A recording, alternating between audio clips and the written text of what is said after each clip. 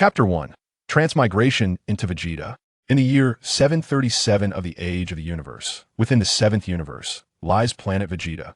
Vegeta stood with his hands tucked into his pockets, gazing up at the clouds drifting across the sky, a faint smile gracing his lips. At merely 5 years of age, the brilliance flickering in his eyes seemed oddly mismatched with his tender years. Just yesterday, Yi Chun, a devoted Dragon Ball enthusiast, had found himself transported into the Dragon Ball universe, inhabiting the body of the 5-year-old Saiyan prince, Vegeta. This bewildered Yi Chun immensely. I have become Vegeta? He pondered, astonished. The perennial second fiddle of the Dragon Ball world? However, soon after, exhilaration, excitement, and anticipation surged within him, a torrent of complex emotions flooding his heart. Overall, Yi Chun held a fondness for the character of Vegeta. Unlike the comical Goku, Vegeta possessed a distinct personality that resonated more closely with Yi Chun's own identity. Thus, from this day forth, he would assume the role of Vegeta and strive to become the mightiest Saiyan in this realm. I am Vegeta. Kakarot, from this moment onward, you shall take a back seat. Habitually, Vegeta kept his hands in his pockets, his gaze fixed on the clouds overhead. Soon, Frieza would obliterate planet Vegeta in the near future. Having just transmigrated yesterday, Vegeta had already acclimated physically. He bore little emotional attachment to this planet destined for destruction, thus harboring no thoughts of salvation. The time allotted to Vegeta was far too brief. What means do I possess to intervene? Moreover, the true mastermind behind the annihilation of planet Vegeta was none other than Beerus. Should I confront Beerus directly? Perhaps it would be prudent to leave this planet first. Whoosh! Vegeta soared into the sky, ascending effortlessly. He traced an arc in the air, swiftly heading towards the spaceship launch base. At the spaceship launch base, several young Saiyans had gathered, including the youthful Nappa and Raditz. Alongside them were 3 other Saiyan boys of similar age, whose names are of little consequence. The 5 boys were discussing plans to venture out for battle. As a warrior race, it was customary for Saiyans of this age, possessing a certain level of combat prowess, to leave their home planet in search of battles, thereby continuously honing their skills. Didn't you say you would invite Prince Vegeta to join us, Nappa? Raditz inquired. Who knows? When I saw an audience with him, he seemed off, Nappa replied, shaking his head. Off? What do you mean? Raditz asked, taken aback. It felt as if he had suddenly become a different person. Nappa scratched his bald head in confusion. Huh? Nappa, you're quite the character. How could that possibly be? Surely you're jesting. Raditz laughed heartily. Perhaps the prince looks down upon us, suggested another Saiyan boy. After all, his battle power exceeds 10,000. It seems rather perilous for us to venture to that planet. Raditz mused, resting his chin on his small hand, resembling a miniature adult, his long hair nearly trailing on the ground. If Prince Vegeta declines, we should seek another planet. Whoosh! As they spoke, Vegeta descended from the sky, hands still tucked into his pockets. Prince Vegeta. The boys present bowed in unison to greet him. Vegeta paid them no heed and strode directly towards the spaceship. This was the spaceship launch base, brimming with various models of spacecraft. Vegeta scanned the vessels and ultimately halted before a medium-sized spaceship. This craft could accommodate around 20 individuals, resembling a miniature version of Frieza's massive spaceship. It even contained a spherical mini-spaceship. The entrance to the spaceship was located above the center, requiring ascent to access. Vegeta soared upward. Prince Vegeta. Raditz approached rapidly from a distance. Is there something you wish to discuss? Vegeta inquired. Where are you headed, Prince Vegeta? Are you going out to fight? Raditz mustered the courage to ask. Indeed, Vegeta replied. May we accompany you? Raditz inquired again. That is your choice, Vegeta responded, his expression indifferent. Very well. We shall accompany you into battle, Raditz exclaimed excitedly, waving at Nappa and the others below. Nappa and the others swiftly ascended, joining Vegeta's side. Vegeta regarded them with little interest, proceeding directly into the spaceship. Nappa and Raditz followed suit. 10 seconds later, whoosh, a medium-sized spaceship pierced through the planet's atmosphere, emerging into the vastness of space, leaving a trail of light in the inky cosmos. Vegeta stood by the window, gazing out at the expanse of stars, his heart filled with a blend of nostalgia and complexity. Look over there, a large spaceship. Whose could it be? Raditz pointed excitedly to a distant speck of light. It appears to be Frieza's spaceship, Nappa remarked, puzzled. How peculiar that Frieza's ship would venture near our planet. Is he here to cause trouble like he did 5 years ago? What happened 5 years ago?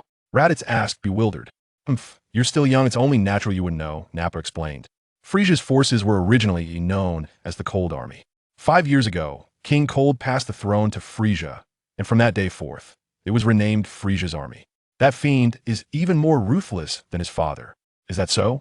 Raditz scratched his head, glancing toward Vegeta. Prince Vegeta, when will your father pass the throne to you? I have no interest in the Saiyan throne, Vegeta replied calmly, tearing off the scouter from his eyes, speaking matter-of-factly. Oh, Raditz was taken aback. My ambition is to become the strongest warrior in the universe, Vegeta said with a slight smile, the corners of his mouth lifting ever so slightly. Frieza's spaceship. Frieza sat within his vessel, his smile radiant. Beside him stood a blue-skinned, pink-haired female alien named Biliblu, his personal caretaker responsible for overseeing his daily needs. Lord Frieza, an increasing number of Saiyans have returned to planet Vegeta, Biliblu reported respectfully. Frieza nodded with a smile, moving to the window of the ship to gaze at the distant planet Vegeta. This presents a prime opportunity to annihilate the Saiyans altogether, Biliblu remarked with a smile. Ahaha! Frieza let out a series of sinister chuckles, his tail swaying with delight. In no more than 4 months, nearly all Saiyans will return to planet Vegeta, Biliblu continued, her expression turning slightly troubled. However, Lord Frieza, the Saiyans are a warrior race. If we eliminate them all at once, wouldn't our army's combat effectiveness be significantly impacted? Indeed, the Saiyans are warriors, that much is undeniable. Yet these wild monkeys will never willingly serve under me one day. They will betray me, Frieza scoffed. Moreover, the legends of Super Saiyans and Super Saiyan gods, though mere cliches, leave me with no room for uncertainty. Biliblu nodded gently. Regardless, in 4 months, the Saiyans shall meet their demise, and this planet will dissolve into cosmic dust. Frieza cackled maniacally, eagerly anticipating the day. Lord Frieza, we've detected a medium-sized spaceship that has just departed from planet Vegeta. At that moment, his subordinate, Dodoria, approached with a report. Who is it? Frieza's eyes narrowed slightly, his expression darkening. Did I not order all Saiyans to remain on their planet? According to our investigation, it appears to be a group of Saiyan children led by Vegeta, likely departing for battle training on planet Kotalasoya, Dodoria responded. Oh, Vegeta? Frieza mused, resting his chin on his hand. Lord Frieza, shall we intercept them? Dodoria inquired. Let us not stir the grass and alert the snake, they are but children, Frieza remarked with a sly smile, his triangular eyes narrowing. If we were to eliminate them here, it would only draw the attention of more Saiyans, and those far-off Saiyans from other planets might not return. You are indeed correct. Dodoria nodded, inquiring, shall we seek a secluded location to dispose of them? Dodoria, you have become quite astute, Frieza said, rubbing his nose. I shall make the necessary arrangements at once. Dodoria bowed respectfully. With that, Dodoria set off to organize the execution of the task. Wait a moment. Frieza seemed to have suddenly recalled something, waving his hand with urgency. Dodoria halted immediately.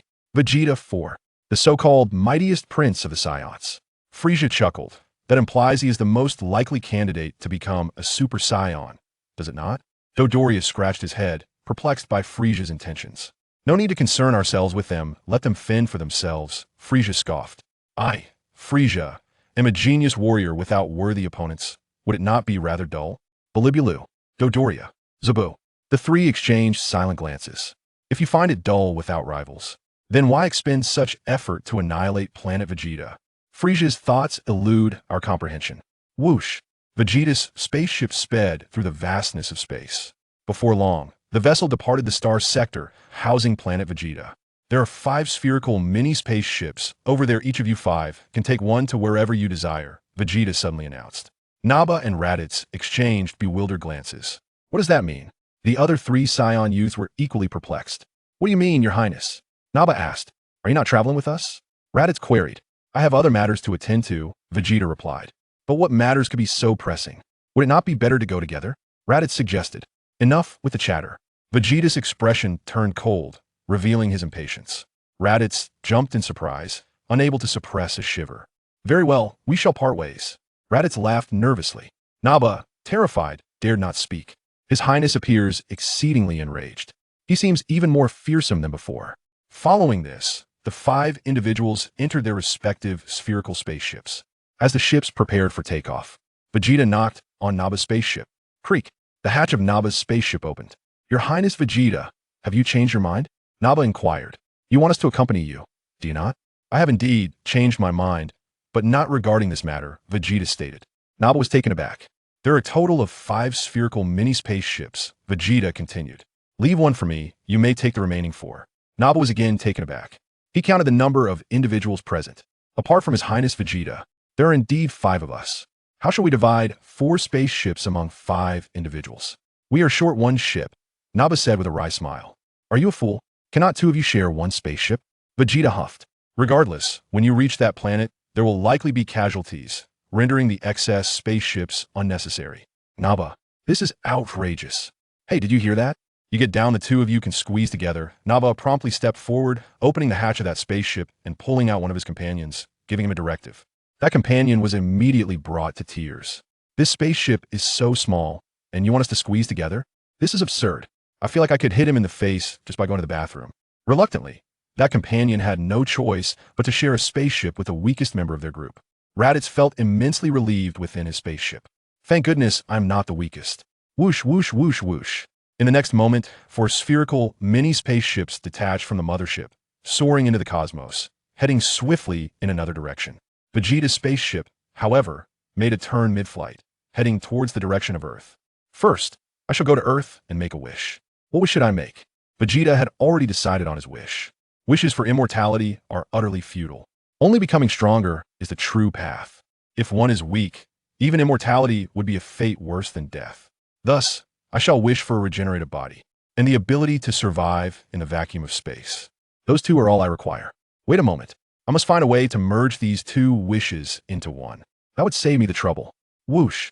Vegeta's spaceship streaked across the starry sky, leaving behind a trail of white light in the vastness of space. Chapter 3. Another Saiyan heading to Earth? Frieza's spaceship. Report. Lord Frieza. A subordinate hurriedly approached with news. Oh, is there something amiss? Frieza glanced at the subordinate, inquiring. Lord Frieza, we have just discovered that 4 mini-spaceships detached from Vegeta's vessel, heading towards the designated planet. While Vegeta's spaceship has altered its course, the subordinate reported. Where does this little monkey intend to go? Frieza asked with a smile. According to our data monitoring, he appears to be searching for a planet called Earth, the subordinate replied. Earth? Frieza paused slightly, taken aback. Belibulu immediately typed a few commands on the computer keyboard. Bang! A blue planet appeared on the screen. Lord Frieza, this is Earth, Belibulu reported. This planet is quite distant from us. It would take approximately 3 months to reach it. Earth is situated in a relatively underdeveloped civilization star sector, where the humans possess minimal combat prowess. So, Vegeta has run off there to seek some leisure, has he? Frieza scoffed. He has truly disappointed me.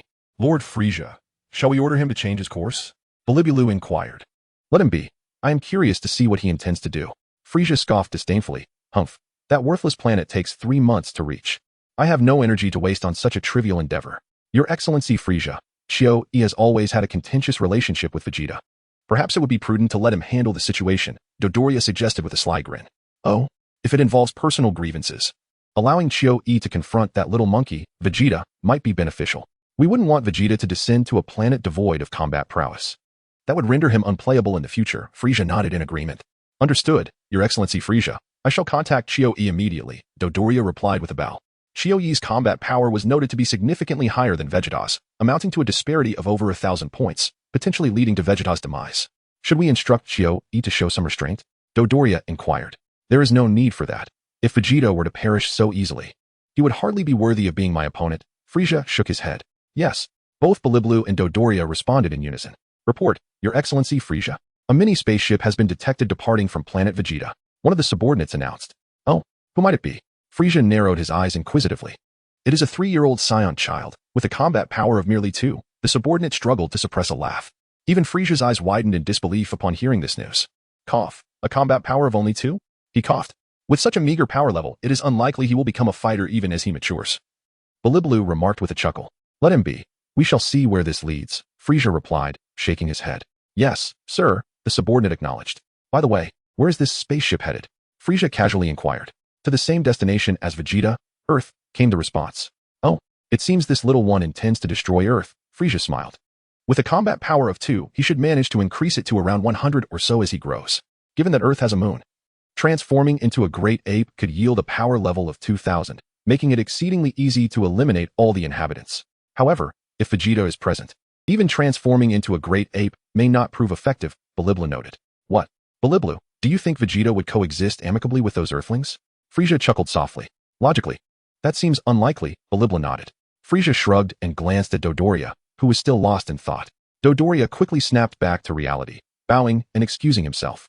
On planet Frieza 56, Qiu Yi felt a surge of unexpected joy upon learning that Vegeta was heading to a planet called Earth. Your Excellency Frieza has instructed me to deal with him? Killing him is of no concern. How wonderful. Qiu Yi, do your best. I hope you do not disappoint Your Excellency Frieza, Dodoria encouraged with a smile. Indeed, it is time to settle that score from a year ago, Qiu Yi sneered coldly. 2 minutes later, a small spaceship departed from planet Frieza 56, racing towards Earth. During the journey, Qiu Yi attempted to contact Vegeta through his detector. But as Vegeta was not wearing one, he remained oblivious to the events unfolding. After a prolonged attempt to reach Vegeta without any response, Qiu Yi's frustration boiled over. This scoundrel. He must be doing this on purpose. Qiu Yi seethed, his teeth clenched in anger. Vegeta's spaceship. Vegeta suddenly sensed a brilliant light flashing behind the spaceship. Vegeta approached the rear of the spacecraft, gazing through a glass-like window into the distance. Indeed, a small spacecraft was trailing behind him. Who could it be? Vegeta is aware that there is a significant likelihood that Frieza will learn of his journey to Earth. However, what does it matter even if he knows? Once I arrive on Earth and fulfill my wish, I shall procure some Senza beans to exploit a few glitches. I am confident that my combat prowess will experience a rapid enhancement. Yet, who might be the one trailing behind me? Vegeta is acutely aware that his current combat power is woefully inadequate, standing at a mere 9,379,29266, akin to that of a character from a nihilistic novel. Should either Dodoria or Zarbin arrive, the situation would undoubtedly become considerably troublesome. It would likely require sustaining severe injuries twice to vanquish them. Vegeta turned his head to glance at the device he had placed on the table moments ago. The detector was blinking faintly, signaling that someone was attempting to make contact. Vegeta stepped forward to pick up the detector and pressed the communication button. Hoo. Vegeta, you rascal, you finally answered the call. Qiu Yi exclaimed, panting heavily. Why are you so out of breath? Are you feeling unwell? Vegeta chuckled. Enough with the nonsense, Vegeta. You should take a good look at your battle power. Qiu Yi responded with a hearty laugh. Lord Frieza is already fully aware of your whereabouts. Aren't you planning to head to Earth? We have tracked down your intended destination through your search keywords. Who are you? Vegeta inquired. Qiu Yi retorted, Chapter 4, Xiangpa and Bardos. You fool, you don't even know who I am. Don't tell me you can't even recognize my voice. Qiu Yi shouted in frustration. Are we that familiar? Vegeta asked. Qiu Yi clenched his fists tightly, veins bulging on his forehead in anger. What do you think? We met at the training camp last year. He fumed. That was so long ago. I barely remember, Vegeta replied nonchalantly. Qiu Yi nearly burst into tears. It was only a year ago. How can you say it was so long ago? Just a year. Qiu Yi yelled. Are you a tape recorder? Vegeta said leisurely. You just wait, Vegeta. I will never forgive you. Qiu Yi seethed with hatred for Vegeta. By the way, who exactly are you? Vegeta asked curiously. I am Qiu Yi. He started to declare his name, but then thought better of it. Forget it. It doesn't matter. Vegeta shook his head, dismissing him as merely a worthless adversary. With that, Vegeta abruptly ended the call. Qiu Yi looked up at the vast expanse of stars, feeling disheveled within the spaceship. Am I truly a worthless adversary? Have you lost your mind? My battle power exceeds yours by 1,000. He exclaimed in frustration. Vegeta, who bestowed upon you such confidence? And you even dare to hang up on me. I shall personally ensure your demise. You will come to understand the consequences of insulting me. Qiu Yi yearned to pursue Vegeta's spacecraft, intent on devouring it whole. However, the velocities of their respective vessels were comparable. The distance between them was considerable, rendering it exceedingly difficult to strike with energy waves. Qiu Yi found himself in a state of anxious frustration, with no recourse in sight. The more he pondered, the angrier he became, prompting him to dial Vegeta once more. Is it you again? Vegeta scoffed. Vegeta, you ought to take a good look at your power level. Qiu Yi retorted, mine surpasses yours by 1,000. And what of it?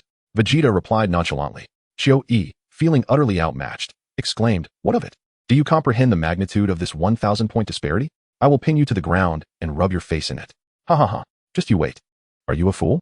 Vegeta chuckled softly. Do you not realize that we Saiyans are a warrior race? Don't be ridiculous. With such a meager power level, you dare claim to be a warrior race? Qiu Yi scoffed. Do you dare to find a place where we can settle this once and for all? Earth is too far. It would take at least 3 months. What could we possibly accomplish in 3 months? Vegeta pondered carefully. There seemed to be some validity in the words of this individual. The feeling of having someone constantly trailing behind him unsettled Vegeta. What if their spaceship was faster than his, leading to the destruction of his craft? That would undoubtedly spell trouble. It was necessary to find a way to eliminate this nuisance. After all, he was merely a worthless opponent. Excellent. In 3 days we shall pass the planet of Fanfuda, and it shall be there that we settle our differences, Vegeta proposed. The planet of Fonfuda? Certainly. I have no objections. Qiu Yi exclaimed, taken aback by Vegeta's unexpected agreement. He then added with a smirk, you wouldn't dare flee the moment I land, would you? How childish. After uttering this, Vegeta abruptly ended the call. Vegeta is now contemplating the disparity in battle power, which stands at 1,000. My current battle power is merely 937. 929, 266, as indicated in the dystopian novel's transit station. According to the readings on the detector, that individual's battle power mirrors my own at 937, 929, 266. Engaging him directly may prove futile, as I may not be his equal. Furthermore, I lack the stamina to squander time on him. It seems I must resort to a cunning strategy. What kind of technique would be most effective? Vegeta commenced an earnest endeavor to master an existing technique. With only 3 days at his disposal, given his current physical condition and various factors, achieving a rapid enhancement in combat prowess posed a considerable challenge. Nonetheless, an increase of several hundred units seemed entirely feasible. The fleeting 3 days soon elapsed. Planet Vanfu, a colossal celestial body nestled in the heart of the universe, was predominantly inhabited by extraterrestrial visitors, with the indigenous population having dwindled to a mere few. Numerous interstellar travelers, recognizing the commercial potential, transformed this planet into a gastronomic haven. Many tourists frequently sojourned here, perhaps to savor the flavors reminiscent of their homelands. Whoosh! A radiant beam of light, akin to the brilliance of stars, streaked across the cosmos, accompanied by a shimmering purplish-red glow.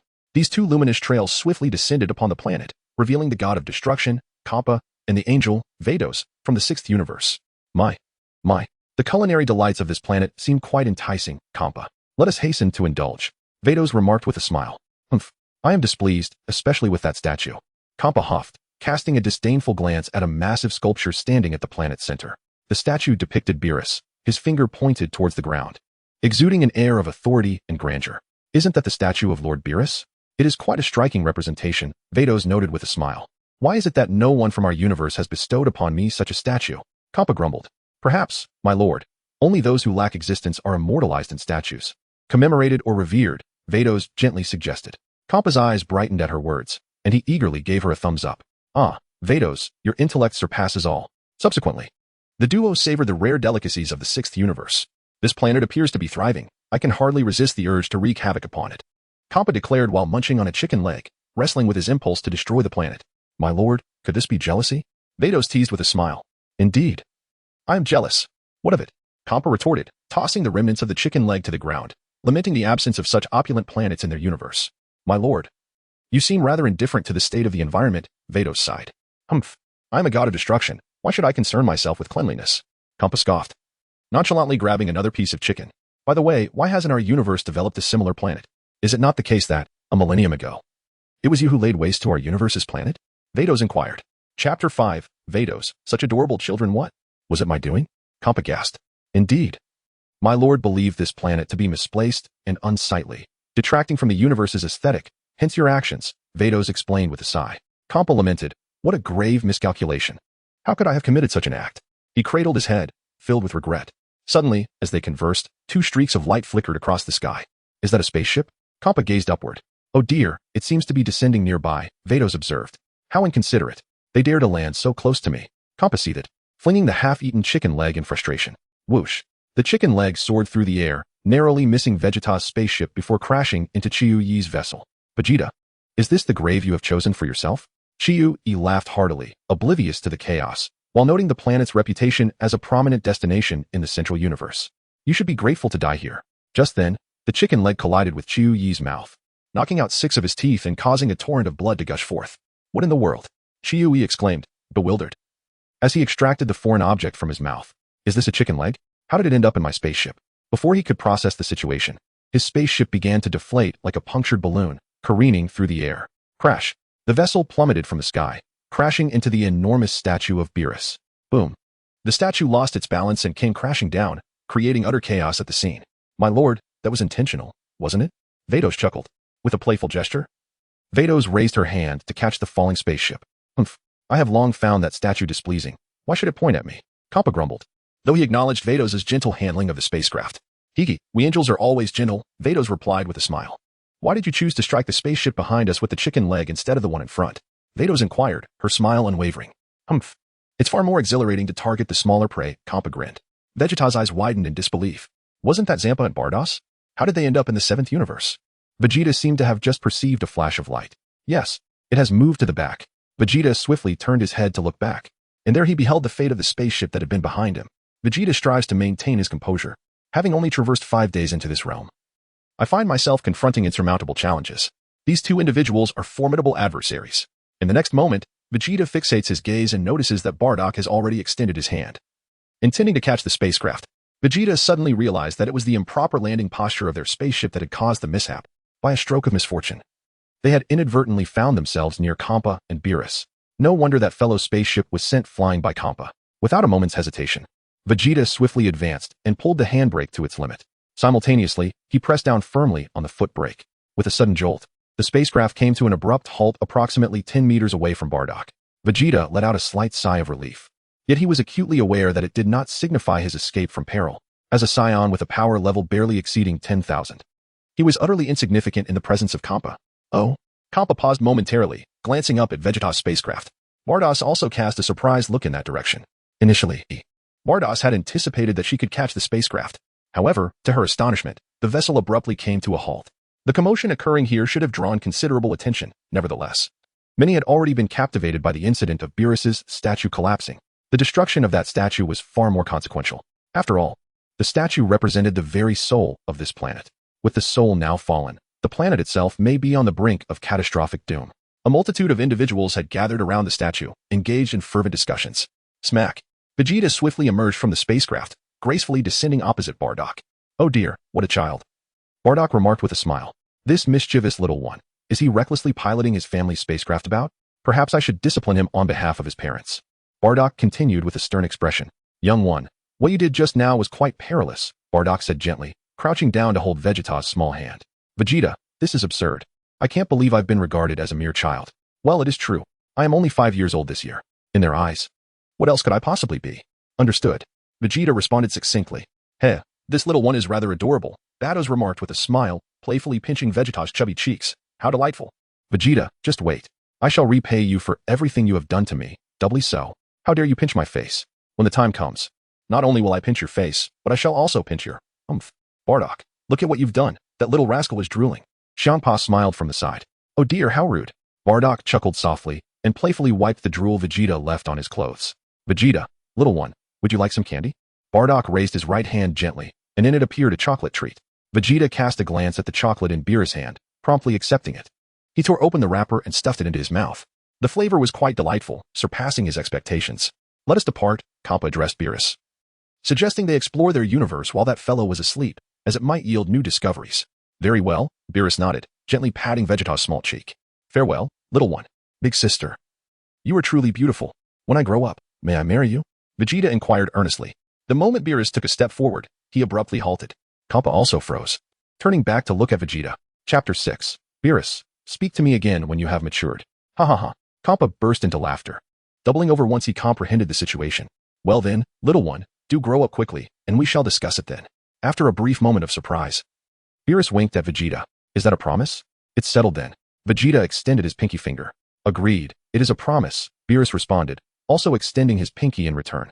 Vegeta and Beerus entwined their pinkies, solemnly declaring, let us make a pact. If either of us changes, the other shall send their father to consume excrement. Vegeta asserted with fervor. Beerus remarked, your vow is rather harsh, isn't it? At that moment, Kampa erupted in laughter, exclaiming, that oath is potent enough to amuse the Grand Priest. You dare just about the Grand Priest. Vegeta continued, from this day forth, you shall be my wife. Goodness. You are only 5 years old, my little friend. Beerus wiped the sweat from her brow. I am not a little friend. I am Vegeta, he retorted. Fine, fine. Vegeta the little friend, Beerus replied dismissively, adding, come find me when you've grown up. If you manage to locate me, I might consider marrying you. With a playful peck on Vegeta's cheek, she turned to Kampa, giving him a gentle nod. In an instant, Kampa and Beerus vanished from sight. Beerus, you cannot be serious, Kampa remarked, casting a sidelong glance at her. What do you mean? Beerus inquired, puzzled. I am referring to the notion of marrying that little brat, Kampa clarified. Oh. I was merely teasing the child. Surely, one cannot take such matters seriously, Beerus smiled. The little one does seem quite adorable, and I couldn't resist playing with him. Kampa nodded in agreement. Indeed, once he matures, he may very well forget you. You are quite cunning, Beerus. That lad named Vegeta might grow up intent on marrying you. Yet he could search the cosmos in vain. Kampa mused. What are you saying, Kampa? Such a young child will have long forgotten me by then, Beerus chuckled, shaking her head. Yet, What if he truly finds you? Kappa pondered, resting his chin on his hand. If he does find me, it would signify that we are destined. Beerus replied with a smile. You cannot genuinely intend to marry him, can you? Kappa inquired. We shall see when the time comes. Beerus giggled. It is all mere speculation. Why discuss it so much? Let us go and sample other delicacies. Agreed. Beerus nodded. Vegeta gently rubbed his cheek where Bardock had kissed him. Subsequently, he placed his fingers beneath his nose and inhaled deeply. What a delightful fragrance. Is this the scent of an angel? Should I seek you out when I grow up? Rest assured, I shall undoubtedly find you.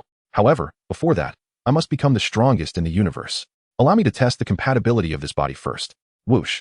Vegeta soared into the sky, hastening towards the direction where Qiu Yi was located. Qiu Yi's spacecraft careened through the air several times before crashing into the heart of the city, shattering the statue of Beerus. The impact left Qiu Yi disoriented and dizzy, his head spinning. What bewildered him the most was the chicken leg lodged in his mouth. Half consumed, he wondered who had gnawed on this chicken leg and how it had found its way into his spacecraft. Shaking his head vigorously, Qiu Yi endeavored to regain his clarity. Immediately thereafter, he propelled himself upward, piercing through the spacecraft and emerging high above. Damn Vegeta! Qiu Yi directed all his ire towards him, his eyes nearly bulging with rage. His entire body trembled as he activated the detector affixed to his eyes, scanning the surroundings for Vegeta's whereabouts. Oh, who could that be? It turned out to be a mere frog. Vegeta approached from a distance, grinning as he gazed at Qiu Yi. Vegeta instantly recognized Qiu Yi. Wasn't this the insignificant character who had been effortlessly defeated by Vegeta in the future? However, this fellow's combat power was not to be underestimated, apparently reaching a staggering level akin to that of a character from a nihilistic novel, specifically 9379292266. Vegeta, do you dare to approach? Qiu Yi exclaimed, filled with both excitement and a hint of surprise. Given Vegeta's current combat strength, which differed from his own by a value of 1,000, he should have fled immediately or attempted a stealthy ambush. Yet, this individual had the audacity to appear brazenly before him. Indeed, Saiyans were notoriously arrogant. The two hovered high in the air, facing each other. Below, a considerable audience had gathered, gazing up at the confrontation between Vegeta and Qiu Yi. Aren't those members of Frieza's army? Murmured the onlookers, noting their attire. Planet Vanfu, after all, was a territory under Frieza's domain. What are they up to? Are they about to fight here? The spectators exchanged speculations. In the distance, Kappa and Vados also took notice of the scene. Vados, it's your future husband, Vegeta. Kappa remarked with a smile. It seems he's about to engage in battle with that individual. Vados glanced in their direction. That frog-like fellow appears somewhat stronger than your husband, she observed. Kappa chuckled. You're not going to become a widow right after marrying, are you? Vados scrutinized both Vegeta and Qiu Yi, quickly deducing that indeed, Vegeta's strength was slightly inferior to Qiu Yi's. If a battle ensued, such a disparity could prove fatal. It seems this little one is in danger. Let us go and witness your future husband's prowess. Kappa grinned broadly, his mouth stretching from ear to ear. Suddenly, with a swift motion, Vados swung her staff, striking Kappa on the forehead, leaving a small bump. What was that for? Kappa glared. Oh dear, the staff unintentionally struck. Vados giggled. Chapter 7, Vegeta's first battle. Humph. You really have some nerve. Kappa huffed, playfully teasing him, yet he took it seriously. Did I not mention? One must not tease a girl, Vados replied with a smile. Are you even a girl? You've lived for over 1 billion years, Kappa retorted, rolling his eyes. What nonsense are you spouting, Lord Kappa? Vados shot back, her expression darkening as she glared. Never mind, let us hurry and observe your future husband's battle against that frog. Kappa quickly changed the subject. With a swift motion, the two found a more advantageous vantage point in the sky. Vegeta and Qiu Yi stood facing each other. Vegeta, you cannot escape today, Qiu Yi scoffed, his face etched with boundless rage. What did you say? Vegeta inquired. I said, you cannot run away today. This place shall become your tomb. Qiu Yi laughed heartily. Perhaps you should refrain from speaking. Your teeth are gone, and your words might just slip through. Vegeta sighed. In that moment, Qiu Yi felt a devastating blow to his pride. Which scoundrel attacked me with a chicken leg? I hope I do not lay eyes upon him. Qiu Yi fumed. The fact that someone could penetrate your spacecraft and knock out a few of your teeth without delivering a fatal blow indicates that this individual possesses remarkable strength, Vegeta remarked. You ought to pray for your own safety. It would be wise not to encounter him.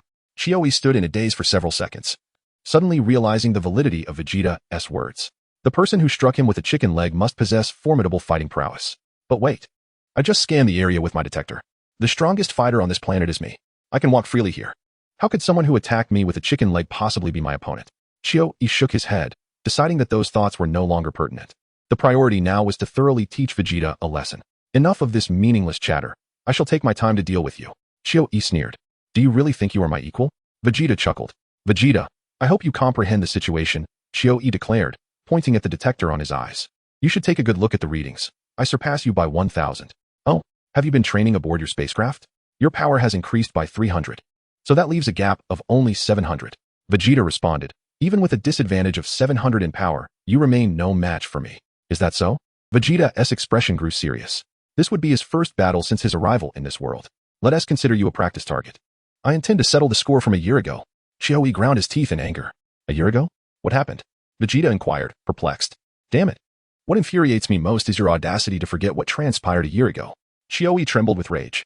Tell me if I was in the wrong. Perhaps I would apologize, Vegeta smiled. Oh? Qiu Yi was taken aback, finding it hard to believe Vegeta would offer an apology. You bullied me mercilessly during training camp when my power was inferior to yours, Qiu Yi huffed, clenching his fists tightly. Oh, is that so? Vegeta suddenly understood. Humph. Although I was not your equal back then, after a year of rigorous training, my power has finally surpassed yours. Knowing I can seek revenge fills me with joy. Qiu Yi burst into laughter, elated. Vegeta, today is your end. Enough with the idle talk. Let us begin, Vegeta coldly retorted. It seems you are eager to meet your demise. I shall oblige. Qiu Yi chuckled lightly, his hand sweeping forward with force. Whoosh.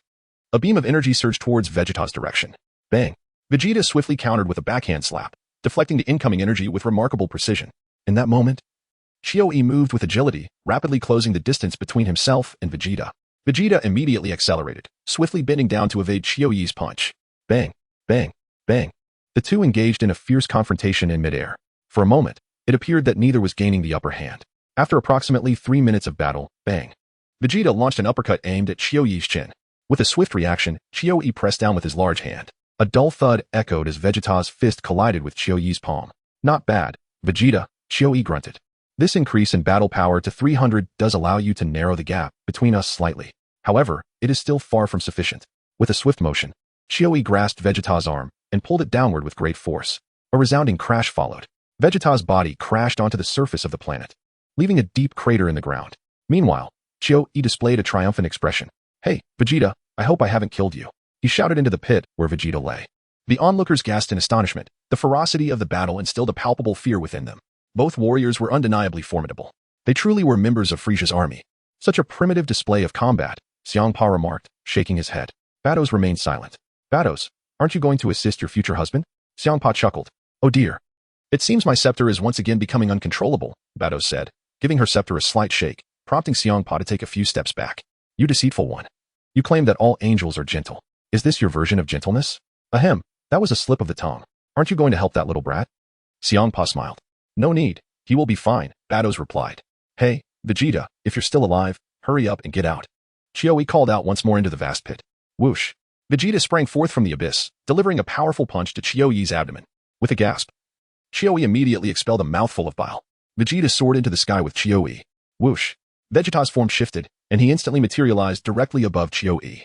Hey. Vegeta executed a swift aerial maneuver, delivering a powerful kick to Qiu Yi's face. Qiu Yi plummeted rapidly from the sky, just as he was about to meet the ground.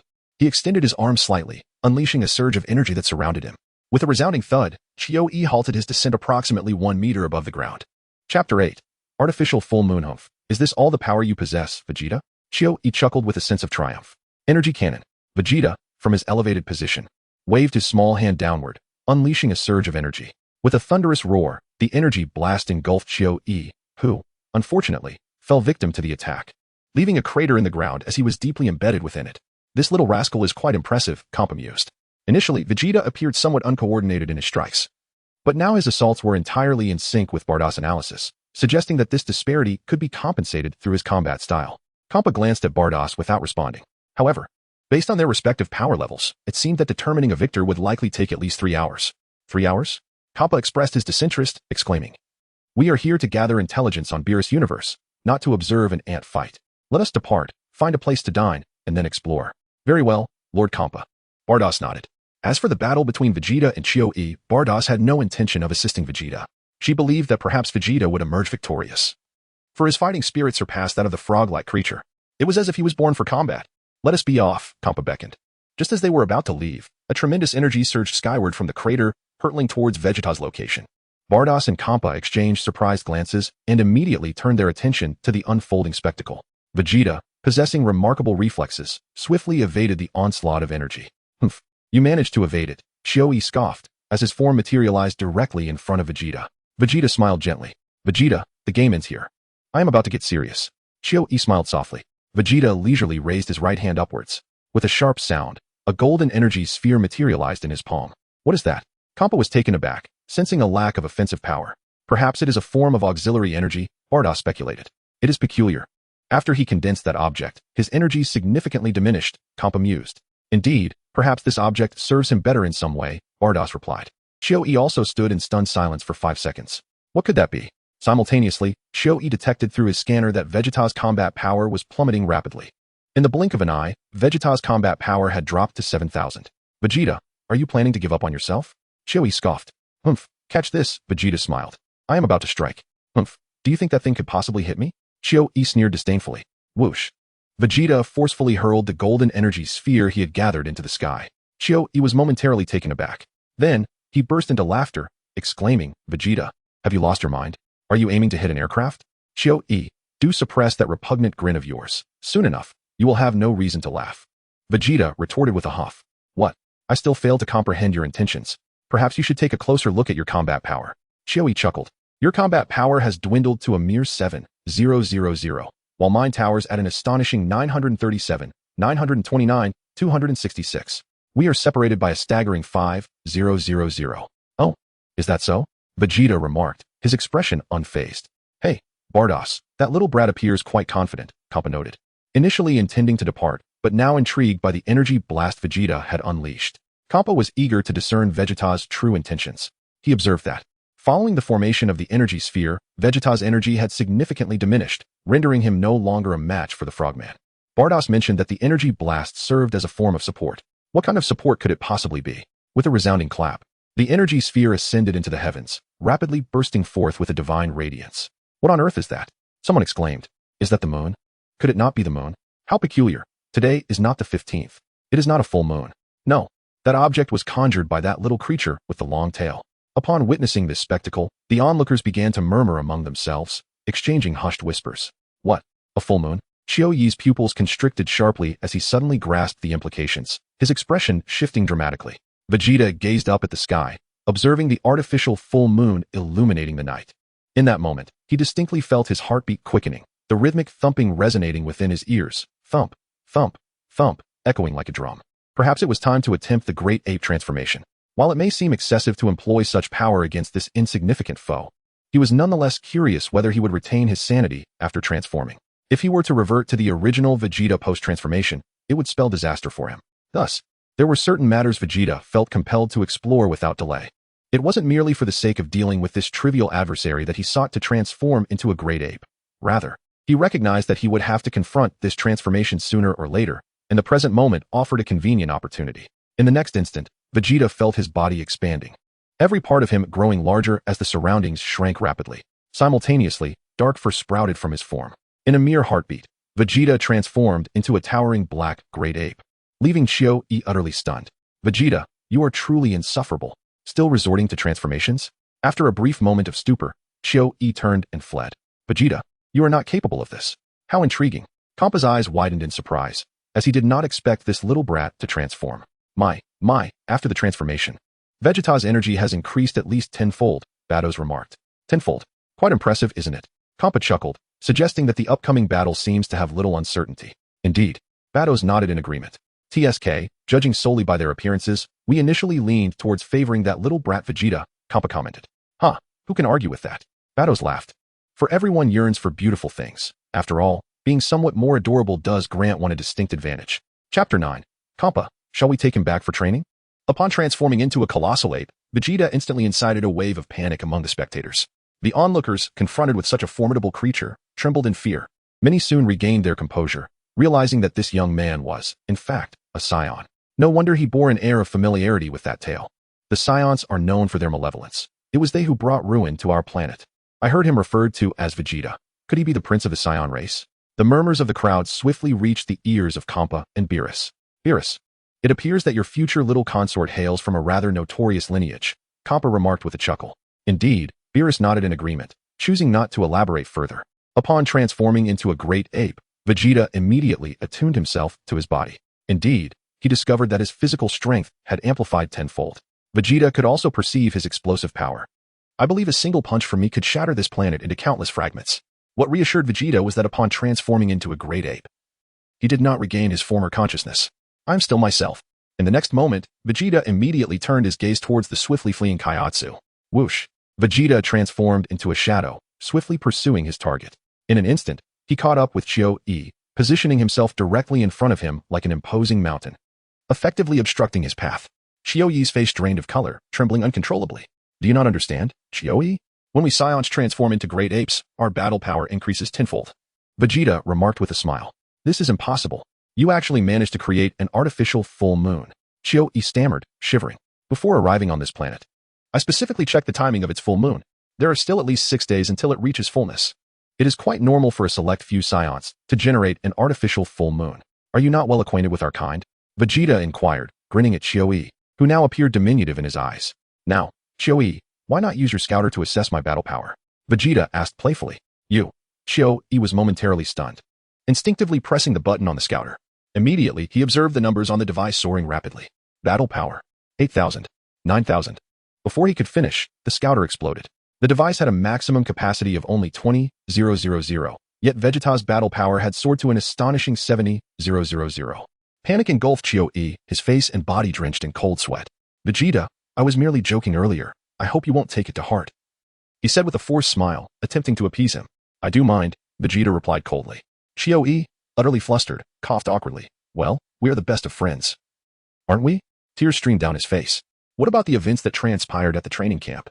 Vegeta grinned, revealing his sharp fangs. Aha. I actually enjoy being bullied by you. Qiu Yi quickly responded. Is that so?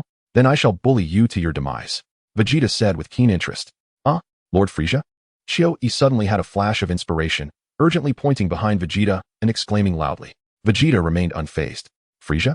It would be astonishing if he were to appear here. Moreover, even if Frieza were to show up, what difference would it make?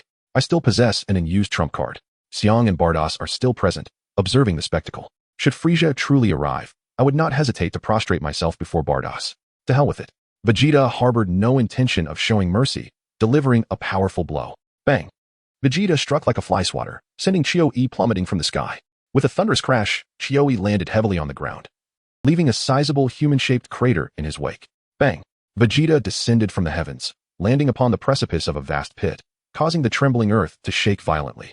With a sudden rush, Qiu Yi was forcefully jolted from the depths of the ground, soaring to an impressive height.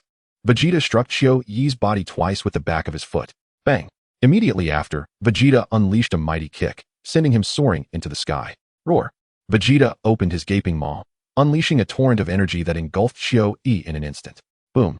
Qiu Yi was immediately reduced to mere ashes, utterly lifeless. After vanquishing Qiu Yi, Vegeta pointed towards the artificial full moon in the sky. The celestial orb descended rapidly, appearing in the palm of Vegeta's hand. Snap! Vegeta absorbed the energy of the artificial full moon into his being. In an instant, his body shrank rapidly, reverting to its normal state. With his hands tucked into his pockets, Vegeta let out a huff. The atmosphere was thick with silence, as all present, except for Kampa and Beerus, were rendered speechless. Kampa and Beerus quickly regained their composure. This young lad was so frugal with even the slightest energy that he sought to reclaim it. Kampa shook his head. After all, this energy had drained a considerable amount from him. Beerus pondered that after absorbing this energy, Vegeta could partially restore his stamina. Yet, it must be said, the boy's combat style exhibited a certain finesse. Kampa remarked that with proper training, he might one day become an exceptional god of destruction. Does Lord Kampa wish to retire? Beerus inquired. Although retirement was not his desire, finding a successor in advance was not an unwise choice, Kampa reflected. Lord Kampa truly plans ahead, Beerus chuckled. Ultimately, he belonged to the 7th universe, and bringing him back might not be appropriate, Kampa concluded, shaking his head decisively. No, Lord Kampa must not think that way, Beerus giggled, covering his mouth. Lord Kampa should consider that while Lord Beerus is asleep, we might secretly bring him back and cultivate him into a formidable figure. Wouldn't it be amusing when Lord Beerus regains his senses? Kampa gazed intently at Beerus, unblinking. You are absolutely right. How could I not have thought of that? It would be ideal to train him to surpass all humans of the 7th universe. When Lord Beerus awakens, he could compete against all the humans of the 7th universe. Wouldn't that be immensely gratifying? Beerus suggested with a smile. Chapter 10 Kampa. Youngster, can you cook? I see, Beerus, you truly have an interest in him, Kampa sighed. What are you saying, Lord Kampa? Beerus rolled his eyes. If you genuinely wish to take him back, I have no objections, Kampa replied, shaking his head.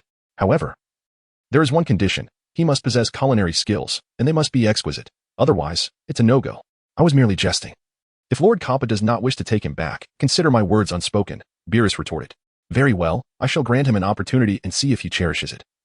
Kappa contemplated, then resolved firmly. He would take this lad back for Beerus to nurture, and together they would dominate all beings of the 7th universe.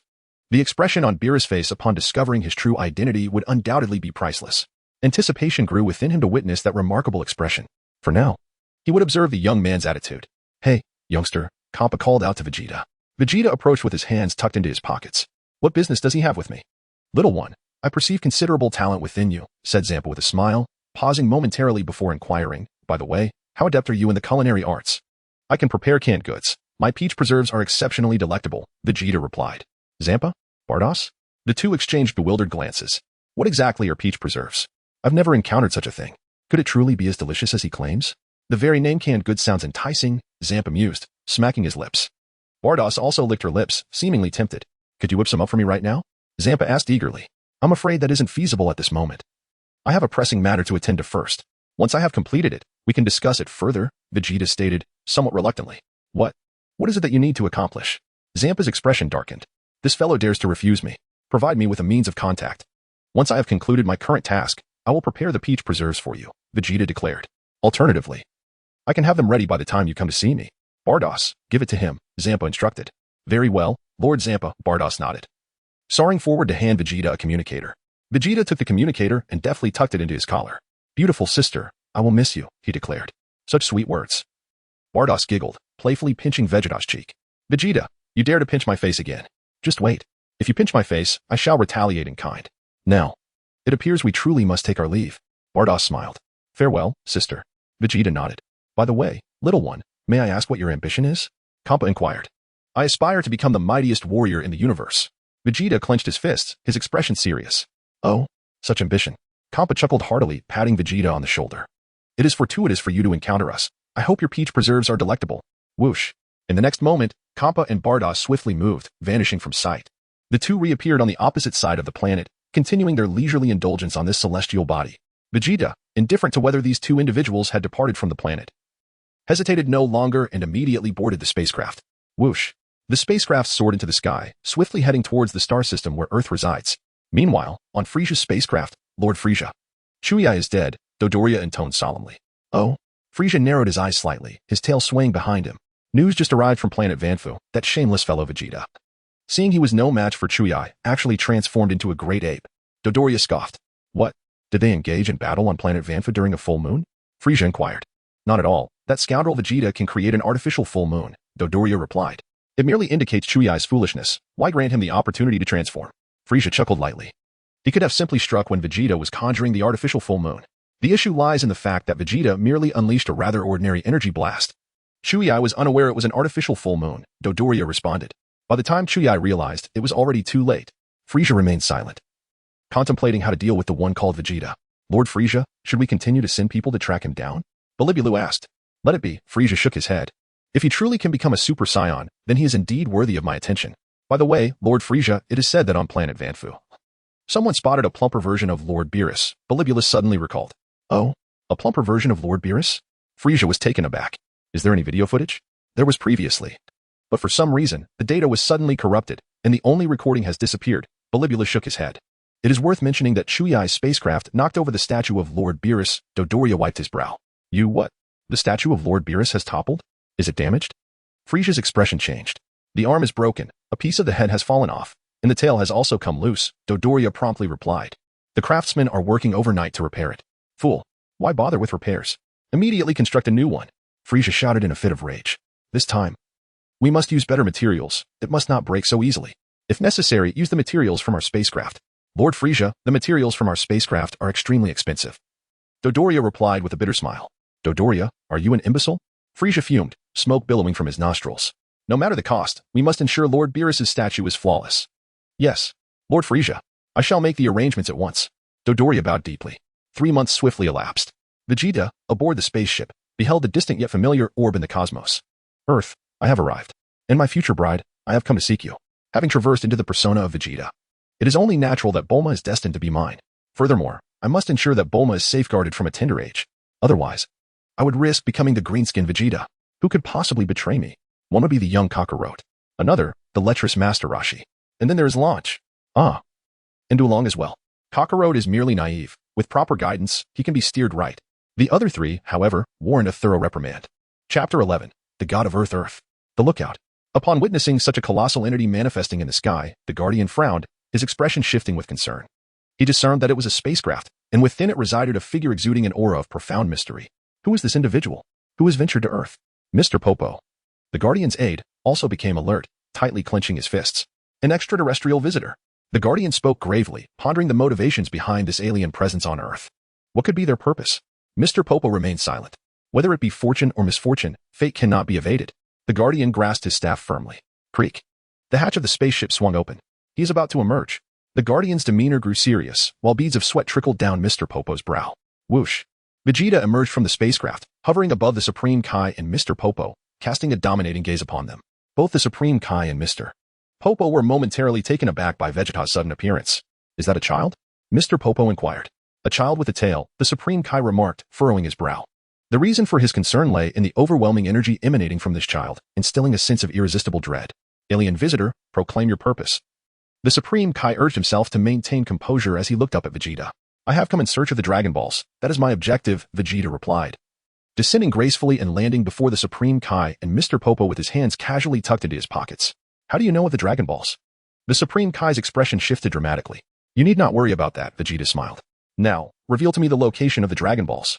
I regret to inform you that while I crafted the Dragon Balls, they disperse across the globe the moment they are created, awaiting those deemed worthy to discover them.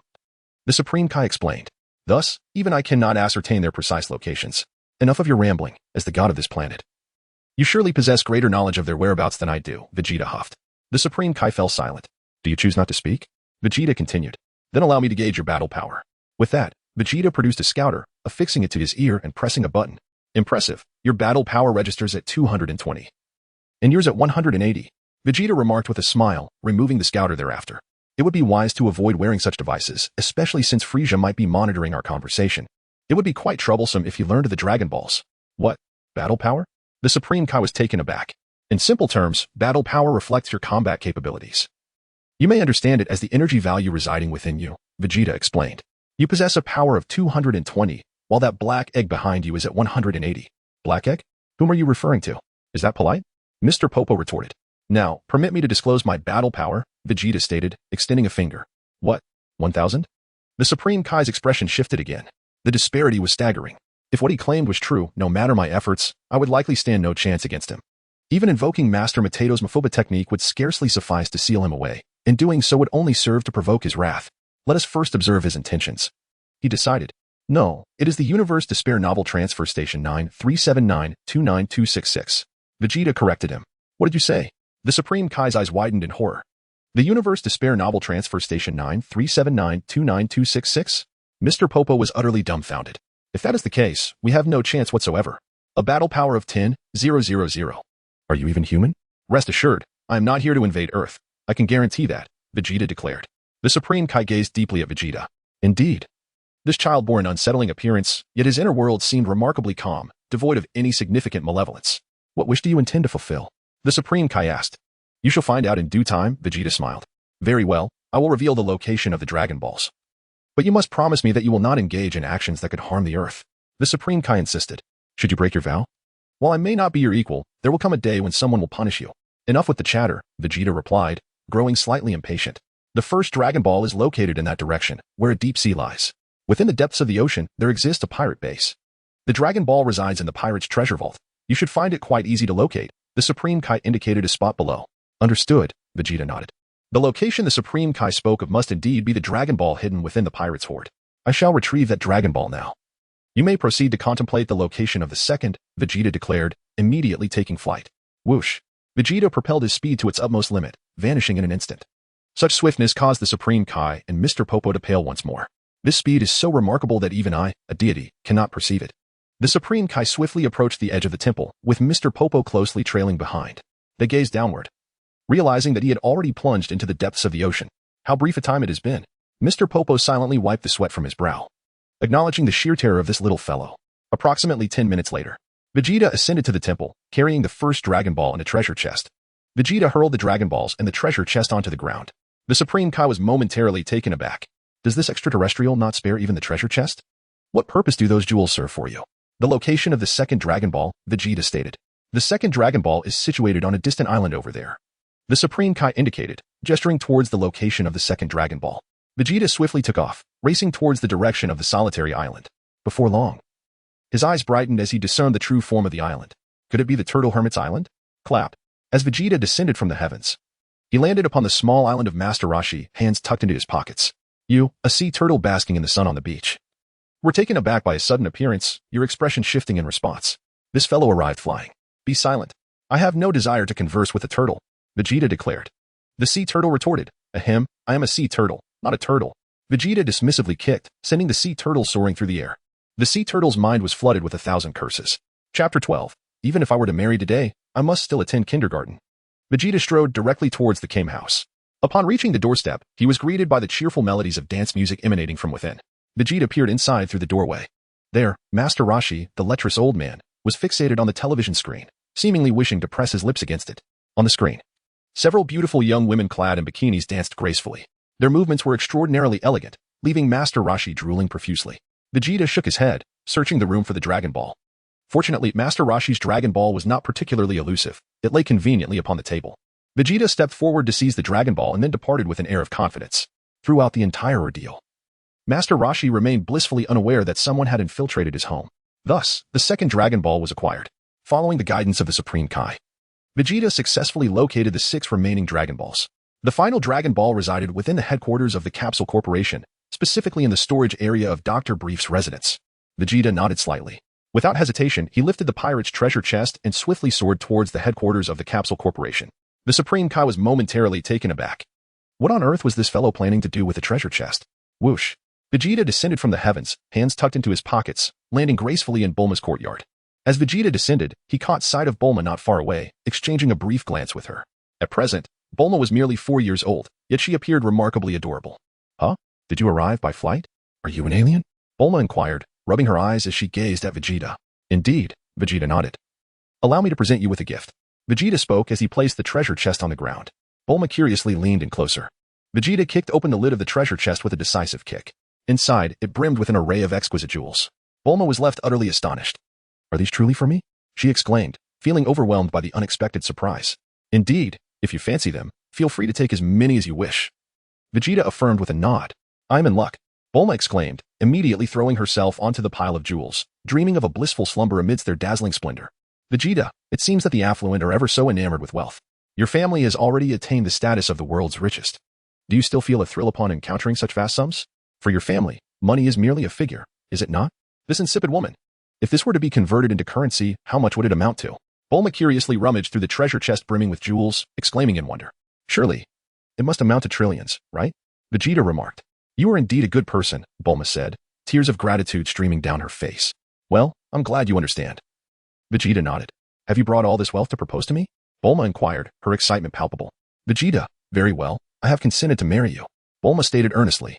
Vegeta was rendered speechless. Bulma, Bulma. At that moment, Bulma's mother, Bridget, called out from a distance. Oh no, my mother is coming. I promised I would marry you, Bulma exclaimed. What does your mother's arrival have to do with marrying me? Vegeta asked, momentarily taken aback. In the next instant, he saw Bulma's mother approaching from afar. Bulma, are you skipping school again? Why aren't you attending kindergarten? Bridget inquired, gazing at her daughter. Mother, look. My husband is coming to marry me. I am getting married today, so I want to be going to kindergarten, Bulma hurriedly replied, pointing at the treasure chest on the ground and at Vegeta standing nearby. Vegeta, Bulma, you are truly remarkable. Are you really considering marriage just to avoid kindergarten? Ahem. Is this little one your classmate? Bikini looked at Vegeta and inquired. No, he is my husband. We are tying the knot today, Bulma replied. Bulma, even if you were getting married today, you must still attend kindergarten. Bikini insisted. I won't go. I simply refuse. Bulma's head shook vigorously like a rattling drum. Oh dear, are you playing the treasure chest game? Bikini noticed the treasure chest at that moment, approached it, and picked up a piece of jewelry. Initially, Bikini thought it was merely a child's plaything. However, after weighing the jewel in her hands, she realized it was far from fake. Are these all real? Bikini exclaimed in astonishment, quickly calling for Bulma's father. Dr. Briefs, Bulma's father, pedaled over in a hurry. What? Jewelry? A chest full of jewels? Dr. Briefs was equally shocked, examining the gems with a magnifying glass, confirming their authenticity, but their styles appeared somewhat dated. I discovered these at a pirate's hideout and brought them to you. Vegeta smiled. Did you, young lad, bring these for us? Dr. Briefs asked, somewhat surprised as he looked at Vegeta. Indeed, consider it a token of our first meeting, Vegeta nodded. Young man, you intend for us to keep the jewelry for you, correct? You fear your parents might hide them if you took them home? Dr. Briefs quickly comprehended. No, I specifically gifted them to you, Vegeta chuckled. You need not feel obliged. He is here to marry me. This is his dowry, Bulma interjected eagerly. Bulma, you need not attend kindergarten today, Bikini sighed, addressing Bulma. Really? That is wonderful. Bulma breathed a sigh of relief. Contemplating her situation, Bulma felt rather tragic. Each day was spent devising schemes to escape kindergarten. What excuse should she concoct for tomorrow? No, she would have this child take her on a honeymoon. Isn't that customary after marriage? That plan seemed promising. Young man. What is your name? Where do you reside? Dr. Briefs believed the jewels were too precious, and he should contact the child's family. Our family is already the wealthiest in the world. What use do we have for these jewels? My name is Vegeta, and I hail from the distant planet Vegeta. He pointed skyward, but I fear our planet may soon explode. Dr. Briefs? Bikini? The couple displayed expressions of utter bewilderment. Chapter 13. The Immortal Body. Mom and Dad, you may not know, but Vegeta is an alien. Bulma quickly explained. An alien? Is that true? Dr. Briefs adjusted his glasses. Oh dear, young lad, are you truly an extraterrestrial? Bikini curiously scrutinized Vegeta, unable to perceive any signs of an alien. Indeed, I am from the distant planet Vegeta. I am the prince of my world, and my name reflects my planet, Vegeta answered candidly. The tail? Vegeta, is that tail of yours real? Bulma approached and affectionately grasped Vegeta's tail. Vegeta, are you even listening to me? Moreover, your lack of manners is quite astonishing. You even moved my tail. There is a luminous golden orb in your warehouse, within which reside several stars. Do you recall it? Vegeta inquired. Ah, you mean that object? I do remember it, Doctor. Briefs nodded. I found it during a recent outing. Are you in search of that particular item? Please, grant it to me, Vegeta requested. Certainly, Dr. Briefs readily agreed. After all, you have already gifted us a substantial box of jewels. Giving you a mere orb is hardly a significant matter. Robot, please retrieve that orb, Doctor. Briefs commanded one of the robots. Yes, Doctor. The robot saluted and stepped forward. Suddenly, the robot collapsed to the ground with a thud. Vegeta, this ability to walk certainly requires improvement, Dr. Briefs lamented. In the Divine Temple, the Supreme Kai and Mr. Popo observed Vegeta's every move with great concern, fearing that he might cause chaos on Earth. If he stirs up trouble on Earth, we will be at a loss, the Supreme Kai remarked to Mr. Popo. The Supreme Kai continued, I never anticipated that Vegeta would integrate so harmoniously with the Brief family. Furthermore, that treasure chest of yours, was it specifically prepared for them? What exactly are you plotting? I am uncertain of his intentions. Perhaps it is prudent to observe for now, the Supreme Kai replied. At the very least, it is reassuring that, for the time being, he has not displayed any malevolent behavior. Meanwhile, at the headquarters of the Capsule Corporation, the robot swiftly retrieved the Dragon Ball and presented it to Vegeta with both hands. Thank you. I shall take my leave now. Vegeta said as he accepted the Dragon Ball and expressed his gratitude to the Brief family. Smack. Vegeta soared into the sky. Whoosh. In the next instant, he vanished without a trace. Dr. Briefs widened his eyes in astonishment. Goodness, can aliens truly fly? Bulma was utterly amazed. He is indeed an extraterrestrial. Doctor. Briefs adjusted his glasses. I told you he was an alien, yet my parents refused to believe me, Bulma said with a hint of pride. Vegeta swiftly returned to the temple, clutching the Dragon Balls. At this moment, the 7 Dragon Balls lay completely assembled upon the temple's floor. Dragon, emerge and grant my wish. Vegeta proclaimed loudly. The Supreme Kai remarked, this fellow even knows the incantation to summon the dragon. With a crackling sound, a golden light radiated from the 7 Dragon Balls. Whoosh. A bolt of golden lightning shot skyward, and the heavens were instantly shrouded in darkness. In an instant, the golden beam transformed into a colossal azure dragon, coiling majestically in the night sky, surveying Vegeta and the Supreme Kai from above. Gatherer of the Dragon Balls, speak your wish, and I shall endeavor to fulfill any desire you may have. The dragon's voice resonated. Supreme Kai. The Supreme Kai remained silent. Dragon, grant me the gift of immortality. Vegeta beseeched the dragon. Vegeta pondered deeply and ultimately resolved to fulfill his desire for immortality. However, he was acutely aware that the Dragon of Earth was unlikely to grant such a wish. Despite this limitation, he believed there might be a compromise. The dragon stated, to possess immortality means your lifespan is limitless, and your body shall never be destroyed. Even in destruction, it will swiftly regenerate. Indeed. That is precisely the essence of my desire, Vegeta nodded in agreement. Regrettably, my abilities are constrained, and I cannot fulfill this wish entirely, the dragon replied, shaking his head. As expected, Vegeta smiled lightly. Nevertheless, I suppose you shall do what you can. I can extend your lifespan by a millennium. And your body may attain the ability of regeneration, the dragon mused. Regeneration of limbs? Vegeta inquired thoughtfully. In simpler terms, as long as your head remains intact, your body can be restored through regeneration, the dragon elucidated. Will my strength be restored along with my body? Vegeta further queried. I regret to inform you that it will not. The dragon responded with a slight shake of his head. Furthermore, once this wish is granted, will I be able to survive in the vastness of space? Vegeta asked. Indeed, the dragon affirmed with a nod. Very well, then please grant me this wish, Vegeta declared. Understood, the dragon replied, as an invisible divine power flickered in its eyes. This divine force swiftly enveloped Vegeta. Vegeta distinctly felt his body undergoing a rapid transformation, as if an inexhaustible vitality surged within him. Your wish has been granted, farewell. After the dragon uttered these words, it swiftly transformed into the 7 Dragon Balls. In a flash, the 7 orbs turned to stone and scattered across the globe. The heavens were restored to their radiant brightness. Vegeta shook his arm momentarily. Shortly thereafter, he gritted his teeth and forcefully tore his own arm off. Both the Supreme Kai and Mr. Popo were taken aback by the shocking spectacle. Hey, Vegeta. Utilizing his remarkable regenerative abilities, effortlessly restored his severed arm in an instant. Quite impressive. He inspected his newly grown limb, which was flawlessly smooth, devoid of any scars. The Supreme Kai and Mr. Popo exchanged silent glances, realizing that Vegeta was merely experimenting with his regeneration prowess. Very well, Vegeta remarked with a smile. From now on, I won't need to bathe. I can simply sever my head and regenerate everything below it. The Supreme Kai wiped his brow while Mr. Popo was left in a state of bemusement. Is your ability to regenerate truly meant to spare you from bathing? Chapter 14. Treating super divine water as wine. Thank you. Earth's deity, Vegeta expressed his gratitude. No need for thanks, the Supreme Kai replied with a smile. As long as you refrain from causing chaos on Earth, all is well. With a wave, Vegeta bid farewell and leaped down from the temple. Watching his departing figure, the Supreme Kai let out a subtle sigh of relief, hoping he would not cause any trouble. Whoosh! Vegeta descended rapidly from the sky, swiftly appearing above the Korin Tower. Vegeta strode into the Korin Tower with his hands tucked in his pockets. The wise Korin, observing Vegeta with a cautious demeanor, was perplexed by the prince's intentions. Aware that Vegeta had recently summoned the Eternal Dragon, Korin inquired, You are Korin, correct? Indeed, I am Korin. How may I assist you? He asked. I have heard that you possess the ultra-divine water, which can unlock a person's latent potential. I would like to acquire it, Vegeta stated plainly, revealing his objective. Are you certain? Korin replied, taken aback. Absolutely, Vegeta affirmed with a smile. You wish to unleash your latent energy? You are already formidable, boasting a power level exceeding 10,000. The strongest deity on this planet has merely a power level of over 200. How much stronger do you aspire to be?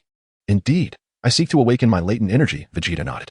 Very well, I can provide you with the ultra-divine water, Korin responded, approaching to retrieve the mystical liquid with his staff. He added, however, be warned, this substance is highly toxic. Consuming it could result in unpredictable consequences. Many who have ingested the ultra-divine water have met with unfortunate ends. Rest assured, I have recently granted myself immortality through the dragon's wish. Such trivialities cannot threaten me. Vegeta smiled confidently. Korin, wiping the sweat from his brow, had no choice but to pour a cup of ultra-divine water for Vegeta. Realizing that the old fellow in the heavens had indeed granted this young warrior such a wish, Vegeta, holding the super divine water, summoned his courage and consumed it in one swift motion. With this, he felt akin to being immortal. The notion that the super divine water could poison him was utterly absurd. As for certain fan interpretations within the Dragon Ball universe suggesting that Goku contracted a viral heart disease from drinking the super divine water, Vegeta was entirely unconcerned. After all, he believed himself to be invincible. What fear could a heart disease hold for him? If he were to truly contract such an ailment, he would simply sever his body below the neck and regenerate anew without a hitch. Could it be that even a regenerated body would suffer from heart disease? Even if that were the case, he had Beerus at his disposal. The angel was omnipotent. Asking Beerus to cure him of a viral heart disease would be a trivial task. Thus, Vegeta had little to worry about. However, upon consuming the super divine water, he distinctly felt as if countless blades were dancing within his throat.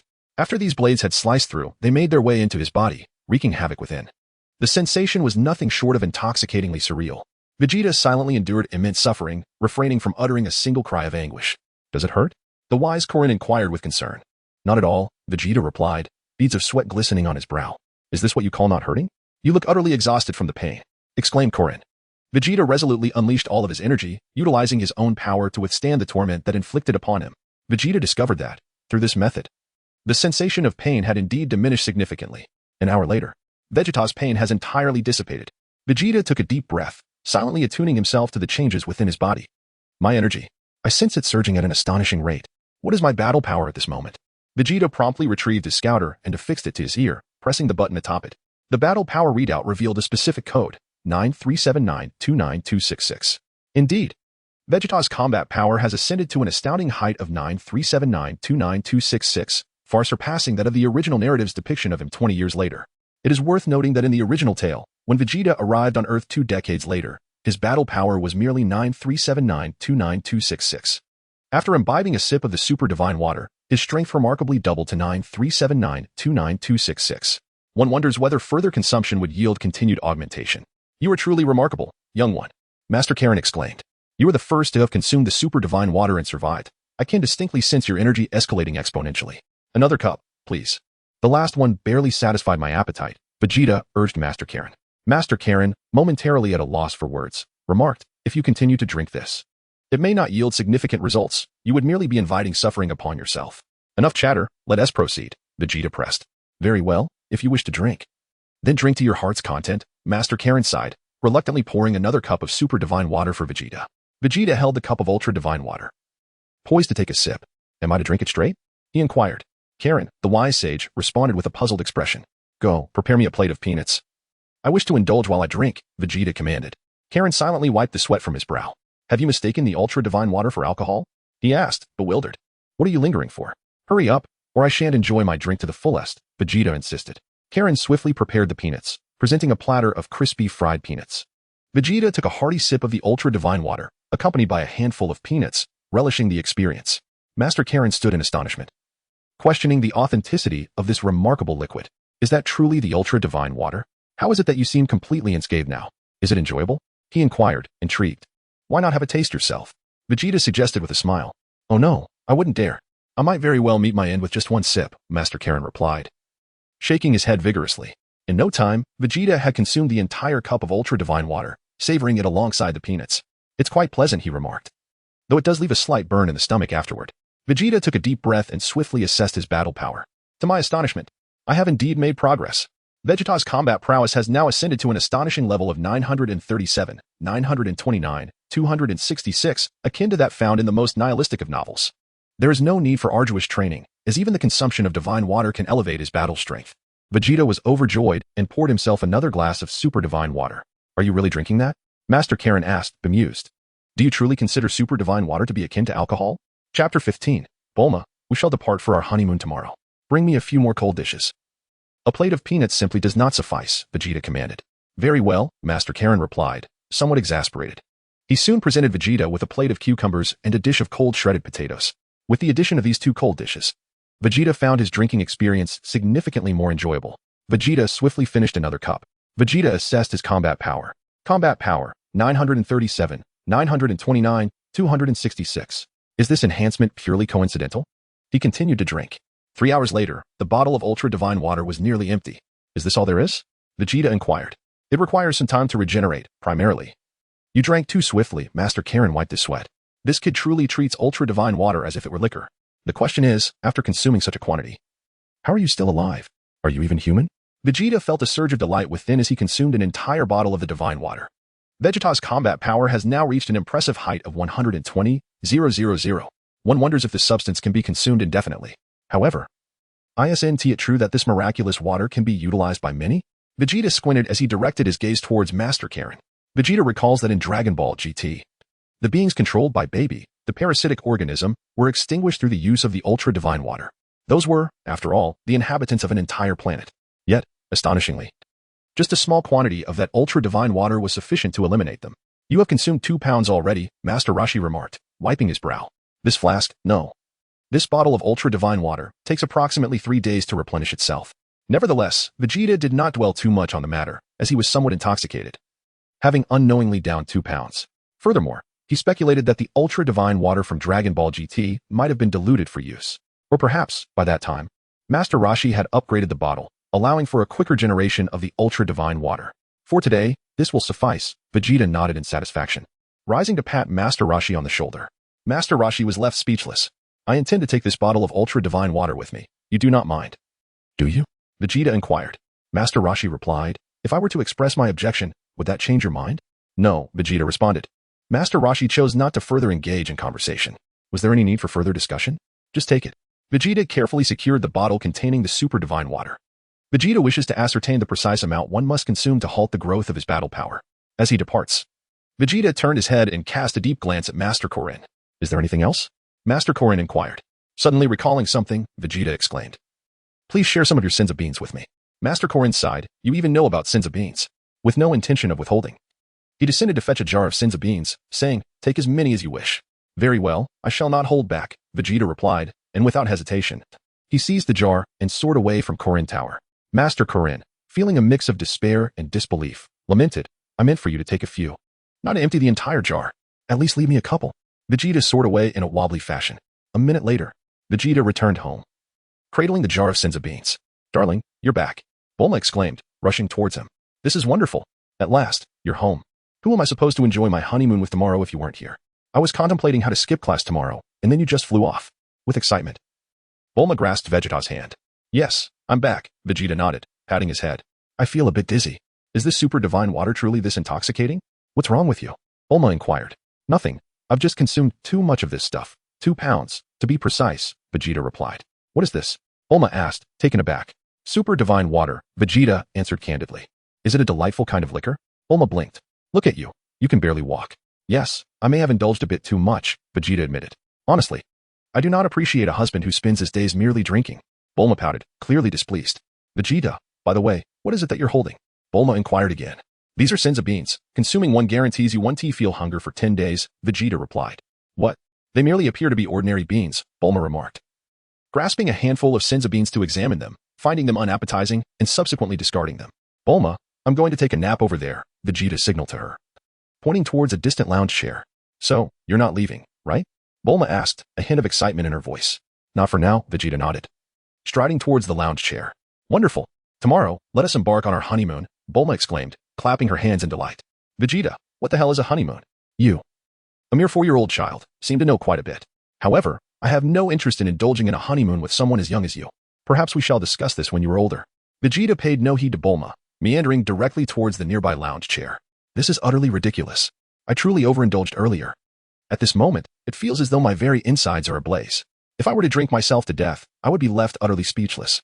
Should I, before the toxins infiltrate my mind, consider detaching my head and reattaching it anew?" Vegeta contemplated, ultimately deciding against such an action. It would be an utter waste. Having consumed such a significant amount, he speculated that once he fully digested the super divine water, his combat power might experience a qualitative enhancement. Currently achieving a combat power of 120,000 was merely superficial. He was eager to uncover the extent of his hidden energy. His goal was to harness every ounce of potential energy within his body. He wondered if this endeavor might yield results akin to those guided by the old Kai. There existed a possibility, after all, as he had ingested 2 pounds of the super divine water. Vegeta understood that his survival was largely attributed to his immortal body. Without this invulnerability, he believed he would have succumbed to the poison long ago. In truth, even now, the toxicity of the super divine water had ravaged his body to a considerable extent. However, Vegeta possessed remarkable regenerative abilities, continuously mending his form. With each restoration, his strength incrementally increased. Vegeta reclined on the nearby lounge chair, allowing his body to regenerate and heal on its own. Shortly thereafter, his head tilted, and he succumbed to a deep slumber. Chapter 16, Kappa. The days of Beerus' slumber are truly blissful. The scene featuring Vegeta gradually diminishes, ultimately shrinking into a crystal ball. Encasing the crystal ball is a bright and cunningly beautiful eye, none other than that of Beerus. Beerus is observing Vegeta with the staff in his hand, while Kappa stands nearby. "What are you looking at, Kappa?" Beerus teased, as if Kappa could actually see. Kappa felt a pang in his heart at that moment. "Cough, cough. What is that little rascal up to?" Kappa inquired. "Oh dear, he just consumed a type of poison," Beerus replied, wiping his brow. "Poison?" Kappa was momentarily taken aback, struggling to regain composure. "It is a poison that amplifies human latent energy. He has already ingested 2 pounds, Beerus remarked, half amused, half exasperated. "Is that boy out of his mind?" Kappa shook his head. "His actions are utterly reckless." Beerus nodded. "Yet, as a result, his strength has multiplied tenfold." "Tenfold is hardly impressive. He remains too weak," Kappa scoffed. "This fool, does he not realize that training alongside us would yield far superior results? Perhaps when he awakens, the full effects of the poison will manifest, granting him even greater power," Beerus speculated. "Even if he were to amplify it 100-fold, it would still be insufficient to withstand a mere finger from me," Kappa retorted. "Such comparisons are rather pointless." "Kappa," Beerus smiled. "After all, you are the most formidable destroyer in our universe." "Huh, I relish hearing such praise," Kappa declared, hands on his hips with excitement. "Do we still intend to remain in the 7th universe, Lord Kappa?" Beerus inquired. "It is indeed time to return." "We have been away for 3 months, Kappa replied. "It is rather fortunate that Beerus is asleep. It allows me to act freely within his universe." "Indeed," Beerus chuckled. Suddenly, Kappa paused mid-flight. "Wait a moment, are we overlooking something?" "What issue, Lord Kappa?" Beerus asked. Did we not agree that if Vegeta were to find you, you would consent to marry him? Kappa suggested. If we bring him here, he will learn our whereabouts. Would you truly wed him? That was merely a jest, Lord Kappa. Are you taking it seriously? Beerus rolled his eyes. It is not I who takes it seriously, but that little rascal, Vegeta, Kappa laughed. Let us cross that bridge when we come to it. He has decades to mature, Beerus smiled. Besides, did he not discover true love on Earth? True love? On Earth? Kappa was momentarily stunned. Indeed, he met a girl his age who affectionately calls him her husband. Beerus beamed. Kappa burst into laughter. Why are you so amused, Kappa? Beerus remarked. Who would have thought you would be so easily replaced? Kappa teased, dancing with glee. However, let us not forget Vegeta's promise, Kappa chuckled. Beerus fell silent. A promise that binds for 100 million years. Whoever breaks it must eat feces. Are you genuinely considering sending the Grand Priest to partake in that? Kappa asked. Partake in what? Beerus feigned ignorance. In consuming feces. Kappa replied. Oh dear, I have recorded this, and I shall pass it along to the Grand Priest. Beerus laughed. Kappa's demeanor faltered. Meanwhile, on Earth, at the headquarters of the Capsule Corporation, Bulma, is that not Vegeta? Has he returned? Bulma inquired curiously. Yes, dear. He is back and has stated he will not be leaving for a while, Bulma exclaimed. Thus, I have decided that tomorrow, Vegeta and I shall go on a honeymoon. Bulma, you are but a 4-year-old child. What honeymoon could you possibly have? Bulma responded. Actually, I suggest you take Vegeta to kindergarten for your honeymoon, Bulma proposed. Mom, I do not want that. I want him to take me flying in the sky. Bulma huffed in frustration. Suit yourself, Bulma muttered. Why are you so resistant to merely attending kindergarten? At that moment, Vegeta's bottle of super water tumbled from his arms due to his awkward sleeping position. Hey, is this a bottle? Bulma picked it up. Humph, such a young age and already drinking. This alien has no sense of propriety, Bulma pouted, discontent. If he continues to drink like this as he grows up, I shall divorce him. You speak as if you were a grown-up, Bulma teased, shaking the bottle. There is still quite a bit of alcohol left. It should be quite pleasant. I will add it to your father's dinner. Bulma hummed a tune as she left with the bottle. Mom, that belongs to someone else. Please do not touch other people's things. Bulma protested. What nonsense, Bulma? Is not Vegeta our son-in-law? Bulma laughed. It is merely a sip of his drink. Bulma had no retort. Later that evening, an ambulance with sirens blaring rushed to the hospital, carrying Bulma's parents inside. Super water poisoning, Bulma cried, unable to awaken Vegeta. So she called her sister and rushed to the hospital. Tais quickly visited the hospital and was met with a critical condition notice, rendering her speechless. Subsequently, Tais brought Bulma back home, leaving a robot to wait at the hospital. With their parents in intensive care, the doctor stated they would likely remain unconscious for at least 3 days. It was of little use to stay. Thus, Tais prioritized settling Bulma in. Is it easy for me? A 4-year-old child running around. Bulma sighed. You have worked hard. Bulma, Tais remarked, tears welling in her eyes. Bulma glanced at her sister, then at the peculiar-looking individual accompanying her. Chapter 17. Galactic Patrolman Gak. Bulma gazed intently at the strange figure, lost in thought. By the way, sister, who is this person? Bulma inquired curiously. Tais, please introduce me. Gak patted his chest. This is Galactic Patrolman Gak, Tais introduced. I have never heard of you. Bulma shook her head, disinterested in the peculiar figure. Hey there, little one. I am an elite Galactic Patrol warrior. This planet is under my jurisdiction, Gak proclaimed. Gak approached and gently patted Bulma's head. Don't touch my head. I absolutely detest it when others mess with my hair, Bulma retorted, rolling her eyes. Gak quickly withdrew his hand. And by the way, I'm not a child anymore. I am married. Bulma added emphatically. Married? Tais was momentarily taken aback, staring at Bulma. At a loss for words. You, a 4-year-old, married? Bulma, are you playing house again? Tais chuckled. I really am married. My husband is sleeping over there, Bulma insisted, pointing towards Vegeta, who was napping on a distant lounge chair. Tais glanced in the direction Bulma indicated. Indeed, it seemed like a game of house. What a little brat. She mused. But back to the point, Bulma, how did your parents get poisoned? The doctor said it was food poisoning. What did they eat that was harmful? Tais inquired urgently. I'm puzzled too, Bulma replied, shaking her head. I ate the same food as my parents, and I seemed fine. This was indeed strange. Tais could not fathom how they could have been poisoned. I figured it out. You must have wanted to poison your parents to inherit their fortune, Gak suggested. Bulma and Tais exchanged incredulous glances. What are you talking about? Bulma glared at Gak, her eyes ablaze with indignation. Gak, you should really keep your thoughts to yourself. Tais chided, her tone equally exasperated. Your imagination runs wild for a galactic patrolman. If you were to say Bulma would poison her parents to inherit their wealth when she grows up, I might have believed you, but she is only 4. And even if there were an inheritance, it would belong to me as the eldest daughter, Tais joked lightly. Sister, you. Bulma lamented, nearly in tears. What kind of family do we have? By the way, did your parents drink alcohol? Could it be alcohol poisoning? Gak suddenly recalled and asked. Sister, don't say that. It might actually be alcohol poisoning, Bulma exclaimed, slapping her forehead. Vegeta brought back an exquisite wine flask, and Mom took a little to drink with Dad. Then they both passed out. Vegeta? Gak raised an eyebrow, the name sounding oddly familiar. Why didn't you mention something so important earlier? What were you doing at the hospital? Tais laughed incredulously. Quick, bring me that flask to take a look. With haste, Bulma dashed to the dining room to retrieve the divine water bottle. Soon, she returned, cradling the bottle. This is it, she declared, handing it over to Tais. Let me see, Gak said, as an elite warrior of the Galactic Patrol. Even if it is poisonous, it won't affect me. Tais passed the bottle to Gak, who examined it with scrutiny. There is still quite a bit of liquor inside. Gak noted, nodding in agreement with Bulma and Tais. The bottle indeed appeared odd. Apart from the spout, there were no other openings. Gak scrutinized the bottle from top to bottom. Bulma, where did you procure such a peculiar vessel? Tais inquired. That's Vegeta's flask. He got drunk from it. Bulma pointed towards Vegeta, still asleep in the distance. Never mind that. If we can find the culprit, my parents will wake up faster, Tais stated. I'll test what kind of poison it is. With that, Gak tilted the bottle towards his mouth. Be careful, Gak. Tais warned, her concern palpable.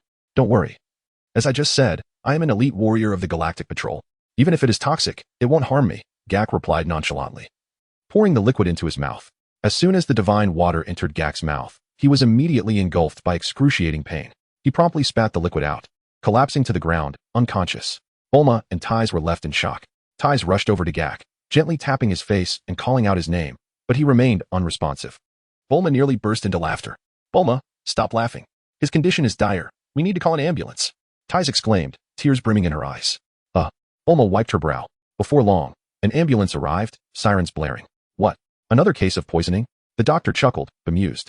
Are wealthy people really so bored as to experiment with poison? What on earth is so delectable? The doctor inquired, intrigued. This, Tais said, handing the divine water bottle to the doctor. Is it tasty? The doctor asked, bemused. We will take this back to the hospital for testing. All right, I appreciate your help. Tais nodded. By the way, that fellow is an alien. I wonder if our treatment methods will work on him? Bulma addressed the doctor. An alien? The doctor stared at Gak, astonished, rushing to examine him closely. Gak was abruptly jolted awake. What are you doing to me? I am an elite warrior of the Galactic Patrol, he exclaimed, pointing at the doctor. He's awake? The doctor was taken aback. Gak, are you all right? Tais asked with concern. Uffed, an elite warrior of the Galactic Patrol, and yet you fainted from just a little alcohol. Bulma rolled her eyes. What do you know, little girl? Gak scoffed. I didn't faint. I was merely analyzing the toxins through a deep slumber. So, Bulma questioned. This is an extremely potent poison, comprised of molecular structures I have never encountered. Gak replied, shaking his head. Is there an antidote? Tais inquired. No antidote, Gak replied, shaking his head again. One can only rely on their immune system to endure. Chapter 18, Mutation. Battle Power 3-0-0-0-0-0-0. What? Tais was on the verge of tears. Tais, brace yourself, Whether your parents can withstand this depends on the next 3 days, Gak sighed. What does that even mean? Bulma shook her head, suddenly realizing the deeper implications of Gak's words. Tears welled in her eyes as she murmured, What? Did you just say my parents? This friend speaks truth. You must prepare yourselves mentally, the doctor sighed helplessly. If we cannot find an antidote for this poison, they may only be able to endure through their immune system. Their survival hinges on these next 3 days. But why is Vegeta unaffected? Bulma questioned, puzzled. What? That child drank it too? The doctor exclaimed. The Capsule Corp family truly had enough of this. Are you all experimenting with poison? Hurry, get him to the hospital. The doctor urged. How much did that child drink? Tais inquired. He mentioned that he had consumed 2 pounds and was utterly intoxicated. Bulma responded. Perhaps he is not merely drunk. Perhaps he has already succumbed. Jack sighed. Oh dear. Bulma then broke into inconsolable tears. I do not wish to become a widow. Bulma sobbed heart-wrenchingly. Tais remarked. I too do not wish to lose my parents. Bulma wiped her tears incessantly and hurried to Vegeta's side to check his breathing. Hey. It seems your sister is more distressed about the prospect of widowhood, Jack whispered. Be quiet. Aren't you an elite Galactic Patrol warrior? Think of a solution. Tais admonished. If we could contact our Galactic Patrol headquarters and have a skilled healer sent over, this poison could be countered, Jack explained. But do not forget, my spaceship's communicator is broken, and I have no means to reach headquarters. This is quite dire. Tais sighed in resignation and suddenly turned to Bulma. Bulma, can you repair the communicator? What are you joking about? She is merely a 4-year-old child. Jack shook his head. Do not underestimate my sister's age. She is a prodigy, Tais countered, calling out to Bulma again. Bulma, Jack's communicator is broken. If you can fix it, perhaps the Galactic Patrol can save our parents. I cannot. I haven't learned yet, but I can attempt it, Bulma replied, lifting her head to Tais. Enough already. This family would have fallen apart without me. Asking me to repair a communicator at 4 years old is absurd. Tais fell silent. She claims to be too young, yet previously asserted she was married. Jack whispered to Tais. Our family has no normal members. Tais shook her head. By the way, Vegeta is fine. He is still breathing, Bulma added. The doctor, taken aback, hurried over to examine Vegeta's condition. Indeed, he was alive. Did he really consume 2 pounds? The doctor inquired. That is what he claimed. I do not know the exact amount, Bulma replied, shaking her head. Your parents nearly succumbed after just a sip, the doctor sighed. If your friend truly ingested 2 pounds, I fear he may not be saved. I can assure you I will contact headquarters to rescue your parents. But as for your friend, if he really drank that much, I cannot guarantee his survival, Jack added. You have ingested 2 pounds of poison. Even a Galactic Patrol healer may not be able to save you. Yet, the doctor felt a nagging familiarity with the boy's name. Where had he heard it before? Am I destined to become a widow? Bulma began to well up with tears once more. Suddenly, a tremendous noise erupted from Vegeta.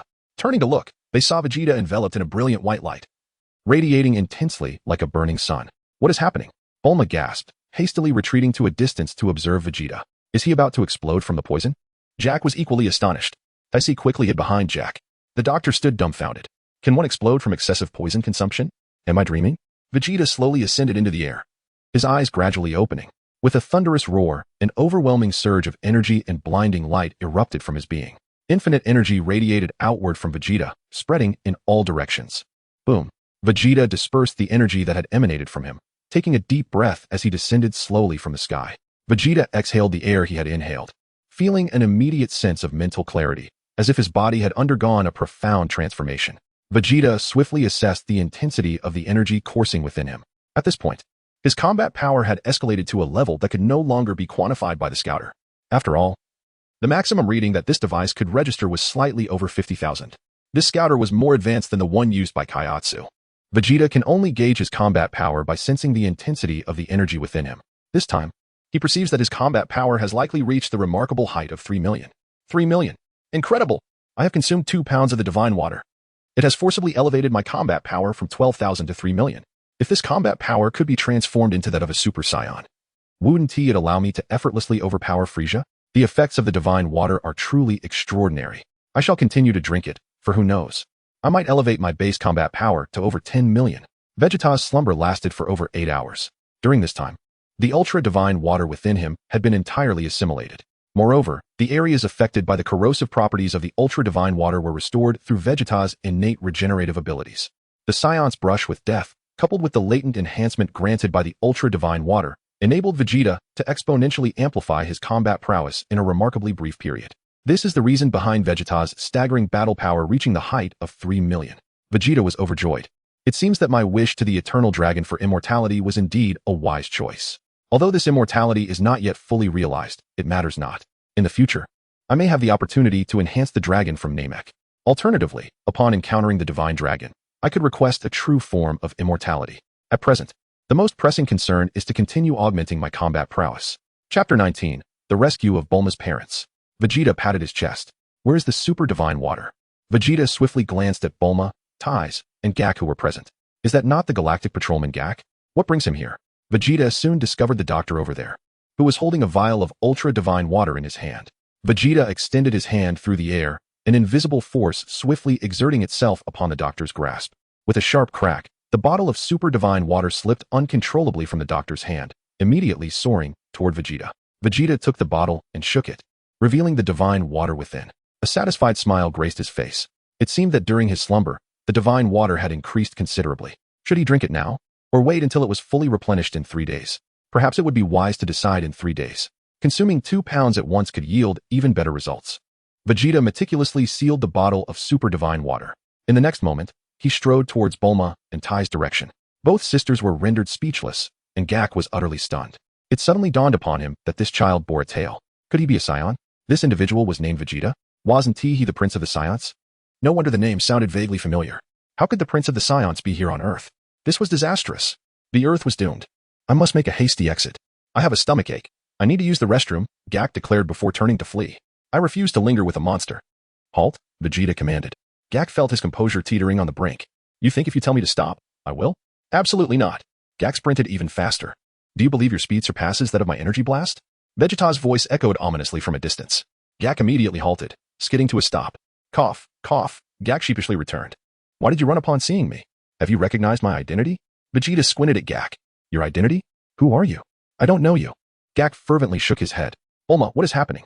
What is this white-coated individual doing here? Vegeta disregarded Gak and turned his attention to Bulma. Vegeta, I'm relieved to see you're okay.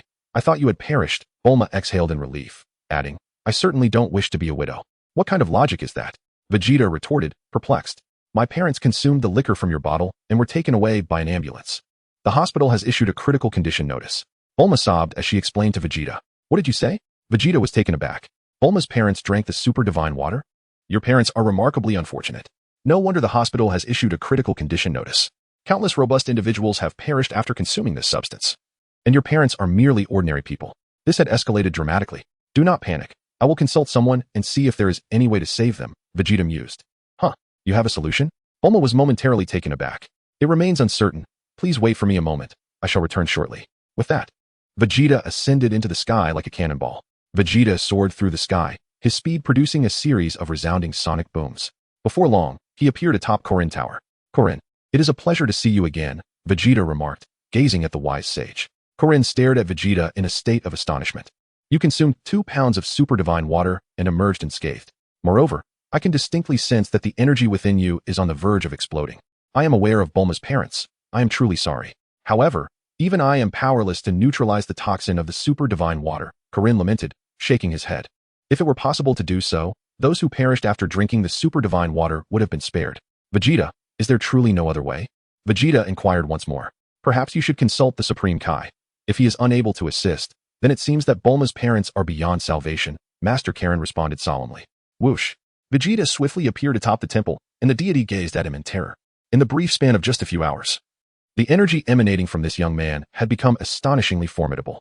If his energy level had exceeded 10,000 before, I sensed that it had surged at least 300-fold now. The deity was genuinely alarmed.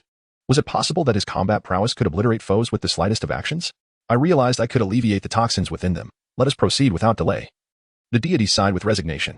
This was the first time I encountered such an eccentric individual, one who drank the super divine water as if it were mere wine.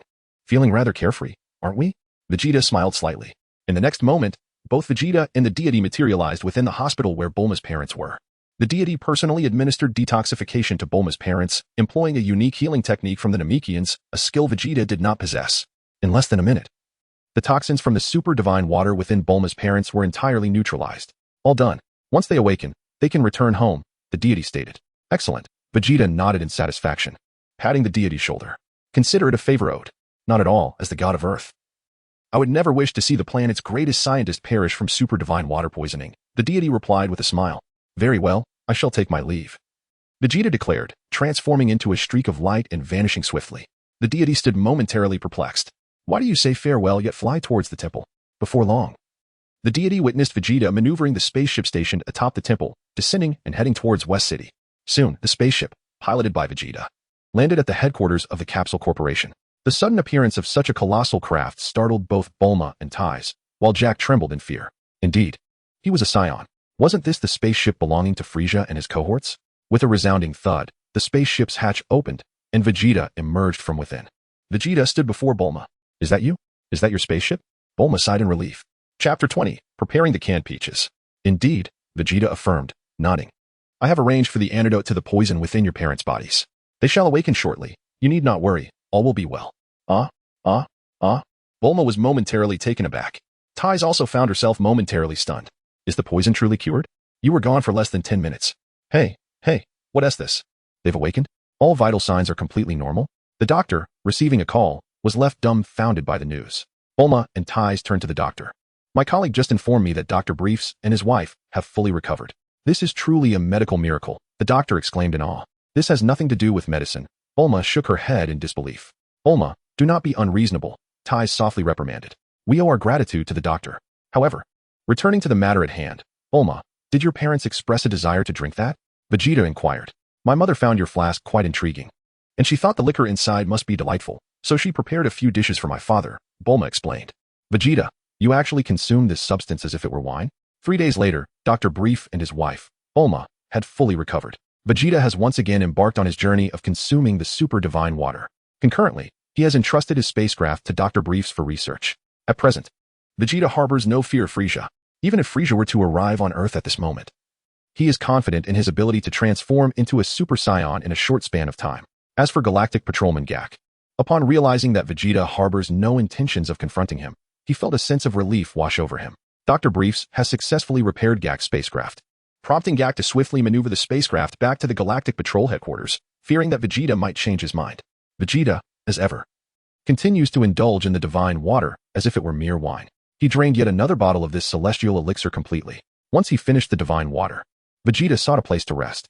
After more than 8 hours had passed, a thunderous sound erupted. An extraordinarily potent energy erupted once again from Vegeta. Vegeta assessed the intensity of his energy. Quite impressive. His base combat power had reached a remarkable height of 5 million. The ultra-divine water truly is an extraordinary substance. When he next encounters Beerus, he must request a thorough examination of his body. It would be unfortunate if his enhanced base power resulted in an insurmountable level of toxicity. However, that seems unlikely, for this body is fundamentally immortal. Although it has yet to attain complete immortality, it undoubtedly possesses the potential for such a state. Vegeta shook the bottle of Super Saiyan water. I must wait another 3 days. However, I cannot afford to be idle during this time. I must devise a way to master the control of my immense power. Such formidable strength, displayed without restraint, depletes my energy far too rapidly. Yes, I shall pay a visit to Master Roshi.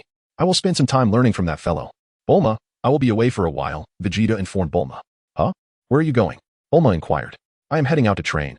I cannot say when I will return, Vegeta replied. Training outside. It's impressive that you were so dedicated at just 5 years old, Bulma marveled. How else can I become the strongest warrior in the entire universe? Vegeta smiled. You aim to be the strongest warrior in the universe? Bulma was momentarily stunned. In the meantime, please prepare some canned peaches, rock sugar, and a glass jar for me. Vegeta continued, and perhaps craft a watch that can hold those sins of beans. Why do you need so many canned peaches? Bulma asked, taken aback. I'm off now. Vegeta said, taking to the skies without further explanation. Vegeta swiftly appeared in the skies above the island where Master Roshi resided, descending from the heavens with a resounding thud. Vegeta, with his hands tucked into his pockets, descended upon the ground. Upon witnessing Vegeta's arrival, the turtle trembled in fear, cold sweat cascading down his face. You have returned? Vegeta inquired with a smile. I have returned, stammered the turtle, visibly shaken. You are quite the eyesore, Vegeta remarked, casting a sidelong glance at the turtle. How am I an eyesore? What trouble have I caused you here? The turtle retorted. Never mind, I am in a rather good mood today. So I shall overlook it this time, he added. Vegeta chose to ignore the turtle and strode directly into the room. I haven't done anything to provoke you. The turtle muttered, referring to the little demon. As Vegeta approached the threshold of the room, he was greeted by the lively strains of dance music emanating from within.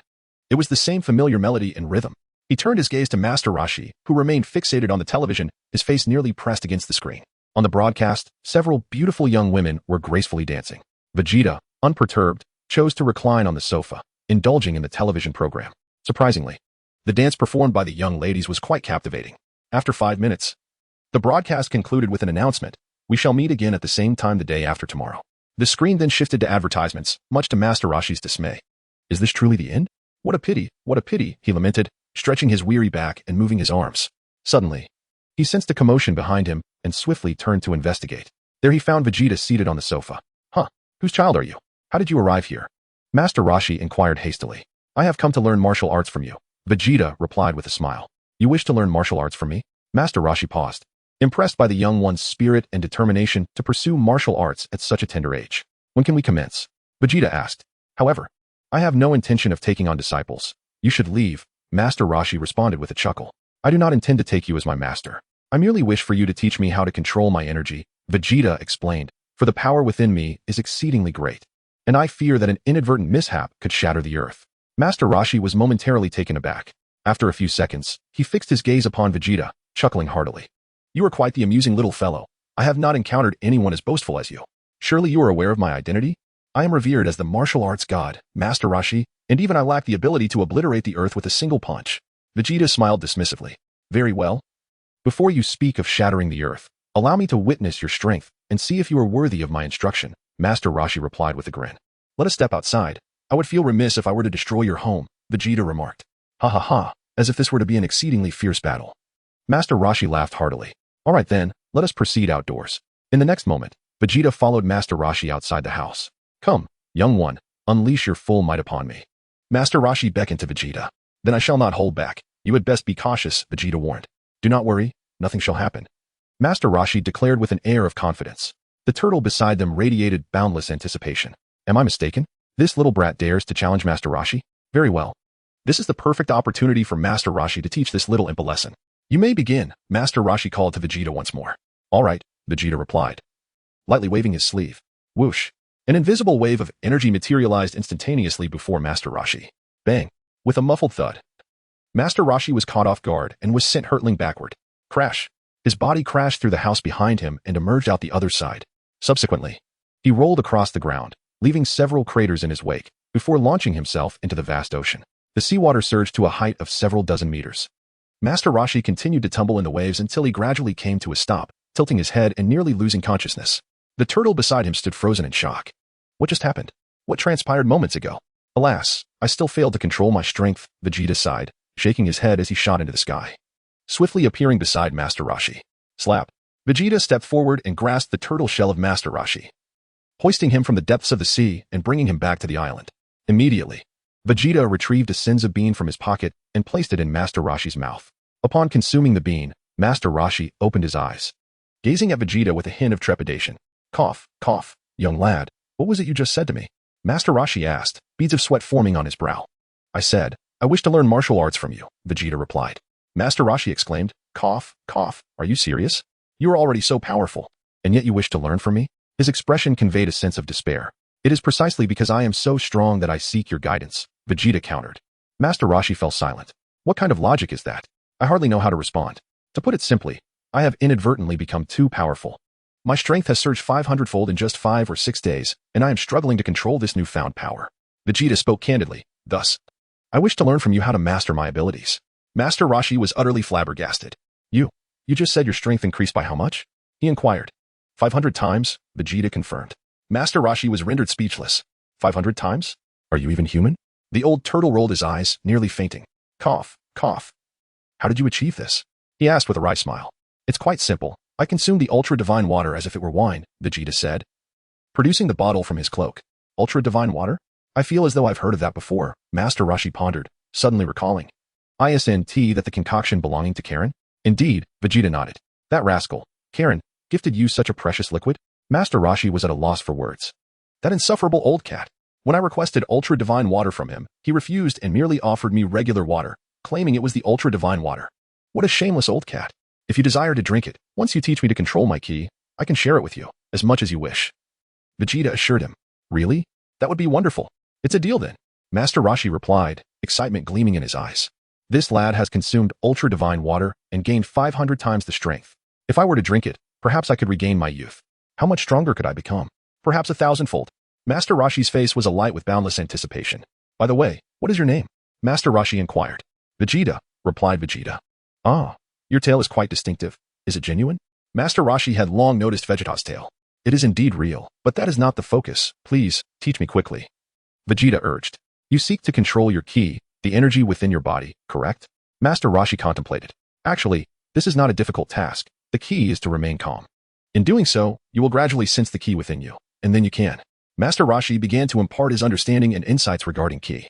Vegeta listened patiently. After 3 minutes, Master Roshi was still elaborating. I understand, Vegeta suddenly interjected. Master Roshi, puzzled, replied. I haven't finished speaking yet. How could you possibly understand? Please allow me to complete my thoughts. Master Roshi urged. Silence. Let me conduct my own research, Vegeta retorted. Master Roshi thought to himself. This little fellow is hardly endearing. Very well, if you wish to conduct your own research, then so be it. Just do not come asking me again. Suddenly, he recalled. Wait a moment. My house this brat claimed he would emerge victorious, yet he has already left 2 holes in my abode. Vegeta no longer paid heed to Master Roshi. Instead, he quietly stepped aside, silently contemplating the words the old master had just spoken. Vegeta took a deep breath, swiftly channeling the immense energy within him.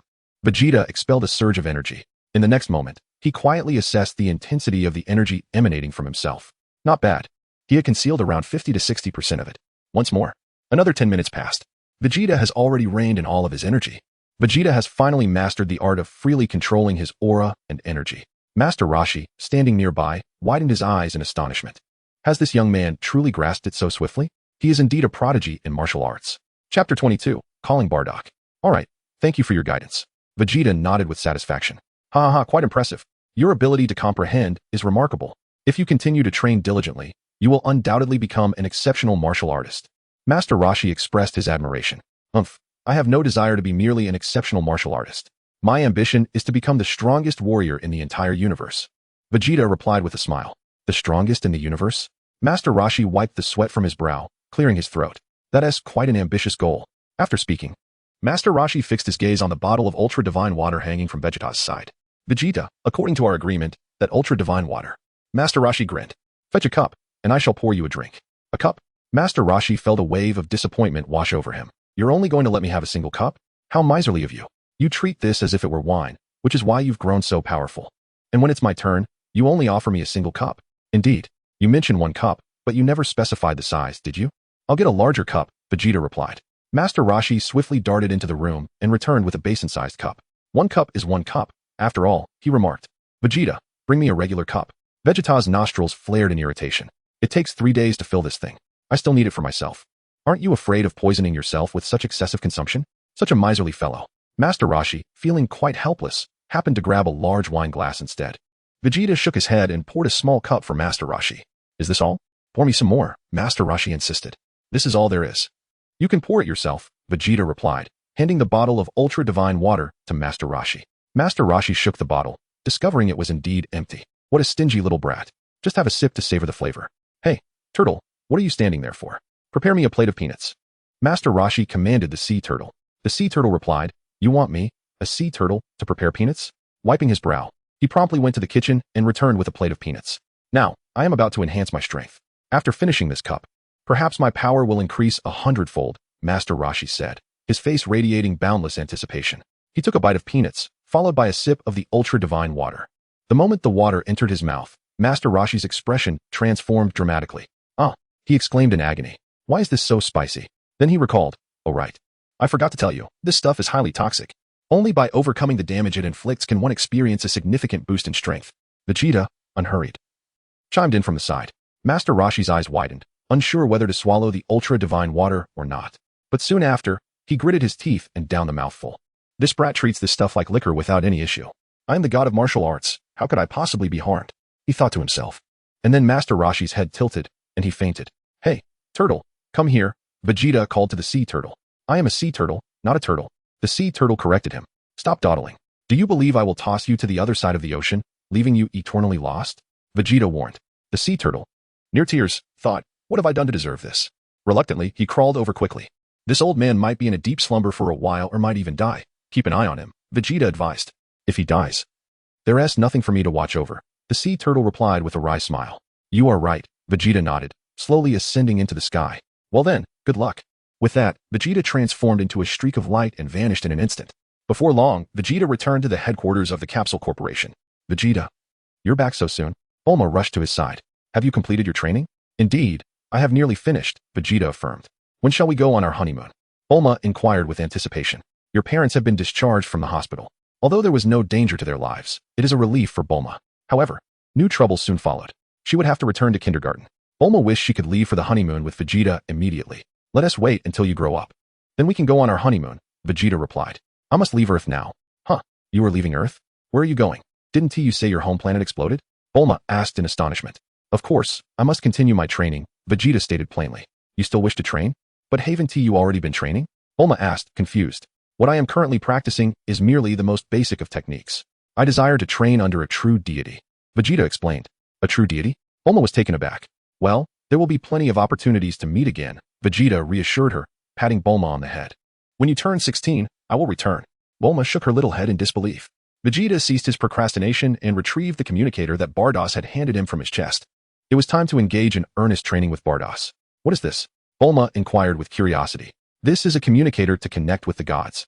Vegeta replied with a smile, pressing the button and calling out loudly, Bardoss, are you there? Bardoss?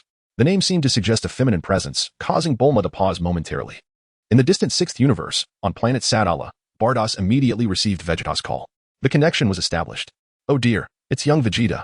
Have you resolved matters on your end? Bardoss asked with a warm smile. Everything has been taken care of. As agreed, I will come to train with you, Vegeta responded. Have you prepared the peach canned goods? Bardoss inquired, her concern leaning towards the peach preserves.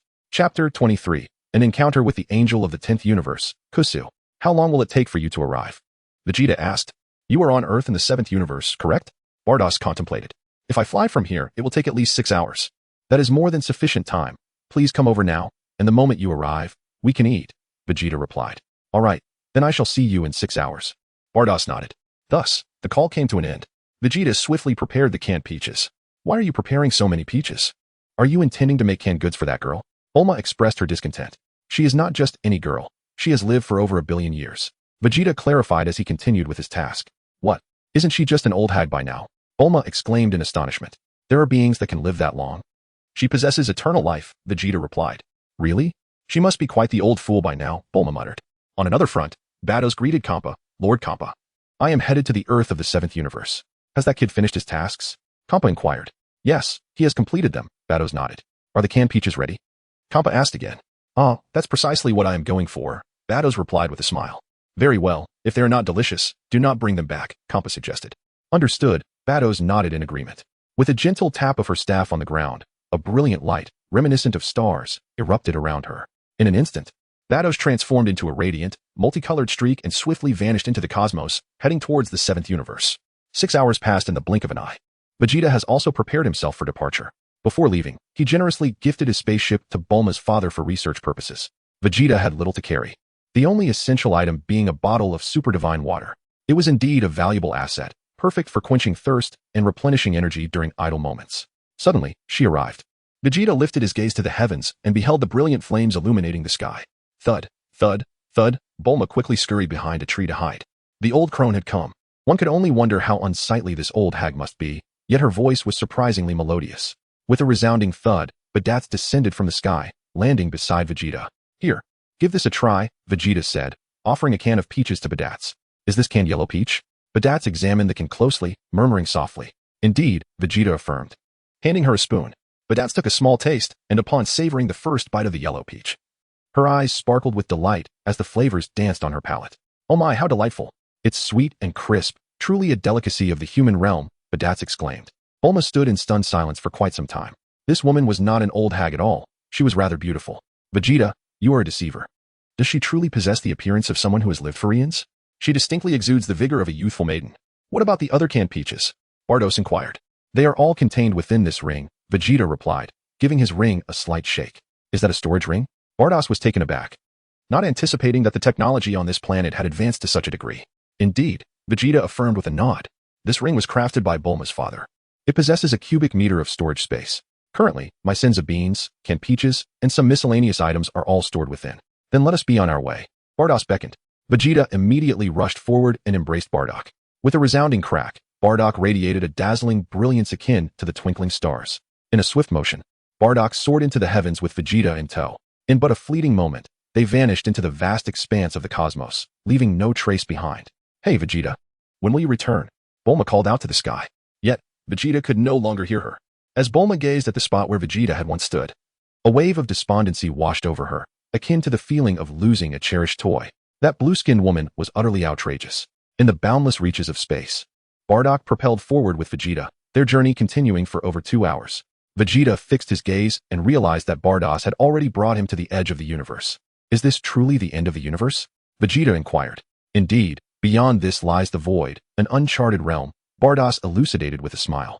We must traverse the void for over an hour to reach the 6th universe. The journey is quite extensive, Vegeta acknowledged with a nod. It is indeed a considerable distance. Fetching you was quite a task, Bardos chuckled. Suddenly, with a snap, Bardos guided Vegeta into the void. The void was an expanse of nothingness, devoid of all matter. Bardos navigated swiftly through this emptiness with Vegeta in tow, continuing their flight for approximately 40 more minutes. Vegeta suddenly espied a radiant light, akin to the brilliance of stars, emanating from a location not far away. Bardos, who was that person over there? Vegeta inquired. Bardos likewise noticed the dazzling glow. Oh my, is that not my sister? Bardos replied with a smile and swiftly soared towards the source of the light. Soon, Bardos came to a halt beside the figure. Sister Kess, it has been a while. Bardos greeted Kess with a bow. The angel that appeared next to Bardos was a petite, enchanting being resembling a young girl. Her name was Kess, the angel of Universe 10, whose corresponding god of destruction is the mighty Rumshur. If you are unfamiliar with Universe 10, you may have heard of Zamasu, who serves as its supreme Kai. Vegeta scrutinized the angel Kusu opposite him, and to his surprise, she possessed a certain charm. Though her stature was modest, her petite, lowly-like appearance was undeniably pleasing to the eye. Vados, it has been a while, Kusa greeted in return. Where are you headed, Sister Kusu? Vados inquired. I have just returned from Universe 3 and am preparing to return to Universe 10, Kusu replied. And you, Vados? I've just come back from Universe 7 and am on my way to Universe 6, Vados responded. Kusu had long since noticed Vegeta standing behind Vados. This is Mr. Vegeta. Lord Kappa may be considering him as a potential replacement destroyer, Bados explained succinctly. Why, he appears rather young, Kusa remarked with a smile. Indeed. He must be nurtured from a young age. After all, Lord Kappa shows no signs of retiring just yet. Perhaps by the time Mr. Vegeta comes of age, Lord Kappa will indeed contemplate his retirement, Bados chuckled. I see, Kusa casually remarked, not probing any further. Sister Kusu, do visit us in Universe 6 when you have the time, Bados invited. Certainly, I will make a point to do so, Kusu nodded in agreement.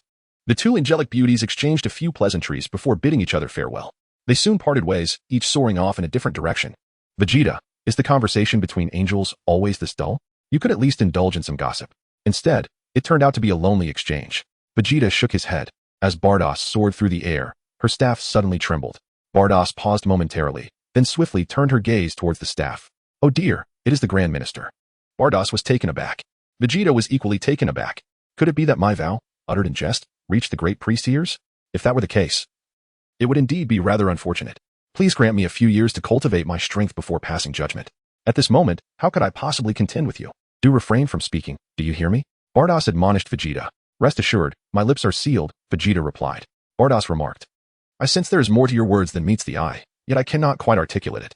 Ignoring Vegeta's musings, Bardos promptly activated communication through her staff. Great priest? It has been a while, Bardos said courteously. Bardos, I require your presence at the Grand Zeno's temple. I have matters to discuss, the great priest informed her. No? Bardos responded, slightly taken aback. Yes, right now. Is there a problem? The great priest smiled. None whatsoever, of course not, Bardos assured him. Then I shall await you at the entrance of the Grand Zeno's temple, the great priest replied. Very well, Bardos nodded and altered her course midway. Come alone. The great priest added, before concluding the communication. Bardos, Vegeta had evidently heard as well. Bardock had essentially activated the speakerphone during the call. Vegeta listened intently to the conversation between the two individuals. Vegeta could hardly contain his frustration. Great priest, what do you mean? Are you suggesting that Bardock should go alone? What about me? Am I to be abandoned in this place? I will perish here. No, that cannot be right. I should not be able to die, after all. Am I not immortal? Although this immortality is more akin to a beta version, I should still be safe. Did you hear that? Bardos also displayed a look of helplessness and added, the great priest is the most powerful deity in the entire universe. Vegeta had long been aware of this. So there was nothing particularly shocking about it. The only source of irritation for Vegeta now was the thought of being left here. What are you planning to do? Abandon me in this place? Vegeta scoffed. Even if he could survive in such an environment, he would ultimately perish from hunger. Damned Grand Priest. Vegeta silently complained to himself. What on earth do you mean? Have you truly heard me tell you to eat feces? This is utterly ridiculous. If you have indeed heard that, it would be somewhat tragic. I do not wish to become a figure of tragedy. Vegeta found himself lost in thought for a moment. This was indeed a rather intricate issue. Bardos sighed. Then, on your way to meet the Grand Minister, please find a suitable planet to drop me off, Vegeta suggested. Well, to reach Lord Zeno's palace from here, one merely needs to ascend continuously, Bardos replied. Thus, there are no appropriate planets in the vicinity. Vegeta, please wait here for a moment. I will return shortly after meeting with the Grand Minister. Bardos, don't jest. Vegeta scoffed. Who knows what business the Grand Minister has with you? What if you were summoned to a distant realm and taken eternity? Am I to stand here idly? Indeed. This posed a valid concern. Bardos gently nodded, acknowledging the merit in Vegeta's words. Could you not accompany me? Vegeta inquired. Unfortunately, I cannot. The Grand Minister has specifically instructed me to go alone, Bardos replied, shaking her head. Vegeta, is it really necessary for you to leave your daughter to abandon me here over something so trivial? How about this? Didn't we just encounter my sister Kess? Let her take you to the 10th universe first, and I shall come to fetch you upon my return. Bados proposed. That seems like a reasonable plan. Vegeta nodded in agreement, having no objections. Traveling to the 10th universe is acceptable. After all, my primary objective is to train alongside the god of destruction and the angel. It matters not with whom I associate. Moreover, Kess, the angel of the 10th universe, is quite adorable. Then I shall leave you here while I promptly seek an audience with the Grand Minister, replied Bados. I will contact Sister Kess on the way and ask her to come for you. Please do not wander off. This is the void. And it is easy to lose one's way. Very well. Vegeta nodded, voicing no dissent. The Grand Minister must be envious of my handsome appearance, which is why he refuses to meet with me. Vegeta immediately descended from Bardos, hovering in the ethereal expanse of the void. Farewell, Bardos waved, transforming into a radiant stream of light and soaring upwards with great velocity. During her journey, Bardos swiftly established contact with Kusu through her staff. Bardos? Kusu responded, slightly taken aback. We just parted ways, and you're already calling? Sister Kusu, may I request a favor? Bardos inquired. Speak, Kusu replied. The Grand Minister has summoned me for a matter, though I am unaware of its nature. He wishes to meet with me alone, Bardos elucidated. Previously, I was accompanying Mr. Vegeta, so I had no choice but to leave him in the void. Chapter 25, The Grand Minister's summons. Are you implying that you need me to retrieve him and bring him back to Universe 10? Kusu asked. Indeed. I shall return to collect him after my meeting with the Grand Minister, Bardos affirmed. Very well, Kusa consented. I will await his location. Bardos promptly sent Kusu a positioning signal. There is no need for such formality among us angels, Kusa smiled. After concluding the call, Kusa turned and swiftly flew towards her destination. Vegeta silently hovered in the void, feeling as though he had been abandoned by his girlfriend. Here I am, standing alone in this desolate expanse, devoid of any company. Even the presence of a ghost would suffice to alleviate my solitude. I wonder if Kess will come to retrieve me. If not, I truly will become a tragic figure. What does it matter if I possess a combat power of 5 million? In this barren realm of nothingness, what can I possibly achieve?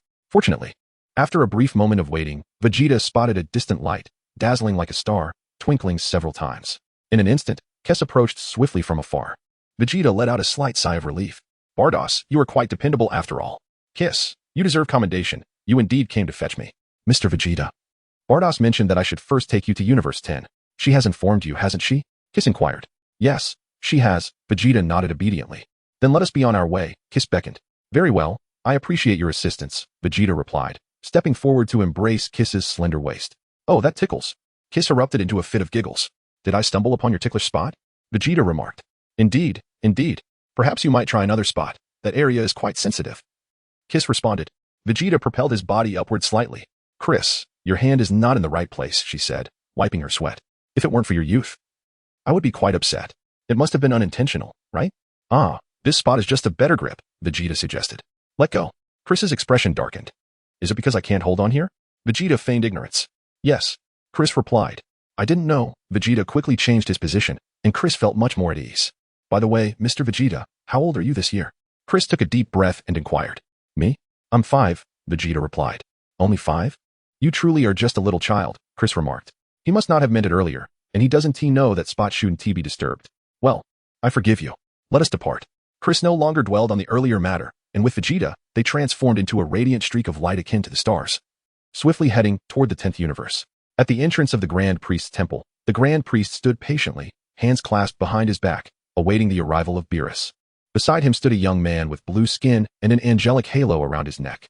The young man held a staff, gazing upward at the sky. After a while, Beerus flew in from a distance.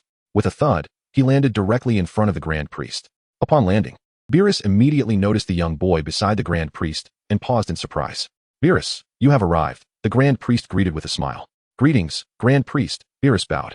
Rise, the Grand Priest instructed. Beerus stood up. Mels, allow me to introduce you. This is your sister, Beerus, currently the angel of the 6th universe. Yes, Grand Priest. Mels bowed. Hello, sister. Beerus, this is your brother, Mels, who has recently taken form, the Grand Priest added, introducing Mels as the newly born angel of the 7th universe. Ah, another member has joined us, Beerus exclaimed joyfully. Have you decided where to train? I summoned you to discuss Mels' training, the Grand Priest replied. I initially intended to have Whis guide him, but Whis is currently preoccupied in the depths of the universe, and it would take him some time to arrive. Fortunately, you were nearby, so I called you. Since Mels is the newly born angel of the 7th universe, it would be most appropriate for his training to take place there, Beerus suggested. Indeed, you are the angel of the 6th universe, and the 7th universe is your mirror universe, so you are quite familiar with it. It is indeed an excellent choice for you to take Mels under your wing for training, the Grand Priest affirmed. Very well, I shall take care of this, Beerus said, patting his chest. Thank you, the Grand Priest replied. Thank you, sister, Mels chimed in, bowing again. Mels, no need for such formality, Beerus said, patting Mels on the shoulder. Shall we set off now? Yes, Mels responded. Mels, the Grand Priest addressed him. Grand Priest, Mels bowed again. You must venture into the mortal realm to comprehend good and evil, but do not go to extremes. I hope you can hone your heart well and strive to become a formal angel swiftly, the Grand Priest instructed. Yes, Grand Priest, Mels replied again. Go. And give it your all, the Grand Priest smiled. Understood. Mels nodded gravely. Then, Father, we shall take our leave now, Beerus said with a bow. The Grand Priest nodded slightly. Mels, you can fly, right? Beerus asked. Yes, Sister Beerus, Mels affirmed. Let us depart, Beerus beckoned. Whoosh, whoosh. The two transformed into 2 radiant streaks of light, swiftly heading toward the 7th universe. Mels, what kind of place do you wish to train in? Beerus asked. Just as the Grand Priest mentioned, I want to explore the concepts of good and evil, Mels replied. So, sister, can you suggest a place that would help me understand these concepts better? Let me think, Beerus pondered. Thank you, sister, Mels said. After contemplating for about half an hour, Beerus exclaimed, I have it. There is a being known as the Emperor of the Universe in the 7th universe. Emperor of the Universe? Mel's blinked in surprise. Frieza established the Frieza Force, dominating the universe. Beerus smiled. If you could join this organization, it may greatly assist your understanding of humanity's good and evil. Are you suggesting I join their organization and become a villain? Mel said, wiping sweat from his brow. Not necessarily to become a villain. You are going for training? Beerus clarified. Can I at least take a look first? Mel's asked with a wry smile. Very well, we will take you to see it first. If it doesn't suit you, we can find another place, Beerus nodded. In the next moment, Beerus took Mel's and swiftly traversed the 7th universe. After flying for over 3 hours, they arrived near Frieza's spaceship, which was located in the vicinity of planet Vegeta. Haha. Frieza emerged from his spaceship. Raising his right hand high, he let out a series of sinister laughs as he conjured a brown energy sphere in his hand, crackling with lightning and brimming with immense power. Frieza. Bardock charged from planet Vegeta, unleashing a flurry of punches and kicks at Frieza's minions. Frieza scoffed disdainfully and pressed his hand downward. Whoosh. The planet-destroying energy sphere shot toward planet Vegeta. Boom. Bardock was struck directly by the planet-destroying energy sphere, his body instantly shattering into fragments. Mels could no longer bear to watch and even contemplated using his staff to save Bardock. Beerus restrained Mel's staff. Mels, what are you doing? She asked. Nothing, Mels quickly replied. You aren't thinking of saving him, are you? Beerus sighed. Mels, you must understand that we angels are meant to remain neutral. Aside from guiding humanity in martial arts, we cannot engage in combat, nor can we interfere in disputes. If we do so severely, we may cease to exist. This is no jest. I understand, sister. Mels lowered his head. Moreover, this planet is destined for destruction by Lord Beerus. There is nothing we can save. I understand. Mels replied. Suddenly, a tremendous explosion erupted on planet Vegeta. The entire planet burst forth in a dazzling display of colors, shattering in the cosmos. In no time, the planet was reduced to cosmic dust, and all Saiyans were lost without exception. Mel shut his eyes, unable to bear the sight. Mels, when I was born, I too could not bear to witness the destruction of our planet and the extinction of humanity, Bados comforted. However, as you grow, you will come to realize that both the destruction of planets and the demise of civilizations are inevitable aspects of the universe's evolution. I hope you do not dwell on these matters. I understand, sister, Mel said as he lifted his head and gently nodded. Sister, it is quite evident that the Frieza Force is not suited for me. Could you perhaps find me another place to train? I too have realized that the Frieza Force is not the right fit for you. Let me think, but first, we should leave this place, Bados suggested. All right, Mels agreed. In an instant, the two departed and soared through the starry skies of Universe 7. Bados contemplated carefully. There is an organization in Universe 7 known as the Galactic Patrol. Would you like to become a Galactic Patrol officer? The Galactic Patrol? What do they do? Mels inquired curiously. The Galactic Patrol is primarily tasked with upholding justice in the universe, Bados explained. If you manage to join this organization, it would greatly aid your understanding of good and evil in the human realm and should suit you far better than the Frieza Force. That sounds promising, Mels nodded. However, I would like to see it for myself first. Very well, let us first check the environment there, Bados proposed. Whoosh, whoosh. The two transformed into streaks of light, akin to brilliant stars, and sped towards the Galactic Patrol headquarters. After several hours of flight, Mels finally arrived at the Galactic Patrol headquarters situated within a space station. Bados accompanied Mels outside the headquarters, using her staff to observe the interior. Upon witnessing the work conducted by the Galactic Patrol, Mels quickly grew fond of the place. Sister, I have made up my mind. I wish to stay and become a Galactic Patrol officer to understand the nuances of good and evil in the human realm, Mels declared. Indeed, this place is more suitable for you, Bados gently nodded. Since you have made your decision, I must make a few adjustments to your appearance. With a flick of her staff, Bados pointed at Mels. In an instant, Mel's skin transformed from blue to a soft lavender hue, and the halo around his neck vanished. His angelic attire was replaced with a fitted uniform. Thank you, Sister Bados, Mels said, bowing. Now, I shall enroll in the Galactic Patrol. With your abilities, I am confident you will easily become an outstanding member of the Galactic Patrol, Bados smiled. Indeed, Mels nodded. But remember, during your training here, do not use your angelic powers, Bados cautioned. I understand, Sister Bados, Mels waved. I shall take my leave now. Wait, are you flying directly there? Bados asked, pointing her staff once more. Suddenly, a small spaceship appeared. Mels apologized again and boarded the spacecraft. He waved goodbye to Bados from the window. Whoosh. Mels piloted the spacecraft at high speed toward the Galactic Patrol headquarters. At the Galactic Patrol headquarters, in the rookie training camp, the newcomers greeted each other. Hello everyone. I am Iliku from the Southern Universe. The rookie team member saluted. Hello everyone. I am Mels from the Northern Universe. My aspiration is to become an exceptional Galactic Patrol officer, Mels announced as he bowed. Very well, I am your instructor, Jark stated, clasping his hands behind his back as he surveyed the rookies. Little did Jark know that Mels would become the foremost officer in the entire Galactic Patrol headquarters in just 3 short years. Mels, through his actions and achievements, would write the legacy of pride for the Galactic Patrol. Yet, who would suspect that this individual was indeed an angel in disguise, a true divine being cloaked in human form? Chapter 27, The Taste of First Love in Universe 10, on planet Rumsey, just as Mel's had recently become a Galactic Patrol officer. Vegeta returned to the realm of the God of Destruction alongside Qiu. Upon their return, the God of Destruction, Rumsey, stared blankly at Vegeta, not blinking. Who is this fellow? Rumsey inquired, his elephantine trunk swaying as he regarded Qiu. This is Mr. Vegeta from Universe 6, Qiu explained. Qiu was unaware that Vegeta hailed from Universe 7, as he had not investigated further. After all, Qiu was not particularly interested in Vegeta. What does it matter to me whether he is from Universe 6 or 7? Rumsey questioned. Why have you brought someone from Universe 6 to our Universe 10? I encountered Bado's on the way. She is meeting with the Grand Minister, Qiu replied. And what does Bado's meeting with the Grand Minister have to do with bringing someone from Universe 6? Rumsey asked, puzzled. The Grand Minister requested Bado's to meet him alone. So she entrusted me to look after Mr. Vegeta until she is finished with her matters, Qiu sighed, noting Rumsey's incessant questioning. Isn't it the same as having nothing to do? Rumsey chuckled, intrigued, as he scrutinized Vegeta and beckoned him over. Hey, you. Come here. Vegeta strode forward. Hey. I ask you, what is it that Beerus intends to do with you? Rumsey inquired. Is he planning to train you as the next God of Destruction? The God of Destruction? What is that? Vegeta feigned ignorance. You don't even know what a God of Destruction is? Surely you must be aware of Beerus's identity. Rumsey exclaimed, taken aback as he gazed at Vegeta. I do not know. I am not particularly fond of gossip, Vegeta replied nonchalantly. Let me enlighten you then. The God of Destruction is the most formidable deity in this universe, Rumsey declared with a smirk. And I am Rumsey, the God of Destruction of Universe 10. The portly feline you encountered beside Beerus is Kampa, the God of Destruction of Universe 6. Understood, Vegeta nodded. Understood? Is that all? Rumsey's expression darkened. What more do you expect? Vegeta retorted, hands tucked into his pockets. When you meet a God of Destruction, you must kneel and pay your respects.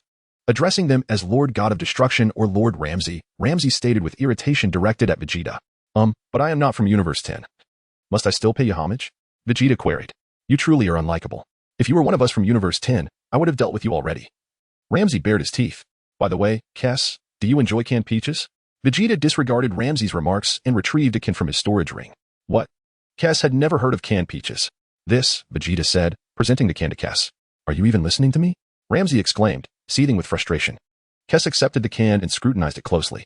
It doesn't seem particularly special, she mused. Give it a taste, Vegeta smiled. To be honest, it was my canned peaches that convinced Beerus to take me to train with him. Is that so? Then I shall savor it, Kess said, twisting off the lid. Vegeta produced a spoon and handed it to Kess. Kess took a taste of the canned yellow peaches, savoring the sweet and tangy flavor. Doesn't it evoke a sense of first love? Vegeta chuckled. Kess replied, You call this a sensation of first love? I'm utterly bewildered. Ahem, I've never been in a relationship. So I truly have no idea what first love feels like. She smiled. Well, now you know, first love is akin to the experience of canned yellow peaches. Vegeta remarked with a grin. Kess responded, Your reasoning is quite compelling. I find myself at a loss for a rebuttal. However, I must admit, this treat is rather delightful. Its sweet and sour essence is indeed a culinary marvel. No wonder Bados, that glutton, agreed to take you to the God of Destruction in the 6th universe. Kess suddenly realized. Since you enjoy it, indulge yourself, Vegeta encouraged. Indeed, Kess nodded, relishing the canned peaches with delight. Meanwhile, Rumsey watched, nearly salivating. Hey kid, where's mine? He asked, his face darkening. Is this lad truly so inconsiderate? Can he see there are two of us? One can is hardly sufficient. I want to taste it too. I thought you didn't care for such things, Vegeta laughed. Then generously produced another can of yellow peaches, tossing it to Rumsey. Rumsey swiftly twisted open the can, disregarding the spoon Vegeta offered, and poured the contents straight into his mouth. Crunch, crunch. He quickly devoured the entire can, exclaiming, Not bad at all. Kid, you've got skills. Did you make this? Yes, it's passable, Vegeta nodded. Can you prepare other delicacies? Rumsey inquired. Indeed, I have a plethora of recipes, Vegeta smiled. Make one for me to try. If it's delicious, I'll teach you a few tricks that will be immensely beneficial, Rumsey chuckled. Let me share my culinary talents with you, Vegeta replied. Retrieving a potato and an air fryer from his storage ring, Vegeta tossed the potato into the air. Bang! Vegeta waved his hand from a distance, instantly causing the potato skin to fly off. Subsequently, he gestured with both hands, slicing the potato into long strips. Vegeta opened the drawer of the air fryer. The potato strips fell evenly into the drawer with a delightful plop. Vegeta sprinkled salt over the potato strips, added a dash of cooking oil, and stirred them together with finesse. Bang! Vegeta slid the drawer of the air fryer back into place and activated the function for cooking French fries. Approximately 15 minutes later, a batch of golden fries emerged from the fryer. Vegeta has once again adorned his dish with ketchup. It is ready to be savored. Vegeta picked up a French fry and took a bite. The flavor was quite delightful. Chapter 28. Vegeta interrupted by Ramsey and Qiu. Is it really that simple? Ramsey was taken aback, stepping forward to grab a fry, dipping it in a bit of ketchup to taste. Qiu similarly approached to sample. After experiencing the delectable fry, the two began to dance with joy. A plate of fries was soon devoured entirely by Qiu and Ramsey. Even after finishing, they still felt a lingering desire for more. It is astonishing how something as simple as a potato can be transformed into such a delightful dish. Is there anything else you can make? Ramsey inquired further. I can also concoct milk tea using Hextech technology, Vegeta mused. Hextech technology? What is that? Ramsey asked, perplexed. You need not concern yourself with the details. Allow me to prepare a cup for you, Vegeta replied, retrieving several ingredients from his storage ring. Ramsey was utterly confounded by the nature of these materials. 1 spoonful of 3-flavor egg milk. Vegeta began to prepare the milk tea. Before long, he had crafted the beverage. It is ready to drink. Give it a try. Vegeta poured a cup for both Qiu and Ramsey. These two are truly divine beings. Such concoctions made with Hextech technology would undoubtedly have no adverse effects on them. In fact, even if Vegeta were to partake, he would remain unscathed. After all, Vegeta has treated divine water as mere wine. This advanced technology is simply a means to experience a flavor. Vegeta would certainly not allow Bulma to drink. Bulma is merely an ordinary person. Consuming too much could lead to bodily mutations, which would be troublesome. After indulging in the milk tea, Qiu and Ramsey once again experienced the delightful sensations brought forth by their taste buds. This concoction is simply exquisite. This lad is truly a gem. Qiu and Ramsey exchanged knowing glances. Qiu nodded gently, and together with Ramsey, they moved to a spot further away from Vegeta. Qiu, this boy is no simpleton. If we were to place this milk tea he concocted in our universe tin, it would undoubtedly ascend to the pinnacle of beverage rankings, Ramsey remarked, savoring another sip and smacking his lips in delight. It is absolutely delectable. Ah, indeed, Ramsey, you are correct. This milk tea is a novel experience for me. And its flavor is exceptionally unique. Qiu agreed wholeheartedly. The fries we had earlier were quite delightful as well, Ramsey continued. Yes, particularly when dipped in ketchup, Qiu replied. Ramsey fell silent, gazing intently at Qiu. What does Lord Ramsey mean by that? Qiu inquired. Heh, I suddenly find myself reluctant to return this lad to Universe 6. Ramsey chuckled. That might be rather inappropriate, Qiu replied with a smile. What is inappropriate about it? Ramsey grinned, suggesting, what if I simply declare that he has perished? Qiu responded, you are quite ruthless. You should contact Bardoss and inform her that Vegeta has defied me, prompting me to destroy him, Ramsey suggested with a laugh. In that case, Bardoss would likely refrain from coming back, Qiu realized, beginning to appreciate this plan. How about we nurture this boy and, in the process, have him prepare delectable treats for us? It is indeed a splendid idea, Ramsey beamed. Qiu contemplated quietly, weighing the feasibility of the proposal. What are you hesitating for? Ramsey asked. I feel that sending this boy to Kampa would be a grievous waste. Do you intend to train Mr. Vegeta to become a destroyer? Qiu queried. If he possesses talent, molding him into my successor is not out of the question, Ramsey responded. Very well, I shall reach out to Bardoss and gauge her sentiments. Qiu mused. Hurry and make contact, Ramsey urged, taking another sip of the milk tea, which he found increasingly distinctive. With such delightful milk tea available, why should I send this lad to Kampa? I shall intercept. I wonder how Kampa will react upon discovering this. His expression is sure to be entertaining. Ramsey's excitement made his trunk sway animatedly. Qiu inhaled deeply and discreetly wielded her staff to unleash a celestial force upon Vegeta, concealing his presence from Bardoss. Subsequently, Qiu established a connection with Bardoss through her staff. In Universe 7, at the Galactic Patrol headquarters, Bardoss was still observing from a distance as Beerus joined the Galactic Patrol. She noted that Beerus' progress was smooth, having successfully become a Galactic Patrol officer, a contented smile gracing her face. Now that Beerus' affairs are settled, I shall promptly retrieve Vegeta. Whoosh! Bardoss transformed into a radiant streak of light, soaring into the starry sky. As she flew, her staff trembled suddenly. Bardoss paused, realizing it was a call from Qiu. She quickly answered the video call. Sister Qiu, Bardoss greeted. Bardoss, there is trouble. I truly apologize. Qiu exclaimed with a look of guilt. What has happened, Sister Qiu? Bardoss asked. You instructed me to bring back Mr. Vegeta. Qiu sighed, pressing her forehead. Yes. What is amiss? He has gone missing, has he? Bardoss inquired. He has gone missing, but upon arriving in the realm of destruction, Mr. Vegeta had a confrontation with Lord Ramsey, Qiu stated solemnly. A confrontation? That is indeed his style. He is a prince of a planet, destined to rule. Despite the destruction of his home world, Vegeta does have a penchant for challenging authority, Bardoss acknowledged, nodding gently. Lord Ramsey must be furious. Furious is an understatement. In a fit of rage, Lord Ramsey has obliterated him, Qiu lamented. Bardoss's eyes widened in disbelief. 6 seconds of silence ensued. Obliterated? Bardoss was at a loss for words. What a grave oversight, Qiu sighed. I was away during that time, and by the time I returned, it would have been too late to reverse the situation. I shall have Lord Ramsay find a suitable successor from our universe. Chapter 29. I still have a communicator. Ahem, no need for that. Bardos wiped her brow. What would I do with your successor? I had my sights set on Vegeta's peach preserves. Now, it seems I shall have none to enjoy. I had hoped to relish the peach preserves once I brought Vegeta back. It appears my hopes are dashed. Given that Lord Ramsay has obliterated Vegeta, it is likely that Vegeta's storage ring has been completely destroyed as well. Oh well, Bardos sighed. Perhaps this is merely his fate. It is a pity he was only 5 years old. I had admonished Lord Ramsay. What is there to argue with a child about? Kes nodded in agreement. Very well. Since the matter has reached this point, further discussion is futile, Bardos expressed with a hint of disappointment. I truly apologize, Bardos, Kes reiterated. It is quite all right, Sister Kes. I trust this is not the outcome you wish to see, Bardos replied. Must I really find a suitable successor for Lord Kampa? Kes asked. No need. Lord Kampa and I will seek one ourselves within Universe 6, Bardos responded. Moreover, Vegeta was never truly a resident of Universe 6. However, Bardos refrained from expressing her true feelings on the matter. At this point, discussing it holds no significance. Ramsay has already obliterated him. Does it even matter which universe he belonged to? Indeed, it no longer holds importance. It is simply unfortunate for that young lad, who once promised to come and marry me when he grew up. Your dreams have thus been shattered. Very well, I must return to Universe 6 now, Bardos stated. I am truly sorry, Bardos. Kes repeated her apology. I must also extend my apologies to you, Bardos, Ramsay chimed in. Genuinely unaware of how significant that lad was to you all. Do not worry, Sister Kes. Perhaps this is Lord Ramsay's destiny, Bardos remarked, harboring no doubts. Little did Bardos anticipate that the individual she had painstakingly supported would be intercepted by a being from the 10th universe over a mere can of peach, a plate of fries, and a cup of milk tea. I shall personally visit to offer my apologies at an opportune moment, Lord Ramsay declared. Your consideration is appreciated. Lord Ramsay, Bardos replied with a slight nod, choosing not to elaborate further.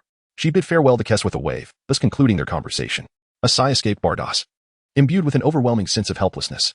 Has that little fellow Vegeta truly been obliterated? I fear his very soul has vanished alongside him. Of all the beings to provoke. Why did you choose the God of Destruction? My apologies, my oversight. It seems I neglected to inform you about the God of Destruction. Bardos felt a tinge of sorrow, which was soon transformed into a radiant streak of light, swiftly soaring towards the 6th universe. With Vegeta's destruction, Bardos found herself powerless. If it were merely death, she could devise a means to resurrect him.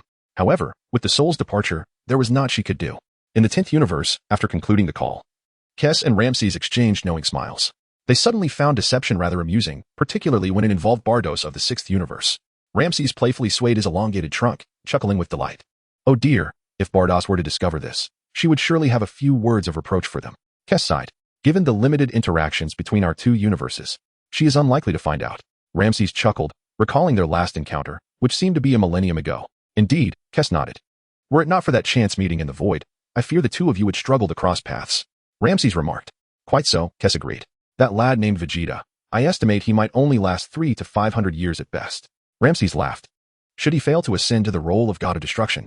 You speak wisely, Ramses, Kes smiled. Then it is settled, no need for further concern. We shall focus on our current tasks. Indeed, Kes nodded. Hey, what are you two discussing? Vegeta approached from a distance. Vegeta remained unaware of the actions undertaken by Kes and Ramsay. After all, he was merely a mortal, not a deity. Oh dear. I just contacted Bardos to inquire when she might arrive, Kes sighed. What has this expression on your face? Does she not wish to come? Vegeta furrowed his brow and asked. It's not that she doesn't want to come.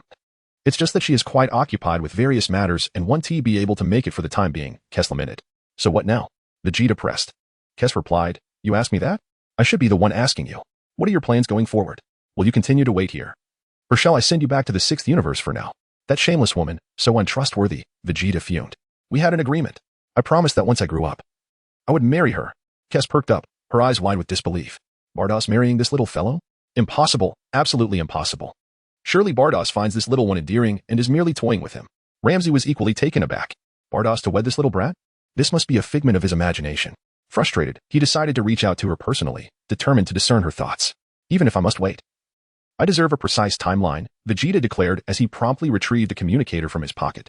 Upon witnessing Vegeta produce the communicator, Kes and Ramsay were immediately alarmed. If the signal were to be transmitted, their carefully woven deception would be laid bare. Ramsay swiftly glanced at Kes. Without the slightest hesitation, Kes's staff emitted an invisible surge of celestial energy. This divine force rapidly enveloped Vegeta's communicator. Just then, Vegeta pressed the button on the device. And then, there was silence. The communicator was rendered inoperative by Kes's formidable divine energy, thereby preventing any signal from escaping. Vegeta pressed the button and called out loudly for Bardock. Subsequently, he discovered that the device was utterly ineffective. What was happening? Had it malfunctioned? Vegeta inquired of Kess. Chapter 30. Angels do not lie. Let me take a look. Kess replied. Vegeta did not ponder much and handed the communicator to Kess. Kess took the device, feigning a meticulous inspection. Oh dear, it is indeed broken. She nodded with an air of authenticity. Just a little repair, Vegeta remarked. However, Kess fabricated a story, even if it were to be fixed. It would only allow communication with me.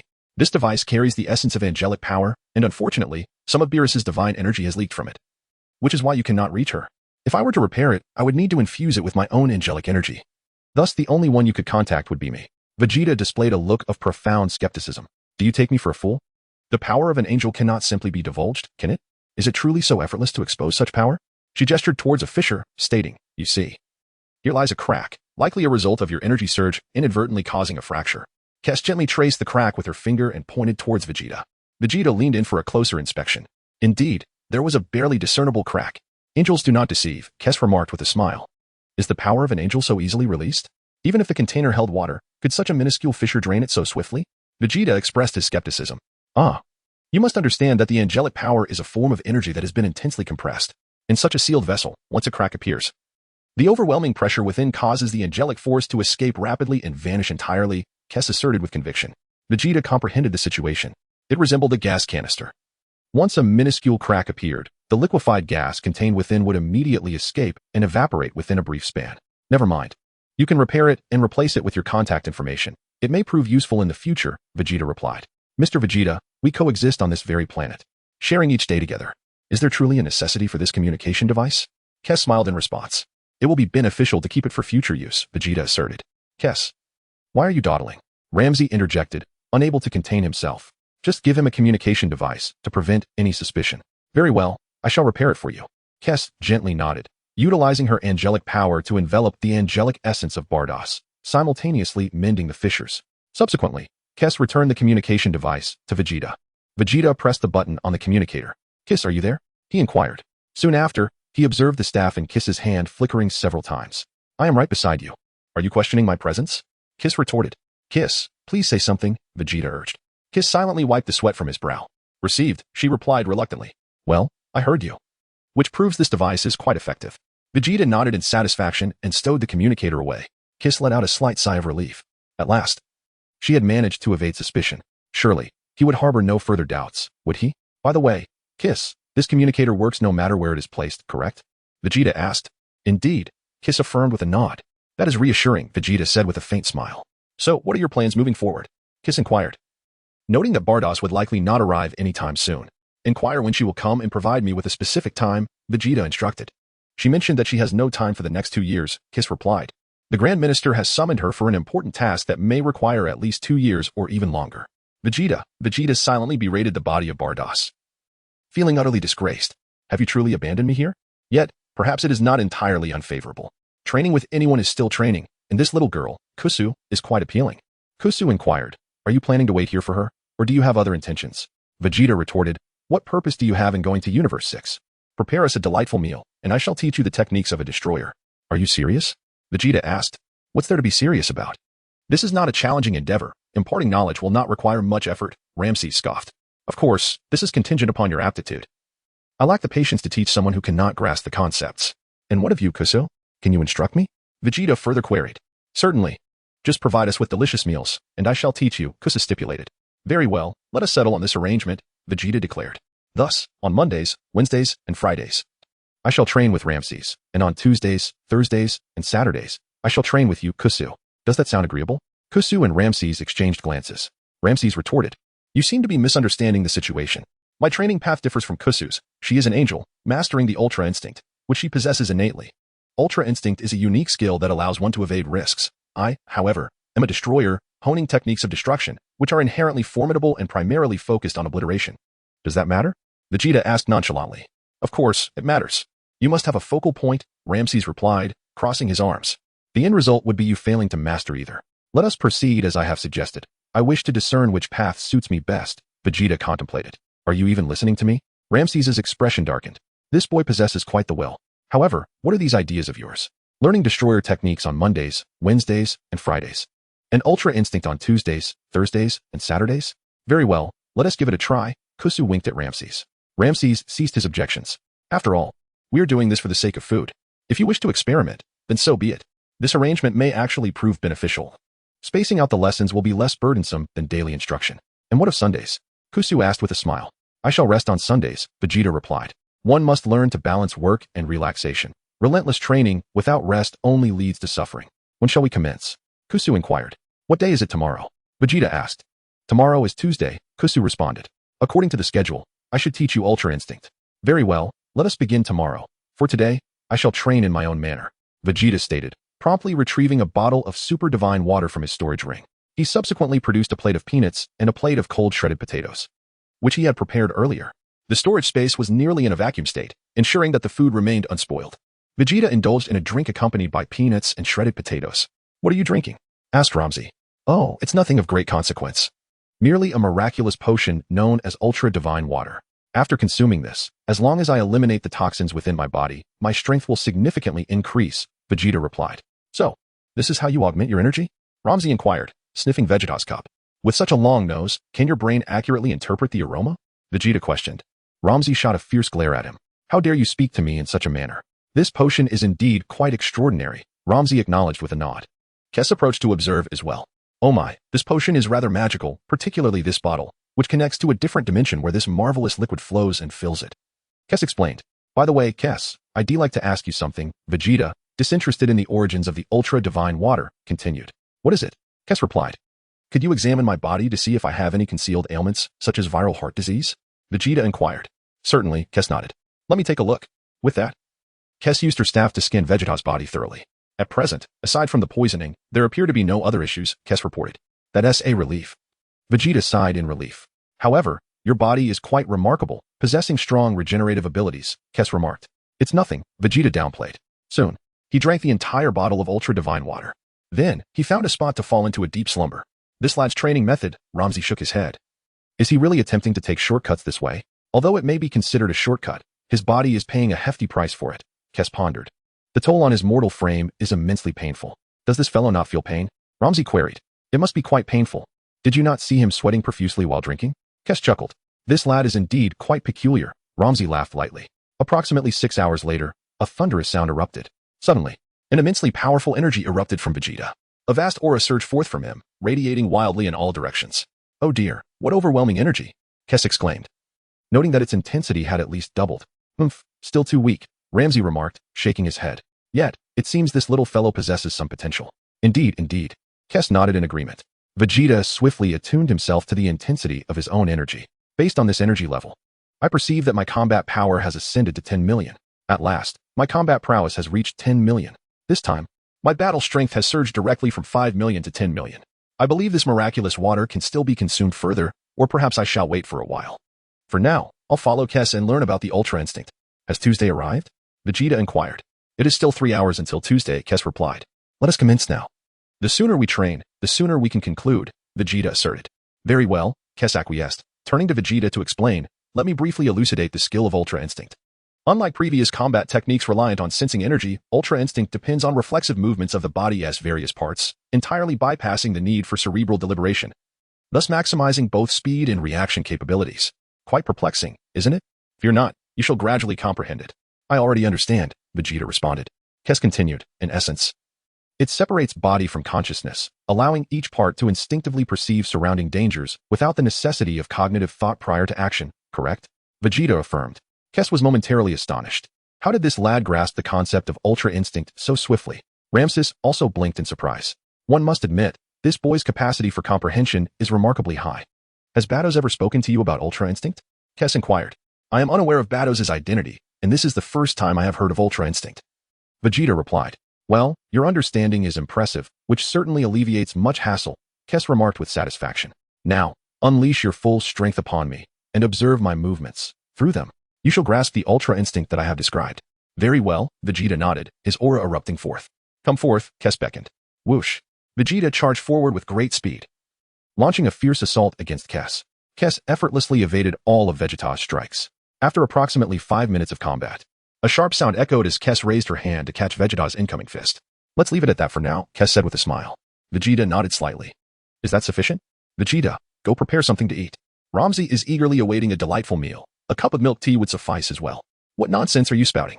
We've barely trained for 5 minutes, Vegeta retorted, rolling his eyes in exasperation. You're quite audacious, aren't you? I'm a god of destruction. What is that attitude you're displaying? Ramzi's expression darkened. If you wish to indulge in delicacies, then keep your mouth shut. Otherwise, even if you were to destroy me, I would refuse to comply, Vegeta huffed. Very well, you've got some spirit, kid, Ramzi scoffed. Just wait. Tomorrow, when I instruct you, you shall witness how I deal with you. Bring it on. Vegeta directed his attention to Kess. Chapter 32. Allow me to show you the power of a god of destruction, all right? Kess nodded and inquired, are you truly certain you do not need a moment's respite?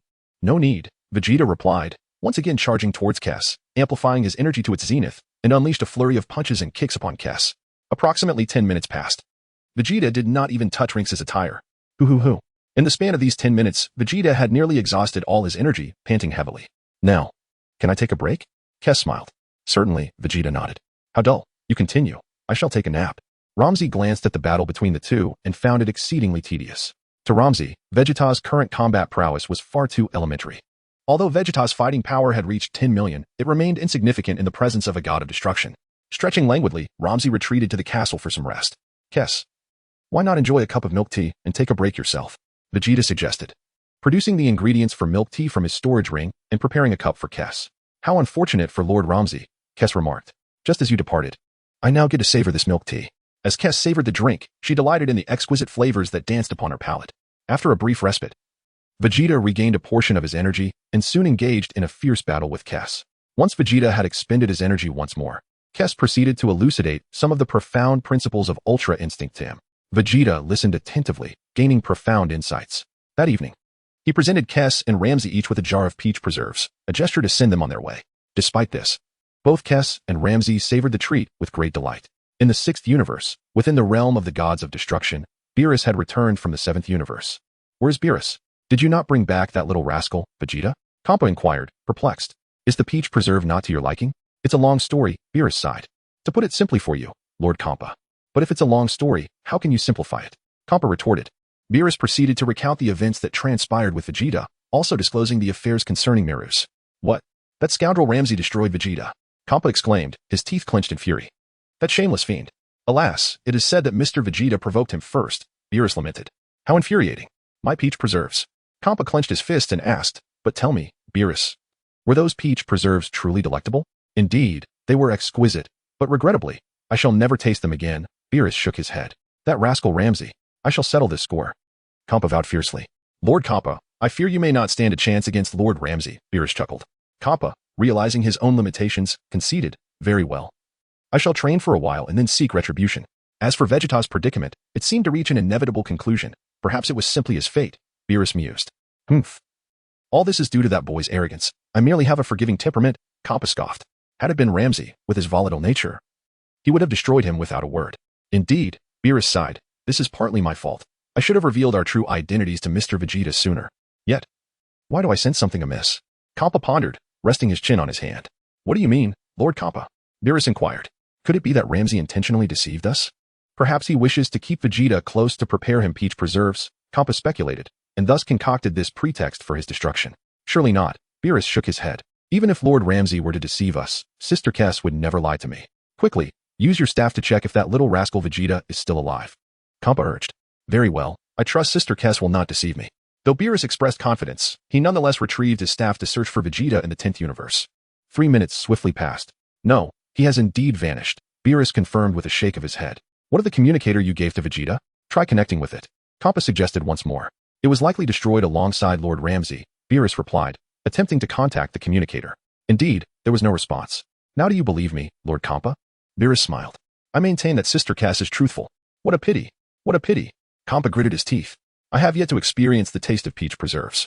Perhaps it is best if you imagine it, Lord Kampa, Beerus remarked. The following morning in the 10th universe, the realm of the gods of destruction, Ramzi grinned widely. Today, I shall instruct you on the essence of destruction. Finally, he had the opportunity to deal with this boy whom he had long found irksome. I will first elucidate the concept of destruction, Ramzi explained. In essence, destruction is the complete eradication of a target, reducing it from 1 to 0. Do you understand? Yes. Vegeta nodded. Destruction. Ramzi waved his hand lightly over a stone. A purplish-red energy enveloped the stone instantaneously. Crack! The stone was obliterated, vanishing completely. Did you see that? This is destruction, Ramsey declared proudly. No matter how formidable an opponent may be, this technique will bring them to their knees. Indeed, Vegeta acknowledged with a nod. Yet boy, why do I sense you remain unfazed?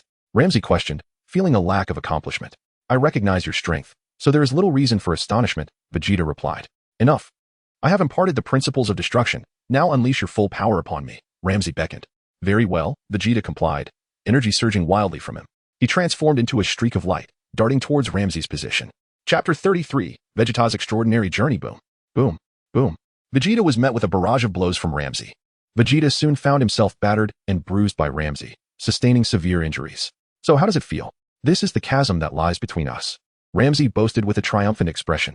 Indeed, but your punches lack the necessary ferocity, Vegeta replied, shaking his head. What did you say? Ramsey exclaimed, his eyes widening. You seem rather pleased with yourself, but if I don't inflict some real pain today, you won't grasp the magnitude of my power as a god of destruction. Humph. It doesn't hurt, Vegeta scoffed. What is this trivial suffering to me? Vegeta has consumed an extraordinary amount of the super divine water. The invigorating effect it imparts to the body is far more intense than the force of Ramsey's fist. Thus, despite Vegeta's battered appearance and severe injuries, he remains utterly unfazed. If I were to cry out in pain, I would cease to be Vegeta. If I cannot endure such minor suffering, how could I ever aspire to become the strongest warrior in the universe?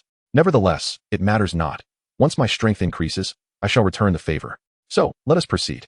As Ramsey spoke, he swiftly appeared directly in front of Vegeta. Wait a moment, Vegeta suddenly interjected. Ramsey halted momentarily. It was then that he noticed Vegeta producing a small notebook and a pen. What are you doing? Ramsey asked, bewildered. I'm jotting this down to avoid forgetting later. Vegeta replied, opening the notebook and inscribing the number 178. Ramsey scratched his head, puzzled. What on earth does this 178 signify? All right, we can continue now, Vegeta stated, tucking the notebook back into his storage ring. Then let us resume, Ramsey declared, launching into a flurry of punches and kicks directed at Vegeta once more. Vegeta was ruthlessly defeated and severely injured by Ramsey. However, this was of little concern. Vegeta's physique can be likened to a prototype of immortality, endowed with an inherent ability for self-repair. Although it cannot restore stamina, Vegeta has procured a jar of Senzu beans from Korin. Vegeta showed no hesitation, directly retrieving a Senzu bean from his storage ring and consuming it. Boom. Vegeta's formidable energy surged forth once again. Vegeta was on the brink of death just moments ago. Consequently, upon recovering his strength, his combat prowess has surged exponentially. Vegeta assessed his own energy intensity. His combat power had now reached an impressive height of at least 20 million. What? Ramsey exclaimed in astonishment. What's going on with this guy? How did he resurrect from the brink of death, seemingly transformed into a different person? Goodness, could that miraculous bean restore your injuries and energy? Kess inquired, somewhat surprised. This is called a Senzu bean. Consuming it instantly restores both injuries and energy, Vegeta replied, nodding, revealing nothing of significance. There was no need to conceal such matters from an angel. Your stamina has not only been restored, but your energy intensity has significantly increased, now doubled compared to before. Kess pondered. Indeed, my physique is rather unique. Each time I awaken from the brink of death, my combat power doubles, Vegeta smiled. Ah, so that is how it is. Kess comprehended. Oh, your physique is indeed quite extraordinary, but surely there must be a limit? Ramsey scoffed. Yes, I intend to reach the limit of my doubling ability from near death today, Vegeta affirmed, nodding. After uttering these words, Vegeta swiftly charged towards Ramsey. Bang, bang, bang. Vegeta accelerated the pace of his assault, unleashing a flurry of punches and kicks upon Ramsey. Of course, Vegeta was acutely aware of the disparity between himself and Ramsey. Even a battle power of 20 million would be insufficient. Even with 200 billion, he would still be no match for Ramsey. Vegeta seeks to bear grave injuries, teetering on the brink of death. Then, through the miraculous Senzu beans, he restores himself, allowing his combat power to multiply once more. Vegeta is eager to discover just how many times his own combat power can multiply. Vegeta is aware that the doubling of his combat power, teetering on the brink of death, has its limits. Today, I shall test those limits. 3 minutes later, Vegeta was brought to the ground by Ramsey, sustaining yet another grievous injury. Vegeta has long grown accustomed to such injuries, although they may appear quite grievous, having consumed the super divine water. He perceives these wounds as trivial, completely devoid of pain or discomfort. Calmly, Vegeta retrieved a Senzu bean and consumed it in one swift motion. Instantly, he felt the weariness of his body dissipate entirely. Simultaneously, he assessed his energy levels anew. 40 million. Quite impressive. His battle power had indeed ascended to the remarkable height of 40 million. Vegeta pulled out a small notebook and inscribed the number 386. With renewed determination, He charged once more towards Ramsey. Ramsey felt his composure begin to crumble. I have been pummeling this kid for such an extended period, and he hasn't uttered a single sound. Moreover, it seems that the more I strike him, the more invigorated he becomes. Not only that, his strength is continuously on the rise. Today, his power has escalated fourfold. I am curious to see just how much more he can enhance his abilities. I refuse to believe there are no limits. Even if you were to increase your strength 100-fold, you would still be no match for me. Since you seek a fight, I shall oblige. Bang, bang, bang. Ramsey once again left Vegeta severely injured. Vegeta snorted, skillfully retrieving a Senzu bean to restore his vitality. His combat power doubled. This time, Vegeta's increase in battle prowess was slightly more pronounced. Vegeta's combat power has directly soared to an astounding 100 million. Vegeta took a deep breath. Once more, a smile crept across Vegeta's face. What? This kid has increased his power more than twofold. Ramsey widened his eyes. Whoosh. Vegeta has arrived with a rush. Ramsey, showing no restraint, once again unleashed a flurry of blows upon Vegeta. Vegeta was once again brought to his knees and consumed a Senzu bean. Vegeta swiftly assessed his combat power. Combat power, 200 million. Vegeta felt a surge of delight within. I cannot believe you can ascend any further. Ramsey, truly skeptical, could hardly fathom it. Your energy has already multiplied tenfold. Can you possibly continue to elevate? In a flash, Ramsey swiftly appeared behind Vegeta. Chapter 34. Ramsey, my combat power will astonish you. With a resounding thud, Ramsey struck forcefully at the back of Vegeta's heart. Vegeta spewed a torrent of blood, collapsing to the ground, gravely injured. However, he quickly retrieved a Senzu bean from his storage ring and consumed it. Vegeta's stamina is restored in an instant. Vegeta's energy surged explosively. Could it possibly grow any further? Ramsey immediately sensed the intensity of Vegeta's power. Upon this perception, Ramsey let out a slight sigh of relief. At last, it appeared to have reached its limit. This must be the apex. A gentle smile graced Ramsey's lips. Vegeta silently sensed his surroundings. Indeed, after his battle power reached the staggering height of 200 million, it had ceased to improve. The method of rebirth through the brink of death had halted Vegeta's progress. However, he showed no signs of discouragement. Let us take a break. I'll have a drink. Vegeta remarked as he promptly prepared 2 cups of milk tea for Ramsey and Kess, tossing them casually in their direction. Following this, Vegeta leisurely retrieved a small notebook. With a pen in hand, he inscribed the number 1088 onto its pages. What does that number mean, kid? Ramsey inquired, leaning closer. It's nothing. Don't concern yourself with the details.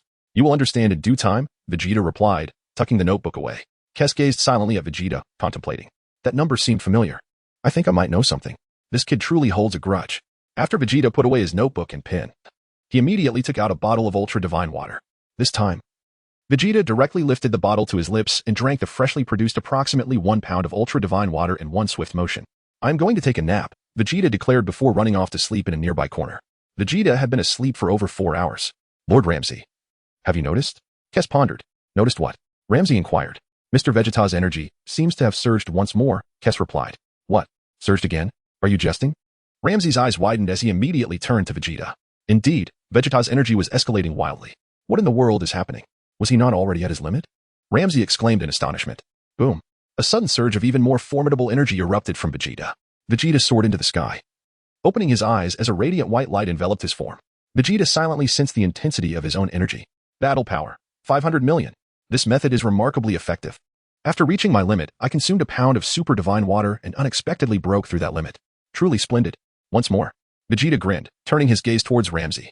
Ramsey no longer wished to speak. Whoosh. Vegeta swiftly charged towards Ramsey. Ramsey, somewhat disinterested in the battle, noted how rapidly this young warrior's energy had surged. Suddenly, in a moment of distraction, Ramsey found himself on the receiving end of a kick to the face from Vegeta. While the impact was not severely damaging, it bore an unmistakable mark of humiliation. Ramsey's expression shifted dramatically, fury etched upon his features. You insolent brat. You've still got fight in you. Ramsey bellowed in rage, delivering a forceful slap that sent Vegeta crashing to the ground. Vegeta, once again, found himself grievously injured. Without a trace of panic, he calmly retrieved a Senzu bean and consumed it. Boom. Vegeta's energy has surged once more. Vegeta silently sensed his own battle power. Battle power, 1 billion. Ramsey was utterly astonished. Haven't you already reached your limit? How is it possible that, on the brink of death, you not only recover but your energy increases as well? What on earth is happening? Let us continue, Vegeta grinned, revealing his pearly white teeth. Today, I shall elevate my battle power to 10 billion. Ramsey replied, cough. Do you really consider this energy as battle power? What would you quantify this energy intensity as in terms of battle power? Approximately 1 billion, Vegeta responded. So, you still have the potential to increase it tenfold? Ramsey mused. I cannot guarantee success, but I believe it is worth attempting, Vegeta stated. Let us take a moment to rest first. Ramsey's thoughts were conflicted, primarily due to the rapid escalation of this young one's strength. It had only been a day. By his calculations, Vegeta's initial battle power upon arrival should have been around 5 million. Now, he had already reached 1 billion. How many times had he multiplied? The concerning factor was that he had only been training for 2 days. Should this progress continue, it seemed inevitable that one day he would surpass me. Are you perhaps afraid, Lord Ramsey? Kes teased, approaching and whispering in his ear. Humph. Am I afraid? Ramsey scoffed. I am the most powerful god of destruction in this universe. By his method of calculating battle power, my own strength cannot even be expressed numerically. That is true. Kes contemplated. However, considering Vegeta's current rate of growth, if sustained, I believe it should not take more than 10 years for him to reach parity with Lord Ramsey. What did you just say? 10 years? Ramsey felt a wave of dismay wash over him. In 10 years, he could match my level? Of course. These are merely my estimations, assuming Vegeta can continue to double his energy through this method, Kes clarified. Do you think he can still double it? Ramsey inquired with growing concern. If he reaches my level in 10 years, I will absolutely cease any further training with him. This is absurd. I am nurturing a formidable adversary. I estimate his battle power could peak at 100 billion, which is essentially his limit, Kes analyzed. 100 billion? Humph, that is somewhat acceptable. Ramsey exhaled in relief. What are you two discussing? Vegeta smiled. Are you astonished by the rapidity of my battle power growth? It's beyond your expectations. Humph, stop boasting. Ramsey huffed. Even if your battle power reaches 100 billion, what difference does it make? 100 billion? Vegeta mused. Indeed, that would still be far from sufficient. Just as well. Ramsey smirked. My battle power, if revealed, would likely terrify you. Chapter 35, Battle Power 8 billion. How much? Vegeta inquired with keen interest. The battle power of a god of destruction cannot simply be quantified. Ramsey continued, turning to Kes. Kes, could you calculate what my strength would equate to in terms of his battle power? Oh dear, that's a monumental task. Kes smiled. Let me calculate. After a minute. Kes declared, if one were to convert Lord Ramsey's strength into battle power, it would be approximately 10 raised to the power of 47. Kes pondered. That is an exceedingly terrifying astronomical figure. Vegeta fell silent. 10 raised to the power of 47, which amounts to a number with 47 zeros following it, indeed constitutes an astronomical figure. However, one cannot merely compute in such a manner. After all, deities possess their unique combat styles. While numbers may serve as quantifiable units, the true essence of a god of destruction's battle lies in the mastery of destructive techniques, embodying the very energy of annihilation, as explained by Kes. I see, Vegeta nodded. Kes remarked, how is it that you grasped it so quickly? So, it implies that the greater the concentration of destruction, the mightier one becomes, correct? Vegeta inquired. Boy, did you truly comprehend that? Ramsey interjected, his expression darkening. What do you mean by the greater the destruction, the stronger one is? The magnitude of destruction bears no correlation to the god of destruction's prowess. For instance, if our destructive energy intensity is equivalent, does it not follow that the greater the concentration, the stronger the power? Vegeta retorted emphatically. Ramsey conceded, Mr. Vegeta has a point, indeed. Under conditions of equal destructive energy intensity, a greater concentration yields a more formidable force. Kes nodded in agreement. Kes, you mustn't indulge this young lad. His arguments are quite flawed, Ramsey scoffed. The validity of the argument is of little consequence, Vegeta chuckled. Let us proceed. I aim to enhance my combat power today, striving to elevate it to 10 billion. Ramsey let out a resigned sigh. Why do I feel that accompanying you in training is utterly exhausting? I have clearly inflicted considerable pain upon you, yet you remain unperturbed. This leaves me devoid of any sense of accomplishment. For Ramsey, delivering blows had always been a source of joy. However, as his fists and feet struck Vegeta, the latter appeared unaffected, even during the ensuing combat. Vegeta even tore off his own arm, wielding it as a weapon. Upon witnessing such a fighting style, Ramsey felt on the verge of collapse. Is this truly how one fights? A day's time swiftly passed. Vegeta assessed his energy levels and found the results to be quite abundant. Although he had not yet reached the staggering height of 10 billion, his base combat power had been elevated to 8 billion. This ultra-divine water is indeed a remarkable substance. I had thought I had reached my limits, yet after consuming the ultra-divine water, the threshold of my potential has been raised once more. With my combat power now at 8 billion, it appears that I may still have the capacity to double it further. Vegeta felt a sense of delight within his heart. That evening, in a buoyant mood, he decided to treat Kes and Ramsey by adding an extra chicken leg to their meals, specifically an Orleans-flavored roasted chicken leg. Upon savoring the delectable taste of the chicken, Ramsey found his earlier displeasure considerably alleviated. Hey, kid, what are your plans for tomorrow? Ramsey inquired. Are you going to continue training with me? Of course not, Vegeta replied, shaking his head. Tomorrow, I will be training with Kes. Was it not agreed that on Mondays, Wednesdays, and Fridays, you train with me, while Tuesdays, Thursdays, and Saturdays are reserved for Kes? Training must strike a balance between effort and relaxation. Vegeta is acutely aware of this truth. Continuously training with Ramsey and enhancing his combat prowess through near-death experiences is not a sustainable strategy. Vegeta requires a period of adaptation, and this process entails training alongside Kess.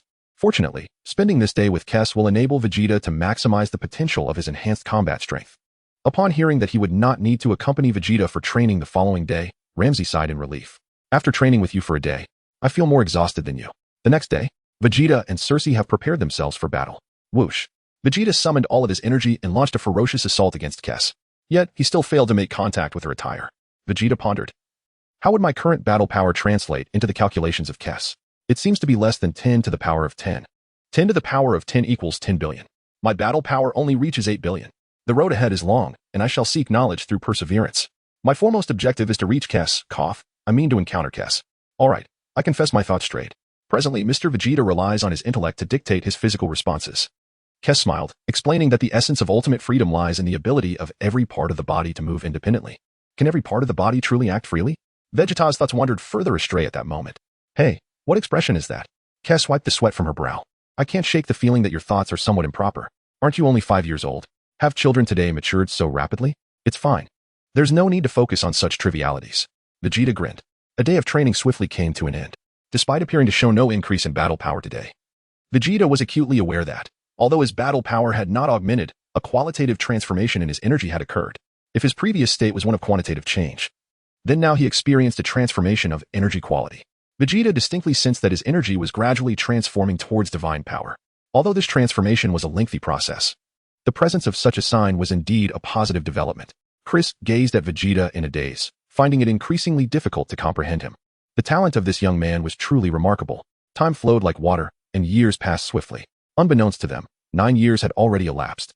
As per their agreement, Vegeta diligently trains with Ramsey every Monday, Wednesday, and Friday. During these sessions, his primary objective is to endure punishment, continuously evolving through each blow he receives. In truth, for Vegeta, this is merely a trivial matter. The pain he experiences pales in comparison to that of the super divine water. Nevertheless, after each training session with Ramsey, Vegeta takes out a small notebook and a pen, jotting down a number. Ramsey, perplexed, wonders about the significance of this number. Chapter 36, Battle Power of 10 to the 40th Power. Vegeta trains with KRS on Tuesdays, Thursdays, and Saturdays. During his training with Krillin, Vegeta gradually converts and applies the energy acquired from his sessions with Ramsey, allowing this energy to merge seamlessly with his own physique. Thus, Vegeta's strength continues to ascend. Unbeknownst to him, his foundational combat power has reached an astonishing magnitude of 10 to the power of 40. This constitutes an extraordinarily immense figure. Vegeta discovered that after being resurrected from the brink of death, he had reached his limits. Just by consuming an additional 2 pounds of super divine water, those limits would be shattered. Subsequently, he would be able to continue enhancing his combat power through this method. Vegeta achieved a combat power of 10 to the 40th power through this very method. On the other hand, Ramsey's combat power stands at 10 to the 47th power. In the present day, Ramsey finds himself struggling considerably to cope with the challenges. He must approach each encounter with utmost caution. For a moment, inattention could lead to dire consequences. In the past, it was all in good fun, yet now Ramsey feels overwhelmed just contemplating the past 9 years. What have I endured during this time? This young warrior's strength has skyrocketed as if propelled by a rocket. If this trend continues, it is only a matter of time before he surpasses me. There is little left for me to teach you. You have learned all that you needed to over these years. The remaining time is yours to explore and discover at your own pace. With a resigned sigh, Ramsey acknowledged this fact.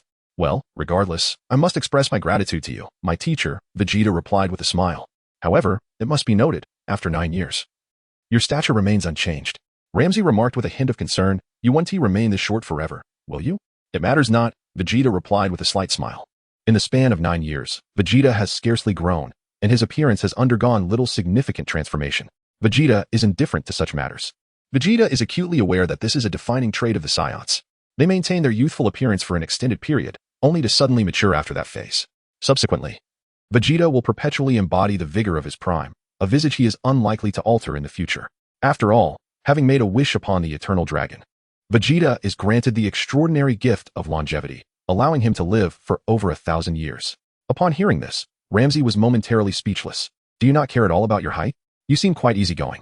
With a chuckle, Ramsey approached and gently patted Vegeta on the shoulder. Vegeta, unhurried, retrieved a small notebook and a pen, opening it to inscribe a number. The number read, 937929266. What does this number signify? Ramsey could not restrain his curiosity. After posing the question, he shook his head, dismissing it, for he knew that each time he inquired, Vegeta would remain silent. It mattered little. Once again, I express my gratitude for your guidance over the past 9 years. Vegeta bowed respectfully. This was the decorum befitting a disciple. After this bow, he declared, from now on, our paths diverge. No need for formality. Please prepare me another cup of milk tea. Ramzi gestured with his trunk. As you wish, Vegeta readily agreed. Concocting a cup of milk tea for Ramzi. Mr. Vegeta, in truth, I have imparted nearly all that I can teach you. I believe you are on the cusp of mastering the ultimate freedom technique, Kess remarked with a smile. Are you no longer going to teach me? Vegeta turned to Kess. That simply cannot be. My prowess still pales in comparison to yours. You are still leagues behind Lord Ramzi as well. Why is it that he does not instruct you? Kess inquired with a chuckle. It's up to you both. I shall ponder the remaining lessons on my own. If I encounter difficulties, I can always seek your guidance, correct? Vegeta proposed. Indeed, that is acceptable, Kess nodded in agreement. Provided you continue to prepare us delicious meals, Ramzi grinned broadly. Deal, Vegeta replied. Thus, in the ensuing 3 years, Vegeta has embarked on a journey of self-cultivation. During this period, he aims to assimilate all that he has learned over the past 9 years and transform it into his own mastery. Concepts such as Ultra Instinct or the techniques of the God of Destruction are merely the domains of angels and gods of destruction. The Saiyans possess their own unique path to training. Vegeta devoted an entire 3 years to transforming all of these elements into the energy he required. At last, he had accomplished his goal. Taking a deep breath, Vegeta exhaled contentedly. What have you accomplished? Ramzi inquired, momentarily taken aback as he gazed at Vegeta. Ramzi, another 3 years have passed. Shall we engage in a contest? Vegeta suggested with a smile. I think not, Ramzi retorted dismissively. You must understand. No matter how hard you strive, you can never rival a god of destruction. Is that so? Vegeta replied, a playful grin spreading across his face. You don't genuinely believe you could defeat me, do you? Ramzi chuckled lightly. Very well, we shall discuss this later. The time is not yet ripe. Vegeta mused with a smile. Having spent 12 years in the realm of the gods of destruction, I believe it is time for a stroll. Do you have any fine destinations in mind? Take me along. You wish to venture out? Ramzi remarked, momentarily surprised. Very well. It has indeed been a while since I've destroyed a planet. You may accompany us. Sounds good, Vegeta nodded. Chris, we shall set forth, Ramzi called out. Vegeta, displaying little courtesy, stepped forward and embraced Kess from behind. Kess remarked, you seem quite casual. However, she refrained from elaborating further. After spending 12 years with Vegeta, it would be unrealistic to claim that she harbored no feelings for him. It was time to embark on their tasks. Ramzi mused, by the way, Vegeta, you should familiarize yourself with the workflow of a destroyer. In the future, such tasks will be entrusted to you. Agreed, Vegeta responded readily, although he acknowledged the agreement. The execution ultimately rested upon his shoulders. Whoosh! The trio transformed into 2 streaks of light, swiftly vanishing into the cosmos, emerging within the spatial realm of Universe 10. After traversing a distance, Ramzi halted above a massive crimson planet. Do you see it, Vegeta? Ramzi gestured towards the enormous red sphere below, explaining. The existence of this planet has severely disrupted the balance of the universe, hence it must be annihilated. Understood, Vegeta replied, hands tucked into his pockets, nodding slightly before extending his right hand towards the planet. Clap. In Vegeta's hand, a purplish-red energy coalesced. In but an instant, a sphere of destructive energy, roughly the size of a basketball, materialized in his grasp. Destruction. Vegeta swept his hand downward, unleashing destructive energy that surged toward the crimson planet below. Ramzi declared. Chapter 37. Allow me to obliterate this planet. In an instant, Ramzi positioned himself beneath the destructive energy unleashed by Vegeta. With a resounding thud, Ramzi struck, diverting Vegeta's energy away. What are you doing? Vegeta inquired. Listen to me finish my explanation, will you? Ramzi replied, baring his teeth. Go ahead, Vegeta urged. This planet disrupts the balance of the universe, Ramzi stated. Thus, I intend to destroy it. Vegeta countered. That seems reasonable, doesn't it? My point is that this planet can still be salvaged. It only requires partial destruction. Ramzi scowled. Can't you wait until I finish speaking before unleashing your destructive energy? I am indeed advocating for half destruction. The intensity of my earlier energy was sufficient to obliterate half the planet, which you interrupted, Vegeta chuckled. What did you say? Ramzi blinked in surprise. Indeed, Mr. Vegeta's destructive energy would annihilate half the planet, leaving the other half to flourish, Kess analyzed. Ramzi cleared his throat. Well, commendable indeed. Your ability to synthesize information deserves praise. Ramzi chuckled heartily, at a loss for words. Step aside. I have yet to destroy a planet, Vegeta declared, once again gathering destructive energy. Ramzi found himself speechless. This fellow was certainly invigorated. Whoosh! Vegeta's destructive energy surged towards the crimson planet below. This time, Ramzi refrained from intervening. Above the red planet, 2 deities were guests in the courtyard outside the royal palace. The planet's ruler attended to them with utmost hospitality. Lord Kaioshin, please enjoy this tea. The ruler offered, presenting the cup with both hands. You're too kind, Lord Kaioshin, Gowaz replied with a smile as he accepted the cup and took a small sip. This is exquisite tea. Its flavor is truly refined. If you enjoy it, please take some with you on your return, the ruler quickly replied. Zamasu, why don't you have a taste as well? Gowaz called to his disciple, Zamasu, who stood behind him. Yes, master, Zamasu responded with a bow. The ruler promptly poured a cup for Zamasu and presented it with both hands. Zamasu accepted the cup and took a small sip, though his expression remained largely unchanged. This is my disciple, Zamasu. I have been contemplating retirement recently, and upon my departure, Zamasu will succeed me as the Kaioshin, Gowaz informed the planet's ruler. Immediately, the ruler's attitude towards Zamasu underwent a dramatic transformation. He had previously perceived Zamasu merely as the Kaioshin's subordinate, unaware that he was destined to become the future Kaioshin. The growth of this planet to its current prominence was intricately linked to the guidance of the Kaioshin. Master Zamasu, I look forward to your esteemed leadership. The ruler respectfully addressed Zamasu. The humans on this planet have been waging wars for years. Do not think I am unaware, Zamasu scoffed. The ruler was momentarily at a loss for words, breaking into a cold sweat. Master, the perpetual conflicts among the humans on this planet should be eradicated. Zamasu asserted to Gowaz. The ruler trembled, his complexion shifting dramatically. Zamasu, we are Kaioshin. Our mission is to quietly safeguard humanity and guide the planet towards a prosperous future. Gowaz counseled. Please refrain from making such statements in the future. Zamasu fell silent. And you, as the ruler of this planet, should strive to prevent such wars whenever possible. Do not wait until conflict reaches an irreversible stage. By then, it may be too late, and the planet could face utter devastation, Gowaz lamented with a sigh. I understand. Lord Kaioshin, the planet's ruler responded hastily. However, the wars on this planet are not instigated by me. Though I am the ruler, my authority is limited. Master. Look at that. Zamasu suddenly exclaimed, pointing to a purplish-red energy orb appearing in the sky. Gowaz glanced in that direction as well. This energy orb seems oddly familiar. He muttered, gazing upward. What is that?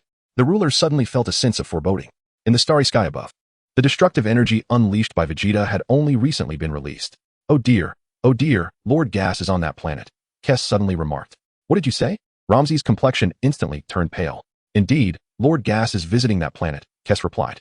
Given the trajectory of the destructive energy Vegeta just emitted, it might very well land near Lord Gas. Ramses' mind was flooded with a million chaotic thoughts. Without a moment's hesitation, Ramses took a deep breath, producing a low sound. The sound wave immediately surged downward, swiftly catching up to Vegeta's destructive energy. With a resounding crack, Ramses' ultrasonic wave shattered Vegeta's destructive energy into countless fragments. Upon witnessing the disintegration of Vegeta's destructive energy, Ramses' anxious heart finally found solace. Thank goodness. I reacted quickly. Otherwise, if that Kaioshin were to perish, I would vanish as well. What on earth is that old Kaioshin doing on this planet? Meanwhile, outside the royal palace on the planet, the vanished ruler stood in a daze. What is happening? Zamasu froze in astonishment. The energy blast just now seemed oddly familiar, as if he had encountered it somewhere before. Gas pondered, why did it disappear so suddenly? Zamasu furrowed his brow. It feels as though it encountered another formidable force that obliterated it, Gas analyzed. Is someone up there? Zamasu inquired. Perhaps, Gas nodded. Foolish humans, battling above the gods. Zamasu's expression grew increasingly grim. In the vastness of the starry sky, Vegeta unleashed two energy blasts in succession, both of which were thwarted by Ramses. Vegeta's mood has taken a turn for the worse. For heaven's sake. Are you not done yet? Vegeta let out a cold snort, withdrawing his hands from his pockets and abruptly raising them upward. Chapter 38. The destruction containing angelic power. Bam! In an instant, a colossal surge of destructive energy coalesced within Vegeta's hands. What are you doing? Ramshur exclaimed, taken aback. Enough with the chatter. Step aside immediately. I have resolved to obliterate this planet, Vegeta retorted with a scoff. Ramshi's expression darkened. What did you just say? You've made that decision? I'm not even retired yet. You intend to annihilate this planet? That sounds rather peculiar, as if you've already ascended to the position of a god of destruction. No one shall prevent me today, Vegeta declared, as the swirling violet energy burgeoned in size. In but a fleeting moment, the destructive force he had summoned expanded to approximately 10 meters in diameter. Destruction. Vegeta pressed his hands downward with great force. Whoosh. The destructive energy conjured by Vegeta cascaded downward towards the crimson planet below. Listen carefully, young one. The fate of this planet rests solely in my hands. Ramses' expression darkened as he swept his hand downward. Whoosh. A surge of destructive energy erupted from Ramses' palm, swiftly colliding with the purplish-red energy sphere conjured by Vegeta. And then, nothing happened. Ramses stood momentarily stunned. In his mind, he had anticipated that his destructive force would shatter Vegeta's energy upon impact. Yet, why did it remain unscathed? Vegeta's destructive energy remained intact as he soared towards the crimson planet below. What was happening? Ramses' eyes widened in astonishment. Vegeta remained silent. You brat. Do not get too cocky, Ramsey roared, swiftly pursuing the destructive energy. With a sudden movement, Ramsey appeared directly beneath the destructive force. Without hesitation, he launched a powerful kick aimed at it, convinced that his strike would send Vegeta's unleashed destructive energy flying. However, the moment his foot made contact, he was struck by an overwhelming aura of death emanating from above. Strangely, this aura also possessed an oddly vibrant quality, as if the destructive energy were speaking to him, conveying a sinister message. Hurry and die. Only then will you experience a better existence. Ramsey shook his head vigorously, bewildered. What kind of twisted logic is this? What on earth is happening? Cold sweat broke out on his brow as he hastily retreated from the energy's influence, quickly finding himself on the other side. Turning back to inspect the source of the destructive energy, he gasped. What? Angelic power? He was momentarily stunned, realizing that within this destructive force lay traces of angelic energy. What was going on? Yet, there was no time for contemplation.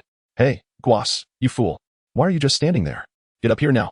Ramsey shouted towards the planet's surface, panic rising as he noted the impending destruction of the planet. After calling out, Ramsey's expression shifted dramatically. Is this truly what a god of destruction would say? I cannot even prevent my disciple from annihilating a planet? A profound sense of defeat washed over him. Below, in the courtyard outside the palace of the planet's ruler, Ramsey's voice echoed down. Guas, having spotted the colossal destructive energy, snapped out of his stupor. Yes, Lord Ramsey. I thought that thing looked somewhat familiar, he said, wiping his brow. Who is Ramsey? Zamasu inquired. The god of destruction, Guas replied. God of destruction? I've never heard of such a being, Zamasu exclaimed, bewildered. This is bad. That thing is about to crash. He cried out. Run. Guas muttered incantations as he summoned his powers. Kai. In an instant, Guas vanished, having teleported away. Zamasu felt a surge of panic. Wait for me. He shot upwards into the sky. What am I supposed to do? The planet's ruler exclaimed, distressed. Zamasu smirked dismissively. What will you do? You should figure it out. It seems you are beyond saving. With a resounding crash, the destructive energy unleashed by Vegeta struck the planet's surface. Time seemed to freeze at that moment. Then, in an instant, the entire planet shattered like a soap bubble, dissolving into nothingness, completely vanishing from the cosmos. Now, that feels fulfilling, Vegeta grinned, revealing a set of pristine white teeth. Brat, are you out of your mind? Do you even realize what you've done? Ramsey's face turned a deep shade of fury. I destroyed the planet. What else could I do? Vegeta replied with a smile. Did we not agree to destroy just half of it? Ramsey roared. I intended to destroy half, but you interfered. Vegeta retorted. I intervened because the Supreme Kai is down there. Ramsey bellowed. His presence down there is his concern. Why should you let that stop you? Just tell him to move aside, Vegeta argued confidently. Ramsey was at a loss for words, ready to unleash his wrath on Vegeta. Does Mr. Vegeta not realize that the lives of the Supreme Kai and the God of Destruction are intertwined? Kusu interjected diplomatically from the side. Oh, is that so? Vegeta feigned surprise. Well then, my mistake. I had no idea. You should have mentioned it sooner. Ramsey trembled with rage. This insolent brat was losing respect for him by the moment. It seemed that only by thoroughly disciplining him would he understand who the true God of Destruction was. In that instant, Guas reappeared beside Ramsey, having teleported. Indeed, it is Lord Ramsey. Guas immediately bowed, then turned to Kusu, greeting her warmly. Hello, Guas. It has been a while, she replied with a smile. Humph, Guas, what brings you here? Ramsey snapped irritably. So, this planet has been destroyed by Lord Ramsey? Guas remarked, glancing at the spot where the planet had vanished. I had hoped to see this planet continue to thrive. Its destruction was entirely unnecessary. Chapter 39, Zamasu, are you an apprentice god of destruction? Humph, does a god of destruction need a reason to obliterate a planet? Ramsey scoffed. He certainly would not admit to Guas that this planet was not destroyed by him, but rather by that impudent Vegeta. Such a revelation would be too humiliating. If others knew he could not even control his own disciple, his reputation would be irreparably tarnished. Well, I just feel a bit regretful, Guas sighed. Just then, Zamasu flew up from below, drenched in cold sweat, nearly terrified out of his wits. What kind of terrifying energy is this? In an instant, the entire planet was reduced to nothingness. This is horrifying. Utterly horrifying. Who was responsible? As Zamasu ascended, he glanced towards the trio above Vegeta, Ramsey, and Kusu, alongside Guas, who seemed to be acquainted with them. Hey, Guas, that's not fair. You knew the planet was on the brink of annihilation, and you teleported away, leaving me behind. Zamasu shook his head, quickly soaring upwards. Who are these three? He inquired. Zamasu, it's good to see you safe, Guas replied, relieved. I knew your skills were exceptional enough to evade the destructive energy. What if I hadn't been able to? Zamasu pressed. Allow me to introduce you. This is Lord Ramsey, the god of destruction, and this is Lady Kusu, the angel. Guas introduced Zamasu. When he came to Vegeta, Guas paused, completely unfamiliar with him. This is my disciple, Vegeta. Ramses stated simply. Ah, so you're the trainee destroyer. Guas laughed heartily, then pointed to Zamasu. This is my disciple, Zamasu, a trainee Supreme Kai. You two must cooperate well in the future. Destroyer? Zamasu was taken aback, for he had never heard of such a being before. In simple terms, creation necessitates destruction. Both are indispensable, Kes explained from the side, primarily aiming to elucidate the concept to Vegeta. The Supreme Kai oversees creation, while the Destroyer governs destruction. Only when creation and destruction achieve a harmonious balance can the universe progress toward a better future. I understand, Vegeta nodded. Zamasu interjected. Don't just say you understand. I still don't quite grasp it. How can one achieve balance? Please elaborate further. Additionally, Kes continued to explain to Vegeta. The lives of the Destroyer and the Supreme Kai are intertwined. Should one perish, the other will inevitably follow. Vegeta had long been aware of this, and thus, there was little to astonish him. What? Life sharing? Zamasu was taken aback. Indeed. Guavas nodded with a smile, much like now. If I were to take my own life, Lord Ramsey would vanish immediately as well. Ramsey's expression darkened. What the hell? Are you saying you would commit suicide just to make me disappear? Ha ha, just a jest. Just a jest, Guavas chuckled heartily. Could you refrain from such trivial jokes in the future? Ramsey retorted angrily. So, if one party were to meet their end, would the other also follow suit? Zamasu felt a wave of unease wash over him. If that were the case, wouldn't it be better for me to remain as the North Kai? Why would I bind my life to a god of destruction? No. The life-sharing mentioned here refers to the god of destruction and the Supreme Kai in office. For instance, if I were to retire and pass the position of Supreme Kai to you, then you would be bound to Lord Ramsey's life until your own lifespan concludes. Awaiting the emergence of the next Supreme Kai, Guavas explained. Then, what is the lifespan of a god of destruction? Zamasu inquired. The lifespan of a god of destruction is infinite, Ramsey grunted. What? Infinite? Zamasu's eyes widened in astonishment. Guavas. I didn't realize you were taking on a disciple so soon. When do you plan to retire? Ramsey asked curiously. I expect it will be in another 50 or 60 years. Once Zamasu matures, I shall retire, Guavas replied with a faint smile, then countered, by the way. Does Lord Ramsey intend to retire as well? That is not like you, Lord Ramsey. I merely took on a disciple in my leisure time, Ramsey huffed. With a disciple, it will be much more convenient to destroy planets in the future. I won't need to personally intervene, right? Ha ha ha. Indeed, Guavas laughed heartily. Your disciple seems quite impressive. Did you select him from the Kais? Ramsey glanced at Zamasu and asked. Yes, Zamasu is the North Kai. And I found his qualifications and talents remarkable, so I decided to mentor him to become the Supreme Kai, Guavas replied. Over there. Zamasu occasionally glanced towards Vegeta. Hey. Are you an apprentice god of destruction? Zamasu called out. What business is it of yours? Vegeta replied. Zamasu felt a wave of indignation. What did you say? Anger flashed across Zamasu's face. I was merely greeting you, and you dare to insult me. We are all apprentice gods. Do you think this behavior is appropriate? Get lost. If you don't want a beating, keep your mouth shut. Vegeta stuffed his hands in his pockets and snorted coldly. A beating? This individual appears young, yet speaks quite arrogantly. Zamasu smiled softly. Do you believe you are my match? Vegeta rolled his eyes. Why don't we engage in a little sparring? Suggested Zamasu. After all, we are both apprentice gods. Let us see who possesses greater strength. I would advise against seeking your own torment, Vegeta replied, shaking his head. Haha. You truly are a fascinating little rascal. Do you even comprehend the words that escape your lips?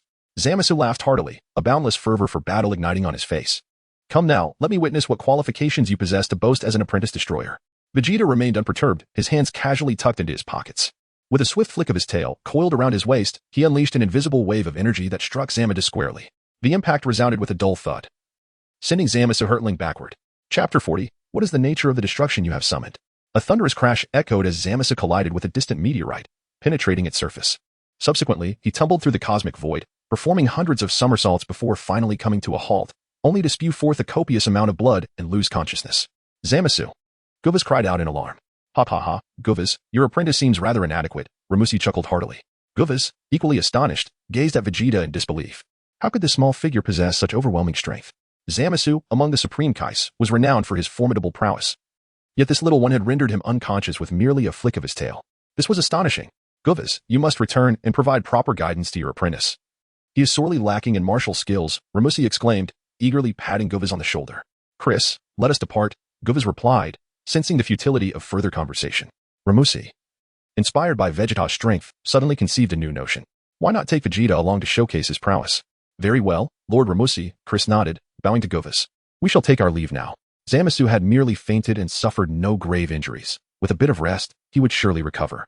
Indeed, Guvas nodded, considering it beneficial for Zamasu to experience some hardship. Vegeta swiftly soared through the air, embracing Kes from behind.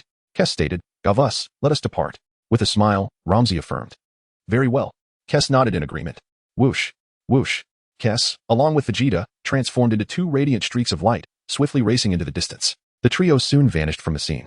Once Vegeta and the others had departed, Gavas promptly flew to Zamasu's side, rousing him from his stupor. Zamasu, disoriented, opened his eyes, his expression darkening significantly. Zamasu, do not be disheartened. Though he may be young, he is indeed an apprentice destroyer, Gavas consoled him. An apprentice destroyer? Does that mean he surpasses me, an apprentice Supreme Kai? Zamasu inquired, bewildered. The destroyers are the most powerful deities in this universe. Hence an apprentice destroyer naturally possesses greater strength than a Supreme Kais, Gavas elucidated. After all, destroyers are tasked with the annihilation of planets. Whereas we Supreme Kais are responsible for the creation of planets and life, our duties diverge fundamentally. Can a destroyer obliterate those incessantly waging wars? Zamasu pondered, taken aback. One might interpret it that way, Gavas affirmed with a nod. Zamasu fell silent, contemplating, perhaps I ought to pursue the path of a destroyer. I feel unfit for the role of a Supreme Kai. Moreover, that detestable apprentice destroyer, Vegeta. How could I have been so easily defeated? I refuse to concede. Upon my return, I shall dedicate myself to rigorous training. One day, I will vanquish you, in the vastness of the cosmos. Vegeta and his companions sped through the vast expanse of this realm. What was that destructive energy you just gathered? Ramsey inquired, intrigued. What do you mean? Vegeta replied, feigning ignorance. Why do I sense that the destructive energy within is quite unique? Ramsey furrowed his brow.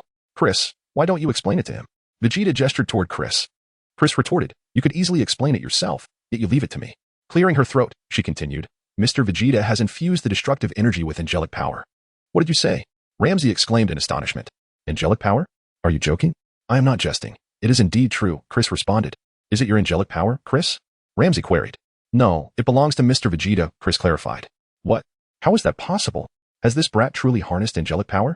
Ramsey gasped. Yes, indeed. I too am quite astonished, Chris nodded gently. Ramsey countered. This doesn't seem right, shaking his large trunk. How could angelic power possibly blend with destructive energy? It has fused seamlessly. Isn't it astonishing and unexpected? Vegeta grinned broadly. Ramsey fell silent, his trunk swaying back and forth. Ramsey, stop waving that trunk around. It's making me dizzy, Vegeta remarked. Ramsey shot a glare at Vegeta. What I do with my trunk is none of your concern. I think you should worry more about your own antics. Vegeta chuckled. What are you even talking about? Enough of this. Where do we plan to go next? Vegeta inquired. Chris, I heard that fellow named Waymade took on an intern destroyer a few years back, correct? Ramsey turned to Chris. Yes. I believe it was around 100 years ago, Chris replied. What do you think, Vegeta? Do you have the confidence to challenge another universe's destroyer? Ramsey grinned. Looking at Vegeta. What benefits would come from defeating him? Vegeta countered. Humph, you are already an intern destroyer. What more could you possibly want? Ramsey huffed. I am assisting you in your grandstanding. Would it be too much to expect some reward in return? Vegeta laughed. Ramsey pondered. What do you desire? If it is within my power, I shall grant it. I have heard tales of something called Super Dragon Balls in the cosmic realms of the 6th and 7th universes. There are 7 in total, and gathering them all would allow one to grant any wish, Vegeta explained. How about you assist me in collecting the Super Dragon Balls? Super Dragon Balls? Ramsey paused, glancing at Chris. I seem to recall hearing someone mention that they can indeed grant any wish. Indeed, that is correct, Chris nodded. What wish do you wish to fulfill? Ramsey asked, curiosity piqued. Nothing extraordinary. I merely desire immortality, Vegeta replied. Is that not an extraordinary wish? Ramsey exclaimed. A look of incredulity on his face. Before arriving in the 10th universe, I had already realized a prototype wish for immortality, Vegeta continued. That is why my body can swiftly self-repair after sustaining injuries. Chapter 41. Ramsey, I'll take you to show off. Vegeta harbored no secrets regarding his immortality. The angel was omniscient. It was evident that Kess had long been aware of his secret. After uttering this revelation, Vegeta observed that Kess remained utterly still, confirming his suspicions. So, you possess immortality, remarked Ramses with a dismissive snort, revealing no surprise. In truth, for a god of destruction, immortality is akin to a triviality. As you are now an apprentice god of destruction, you must recognize that such beings also possess eternal life. Upon your ascension, your existence will transcend time. Indeed, I understand. Vegeta nodded. However, the concept of immortality is utterly unnecessary. Ramses replied, as long as your power remains formidable, your essence shall never fade. What you must hone is your soul. You are aware that battles among gods of destruction shake the very fabric of your soul. Should your soul be annihilated, even if you were immortal, you would vanish instantly. I comprehend the logic. I merely desire immortality, Vegeta countered. Ramses frowned. Why is this boy so obstinate? Just say whether you agree or not, Vegeta jested. If you consent, I shall accompany you to another universe to showcase your prowess. Ramses found Vegeta's wording somewhat peculiar. What do you mean by showcasing my prowess? Clearing his throat, Ramses inquired, which universe did you mention the Super Dragon Balls inhabit? I have heard they are distributed in the realms of the 6th and 7th universes, Vegeta responded. The 6th and 7th universes. Ramses gritted his teeth, feeling a twinge of annoyance. That will be quite a challenge. You plan to venture into Kampa and Beerus' universe to seek the Dragon Balls? If we remain undetected. All is well. However, should they discover us, trouble will surely ensue. Kes, what is your opinion? Ramses asked. Yuan Fan, what do you think? Vegeta queried from behind Kes. Who is Yuan Fan? Ramses was taken aback. It doesn't matter, Vegeta replied. Currently, Lord Beerus of the 7th universe is asleep, making the Super Dragon Balls relatively easier to locate, Kes noted. Oh, that fellow Beerus is still asleep? Hasn't he been slumbering for over a decade? Ramses paused in surprise. Indeed, Kes nodded. I believe this plan is feasible. Dealing with Kampa will be significantly simpler. Ramses contemplated. So you agree? Vegeta beamed brightly. Very well. If you allow me some indulgence, I shall assist you in seeking the Super Dragon Balls, Ramses acquiesced. Deal. Vegeta exclaimed. Then let us proceed to the 11th universe, Kes. Ramses chuckled, then turned to Vegeta. But tell me, do you have the confidence to defeat the apprentice god of destruction from the 11th universe? Humph. You shall see when we arrive, Vegeta replied nonchalantly. It's merely an apprentice god of destruction, after all. If I cannot best him, then my 12 years of training would be in vain. Very well, let us depart immediately. Ramses, intrigued, added, I've been looking forward to confronting that insufferable fellow. Who else do you wish to confront? I shall assist you, Vegeta offered.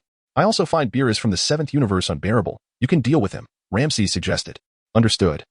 I shall remember. I will eventually address him, as a token of gratitude for your guidance over the years.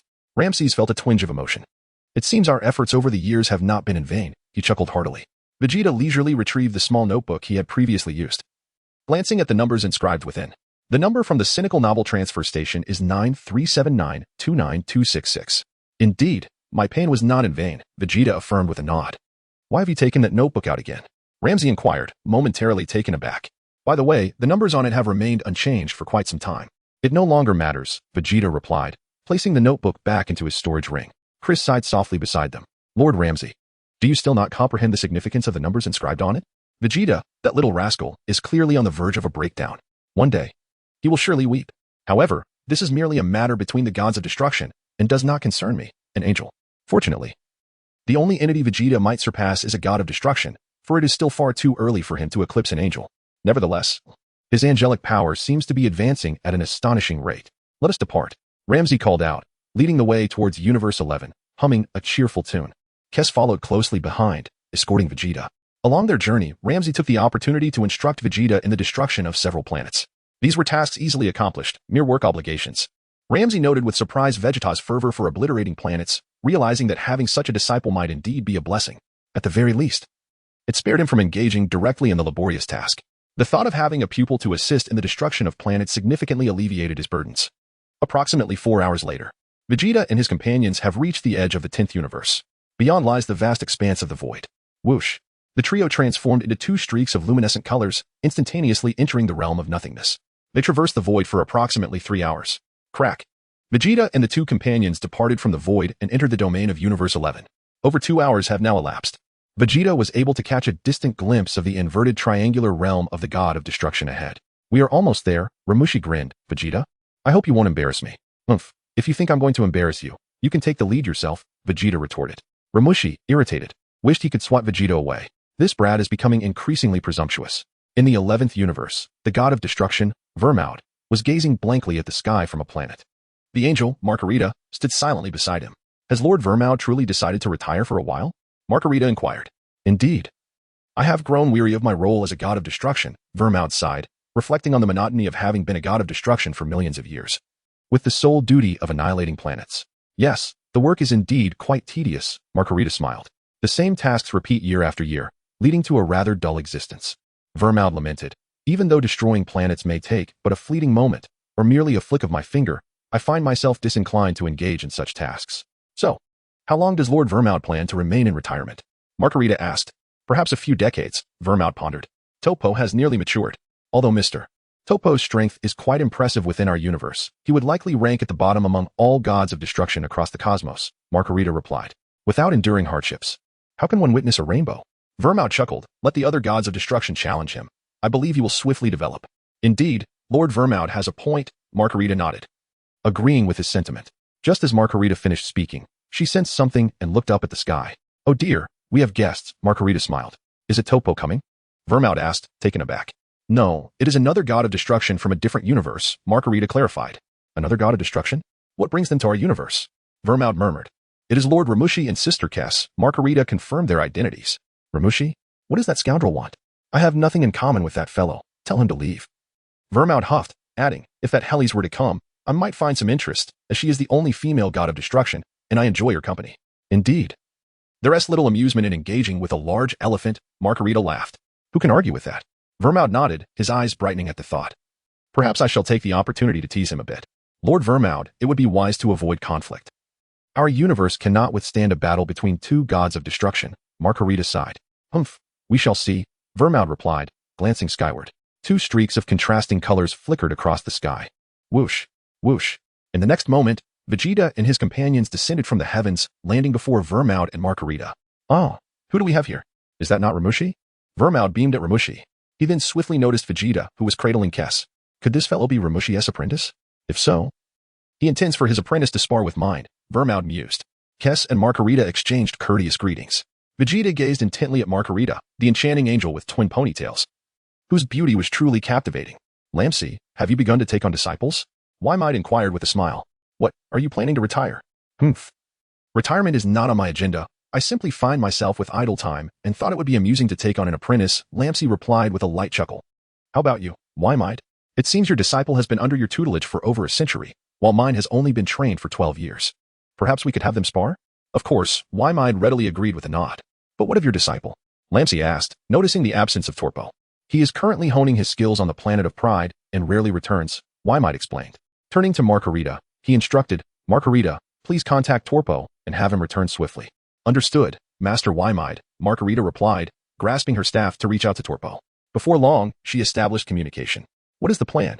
When do you intend to arrive? Lamsi inquired. It will take at least 2 days to return from the planet of Pride, Margarita responded. What? Must it take so long? Lamsi expressed impatience. Go and retrieve him. Wymight suggested, Margarita, you should go fetch him. 2 days is indeed quite lengthy, and during that time, we must also attend to Master Wymight's hospitality. After all, we cannot neglect our guest. Thus, it was imperative to expedite the competition.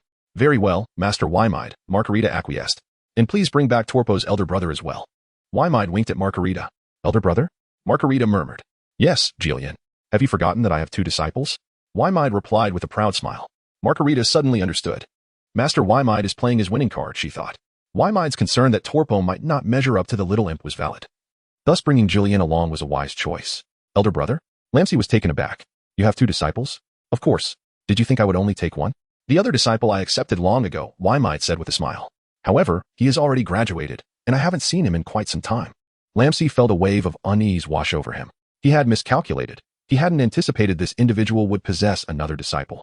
He turned to Vegeta, his expression silently questioning. Do you have confidence? Forget about the number of disciples. It is inconsequential, Vegeta replied calmly. Also, how long will it take for that beautiful angel to make the round trip? At least 40 minutes, I suppose, Margarita giggled. I quite like that title, Beautiful Angel. There's no need for such formality. Just take me there, and we can battle directly on their planet. What do you think, Wymight? Lamsi asked, feeling a bit relieved at Vegeta's confidence. Certainly, that poses no issue, Wymight nodded. This young lad may seem youthful, but his fighting spirit is quite commendable. Chapter 43. Foot kick at the headquarters of the Pride team, then let us set forth, Lamsi declared, brimming with anticipation. Smack. Vegeta swiftly leaped, landing directly atop Kess, wrapping his arms around her from behind. Kess, accustomed to such antics, offered no protest. However, Makalita covered her forehead, revealing a hint of exasperation. Your movements are remarkably adept. It seems you have embraced Sister Kess from behind on numerous occasions. Let us go. Ramusi called out. Whoosh. The 5 of them soared into the sky, rapidly heading towards the direction of the Proud Planet. After approximately 20 minutes of flight, Vegeta could already perceive the distant emergence of the Pride Planet. This celestial body is approximately 10 times the size of Earth, brimming with advanced technology. Well then, you all may remain here to observe. I shall proceed to sweep across the entire Pride Planet, Vegeta declared, releasing Kakarot. You certainly have a bold tone, exclaimed Bulma with a scoff. Whoosh. Vegeta had no reason to hold back. He dove down from the sky without hesitation. Vegeta has sensed a formidable energy emanating from this planet. It must be that scoundrel, Tofu. He will descend and deliver a beating first before addressing anything else. Vegeta descended with an air of indifference, his hands casually tucked into his pockets. The headquarters of the Proud Squad on Proud Planet was bustling with activity as its members convened for an urgent meeting. The primary objective was to expedite the eradication of the evil legion in the near future. Allowing such malevolence to roam unchecked was simply unacceptable. Trope. Your task is to locate their stronghold and eliminate them all at once, commanded the leader. Understood, Captain. The team responded in unison. However, one of the members, Kakarot, lamented. But Captain, their lair is notoriously elusive. For years, we have been unable to pinpoint their hideout. Regardless of the means, we must discover their whereabouts, Trope insisted sternly. Otherwise, they will continue to sprout like unending chives. Is that the meaning of cutting chives? Muttered Tispro from the sidelines. You're quite talkative, Trope retorted. This meeting is adjourned. You must find the evil legion's lair. Is that clear? Yes, Captain, we understand, the team replied, saluting in unison. At that moment, Casserole seemed to sense something amiss, raising his gaze to the ceiling. Yet, all that met his eyes was the plain ceiling above, for they were in a sealed room. Casserole, what's wrong? Tispro inquired. I feel as though something is about to fall, Casserole murmured. What do you mean? Tispro asked, puzzled. I sense danger is imminent, Casserole replied thoughtfully. Just then, the unmistakable sound of Vegeta breaking through the atmosphere reached them. What? What is it? Is it the evil legion? Trope exclaimed, his resolve unwavering as he shot upward, piercing through the roof and soaring into the sky. Upon emerging into the open air, Trope noticed a child descending with hands still in pockets. The friction of the atmosphere igniting the child's hair. Are you one of the evil legion? Trope bellowed. No, Vegeta replied with a smirk, swiftly altering his form midair to land on his feet. In the next instant, Vegeta launched a powerful kick toward Trope, reacting with remarkable speed. Trope crossed his arms defensively over his chest. With a thunderous impact, Vegeta's kick struck Trope's forearms, unleashing an overwhelming force that coursed through him. Trope's complexion shifted as he felt an oppressive weight envelop his being, sending him hurtling backward, crashing through a towering skyscraper. Who are you? Trope demanded fiercely, simultaneously unleashing an energy blast from his hand. Vegeta remained with his hands casually tucked into his pockets, showing no inclination to withdraw them. As he observed the rapidly approaching energy sphere, he effortlessly sidestepped with a slight tilt of his body. What? He evaded it. Tuapa was taken aback by this unexpected turn of events. Vegeta, unperturbed, did not rush to attack. The previous strike was merely a greeting. Suddenly, Tiz, Kakarot, Quincy, and Kaeslar, members of the proud team, soared up from below, swiftly encircling Vegeta. Vegeta stood with his hands in his pockets, a serene expression upon his face, seemingly unperturbed. Whose child dares to run rampant at the headquarters of the battle team? Have your parents not taught you any manners? Quincy exclaimed sternly. Vegeta lashed out with his tail, the force of which sliced through the air and struck Quincy squarely in the chest. Unfortunately, Quincy was caught off guard, his body propelled backward. As he flew away, blood gushed from his mouth. He plummeted to the ground, creating a large crater upon impact. Quincy, Castellar gasped, rushing down in alarm. Kakarot, tend to Quincy at once. Torpo commanded, having realized that this child was far from ordinary, and that the other team members might not stand a chance against him. Yes, Captain, Kakarot replied, swiftly descending to assist Quincy. The scene was left with only Torpo and Tispor. Reveal your origins. Torpo scoffed, his gaze icy as he fixed it on Vegeta. I am the apprentice destroyer from Universe 10, here to challenge you, Vegeta responded with a smirk. What? An apprentice destroyer? Torpo faltered momentarily. The destroyer from Universe 11, Wamid, is watching from above. If you don't believe me, feel free to inquire, Vegeta said with a subtle smile. Wamid has arrived? Without a hint of hesitation, Torpo soared upward into the sky. Only Vegeta and Tispor remained. Tispor scrutinized Vegeta intently. This kid is an apprentice destroyer? He seems rather unimpressive. What are you staring at? Vegeta retorted. Humph. Nowadays anyone can be an apprentice destroyer. Tispor laughed heartily. Enough. Who are you to call anyone an animal? Vegeta scoffed. What did you say? Tispor's temper flared. Chapter 44. Wamid, your apprentice seems lacking. Bang. Vegeta, lacking the inclination to continue his discourse with Tispa, soared into the air and delivered a swift kick to Tispa's face. Unfortunately for Tispa, he bore the brunt of the attack, resulting in an unmistakable shoe print adorning his visage. In a swift motion, Vegeta appeared directly above Tispo. Bang. Vegeta executed a stunning somersault kick, landing a powerful strike on the shoulder of Tispo. A piercing scream escaped Tispo's lips as he plummeted from the sky. With a thunderous crash, he crashed into the headquarters of the Pride Troopers below, creating a massive crater upon impact. The conference room of the Pride Troopers was utterly demolished in the process. Spitting disdainfully, Vegeta kept his hands casually tucked in his pockets. High above, Toppo swiftly appeared beside the esteemed Whis. Taken aback, Toppo realized it was indeed Lord Whis who had arrived, along with the god of destruction resembling an elephant. Was he the god of destruction from Universe 10? With a respectful bow, Toppo greeted Lord Whis and Lady Margarita. Just as he stepped forward to pay his respects, Vegeta sent Tispo crashing down once more, his cries echoing from below. This scoundrel. Toppo gritted his teeth, clenching his fists. There is no need for formalities, Whis remarked darkly, as that impudent child said.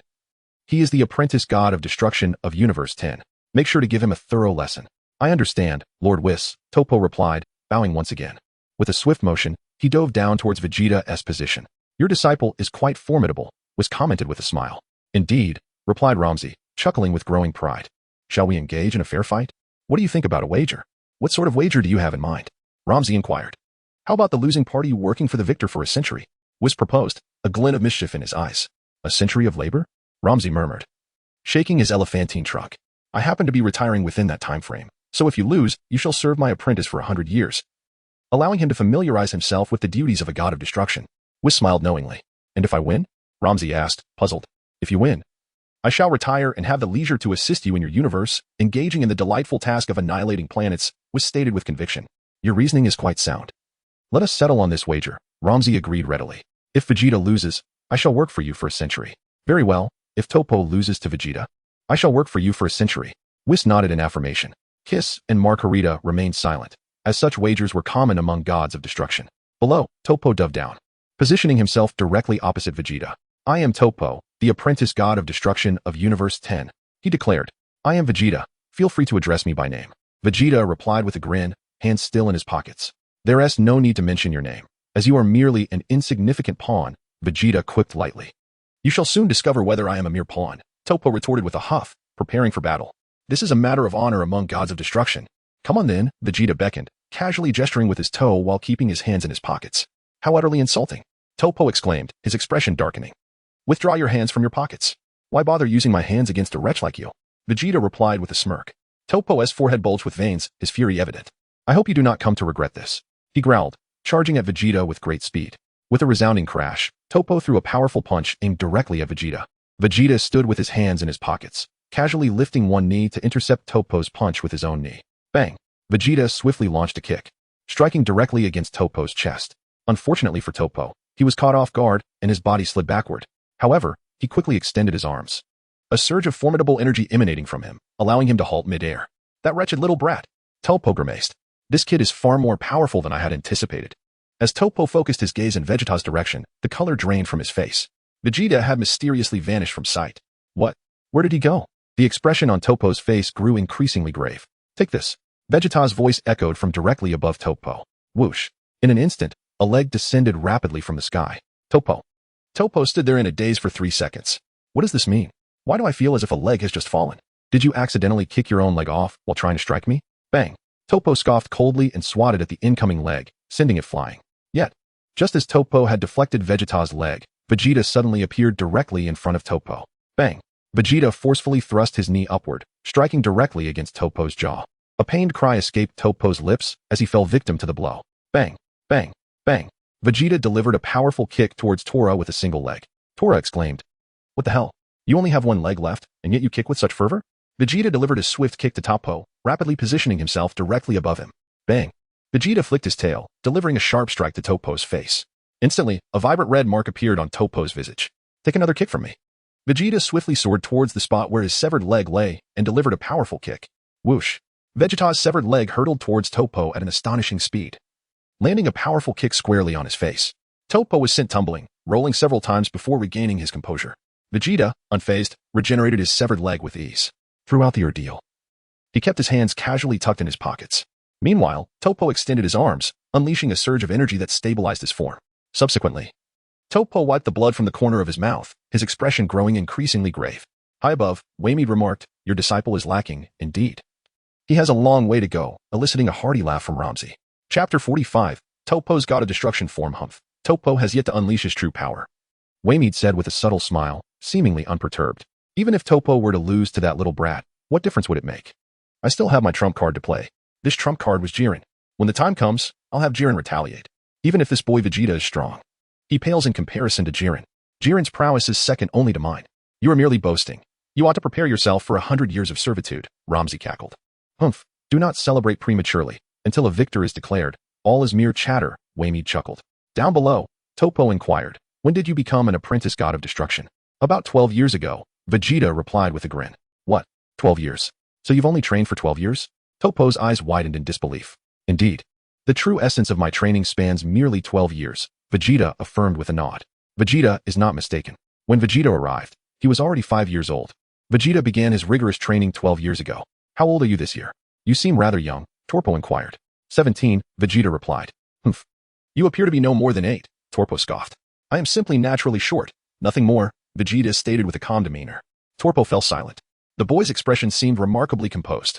Typically, those who are shorter tend to be sensitive about such remarks, yet this lad spoke with such nonchalance. Even now, Vegeta resembled his 5-year-old self quite closely. Vegeta sometimes ponders whether his appearance as a child at the age of 5 or 17 is a consequence of his time travel. However, such thoughts are trivial. Even if he does not mature physically, he can simply request Shenron to grant him growth. Moreover, Vegeta firmly believes that one day he will suddenly transform into an adult. After all, he is a Saiyan, and having a unique physique is quite normal. You are indeed remarkable. You have already gained the upper hand in our recent battle, Toppo remarked with a subtle smile. Yet, your hands remain tucked in your pockets, indicating you are concealing your true strength. Am I correct? Indeed, Vegeta nodded in affirmation. I too have been hiding my capabilities, did you know? Toppo said with a grin. I am aware, Vegeta nodded again. Then let us settle this with a decisive battle, Toppo's smile widened. In the ruins of the Pride Troopers' headquarters below, one could hear the murmurs of concern. Do you think the captain can defeat that little brat? Kakarot pondered. Damn it, that arrogant little child. Tis Pro gritted his teeth in frustration. Are you alright, Vice Captain? Kakarot asked with genuine concern. I'm fine. Tis Pro shook his head, gritting his teeth. Captain, give it your all, and teach that little brat a lesson. Does he think being an apprentice destroyer makes him special? How shameless can the 10th universe be? Quincy scoffed. Even if they wish to challenge us, they need not shatter our conference room. It seems the captain was the one who charged in and tore the roof off. Kakarot corrected. Kakarot, silence yourself. Tis Pro snapped irritably. In the sky above, Vegeta and Toppo stood facing each other. Suddenly, a burst of crimson-purple flames erupted from Toppo's form, revealing his god of destruction transformation. In contrast, Vegeta remained calm, hands tucked into his pockets, devoid of any aura. Are you certain you won't use your hands? Toppo inquired, his expression turning icy as he narrowed his eyes. There is no need. Do I really have to exert myself against someone like you? Vegeta replied, a smile gracing his lips. Do not underestimate me. You will soon regret it. Toppo scoffed, swiftly charging towards Vegeta. A flurry of blows rained down upon Vegeta as Toppo unleashed a tempest of attacks. Vegeta stood with his hands tucked into his pockets, effortlessly using his feet to counter all of Top's punches and kicks. After several rounds of combat, a resounding bang echoed through the air. Vegeta's foot collided with Toppo's fist, sending both warriors hurtling backward. In a swift motion, they created some distance between them. Without hesitation, Vegeta launched a kick through the air. His leg shot forward with great force. Toppo exclaimed, what the hell? Are you doing this again? With a powerful kick of his own, Toppo retaliated, sending Vegeta's leg soaring away. Vegeta swiftly regenerated his legs. In the blink of an eye, he charged forward once more. The clash resounded as they engaged in a fierce aerial battle. For a moment, it seemed that neither combatant held the upper hand. They continued to exchange blows for over 100 rounds. Vegeta delivered a swift kick, striking directly at Toppo's arm. A sharp crack echoed as Toppo's arm succumbed to the force, causing him to gasp in pain. Is that all it takes for you to wince? Just a broken arm? Vegeta scoffed disdainfully. I've lost a leg. Did you ever hear me utter a sound? Toppo retorted, you shameless brat. Are you truly unaware of pain? Of course I am. But I have endured far too much anguish for this to be of any significance, Vegeta replied with a smirk. Moreover, the greater the pain, the more it ignites my fighting spirit. With that, Vegeta ascended rapidly, launching his head into Toppo's chest with tremendous force. Blood erupted from Toppo's mouth as he felt his chest cave in. The impact resonated with a series of thunderous bangs. Vegeta seized the opportunity to unleash a flurry of powerful kicks upon Toppo. Caught off guard, Toppo found himself unable to retaliate effectively. Bang! Vegeta delivered another forceful kick to Toppo's forehead. Toppo transformed into a shooting star, plummeting toward the earth below. However, just as he was nearing the ground, a surge of violet-red energy erupted from his body, allowing him to halt abruptly in midair. Taking a deep breath, Toppo's countenance twisted into a semblance of ferocity. He felt a profound sense of frustration, particularly after enduring such a prolonged confrontation while that insufferable brat had kept his hands tucked casually in his pockets. I have unleashed my true power, yet he still possesses considerable leeway. Destruction. Gritting his teeth, Toppo unleashed a sphere of destructive energy aimed squarely at Vegeta's position. The violet-red energy transformed into a streak of light, hurtling toward Vegeta at an astonishing velocity. As he observed the rapidly approaching destructive force, Vegeta, unfazed, delivered a swift kick. Whoosh! The destructive energy altered its trajectory mid-air, hurtling towards the headquarters of the Proud Warriors. Chapter 46, Deliciously Tempting.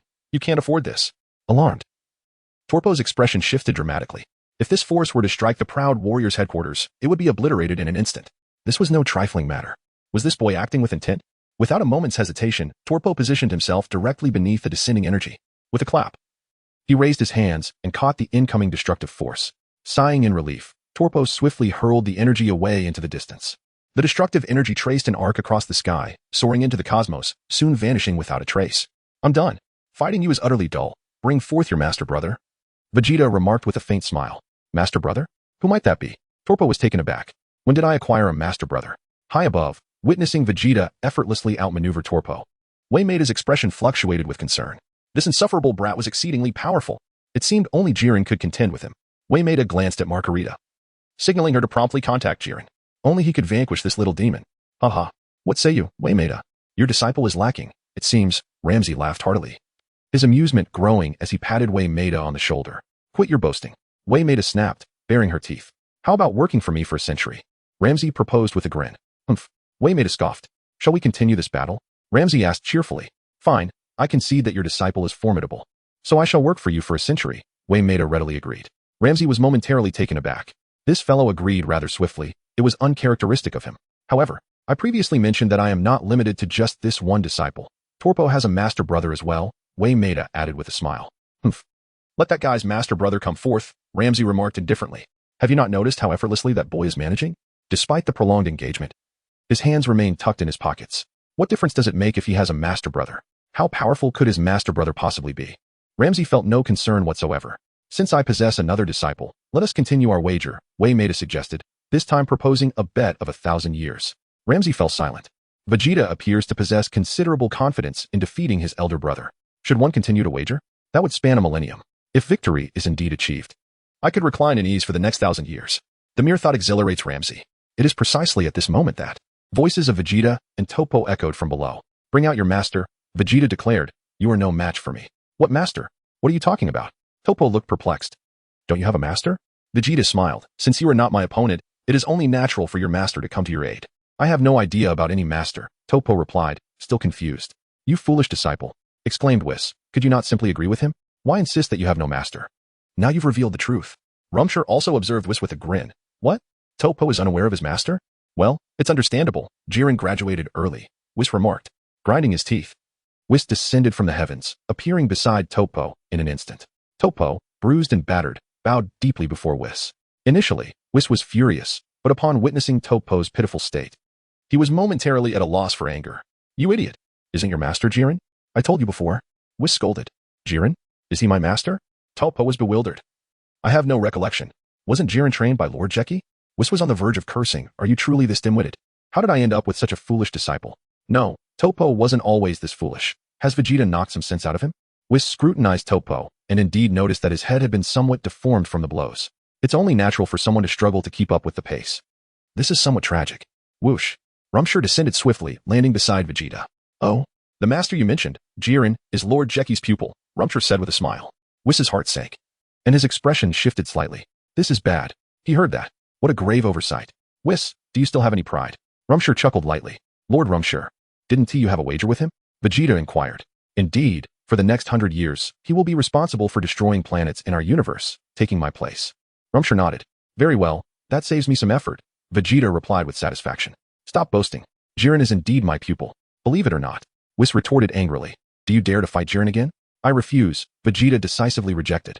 Although I am confident I could defeat Jiren, I simply will not. Lord Rumshire, we can return now. This trip was not in vain, was it? Vegeta grinned. Yes, it seems acceptable. Rumshire swayed his trunk, grinning mischievously. Whis was exasperated. You can't just refuse to fight. If you don't, I'll have to work for Rumshire for 100 years. It takes me several hours just to reach Universe 10. Are you afraid? Whis gritted his teeth, provoking Vegeta. Vegeta, let's go. Rumshire laughed heartily, grabbing Vegeta's arm and swiftly ascending into the sky. Whis was left in disarray. You were too much. To leave mid-battle. I've seen shamelessness, but never such blatant disregard. Don't leave. Whis was determined not to let Rumshire escape that easily, quickly transforming into a beam of light to pursue them. Whoosh. Whis extended his arms, blocking Rumshire and Vegeta's path. Whis, are you not able to handle this? Rumshire chuckled lightly.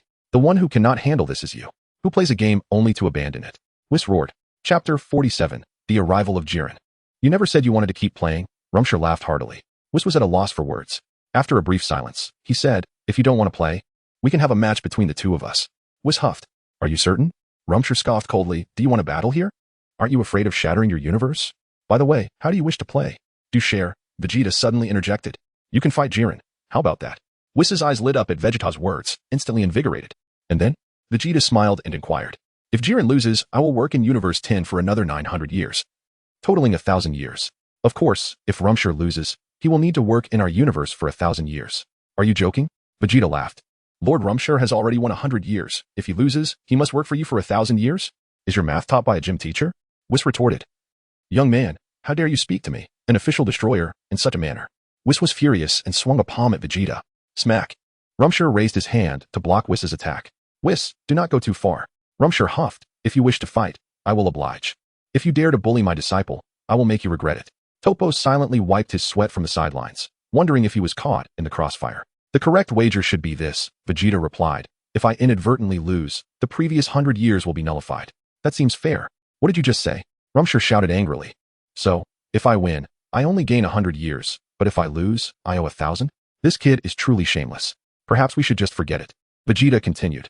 Well, perhaps we should just forget it. Rumshire secretly gave Vegeta a thumbs up. Thankfully, this kid is quick-witted. Otherwise, I might have been ensnared by Whis. I had already won 100 years, and if I compete again, I could lose another 1,000?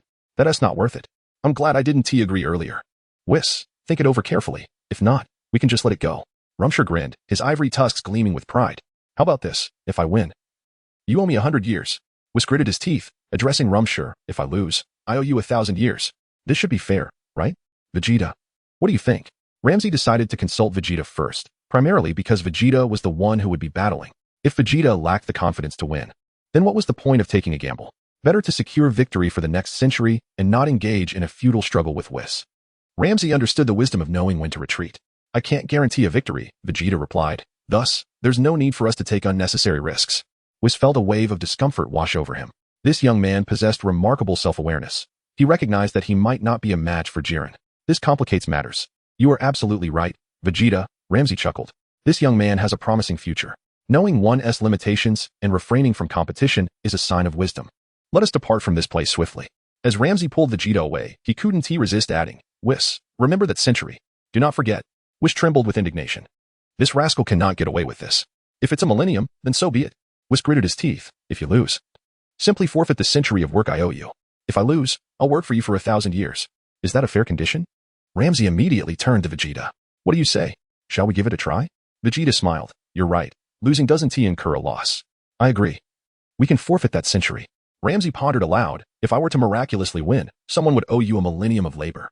Vegeta replied, that sounds splendid. I could enjoy a millennium of rest.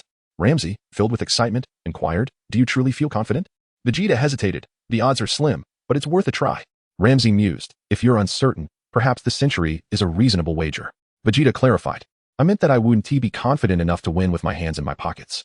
Ramsey responded. So, you are indeed rather confident. Then, let us see your hands. Vegeta retorted. That won't do. If I'm to show off, it must be grand, striving to outshine you. Ramsey shook his head, finding Vegeta's words amusing yet peculiar. Do your best. Even if you lose, it's of little consequence. If worst comes to worst, you can forfeit that century. Ramsey patted Vegeta on the shoulder. With your assurance, I shall engage him in a spirited contest. Vegeta smiled. What do you think, Ramsey? Whis noticed the two whispering, fearing Ramsey might flee. If you escape, I'd have to work for you for a century. You must agree quickly. This condition is quite favorable for you. Miss it. And there won't be another chance. Whis urged again. Very well, since you are so insistent on competing, I shall indulge you. Ramsey grinned, nodding lightly. So you agree? Whis huffed, feeling a slight relief. Agreed. Let that so-called elder brother of his come forth. Ramsey smiled, though he isn't really an elder brother. Whis twitched his lips, affirming, I'm not deceiving you. Enough. Whether he is an elder brother or not is irrelevant, Ramsey stated casually. He is here. Vegeta whispered to Ramsey. With a whoosh, Jiren appeared swiftly from the distance, landing right beside Whis. Lord Whis, Jiren said with a calm expression. Jiren, Whis exclaimed, his eyes lighting up. So, you are the elder brother that Lord Whis mentioned? Jiren replied, puzzled. What elder brother? Chapter 48. Now you can show your hands, Lord Whis called you over to engage in a friendly spar with the 10th Universe's apprentice destroyer, Vegeta, Whis explained, gesturing towards Vegeta. Jiren turned his calm gaze towards Vegeta. Pausing momentarily, not interested, he decisively shook his head, rejecting the challenge. Whis felt disheartened. Doesn't he care about my feelings? Defeat him. And the terms are yours to dictate. Whis lowered his voice. You know my greatest wish is to revive my master, Jiren stated. Agreed. If you defeat him, I will find a way to resurrect your master, Whis pondered. How will you do that? Jiren inquired. Please don't put me in a difficult position. I will find a way, I promise, Whis assured. So, if I defeat him, you will indeed help in resurrecting my master? Jiren asked again. Precisely. Whis affirmed with a serious nod. Very well, I trust you. Jiren took a deep breath, agreeing. Since Lord Whis is willing to assist in reviving his master, it seems the chances have improved. I shall fight him. Just then, KRS and Margarita appeared on the scene.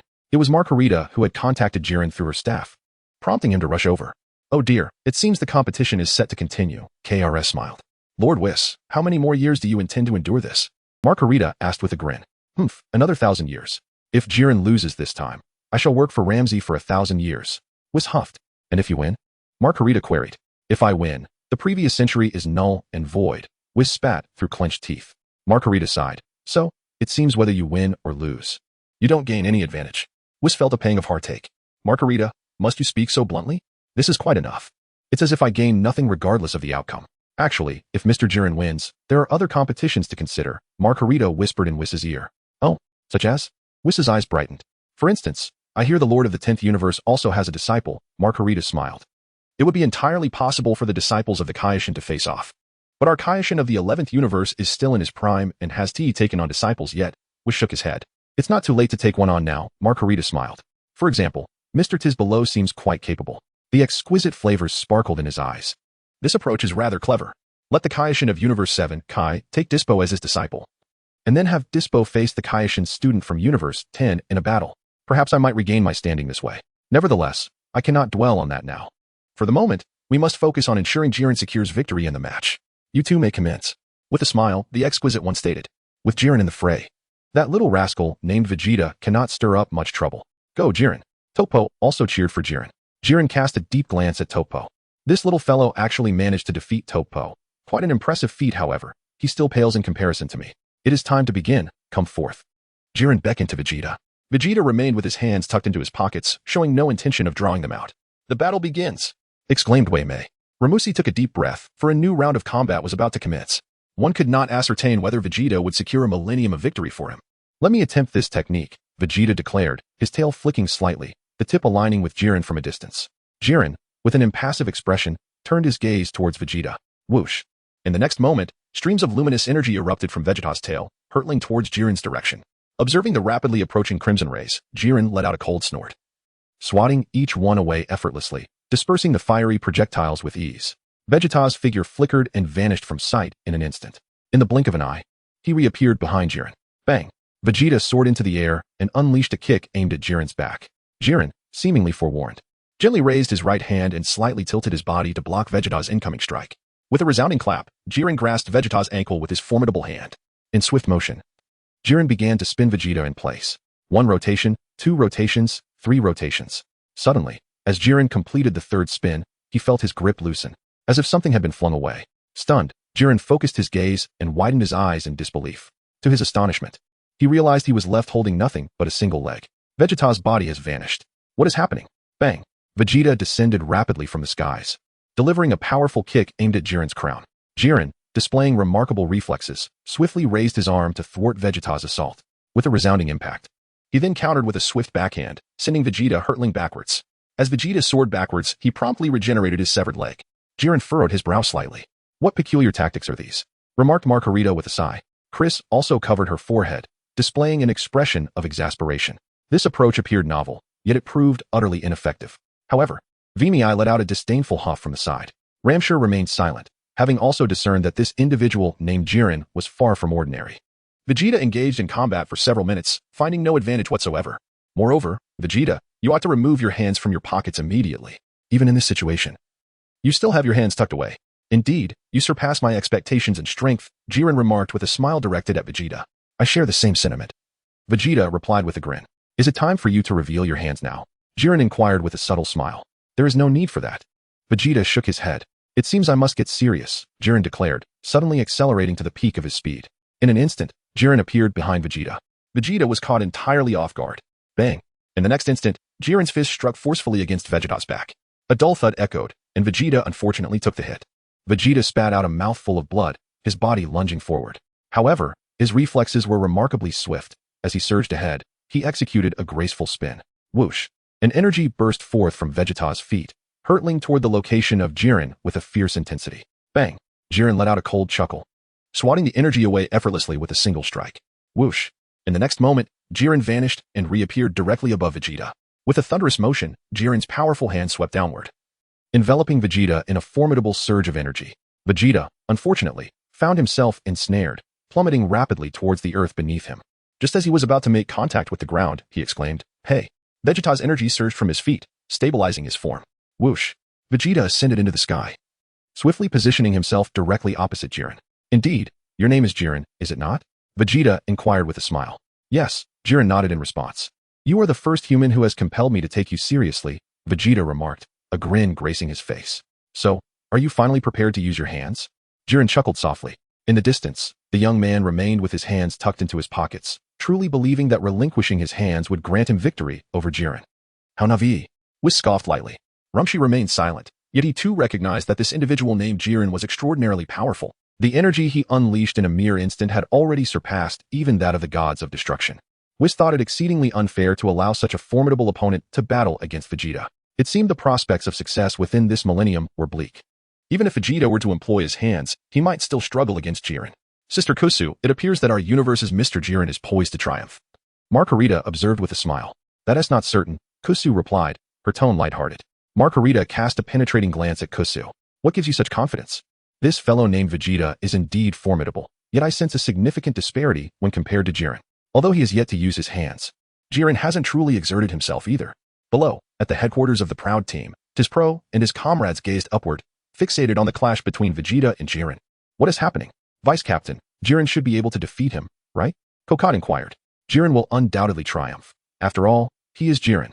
Pro replied with a smile. "Jiren is destined to win," Quincy added affirmatively. "Indeed, Jiren embodies an invincible legend," Casserole echoed. The faces of the Proud Team members were etched with determination and pride. "Jiren will surely emerge victorious." In the heights above, Vegeta stood opposite Jiren. "You are indeed a worthy adversary," Vegeta remarked with a smile. Jiren remained silent. "Well then, let me demonstrate my true power. I hope you are not easily frightened," Vegeta stated as he took a deep breath. Boom. In the next instant, an astonishing energy erupted from Vegeta's being. Suddenly, a brilliant golden flame enveloped him. When one looked again, Vegeta was resplendent in shimmering gold. His hair transformed into a radiant golden hue. Crackling bolts of lightning danced around him. Super Saiyan, transform. Vegeta transformed directly into Super Saiyan 2, his energy multiplying 100-fold. What is this transformation?" Jiren's expression shifted dramatically. "There was nothing to be astonished about. It was merely a simple transformation," Vegeta remarked with a smile. Upon witnessing Vegeta's astonishing change, Ramsey's eyes widened in disbelief. This, Ramsey was utterly stunned. Conversely, Kes maintained a relatively calm demeanor, though within that tranquility lay a hint of confusion and a touch of astonishment. For prior to this moment, while Ramsey slept, Vegeta had transformed into his Super Saiyan in front of Kes, but it was merely the ordinary Super Saiyan form. At that moment, Vegeta had not yet transformed into Super Saiyan 2. This was the reason for Ker's confusion and astonishment. "Why does your transformation differ from the one I previously witnessed?" Although the appearance was somewhat similar, I could distinctly perceive that your energy intensity had increased at least 100-fold. The previous one was merely 50 times. What could account for this? "You can also upgrade your transformation?" "What? You can transform?" Mei's eyes widened in disbelief as she turned to Ramsey. To her surprise, she found Ramsey equally astonished. "Ramsey, you can't possibly be unaware that this guy can transform too, right?" Mei inquired. Ramsey replied, "Ahem, how could that be?" "Of course, I know he can transform." Ramsey resolved not to admit his ignorance. "If I concede, it would be utterly embarrassing." "I clearly saw your astonishment." Mei huffed. "You obviously had no idea he could transform." "I pretended to be surprised just for your sake," Ramsey retorted with conviction. Mei chose to disregard Ramsey. "Who are you trying to fool?" Meanwhile, Jiren's expression had grown increasingly grave. "What kind of joke is this? I sense that this kid's transformation has amplified his power at least 100-fold. This is far beyond the ordinary golden glow." At this moment, Vegeta radiated a brilliant golden light throughout. The sky surrounding Vegeta has been transformed into a golden hue. Indeed, Vegeta has ascended to the level of Super Saiyan 2. Following his training alongside Goku and Whis, he dedicated the subsequent 3 years not only to mastering the techniques of the God of Destruction and the divine power of Ultra Instinct, but also to diligently studying the intricacies of transformation. Vegeta's research focuses on the question, what kind of transformation would enable me to unleash my utmost potential? At this stage in his journey, transformation has merely become an auxiliary means. Vegeta effortlessly grasped the concepts. Transformations such as Super Saiyan and Super Saiyan 2 were exceedingly simple for him. As long as he maintained a tranquil state of mind while experiencing immense emotional turmoil, it was more than sufficient. Vegeta's emotional fluctuations are quite discernible. It is his anger that eludes Kes. "Oh, Rather, it is beyond reach. For a moment, my thoughts wandered astray. Chapter 50. Wait, I shall transform once more. Vegeta transformed into a Super Saiyan through this very process, subsequently achieving the form of Super Saiyan 2. Presently, his foundational battle power has soared to 10 raised to the power of 41. This marks an increase of an entire order of magnitude compared to 3 years ago, translating to a tenfold enhancement. Although this may seem like a mere tenfold rise, the true essence of Vegeta's strength cannot be encapsulated solely by his battle power. It is akin to the formidable Jiren. Jiren's energy intensity has surpassed that of the god of destruction, Beerus. However, should a genuine confrontation occur between Jiren and Beerus, it is certain that Jiren would face considerable challenges. After all, a deity possesses a unique combat style, particularly that of a god of destruction. Come on, Jiren. Let us proceed. Vegeta remains unfazed, with his hands casually tucked into his pockets. After all, he is merely dealing with a human. Should I resort to using my hands, it would signify my defeat. You are not worth my full effort, despite your claims of being the most powerful human in this universe. Jiren's demeanor becomes increasingly grave, his expression shifting with unease. At this juncture, he dares not underestimate his opponent in the slightest. Boom. Suddenly, an overwhelming surge of energy erupts from Jiren. A fiery crimson aura swiftly envelopes his form. Jiren, now devoid of any pretense, reveals his full strength. It appears your energy has indeed increased significantly. Vegeta remarks with a slight smile. I shall not succumb to you, Jiren retorts with a stern visage. In that moment, Jiren transforms into a streak of fiery light, hurtling towards Vegeta's position. Wait, Vegeta suddenly interjects. Jiren halts in surprise, casting a bewildered glance at Vegeta. What do you wish to wait for? Jiren feels no urgency. He is curious to see what further tricks Vegeta might employ. Hasn't your power increased 100-fold? Do you believe I have unveiled my true strength? I am not necessarily destined to lose to you. Jiren silently observes Vegeta. Although this fellow, Vegeta, has indeed amplified his power 100-fold, Jiren has yet to reveal his full prowess. Beerus scoffs, asserting that Jiren's might is far beyond what one can imagine. The expression on Whis' face shifts repeatedly. Indeed. Based on the energies exhibited by both, it is evident that Jiren's energy intensity surpasses even that of Vegeta.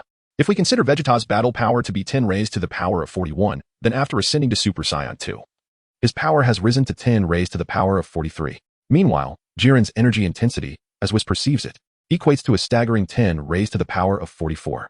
Though the difference is merely an order of magnitude, the gap remains substantial.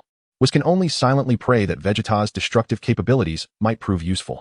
Furthermore, this individual also possesses the rudimentary power of an angel, which, combined with these 2 layers of strength, should provide a substantial advantage despite the difference of an order. A single order of magnitude represents a tenfold disparity. Surely, that should suffice to defeat him, right? Tenfold difference, as you can see, Whis observes. Beerus snorts, asserting that mere energy comparison holds no significance. Whis flicks his trunk, retorting with a hint of irritation. Is that so? You may soon reconsider your stance. Beerus laughs heartily. Ah, it seems our universe's Jiren is poised for victory. Such a tenfold disparity is formidable indeed, remarks Margarita with a smile.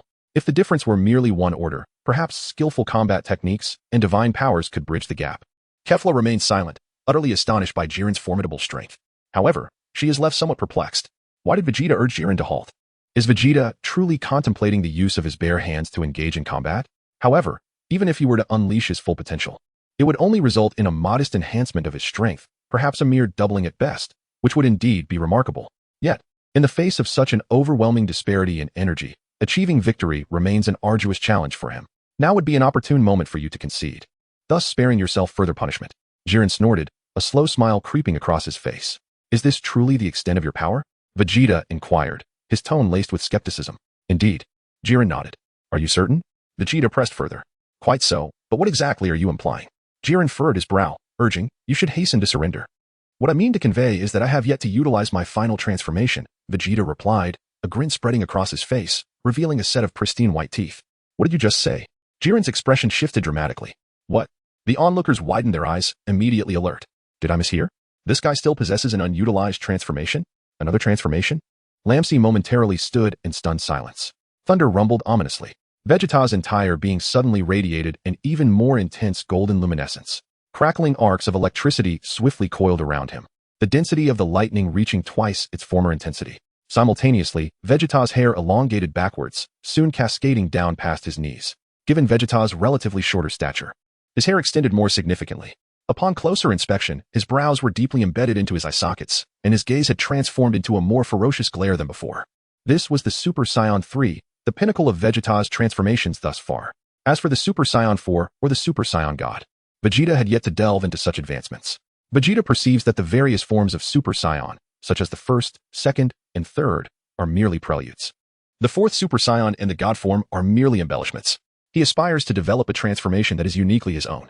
Of course, prior to that, assuming the form of Super Saiyan 3 for the sake of display is also a viable option. This is my ultimate transformation, Super Saiyan 3. A smile appeared on Vegeta's face. Jiren's pupils constricted sharply, and his expression shifted dramatically. What? This fellow has transformed into such a state. Whis felt a twitch at the corner of his mouth, his demeanor growing increasingly grim. It's impossible for Whis to articulate his astonishment. This boy truly conceals his prowess. Even I was unaware of this transformation. Wait a moment. What did he just say? Super Saiyan 3. How did he leap directly to 3? Shouldn't it be 2? Chapter 51. Jiren concedes. Did your math teacher teach you? Whis laughed heartily at that moment, attempting to mask his own inner trepidation. Vegeta turned to look at Videl. You don't need to glance at me. Are you saying that transformation of yours is Super Saiyan 3? Was the transformation just now Super Saiyan 2? Videl inquired with a cheerful smile. Indeed, Vegeta nodded. What about Super Saiyan 1? Did you skip straight to 2? Videl chuckled lightly. Well, the power increase from 1 is rather minimal, merely 50 times, so I couldn't be bothered to transform, Vegeta replied, shaking his head. Videl remarked. It seems his arithmetic isn't taught by a physical education teacher. By the way, my transformation into Super Saiyan 3 elevates my base power by 400 times. A smile spread across Vegeta's face. Now, here lies the question. My base combat power is 10 to the 41st power. Answer me loudly. What is my current combat power? 10 to the 45th power, Videl stuttered, her expression shifting dramatically. Congratulations, you've mastered the art of answering quickly, Vegeta remarked. It seems your math lessons did come from a gym teacher. Did I startle you with the mere mention of 400 times? Even at that, it wouldn't elevate my combat power from the 41st to the 45th power. In truth, my base combat power is 10 to the 43rd power. I was deliberately misleading you. Videl clenched her teeth in frustration, yet her astonishment grew. By this fellow's method of calculating energy, her combat power seemed to hover around 10 to the 47th power. His transformation had already reached 10 to the 45th power, indicating that his strength was merely 100 times less than hers. Could this little rascal truly have trained for just 12 years? Humph, it's merely an enhancement of energy, nothing to boast about. Jiren gritted his teeth. If it were solely about energy enhancement, he could elevate his own energy to 10 to the 47th power. Oh, is that so? Then show me this increase, Vegeta smiled. There's no need for that. For once that energy is heightened, it would adversely affect my speed. Jiren retorted. Are you suggesting a transformation akin to this? Vegeta said. As energy surged once more around him. Boom. Vegeta's muscles suddenly swelled with intensity. In the next moment, he elevated his energy to its utmost limit. In the state of Super Saiyan 3, Vegeta transforms into a muscular figure, with his energy intensity soaring once more by 100-fold. Vegeta's energy level has ascended to an astonishing 10 to the power of 47. Jiren's expression shifted dramatically. Can you also attain such a transformation? Humph. It is merely a straightforward enhancement of energy. Vegeta chuckled lightly. While his inflated muscles may augment his power, they inevitably compromise his speed. Jiren, being astute, surely comprehends that this transformation is not advisable. Whoosh. After Vegeta spoke, his body relaxed slightly, and the muscles on him vanished in an instant. Vegeta reverted to the ordinary form of Super Saiyan 3. Jiren fell silent. Now, let us settle this once and for all. A gentle smile graced Vegeta's lips as he continued to keep his hands tucked in his pockets. Whoosh. Vegeta declared, devoid of any hesitation, and with a swift motion, propelled himself rapidly toward the direction where Jiren resided. Vegeta's speed is truly astonishing. After all, his battle power has now reached 10 to the power of 45.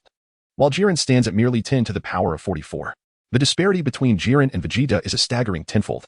In the blink of an eye, Vegeta materializes directly in front of Jiren. The swiftness is so remarkable that Jiren's eyes widen in disbelief, his expression shifting dramatically. Bang! Vegeta delivered a powerful kick, striking Jiren squarely on the chin. A pain cry escaped Jiren's lips as he rapidly somersaulted through the air, tumbling several times. Feel the force of my blow. In an instant, Vegeta materialized directly above Jiren, delivering a swift kick. Bang! The force of the blow struck Jiren squarely in the chest, sending him plummeting from the sky. Boom! Like a cannonball, Jiren crashed into the earth below. The ground trembled violently, and much of the Proud Warriors' headquarters was left in ruins. Whoosh whoosh whoosh. Vegeta's tail aimed at the descending Jiren, unleashing a barrage of energy blasts. Jiren's body crashed into the pit, disoriented and dazed, feeling somewhat lightheaded. At that moment, Jiren looked up and noticed the incoming energy blasts. His face turned pale with fear, and he hurriedly crossed his arms to shield himself from the impending assault. A thunderous explosion ensued, engulfing the area in thick smoke. As the haze gradually dissipated, Jiren ascended into the sky in a disheveled state. Just as Jiren surged upwards, Vegeta delivered a powerful kick, striking Jiren squarely in the chest. Blood spewed from Jiren's mouth as he was sent flying backward. However, he quickly retaliated, hurtling back from a distance. Vegeta pursued relentlessly once more. Wait a moment, Jiren exclaimed in a fluster, hurriedly waving his hand. Vegeta halted abruptly. After all, when he called for a stop, Jiren had graciously complied. Thus, Vegeta extended an opportunity to Jiren. I concede, Jiren gritted his teeth, unwilling to accept defeat. Is this truly your concession?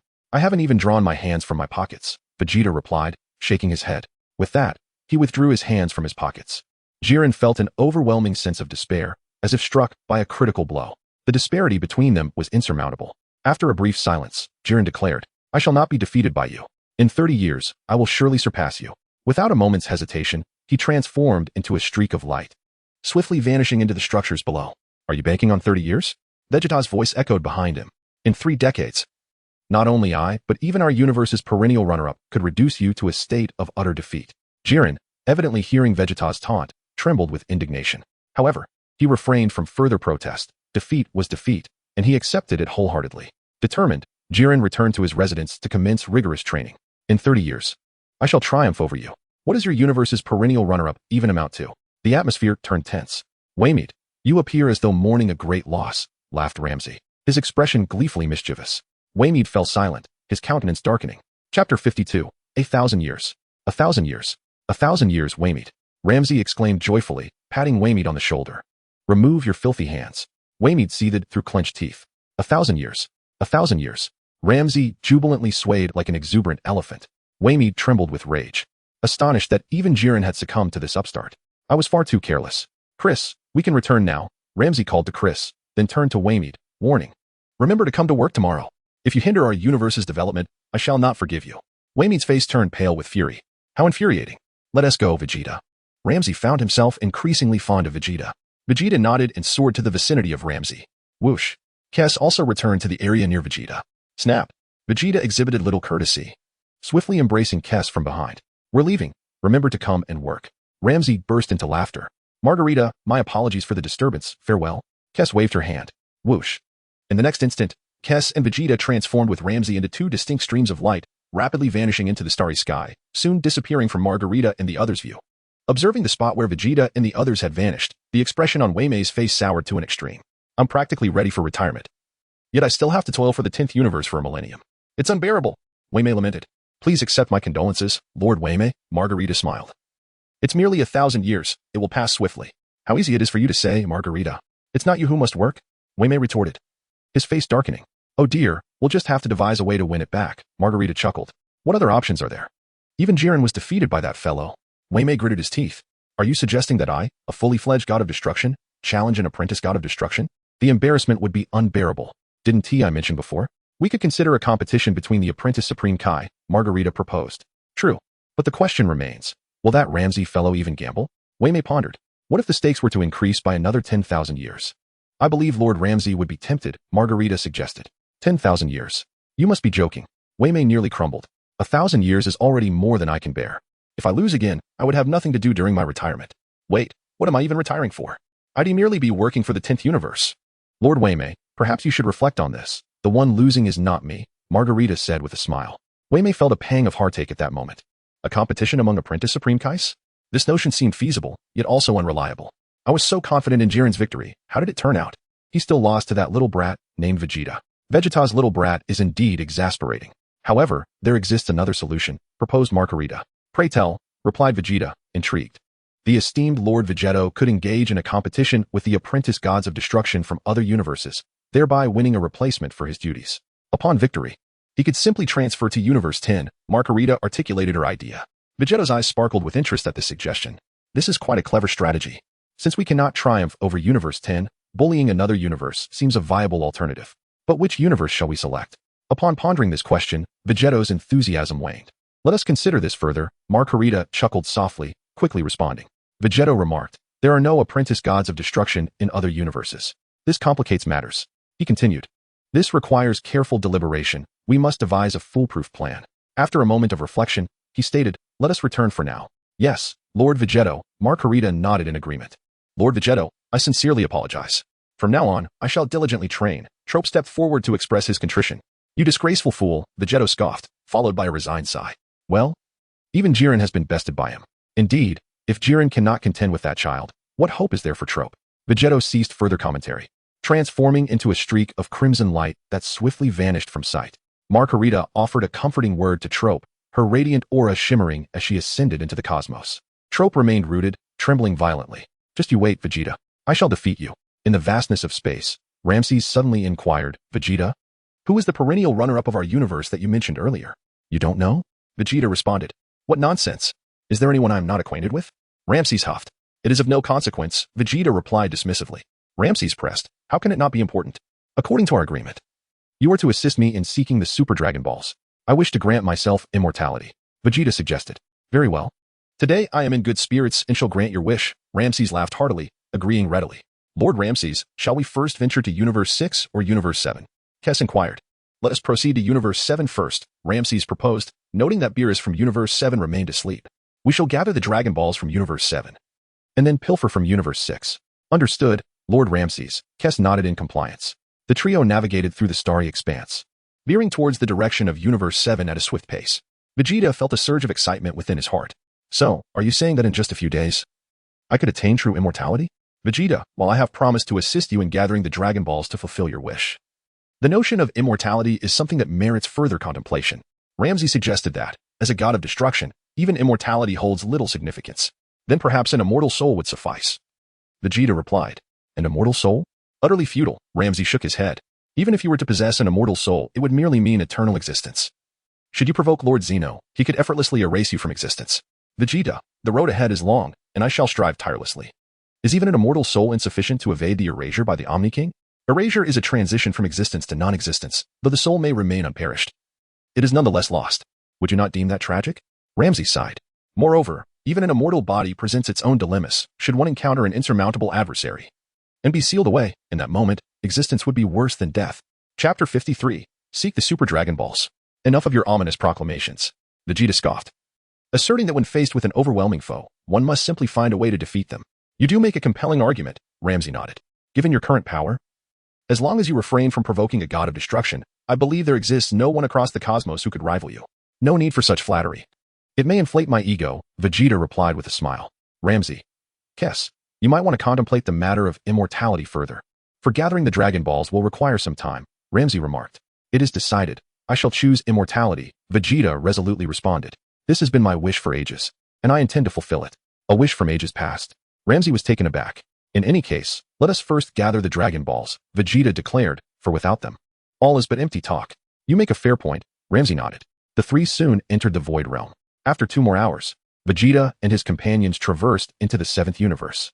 This is indeed the 7th universe, Vegeta, Ramses said with a smile. Vegeta, how could I possibly be unfamiliar with our universe?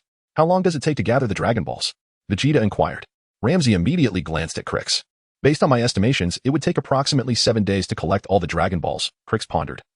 As searching for a single Dragon Ball in an entire universe is indeed a rather time-consuming endeavor. Thus, I shall seek out a planet and await your arrival, preparing some delectable cuisine for you. Vegeta suggested, stating that once you have gathered the Dragon Balls, you may contact me. Or simply allow Shenron to grant my wish for immortality. Krix, Ramses. Krix and Ramses exchanged knowing glances, then turned their faces towards Vegeta with a frown. So you intend for us both to work for you? Do you plan to do nothing at all? I am not doing nothing. I shall prepare a feast for you. Vegeta replied. While that may be true, it still leaves an unsettling feeling. Ramses swayed his elephantine trunk. If you put it that way. Someone has already been working for you for 1,000 years. You assisting me in finding the Dragon Balls for merely 7 days hardly qualifies as a burden, Vegeta countered. Hearing you say that lightens my mood considerably, Ramses thoughtfully nodded. What about me? Krix rolled her eyes. I will cherish you dearly, Krix, Vegeta grinned. And by the way, would you care for some milk? Have you ever tasted it? Milk? Krix hesitated slightly. She had indeed never tasted milk, as dietary habits vary significantly across different universes. Here, they consumed milk from other animals, which tasted entirely different. You've never had it, have you? Vegeta chuckled. Indeed, I have not, Krix acknowledged with a nod. My milk is exceptionally delightful, Vegeta asserted. Is that so? Krix mused. Well then, I shall be sure to savor it. It's a promise. Vegeta eagerly took Krix's hand, his excitement palpable. What else with the enthusiasm over simply wanting to drink your milk? Krix questioned, her expression one of confusion. Never mind. I shan't quibble with this little brat. Let us focus on finding the Dragon Balls first. Ensure the communicator is functional, lest you fail to reach me once you locate the Dragon Balls. Vegeta remarked, producing the communicator Krix had given him. Rest assured, it's perfectly fine. This device is not so easily broken. Krix dismissed the need for inspection. Then why did the communicator Bardos give me malfunction last time? Vegeta queried. Well, that is something I cannot explain, Krix replied, somewhat sheepishly. I was the one who broke your last communicator. I just want to tell you how, Krix. Can you hear me? Vegeta pressed the button on the device. Beep beep. Subsequently, Vegeta observed Krix's staff flickering several times, even vibrating slightly. The vibrations caused Krix's body to tremble ever so slightly. The scene was rather spectacular. Vegeta gazed intently at Kes, who indeed appeared intriguing. You see, I received it. Right? Kes smiled, revealing the scepter in her hand. Kes, if I press the button atop this staff, will it vibrate? Vegeta inquired. Kes responded. What kind of talk is that? Although I comprehend your meaning, it feels as though there is an underlying implication in your words. Indeed, Kes replied candidly. May I borrow this scepter next time? It seems rather entertaining, Vegeta grinned. What would you do with my scepter? Kes was taken aback. I would let my girlfriend have some fun with it, Vegeta chuckled. Your girlfriend? How old are you? Do you already have a girlfriend? Kes was at a loss for words. Age has nothing to do with it, Vegeta laughed. I truly cannot make sense of you. We should hasten to find the Dragon Balls, Kes suggested. Which planet do you plan to visit next? I'll wander around. Let us part ways here. Vegeta replied to Kes and Ramsey. Kid, the universe is vast. Be careful not to get lost, Ramsey cautioned. Also, do not accidentally wander to Beerus's planet. That fellow has quite the temper, so beware of his wrath. Understood, Vegeta nodded. I am not foolish enough to go to Beerus's planet. I merely mentioned it for your awareness. Ramsey then turned to Kes, asking, Kes, have you located the position of the first Dragon Ball? Yes, we should head there immediately. Lord Ramsey, Kes affirmed. Let us go, Ramsey nodded. The two transformed into streaks of vibrant light, swiftly propelling themselves towards the direction of the first Dragon Ball. After Kes and Ramsey departed, Vegeta hovered amidst the starry expanse, gradually closing his eyes.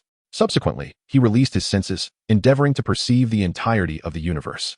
Vegeta's sensing ability is rapidly expanding outward from his center, enveloping the surroundings. Vegeta could distinctly sense the presence of Frieza, emanating from a location far removed from his own. He was also aware of Frieza's brother, Cooler, as well as their father, King Cold. Even the auras of Dodoria and Zarbon were palpable to Vegeta. Unmistakably clear in his perception, Vegeta showed little interest in Frieza and continued to extend his own sensory awareness outward. Chapter 54. He sensed the angelic power of Merus. Approximately 10 minutes had passed. Vegeta suddenly sensed a concealed angelic power.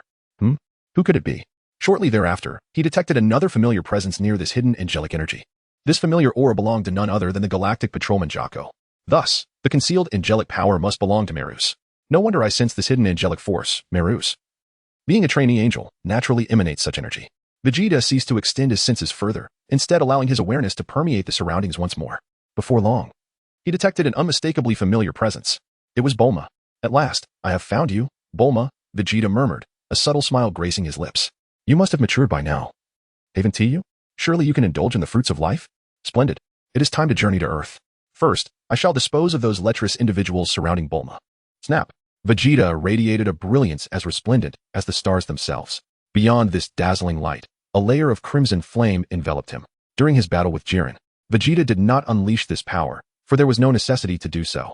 Vegeta merely transformed into Super Saiyan 3 to triumph over Jiren. Whoosh. Vegeta transformed into a streak of light, hurtling towards the direction of Earth. Had Ramsey been present, he would have been utterly astonished by Vegeta's astonishing velocity, which now surpassed even his own. At the headquarters of the Galactic Police, Mel suddenly paused, swiftly making his way to the window to gaze at the stars outside. His brow furrowed in contemplation. What had just transpired? For a fleeting moment, he felt as if someone was reaching out to him, a presence imbued with angelic power.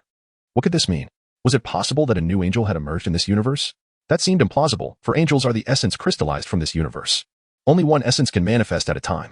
Since I have already become the angel of this universe, it stands to reason that no new angels would arise in the near future. Could it be that this individual hails from another universe? Initially, Mel's intended to release his angelic power to further investigate, but upon deeper reflection, he decided to refrain from unnecessary interference. I shall focus on my own cultivation. With that, Mel's disregarded Vegeta's affairs and returned to his tasks. In the vastness of space, a colossal spaceship orbited. Frieza occupied this vessel, comfortably ensconced in his flying apparatus. His tail swayed rhythmically, a smile of infinite amusement gracing his lips. It has been quite some time. I wonder how those Saiyans are faring? Frieza inquired suddenly.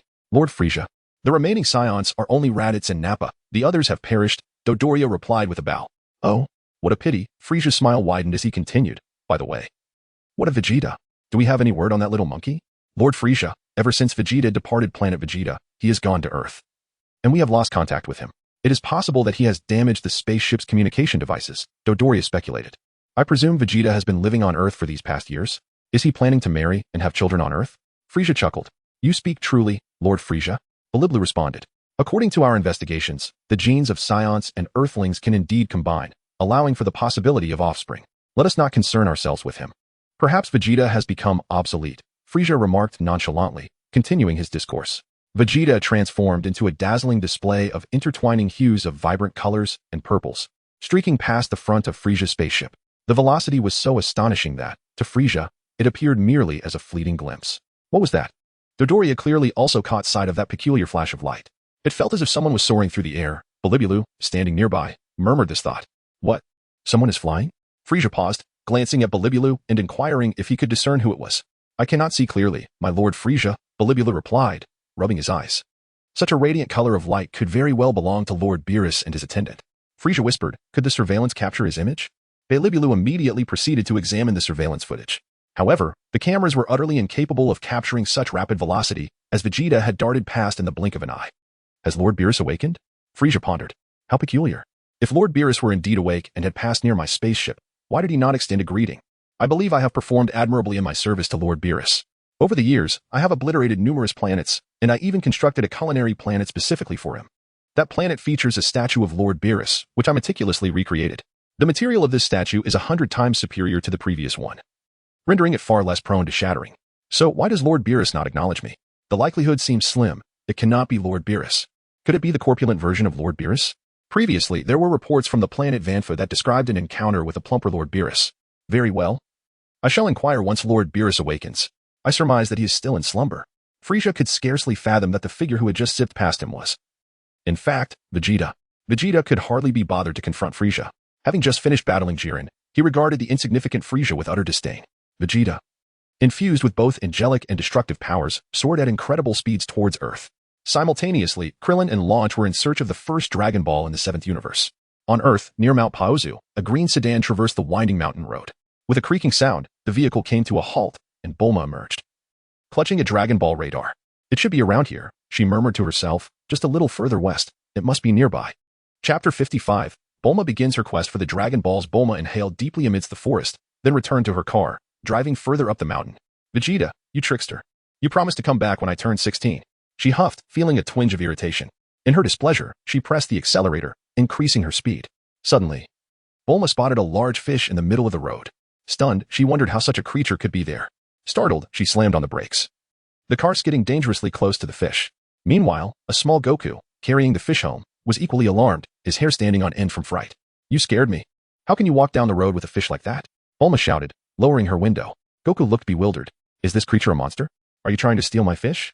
He questioned, then lifted Bulma's car effortlessly and tossed it aside. Bulma and her vehicle tumbled chaotically. What just happened? Who is this wild child? She exclaimed, shaking her head and retrieving a gun from the vehicle.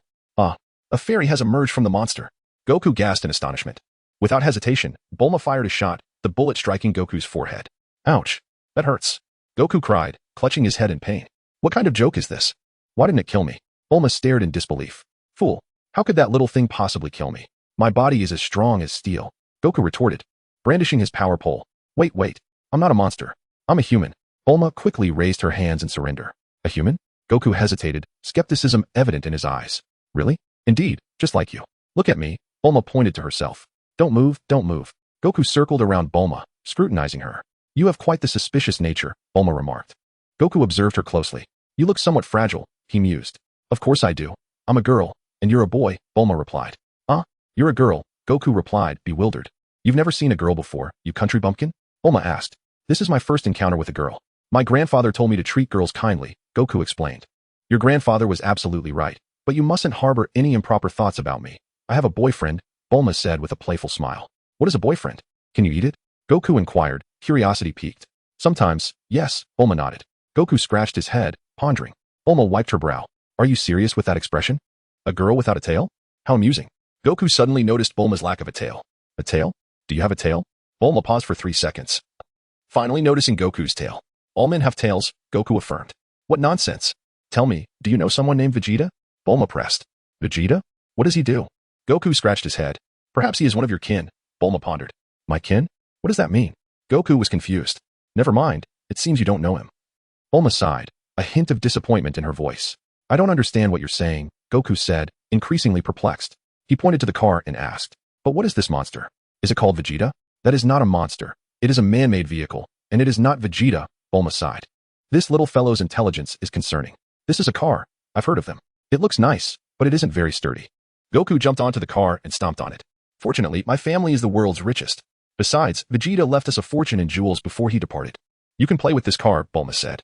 Did you come from the city? Goku asked. I hail from West City, Bulma replied. Follow me, since you're a girl. I want to treat you to a good meal, Goku beckoned. I must declare in advance that I have a boyfriend who is quite formidable. If you do anything to me, he will not spare you, Bulma warned. What are you saying? I don't understand at all, Goku replied, perplexed. Come with me. I will treat you to grilled fish, Goku insisted, leading the way. Bulma contemplated. This little fellow has a tail. He should indeed be one of Vegeta's kin. Perhaps through him, I can find Vegeta. After all, I came in search of the Dragon Balls hoping to summon the Eternal Dragon to locate him. Allowing this little one to assist me in my quest is fortuitous. Bulma followed Goku up the mountain path, leading to the summit of Mount Pozu. Goku's home lay at the end of the trail. Upon reaching his dwelling, Goku exclaimed, Grandpa, look, a girl has come to our house. He bowed to a 4-star Dragon Ball resting on the table. Bulma's eyes lit up. A Dragon Ball. I found it. I can't believe it's here. She rushed forward, snatching the Dragon Ball. Don't touch it. That's my grandpa's. Goku shouted in alarm. This is a Dragon Ball. How can it belong to your grandpa? Bulma chuckled. Really? You are quite the handful. Let me show you this. With that, Bulma retrieved 2 Dragon Balls from her pocket. You have a grandpa too? You have 2 grandpas? Goku looked bewildered. Well, this is called a Dragon Ball, Bulma explained. Bulma smiled, recalling how she initially had no knowledge of what it was. After Vegeta arrived at our home, he explained the concept of the Dragon Balls to me. There are a total of 7. And I found 2 of them just a couple of days ago. Once all 7 Dragon Balls are gathered, the Eternal Dragon will appear and grant any wish of your choosing. Chapter 56. Vegeta returns to Earth. That sounds quite intriguing, young Goku exclaimed with excitement. I already know what I wish for. I want to ask the Eternal Dragon to help me find Vegeta. Bulma beamed. Vegeta? Is he the boyfriend you can eat? Young Goku inquired. Well, you could put it that way, Bulma nodded. Where has he gone? Why don't you just go find him? Young Goku asked. What do you know? He might have already left Earth, Bulma replied. Left Earth? What is Earth? Young Goku asked, puzzled. I'll explain it to you later, Bulma said, not wanting to delve into it further. How come you know nothing? Hand over that 4-star ball to me, Bulma remarked. No way. This is my grandfather's legacy. Young Goku firmly refused. Then let's search for the Dragon Balls together, Bulma suggested, since you have nothing better to do. A man should venture out and gain experience. Vegeta had already traveled extensively at your age.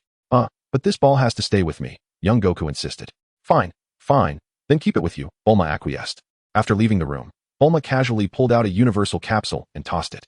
With a pop, the capsule transformed into a sleek sports car. Wow, you really can do magic, young Goku exclaimed in astonishment. Fool, this is not magic. It's a universal capsule. Now hop in, Bulma urged. Skeptically, young Goku entered the car. The vehicle roared to life and sped forward. This is amazing. It's so much faster than I can run, young Goku exclaimed. By the way, what is your name? Bulma asked. My name? I'm called Goku, he replied, then asked, what about you? I'm Bulma, she answered. Bulma laughed heartily, while Goku joined in with his own laughter. Is my name that amusing? Bulma asked, her expression shifting to one of irritation. My mother's name is even funnier. 20 minutes later, the car gradually came to a halt on the road. Wait here. I'll be right back, Bulma said. What's wrong? Where are you going? Young Goku asked. Taken aback. You silly boy, when a girl says that, it means she needs to go to the restroom. Bulma replied, exasperated. Why did I choose such a fool as my companion to search for the Dragon Balls? She muttered before swiftly running off. Oh, so she just needed to use the restroom, young Goku realized, scratching his head in confusion. But why run so far for that? Just then, as he pondered, Vegeta descended from the sky. Vegeta has finally arrived. Vegeta gently descended beside little Goku. Little Goku, momentarily dazed, turned to face Vegeta. You are? I am Vegeta, he replied. Vegeta? Are you Bulma's boyfriend? Little Goku rubbed his eyes and inquired. Bulma's boyfriend? Vegeta was taken aback. Bulma mentioned that. And she also said you could eat. Little Goku pondered, but you don't seem edible. Kakarot, when a girl goes to the restroom, you must learn to avert your gaze. Vegeta stated. Avert? Little Goku was confused. It means to look away. It is an impolite act otherwise, Vegeta explained. Understood, but my name is not Kakarot. I am called Little Goku, he responded. Your true name is Kakarot, Vegeta smiled, for you are a Saiyan, just like me, both of us possessing tails. As he spoke, Vegeta's tail, which had been coiled around his waist, unfurled. A tail? Having a tail is quite normal, Little Goku scratched his head, Only my grandfather lacks one. He is quite peculiar. Suddenly, Bulma's voice echoed from a distance. Help! Someone, please save me. She cried. What happened? Did you encounter a snake? Little Goku asked. Whoosh. Vegeta suddenly soared into the sky. Goku was momentarily taken aback. Remarkably, Bulma's boyfriend possesses the ability to fly. Goku was astonished. In an instant, Vegeta materialized beside Bulma. At that moment, Bulma found herself ensnared by a pterosaur. Splendid. It has been ages since I last feasted upon the flesh of a maiden. A sumptuous banquet awaits. The pterosaur exclaimed with excitement. Bulma trembled in terror. Just then, she suddenly focused her gaze and discerned the approaching figure of Vegeta. Vegeta hovered in the air, a smile gracing his lips as he gazed at the pterosaur. Am I to perish? Is that not Vegeta? Have I succumbed to hallucinations? Bulma sobbed, tears cascading down her cheeks. In an instant, her weeping deepened. Indeed, it was but a mirage. 12 long years had elapsed. Vegeta should have matured by now. Yet he appeared unchanged. What else could this be if not an illusion? Woe is me, do not feast upon me. I am hardly delectable, Bulma implored hastily. Child, do not be a nuisance, the pterosaur retorted coldly. Do you have any inkling as to who that woman is? Vegeta replied icily. She is my girlfriend. I take pleasure in devouring others' girlfriends. The pterosaur scoffed. One last chance. Release my girlfriend, and I shall grant you a swift demise. Otherwise, I will roast you alive. Vegeta declared resolutely. Child, do you comprehend whom you are addressing? Do you believe your ability to fly makes you exceptional? The pterosaur erupted in laughter. Its claw poised to strike at Vegeta. It was convinced that this blow would surely send Vegeta crashing to the ground. Smack! Vegeta's energy was released ever so slightly. Then, the claws of the pterosaur were unable to descend. It was as if an invisible barrier had materialized around Vegeta, thwarting the pterosaur's grasp. Snap! Vegeta swiftly appeared beside Bulma, gently tugging and effortlessly dislodging the leg of the pterosaur. A piercing cry of anguish escaped the creature's lips. Vegeta stepped forward and embraced Bulma, then gently waved his hand at the pterosaur, severing one of its wings. The creature fell to the ground, writhing in agony. In the next moment, Vegeta slowly descended to the earth while still holding Bulma. Bulma was momentarily stunned, unable to comprehend the situation. She rubbed her eyes vigorously and gazed at Vegeta, feeling as though she were ensnared in a dream. Did I see that correctly? Bulma inquired. Chapter 57. Bulma, I have returned. Kakarot, are you hungry? Vegeta asked, looking at Goku. Goku nodded vigorously. How did you know I was hungry? Eat him, Vegeta beckoned to Goku. I have tasted it before. It seemed quite delicious, Goku remarked, smacking his lips and surveying the surroundings. I'll go gather some firewood. I want to roast it. Go ahead, Vegeta replied with a slight smile. Goku dashed off swiftly, while the pterosaur wore a look of utter despair. Vegeta chose to disregard the pterodactyl. I had just given you a chance, yet you failed to seize it. Now, I shall not grant you a swift demise.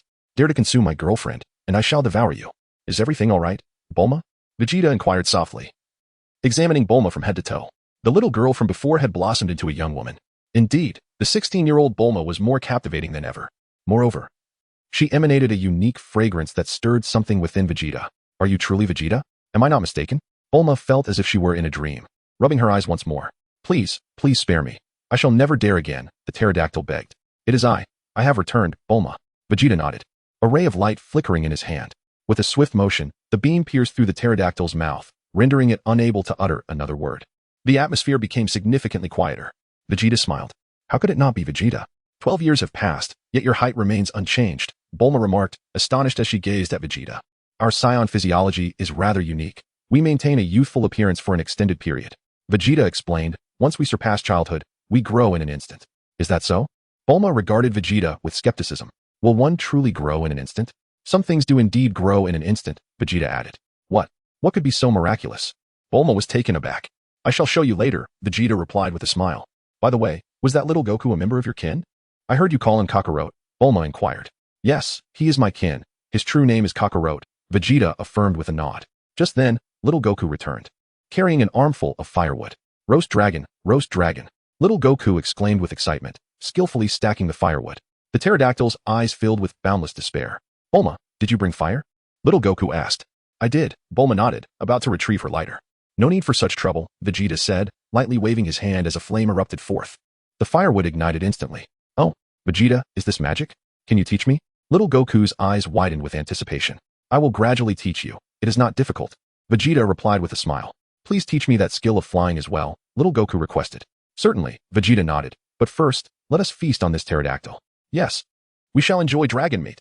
Little Goku enthusiastically nodded. Subsequently, he found a long stick and thrust it into the pterodactyl's rear. The pterodactyl let out a pained cry. My apologies. Endure it, little Goku chuckled. At this moment, little Goku could not be described as kind-hearted, primarily due to the lack of guidance. During this period, little Goku was primarily focused on eating. After all, he lived on the Bun Mountain, feasting on various delicacies. Some talking creatures had also met their end at his hands. Later, as little Goku trained under Master Roshi, he gradually came to appreciate the value of life. Thus, at this moment, little Goku was merely a glutton, a pure, unadulterated glutton. With a swift motion, little Goku withdrew the stick from the pterodactyl's mouth and propped it over the flames, initiating the roasting process. Before long, the aroma of pterodactyl meat wafted through the air. The pterodactyl was slowly roasted alive. Vegeta and little Goku enjoyed a delightful meal together. Bulma, however, was too apprehensive to partake. After finishing the pterodactyl, twilight gradually enveloped the sky. "Let us sleep outside tonight," suggested little Goku. "I think that's a splendid idea." Vegeta nodded in agreement. "What are you joking about? My health is far too fragile. How could I possibly sleep outdoors?" Bulma huffed, producing a capsule from her small bag. "What I meant was, let little Goku sleep outside while you and I stay in the house." Vegeta chuckled. "Well, that is quite amusing. Bulma, you shouldn't worry. He is no longer a child. He is 12 years old now." Bulma responded, "Isn't that a bit inappropriate? People might think we're bullying a child. He is not small anymore. He is 12 this year," Vegeta reiterated. "Oh, 12? Bulma exclaimed in surprise, glancing at little Goku. "Little Goku, are you really 12 this year?" Little Goku counted on his fingers carefully, then shook his head. "I'm 14. 14? Bulma wiped her brow. Indeed, Saiyan seemed to grow slowly. "Vegeta, you must be 17 this year, right?" Vegeta nodded, then added to little Goku, 11 comes before 12, not 14. "Oh, so I'm 12. Little Goku exclaimed, finally understanding. Note from the author, there is a slight inconsistency regarding little Goku's age. He initially claimed to be 14 upon his introduction, but during the World Martial Arts Tournament, he stated that he learned arithmetic from Master Roshi, realizing that 11 precedes 12. Thus, he should have been 12 upon his introduction. According to official records, little Goku was sent to Earth at the age of 3, while Vegeta was 5, which complicates the age issue. However, let's consider him 14 for simplicity's sake. It's not significant. Vegeta shook his head and patted little Goku on the shoulder. "Kakarot, remember one thing. There are distinctions between genders. You should refrain from any intimate contact with a girl like Bulma. Such behavior is quite impolite." "I see, I understand." Little Goku nodded earnestly. "But I'm different because I'm her boyfriend, and boyfriends can have close contact with their girlfriends," Vegeta added. Chapter 58. I can't fight her father.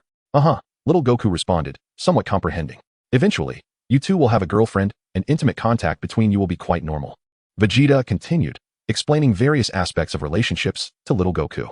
With this newfound understanding, little Goku became considerably more respectful towards Bulma, refraining from any inappropriate actions. Bulma remarked, "Boyfriends can eat." After hearing this, little Goku turned to her and echoed, "Boyfriends can eat." Bulma silently wiped her sweat. "How did you remember that?"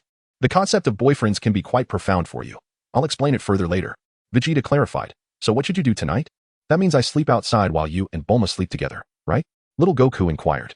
"Exactly. What a good boy." Vegeta nodded in satisfaction. "All right. I know what to do now." Little Goku cheerfully found a patch of grass to lie down on. Meanwhile, Bulma tossed the capsule a distance away, conjuring a house from it. Vegeta naturally entered the house. Bulma followed closely behind, her heart racing with excitement. Could it be that tonight she would share something intimate with Vegeta? "Is it appropriate for us to leave Goku outside?" Bulma inquired. "It's perfectly fine. He will gradually get used to it." Vegeta replied with a smile, settling onto the sofa. "Do you want to shower first?" Bulma asked, her cheeks flushed. "What are you thinking?" Vegeta responded, taken aback. I mean nothing." Bulma vigorously shook her head. "How embarrassing. How could I be so forward? Shouldn't it be the boy who takes the initiative?" "Not tonight. Perhaps we can sleep together another time," Vegeta said with a hint of disappointment. "Can't you see that I am still a child? My body hasn't matured yet. Being with you now, I fear you might be disappointed. Let's wait until I grow up a bit more." "There's no need to be so blunt," Bulma quickly retorted. "It's nothing. It's just a matter of time," Vegeta replied with a smile. "Let us not talk about this anymore. Tell me, what have you been doing all these years?" "I have been diligently training," Vegeta responded. "Have you been training with that blue sprite named Bardoss?" Bulma's expression soured. "No, not her. We parted ways due to certain circumstances," Vegeta clarified. "Really?" Bulma sighed in relief. "Indeed," Vegeta nodded. "She was supposed to take me to Universe 6 for training, but due to some reasons, she left me in a void." Have you been training in that void all these years?" Bulma asked, worry etched on her face. "Bardoss is quite loyal. She sent her sister to retrieve me," Vegeta added. "Sister?" Bulma was taken aback. "Yes, another blue sprite," Vegeta confirmed. Bulma suddenly felt an ominous premonition. "Then I followed her sister to Universe 10, where I have been training until today," Vegeta stated candidly. "Is her sister beautiful?" Bulma was particularly concerned about this. "She is decent," Vegeta nodded vigorously. Hey, you've drooled all over yourself, Bulma lamented, feeling disheartened. Vegeta wiped his mouth and casually rubbed against Bulma. How could I have such a shameless boyfriend? Bulma nearly cried. You must have done something inappropriate with that blue sprite's sister, right? I assure you, I did not. I can guarantee that. Vegeta raised his hand in promise. Really? Bulma remained skeptical. Absolutely true, Vegeta nodded again. This doesn't sound like you. Bulma scrutinized him with suspicion. There's nothing to doubt. I couldn't defeat her, Vegeta explained. Bulma fell silent. You didn't do anything inappropriate because you couldn't defeat her? What if you could? Bulma pressed on. Then I still wouldn't, Vegeta shook his head. Bulma was taken aback once more. Why would you refrain from doing so if you could defeat her? Because I cannot defeat her father, Vegeta added. Bulma held her head in her hands, choosing to remain silent. A moment of silence ensued. Is her father very powerful? Bulma asked. Extremely powerful. He is said to be the strongest god in the universe. Vegeta's expression grew serious. The strongest god in the universe? Bulma was astonished. Therefore, I must continue to work hard and train, Vegeta mused. When will you be able to defeat her father? Bulma inquired further. What is there to hesitate about? Of course. I would take his 3 daughters, you know what I mean, Vegeta said candidly. I won't talk to you anymore, Bulma huffed. Storming into the bedroom and locking the door behind her. Vegeta is currently not in a hurry to be with Bulma. Primarily, it is due to his body not having matured yet. If he were to be labeled as a scrawny lad, it would indeed be a tragedy for him. Why has my body not grown yet? At the age of 17, one should have matured. Nevertheless, it matters not. There is ample time ahead. Should my growth continue to lag, I shall summon the eternal dragon to expedite my maturation. After all, we are in the midst of gathering the Dragon Balls. Are we not? Once they are assembled, I can request the dragon to grant me an adult form.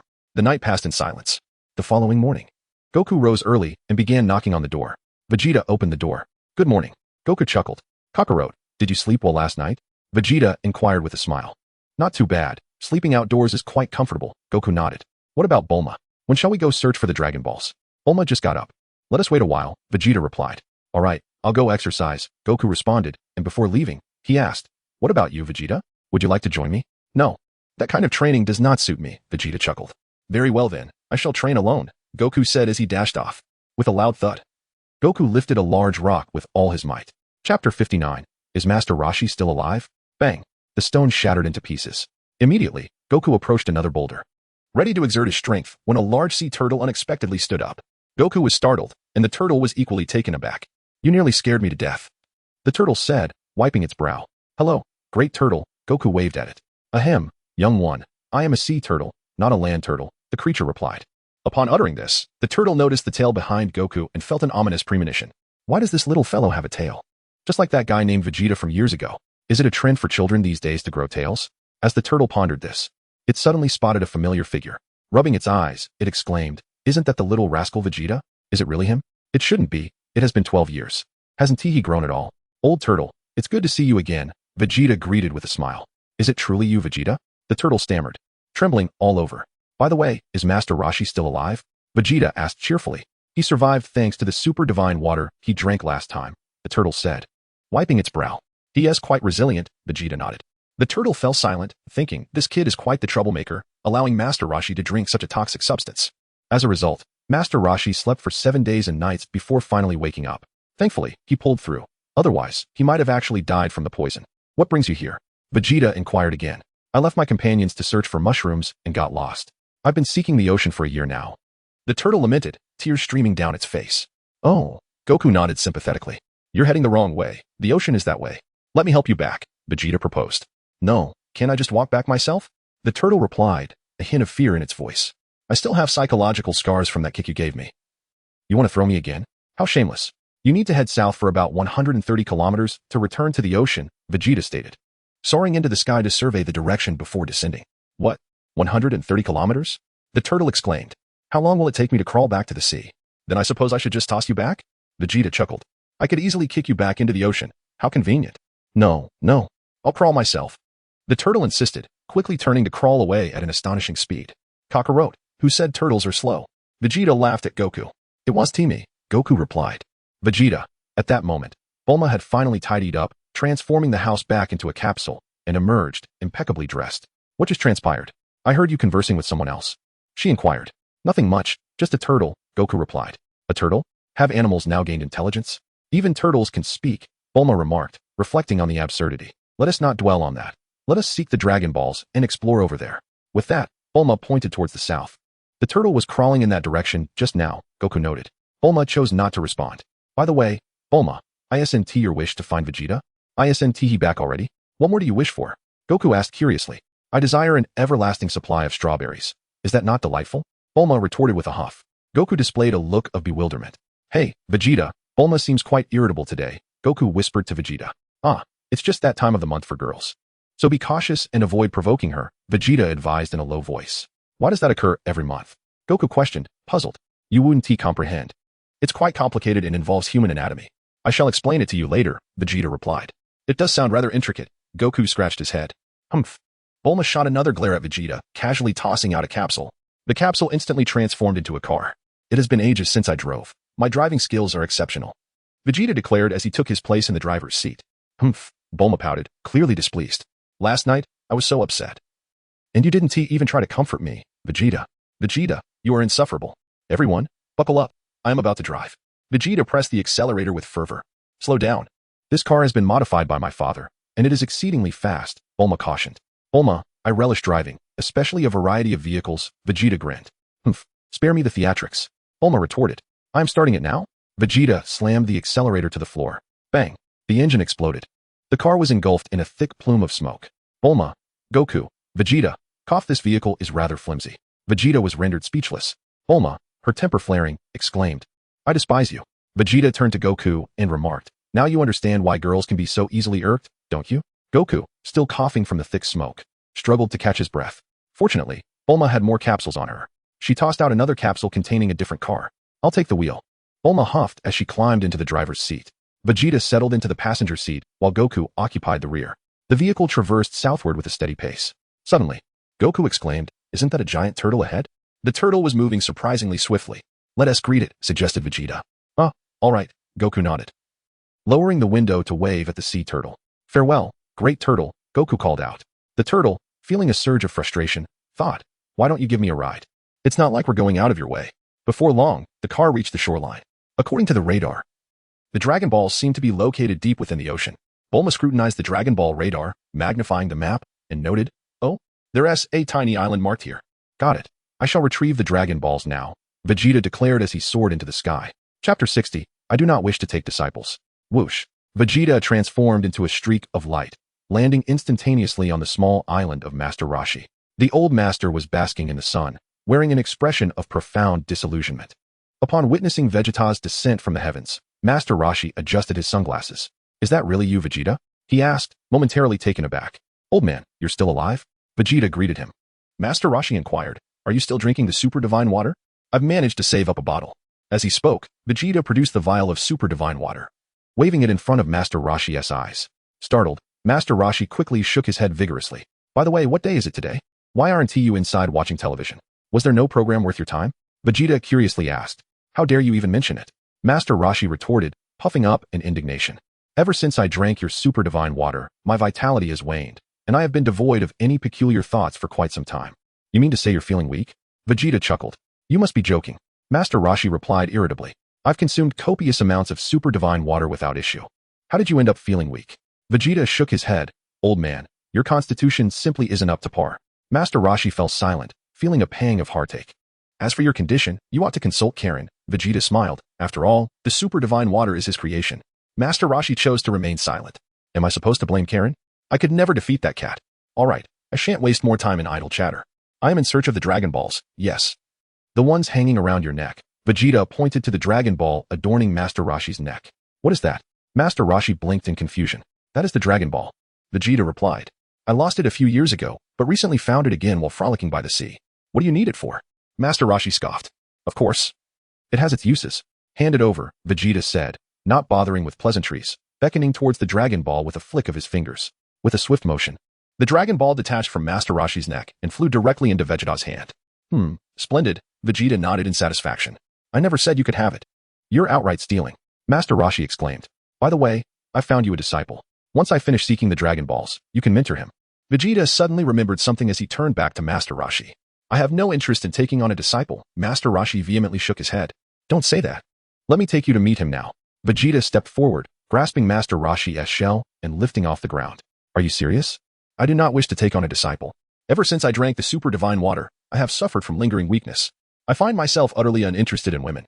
And you want me to accept a disciple? My only joy in life has been stripped away. Whoosh. Vegeta, accompanied by Master Roshi, soon appeared beside Goku and Bulma.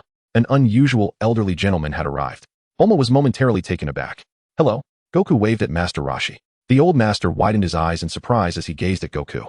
This boy also has a tail. Is Vegeta asking me to take him on as my disciple? Bam. Vegeta descended from the sky alongside Master Roshi. I trust you have seen and surmised that this is the disciple you are about to receive, Vegeta remarked, gesturing towards young Goku. Master Roshi, with his hands clasped behind his back, responded with tears in his eyes. Disciple? Master? Young Goku remained in a state of bewilderment. Kakarot, once we have gathered the Dragon Balls, you should come and learn martial arts from this old man, Vegeta suggested. You must put in your utmost effort. Will studying under him allow me to defeat you? Young Goku inquired, slightly agitated. Do not set me as your benchmark, or you shall find yourself in despair. Vegeta replied with a smile. Young Goku bang. Vegeta gently kicked Master Roshi. Master Roshi exclaimed, why did you kick me? I had already tacitly accepted him as my disciple.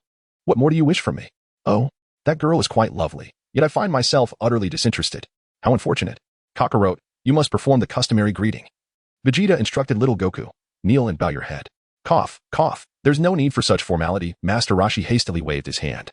Then let it be. Vegeta nodded in agreement. As little Goku prepared to kneel, he was momentarily at a loss upon hearing Vegeta's words. Vegeta, should I still bow? He inquired. No need. Your master has stated that such formalities are unnecessary, Vegeta replied with a smile. Well then, I shall not be overly formal, little Goku grinned broadly. Master Roshi chose to remain silent. Old man, you see your disciple has already bowed to you. Surely you should offer him some token of acknowledgement? Vegeta said with a chuckle. Master Roshi remarked, did he bow? And this fellow named Kakarot is not particularly endearing. Vegeta has commanded you not to bow. And so you refrain. But who, pray tell, is your master? Hurry, for I am quite occupied. Vegeta, exhibiting a hint of impatience, declared that as the greatest deity in this universe, it is an honor for you, a mere human, to engage and play with him. Master Roshi appeared utterly bewildered. You are the greatest deity in this universe? What are you saying? I am still the god of martial arts, he exclaimed, recalling how he nearly perished after drinking the super divine water. Moreover, he felt rather depleted. Never mind, I cannot match Vegeta's prowess. I shall acquiesce to his wishes. Come forth, immortal bird. Master Roshi called out loudly. Yet, nothing materialized. Little Goku displayed a puzzled expression. There is nothing here, Bulma remarked. Oh, I remember now. That immortal bird seems to have succumbed to food poisoning, Master Roshi mumbled. Bulma, wiping her brow, questioned, can an immortal bird truly die? Master Roshi pondered. The reason it is called the immortal bird is in the hope that its life can endure eternally. Alas, let us summon another. With that, Master Roshi waved his hand once more. Come forth, flying Nimbus. Whoosh. A golden cloud swiftly approached from the distance, rapidly hovering beside Master Roshi. It's a golden cloud. The golden cloud has arrived. Bulma exclaimed in astonishment. This is the flying Nimbus, Master Roshi explained. I believe Vegeta has encountered such a phenomenon. There are many at Korin Tower, and I obtained this one from Korin. Chapter 61. Vegeta's angelic power, how do you consume it? Little Goku asked, smacking his lips. Such a precious cloud cannot be eaten, Master Roshi replied sternly. You can sit upon the flying Nimbus and travel wherever you desire. Can it soar into the sky? Little Goku inquired eagerly. Indeed, Master Roshi smiled.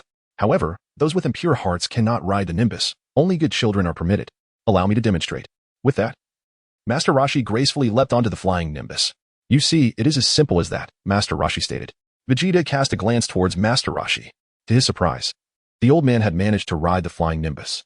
I recall that in the original tale, Master Roshi was unable to mount the Nimbus due to his improper thoughts upon encountering Bulma, coupled with his lecherous tendencies. Now, however, after consuming the ultra-divine water, Master Roshi had largely lost his masculine vigor and had become considerably more subdued. Thus, it was hardly surprising that he could now ride the Nimbus. With a sudden leap, Master Roshi jumped off the Nimbus. Little fellow, should you manage to ride it, the Nimbus shall belong to you, he proclaimed with a smug expression. As for that wicked little rascal, Vegeta, there was no way he could ride the Nimbus. Consequently, this little tail-bearing brat would surely be unable to do so either. Especially since he couldn't fly and had no means to cheat. I'll give it a try, young Goku said, leaping lightly onto the Nimbus. Master Roshi widened his eyes in astonishment. This child was quite remarkable, perhaps even better than Vegeta. Alas, what a pity for my Nimbus. Let us go. Young Goku called to the Nimbus. Whoosh. The Nimbus swiftly somersaulted through the air, and Goku danced with joy. Master Roshi felt a pang of regret. It was truly infuriating. Vegeta, have you found the Dragon Balls? Bulma turned to inquire. I have, Vegeta replied, handing the Dragon Ball to Bulma. Wonderful. This is the 4th Dragon Ball. Only 3 remain for us to complete the set, she exclaimed excitedly. Young Goku twirled in the air, and then suddenly spotted a large turtle crawling swiftly below. He descended rapidly, appearing above the turtle. Hello, big turtle. He waved. The turtle's eyes widened. Isn't that Master Roshi's Nimbus? It exclaimed. Wow, you're moving fast. Young Goku remarked. Is that Nimbus from Master Roshi? The turtle asked. It's mine, young Goku corrected. I mean, it was given to you by Master Roshi, right? The turtle quickly clarified. No, it was given to me by Master Roshi. Young Goku shook his head. I want to say more. I have to go now. Nimbus. Whoosh. The Nimbus soared away, leaving the turtle bewildered in the wind. Don't you know that Master Roshi is Master Mutant? This little brat is truly annoying, just like Vegeta. The turtle grumbled. Young Goku swiftly returned. Am I free to go now? Master Roshi asked Vegeta. Yes, Vegeta nodded. Master Roshi turned away, his expression one of disinterest. Life is indeed tragic. Let me escort you back, Vegeta pondered. That would be agreeable, Master Roshi replied, gazing at the vast ocean and nodding gently. If no one were to accompany me, I would have to swim back myself. Vegeta, showing no courtesy, advanced and grasped Master Roshi's shell, lifting him into the air. Vegeta swiftly escorted Master Roshi back to his small island. Vegeta, what is the purpose of collecting those mystical orbs? Master Roshi inquired with curiosity. It is said that gathering all 7 allows one to fulfill any wish, Vegeta replied with a smile. What? It can grant any wish? Can it restore my former manhood? Master Roshi's eyes sparkled with excitement as he asked. Allow me to administer treatment, Vegeta offered. You? Treat me? Master Roshi was taken aback, casting a doubtful glance at Vegeta. It should not be a problem, Vegeta assured with a grin. Give it a try. Smack. Vegeta spoke as he gently raised his right hand.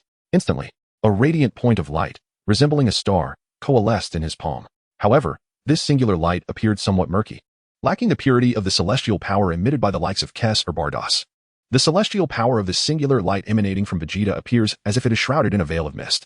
What on earth is this? The turtle sage's eyes widened in astonishment. Come, let us give it a try. I sense there should be no issue, Vegeta remarked with a grin. What do you mean by should be no issue? Are you treating me like a mere guinea pig? The turtle sage exclaimed, wiping the sweat from his brow. Snap. Vegeta pointed directly at Master Roshi from a distance. The brilliant point of light, reminiscent of a star, swiftly entered Master Roshi's body. In that instant, Master Roshi shuddered. A minute passed. Vegeta dragged Master Roshi into the living room and turned on the television. The screen displayed a delightful program featuring a young lady dancing. Master Roshi rubbed his eyes vigorously, nearly drooling in excitement. What? He exclaimed, overwhelmed with joy. Does this mean I am cured? It truly possesses healing powers. Vegeta chuckled. Master Roshi, wiping the sweat from his brow, asked, Are you not aware that this is a healing technique? I have no idea, Vegeta replied, shaking his head. Master Roshi fell silent, contemplating. Are you not afraid of rendering me incapacitated? He asked with a wry smile. What do I have to fear? The one who should be afraid is you, Vegeta replied, grinning. That is rather excessive, Master Roshi said, bemused. If you find my actions excessive, I could easily revert you to your former state, Vegeta said, shaking the bottle of Super God water. Master Roshi quickly covered his mouth, fearing to utter another word. I shall take my leave now. Take care, Vegeta declared before soaring into the sky, breaking through the roof of Master Roshi's house. Master Roshi exclaimed, Did you come purely to cause destruction? Vegeta swiftly returned to Bulma's side. Bulma, let us depart, he beckoned. Vegeta, that old man mentioned a Master Karen, who has many of those golden clouds. Could you ask him to send me one? Bulma inquired. You wouldn't be able to ride it, Vegeta replied. What nonsense! Am I incapable of sitting on such a thing? Look at me, so lovely, so beautiful, so gentle and virtuous. Bulma huffed. While lovely and beautiful is certainly not in question, the gentle and virtuous part seems a tad misplaced. Vegeta shook his head. What do you mean by that? Bulma glared. Immediately, she waved at Goku. Goku, come down. I want to show Vegeta that I can sit on it. Bulma declared. With that, Goku jumped down from the Nimbus. Bulma lunged towards the cloud. Whoosh. Bulma's body instantly passed through the Nimbus, plummeting to the ground, landing with a rather intimate encounter with the Earth. Why can't I sit on the Nimbus? Is being beautiful a sin? Bulma sobbed. In the vast cosmos, Kes and Ramsey finally located the first Super Dragon Ball. Is it really this large? Ramsey exclaimed, taken aback by the size of the Dragon Ball, comparable to a planet. Indeed, it is quite substantial, Kes nodded. There are 2 stars within it, Ramsey observed. This is a 2-star Dragon Ball, Kes responded. Let us transport this Super Dragon Ball to the center of Universe 7. Ramsey proposed. Very well, Lord Ramsey, Kes agreed without hesitation. With a swift gesture of her staff, Kes directed an invisible angelic force to envelop the Super Dragon Ball. Let us proceed, Lord Ramsey, Kes stated. Onward, Ramsey nodded. As Kes swiftly pulled the Super Dragon Ball along, Ramsey walked alongside her. During their journey, Ramsey inquired. By the way, that fellow Beerus has not awakened yet, has he? Not yet, Kes replied. That's a relief. If he wakes, it will surely be troublesome, Ramsey muttered. He then pondered aloud. But from where did Vegeta learn about the Super Dragon Balls? Perhaps from Bardock or Lord Kampa, Kes speculated. Yes, that seems plausible, Ramsey nodded. Things are manageable here in Universe 7 since Beerus is asleep. However, we must be cautious when we reach Universe 6 to avoid attracting Kampa's notice. Moreover, Bardock and Lord Kampa remain unaware that we intercepted Vegeta from Universe 6, Kes whispered. I almost forgot about that until you mentioned it. It has been quite some time. Ramsey remarked, tapping his head. In any case, we must tread carefully and secretly transport the Dragon Balls from Universe 6 to Universe 7, Kes smiled, confident that Bardock could not possibly monitor the Super Dragon Balls at all times. Let us first gather the Dragon Balls from Universe 7, Ramsey suggested. Agreed, Lord Ramsey. Kes replied. The two hurried towards the center of the universe, as Kes estimated that consolidating the Super Dragon Balls in Universe 7 would be relatively easier. Meanwhile, aboard Frieza's spaceship, Frieza sat in the cockpit, gazing at the distant stars. Suddenly, he noticed a golden light racing towards him from afar. Frieza's eyes widened in astonishment. A discovery mirrored by Dodoria and Belial behind him. Is that a star? A golden star? Dodoria exclaimed in surprise. I've never seen a golden star move like that. Belial echoed, equally astonished. Frieza remained silent, overwhelmed by the spectacle. Shall we investigate? Dodoria suggested. Lord Frieza, should we go take a look? Belial inquired. There are countless oddities in the cosmos. A flying golden star is hardly surprising, Frieza scoffed. It must have strayed from its original star system into this region, Belial conjectured. It doesn't feel like a star. It lacks warmth, Frieza shook his head. Lord Frieza, it appears there are two red pentagrams at the center of that celestial body. Dodoria cried out. What could it be? Belial was equally baffled. Frieza also wore a confused expression. Shall we investigate? Belial asked once more. Curiosity killed the cat. Frieza replied after a moment's hesitation, ultimately deciding against pursuing it. The Super Dragon Ball was simply too immense. Frieza and his companions had only noticed the Dragon Ball and were oblivious to Kes and Ramsey, who were flying with it.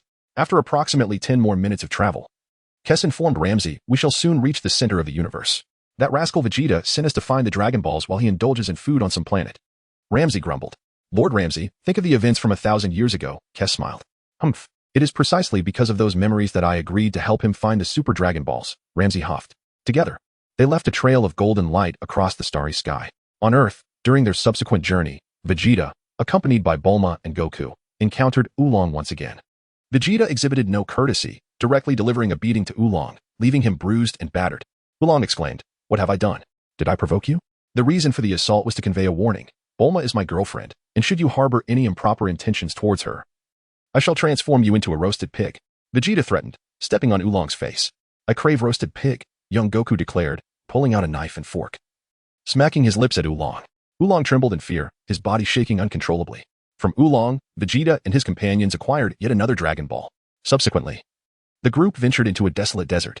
Suddenly, as they had scarcely entered the wasteland, Lepin, accompanied by Puar, sped toward them on a motorcycle. Who are you? Young Goku asked, momentarily taken aback, a sense of foreboding creeping in. Oolong's expression shifted slightly, reflecting his unease. Vegeta stood with his hands in his pockets, casting a glance at Leping. Bulma, feeling a touch of fear, hid behind Vegeta. The bandit appeared rather intimidating. Chapter 63. The standard Leping recline. I am a hyena who calls the wilderness my home. My name is Leping. He introduced himself. I am Purr. Chimed in Purr with a smug smile beside Leping. You little brats are no match for me. If you wish to leave this desert alive, hand over your money and capsules. Leping scoffed, a grin spreading across his face as he surveyed Vegeta and the others. Purr, are you that whiny little Purr? Oolong recognized him. Oolong, you are Oolong? Purr's expression shifted slightly. Do you know that pig? Leping inquired, turning his head. Yes, he is the one who used to bully me at the kindergarten in the south. Purr nodded, recalling the days he was expelled for stealing a female teacher's underwear. Oolong, you are insufferable. Oolong retorted angrily. Enough of this chatter. Hand over your money and capsules now, Leping insisted with a huff. Hey, Vegeta. Aren't you supposed to be formidable? Take care of him. Oolong urged Vegeta. Should I handle this? Suggested Goku. Why bother? Vegeta replied, casually waving his tail. Instantly, an invisible energy enveloped Leping. Ah! Leping screamed, hurtling backward. Upon landing, his head tilted, and he promptly lost consciousness, adopting the classic Leping recline. Leping. Purr gasped, rushing forward in a flurry. Let me give you some super divine water, Vegeta said, dropping a droplet of the mystical liquid onto his hand and lightly pointing at Leping. With a splash, the super divine water surged into Leping's body. He turned a deep shade of purple, already severely poisoned. Whether he would survive now depended on his fortune, Vegeta smirked. At last, he had dealt with all those who coveted Bulma. Now, he could afford to take a breather. Oolong stood nearby, utterly astonished. This Vegeta is incredibly powerful. I never imagined he could defeat Lu Ping so easily. Per, in tears, transformed into a blanket to carry Lu Ping back to tend to his wounds. As for Lu Ping's fate, it was no longer Vegeta's concern. If you survive, it must be fate. Perhaps, even if he does survive, he will end up like Master Roshi, turning insubstantial. That would certainly simplify matters. With that, Vegeta and the others continued their journey, seeking the next Dragon Ball. Along the way, they passed through places like Flame Mountain. Notably, the flames of Flame Mountain posed no challenge to Vegeta whatsoever. Vegeta leapt directly into the flames and retrieved the Dragon Ball. Meanwhile, Goku had his first encounter with Qiu Yi. Thus, 6 days passed. Vegeta and his companions effortlessly vanquished the Pilaf trio, ultimately discovering the final Dragon Ball. With all 7 Dragon Balls assembled, the moment of triumph had arrived. Bulma was overwhelmed with excitement. Vegeta, should I wish to make my body larger? No, I must consult the dragon first. In the cosmic expanse, at the heart of the 7th universe, after 7 days of diligent searching, Kes and Ramsey have successfully gathered all 7 Super Dragon Balls. Now, the 7 Super Dragon Balls are converging at the center of the universe, radiating a golden light that bathes the cosmos in a shimmering golden hue. At last, they are assembled, and it seems that that fool Zampa has yet to discover it. Ramsey lets out a slight sigh of relief. Just a few days prior, Kes and Ramsey had stealthily transported 3 Super Dragon Balls from the 6th universe without Zampa noticing.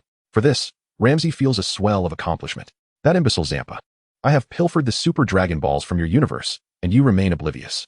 Indeed, Kes nods. Has Beerus not awakened yet?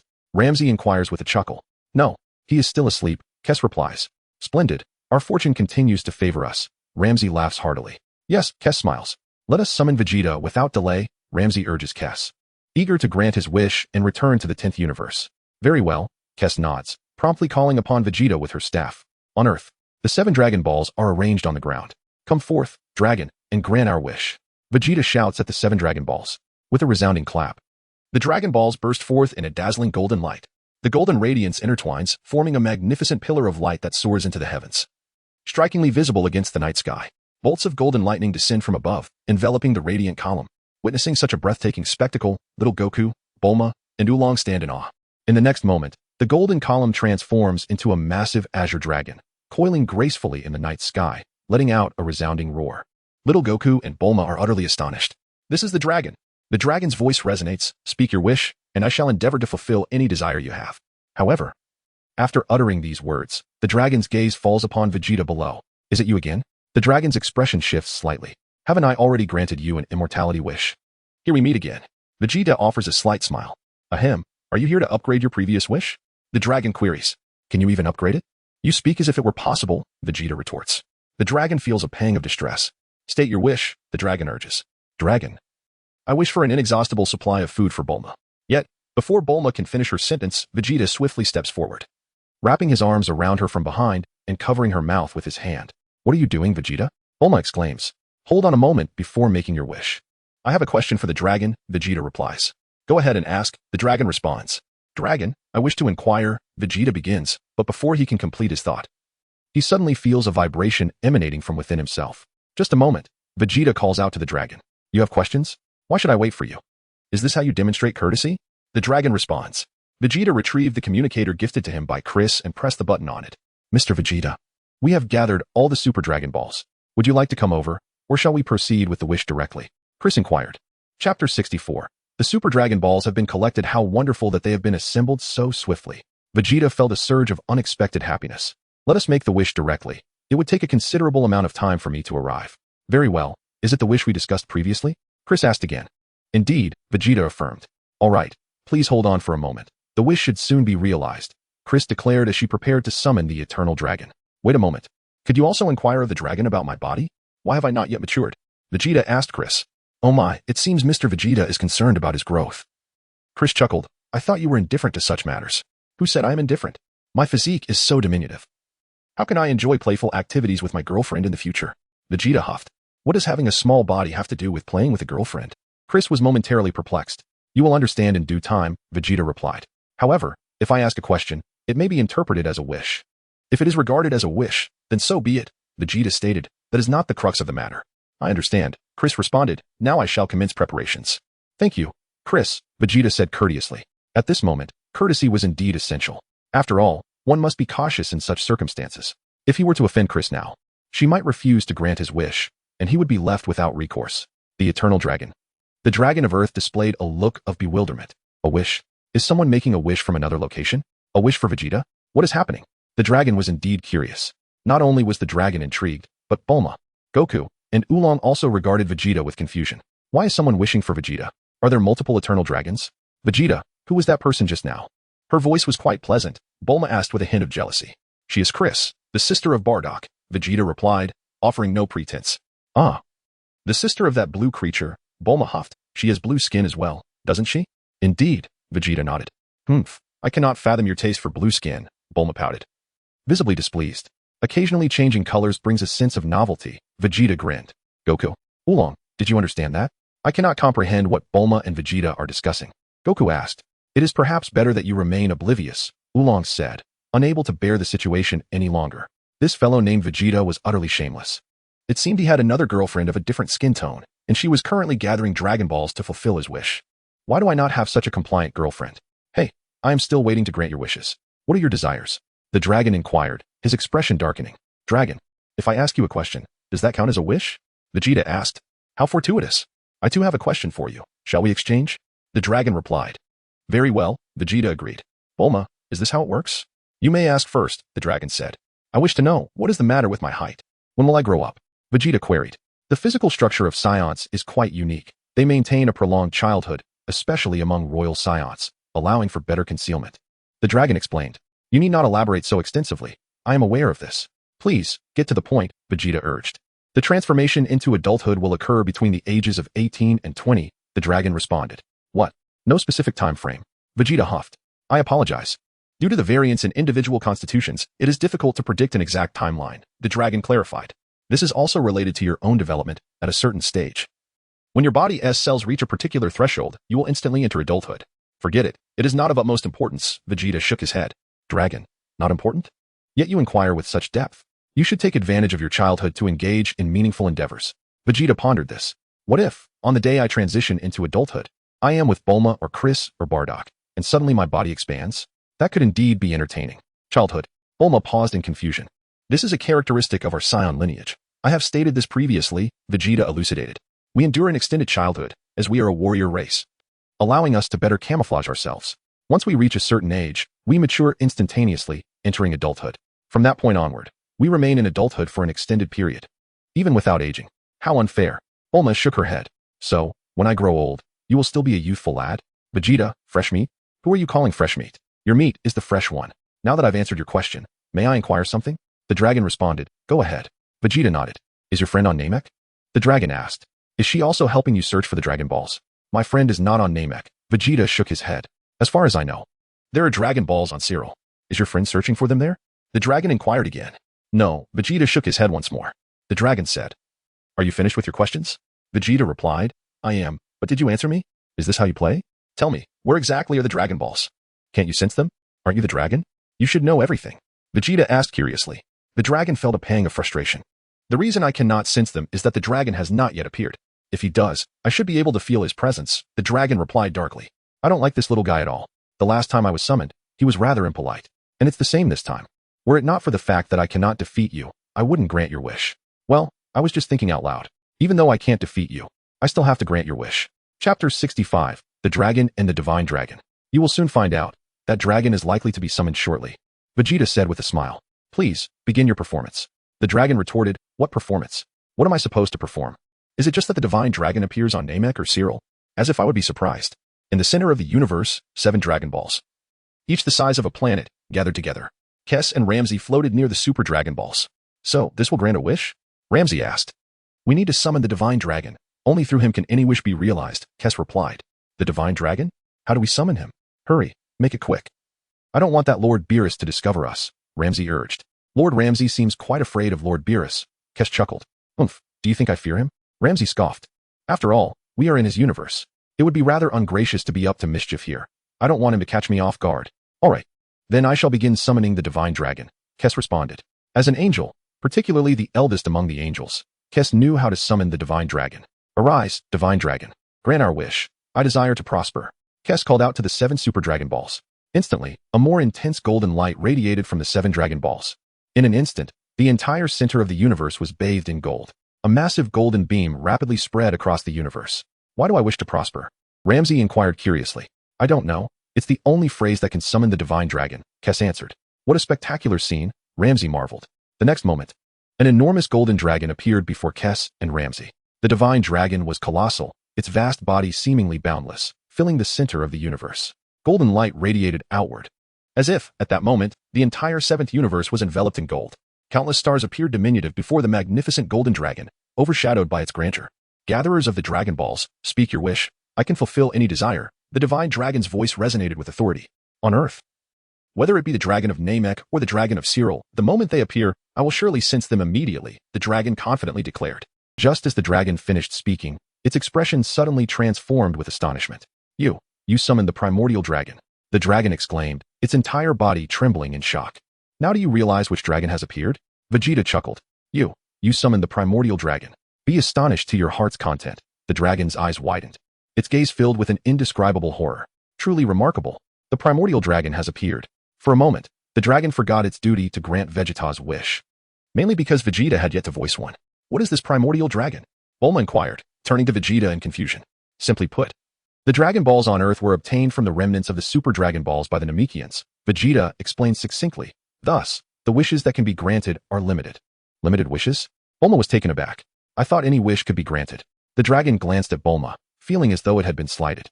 However, upon realizing that Vegeta's friend had summoned the primordial dragon, the dragon regarded Vegeta with newfound respect. This fellow is not to be underestimated. Even the primordial dragon has been summoned by his friend. In the center of the universe, speak your wish. I can fulfill any desire. The voice of the divine dragon echoed. Kess, do you think if I wish for something else right now, that little brat Vegeta would be furious? Ramsey chuckled. I believe there's a possibility, but Lord Ramsey would also face Vegeta's wrath, Kess replied. Humph, do you think I fear that brat? Ramsey snorted. Is Lord Ramsey truly considering changing his wish? Kess asked. Just saying it, perhaps not. After all, that brat helped me secure 1,000 years. This wish is a reward for him. Well then, I shall make my wish, Kess declared. Go ahead. Ramsey did not object. O divine dragon, please grant Mr. Vegeta true immortality. Kess articulated the wish. The Mr. Vegeta you speak of is the Prince of the Saiyans, Vegeta 4 from the 7th universe? The divine dragon's voice inquired. The Prince of the Saiyans from the 7th universe? Kess was slightly taken aback. Ramsey was momentarily stunned as well. Currently, he is on Earth, having summoned Earth's dragon. The divine dragon added. Hey Kess, what is going on? Ramsey asked curiously. Isn't that brat from the 6th universe? Oh dear. I also thought he was from the 6th universe. Kess nodded. Turns out he is from the 7th universe. I comprehend, thus implying that the fellow named Pa has been abducting individuals from the 7th universe, aiming to seize them for the 6th universe, only to be thwarted by our intervention. Is that the essence of the matter? Ramses, grasping the elephantine trunk, pondered in silence. It seems to be the case, reflected Kess with a gentle tap on her forehead. How intriguing this has become. I never anticipated that this scoundrel Vegeta hails from the 7th universe. Ramses erupted into hearty laughter. I too was taken by surprise, sighed Kess. Primarily, Kess had not investigated the true identity of Vegeta. Little did they know, upon the dragon's revelation, both Kess and Ramses suddenly regained their focus. So, Vegeta belongs to the 7th universe. This adds a layer of intrigue. Oh, revered dragon, it is he, the esteemed Mr. Vegeta. Please grant him the gift of immortality. Kess responded. Kess, are you certain? What if the wrong individual is chosen? This could lead to considerable complications, Ramses inquired. There is no mistake, it is undoubtedly him. Kess affirmed confidently. With a hum, golden light surged within the dragon's eyes. Chapter 66, The True Immortality. Your wish has been granted, farewell. Upon completing his statement, the dragon instantly transformed into a radiant sphere of golden flames. The luminous flames swiftly dispersed across the cosmos. In but a fleeting moment, tranquility returned to the central region of the 7th universe. Kess and Ramses gazed at the vanishing Super Dragon Balls, momentarily rendered silent. On Earth, the dragon widened its eyes, its expression transforming remarkably. Vegeta, the dragon seems quite astonished, Bulma remarked. How could it not be astonished? His ancestors have come forth to fulfill my wish, Vegeta chuckled. What wish do you intend to realize? Bulma inquired with curiosity. Nothing of great significance, merely a desire for immortality, Vegeta replied with a slight smile. Suddenly turning to glance Askew behind him. Immortality? Little Goku paused, taken aback. Here it comes. A smile graced Vegeta's face. What is arriving? Bulma queried with confusion. There is nothing here. Little Goku scratched his head, surveying the surroundings. I see nothing either. Oolong swayed his porcine head. Can you perceive it? The dragon, astonished, gazed at Vegeta. I cannot see it, yet I can sense it, Vegeta smiled. At that moment, An invisible divine power swiftly enveloped Vegeta. The divine energy immediately began to transform and upgrade his physique. In the blink of an eye, Vegeta's body underwent a complete metamorphosis. Vegeta has attained the true state of immortality. Vegeta could also personally perceive the extraordinary transformations that his body was undergoing. It felt to him as though an infinite vitality had awakened within. He resolved to explore the peculiar changes within his own physique. With a sudden impulse, Vegeta surged skyward. Thunder rumbled. Vegeta's body suddenly erupted. Vegeta transformed into a mist of crimson fog. The dragon inquired, "What has happened to you, Vegeta?" Bulma was taken aback, her face pale with shock. Did he just explode? Little Goku was stupefied. How could he have exploded like that? Oolong was utterly dumbfounded. Then, an even more astonishing scene unfolded. The blood mist that was once Vegeta quickly began to coalesce. With a snap, Vegeta's form was restored to its original state. Is this the true essence of immortality? Vegeta grinned with satisfaction. The dragon remarked, "Are you attempting to achieve immortality? You are quite the audacious one, daring to experiment with self-detonation. Do you not fear the pain?" Vegeta descended from the heavens, landing beside Bulma, his heart brimming with delight. At long last, he had achieved the status of true immortality. Moments ago, he had been reduced to a mist of blood, yet here he was, restored and revitalized. The exhilaration was simply unparalleled. The wish he had long desired before his journey through time had finally come to fruition. "Bulma, do you wish for a strawberry that you can never exhaust?" Vegeta inquired. Bulma, still in a state of bewilderment, replied, "I distinctly saw you explode just now. And yet you appear unscathed." "Bulma, snap out of it," Vegeta urged, gently tapping her arm. Instantly, Bulma regained her senses and turned to Vegeta, asking, "What?" "Hurry and make a wish. Shinran has been waiting for quite some time." "Indeed, I have been waiting a considerable duration," Shinran responded. "I was simply astonished by the emergence of my ancestor.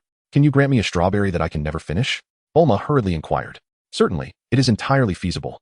Shinran nodded, explaining that the key lay in imbuing the strawberry with regenerative abilities.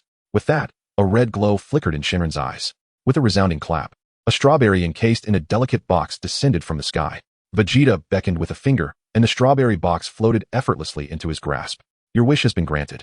Farewell," the dragon declared, before instantly transforming into 7 radiant beams of light, swiftly dispersing across the globe.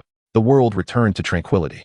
Vegeta opened the box and took a bite of the strawberry. Suddenly, with a pop, the devoured strawberry astonishingly grew back. "How marvelous!" Vegeta nodded in satisfaction and offered the strawberry to Bulma. Bulma replied, "What is this? When you have something delightful, you should share it with your girlfriend first." Pouting, she added, "I just wanted to taste it and see if it was good." Vegeta clarified, not minding the drool Vegeta left behind. Bulma took a bite of the strawberry as well.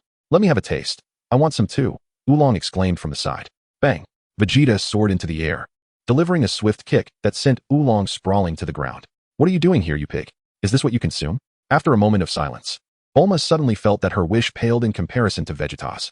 After all the time spent gathering the Dragon Balls, her request amounted to merely a strawberry. "I should have asked Shinran for a body that never ages," Bulma lamented. "Don't worry, the Dragon Balls will be revived in a year. By then, I shall grant you an everlasting youthful body," Vegeta promised. "Really?" Bulma looked at Vegeta with hopeful anticipation. "Of course, how could my girlfriend ever grow old?" Vegeta took Bulma's hand, adding, "While the notion of growing old together is endearing, I much prefer a field that remains eternally fertile." "Oolong what?" "Little Goku, Bulma." "You understood that instantly?" Vegeta marveled. "Humph, even a pig can understand it. How could I not?" Bulma retorted. "Oolong, you all continue your conversation. I shall take my leave." That night, during the summoning of Shinran, it was indeed nighttime, and now it was time to rest in the wilderness. Oolong wept bitterly. Why must those two have a house while we sleep outside? He gritted his teeth. Vegeta had declared Bulma his girlfriend, forbidding any other man from coming too close. Little Goku, however, seemed indifferent and seriously said to Oolong, "Are you a pig?" "I am not a pig, you are?" Oolong shot back. Oolong dismissed Little Goku, feeling exasperated by such a foolish teammate. "I shall go admire the moon. It looks splendid tonight. It's been ages since I beheld such beauty. If only a girl were here to accompany me, but alas, I am stuck with this pig teammate." Chapter 67, Transformation. Golden Great Ape. "What are you gazing at, Oolong?" Little Goku inquired with curiosity. "Humph, mind your own business," Oolong huffed. "I want to see too," Little Goku said, looking up at the sky. Upon glancing up, Little Goku noticed the full moon. "Tonight is a full moon," he remarked. "Do you have an issue with that?" Oolong asked angrily. "Monstrous creatures appear on full moon nights," Little Goku said earnestly. "Stop spouting nonsense," Oolong retorted. "I'm not lying. My grandfather was crushed by such a creature," Little Goku insisted. "Your grandfather was Son Gohan, right? Such a formidable person was crushed?" Oolong asked, astonished. "Is that monster truly so fearsome?" "Yes. That creature not only crushed my grandfather, but also flattened our home and the trees outside," Little Goku continued. What kind of being could do that? Oolong felt a twinge of fear. I was asleep at the time, so I didn't see it. Little Goku shook his head. Didn't you just say that the monster flattened your house? You must be the pig. Oolong thought Little Goku's intelligence was questionable. My grandfather often told me not to look at the full moon. I think there's no harm in it, Little Goku said, glancing up at the moon once more. See, I looked again. Oolong suddenly felt a foreboding sense. Could that monster possibly be this fool?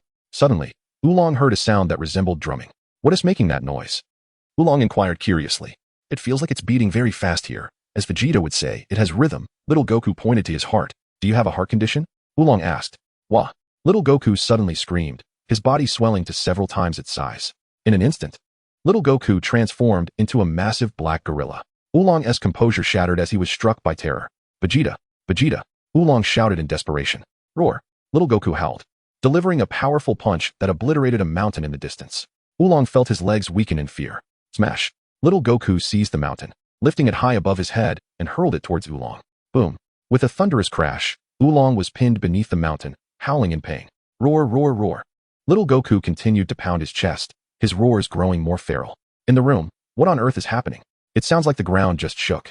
Bulma said as she emerged from her bedroom and approached Vegeta. Is it a full moon tonight? Vegeta asked. Yes, what of it? Bulma queried, puzzled. We Saiyans transform into great apes under the full moon. I suspect Little Goku has already transformed, Vegeta explained. Great ape? Bulma paused momentarily. Let me see, let me see. Driven by curiosity, Bulma opened the door. Then, Bulma and the great ape Goku locked eyes. Her complexion turned pale instantly, and she executed a dramatic turn, rushing back into her room and firmly shutting the door, leaning against it in dread. Vegeta, do you really think pressing your back against the door would be effective?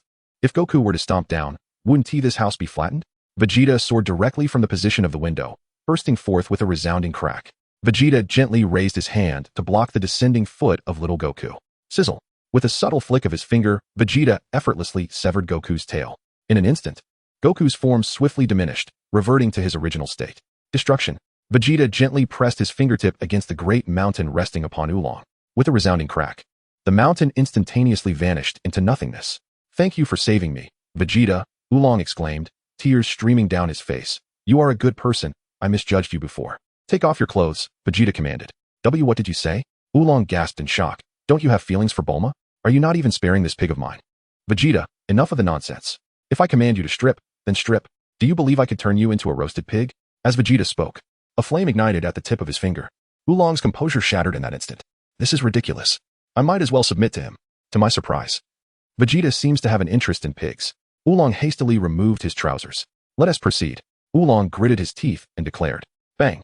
Vegeta kicked Oolong to the ground. What was going on in that pig's mind? Oolong, if you want me to lie down, you could just say so. Is it really necessary to resort to violence? Vegeta beckoned with a flick of his finger, draping Oolong's trousers over Little Goku. This pig was simply too bothersome. With a dismissive huff, Vegeta delivered a swift kick, sending Oolong flying. Oolong exclaimed, You should have told me earlier. You should have said to dress Little Goku. Bulma quietly opened the door and stepped outside. Vegeta, where's the great ape? She inquired, glancing around with curiosity. Where has that great ape gone? Do you wish to see? Vegeta responded. That would be nice, Bulma murmured. Very well, I shall show you, Vegeta declared, lifting his gaze towards the full moon in the sky. In an instant, Vegeta transformed into a colossal black ape. Bulma gasped. And Oolong was once again terrified, his spirit nearly escaping him. Bulma's face turned pale with fear. See, Bulma? Isn't it amusing? Vegeta chuckled. Not amusing at all. Change back immediately. Bulma retorted angrily. I shall attempt to see if I can transform into something else, Vegeta pondered aloud. With that, a golden light erupted from his form, and he transformed into a Super Saiyan. Upon closer inspection, it was evident that his entire body had been enveloped in golden hair. Vegeta unfastened his belt and glanced down. It had transformed into a golden hue as well. What a magnificent sight! Bulma remarked, Hey, what are you looking at? As she wiped the sweat from her brow. Are you not seeing this? It's golden. Vegeta replied. I don't want to see it, I don't want to see it. Bulma exclaimed in a frantic tone. Chapter 68, Transformation Again. Super Saiyan 4. Just saying you don't want to see it is enough? If you say more, I might think you actually want to. Vegeta retorted. Bulma's cheeks flushed a rosy red, her shyness resembling that of a blooming rose. A moment of silence ensued. Why have you turned golden? Bulma inquired, taking a deep breath. Appearing somewhat perplexed, Vegeta ceased to pay any attention to Bulma, his demeanor becoming remarkably grave. Vegeta's gaze was resolute as he lifted his eyes to the distant starry sky. In the next moment, his body swiftly contracted and transformed. In an instant, Vegeta had metamorphosed into the form of Super Saiyan 4. His body was adorned with a profusion of crimson fur, his pupils glowed a vibrant red, and even his tail had taken on the same striking hue. Furthermore, his height had surpassed Bulma's by more than 10 centimeters. What is this transformation? Bulma exclaimed in astonishment, whispering, so handsome. This change is quite impressive. I suddenly feel shorter. Vegeta smiled, replying, it is you who have grown shorter. Humph, Bulma retorted. Is that so? Vegeta nodded. Your voice has become more mature, Bulma remarked. Let me see if this area has matured, Vegeta said, as he playfully tugged at his pants and glanced down. What color is it? Oolong inquired curiously, leaning in closer. Bang.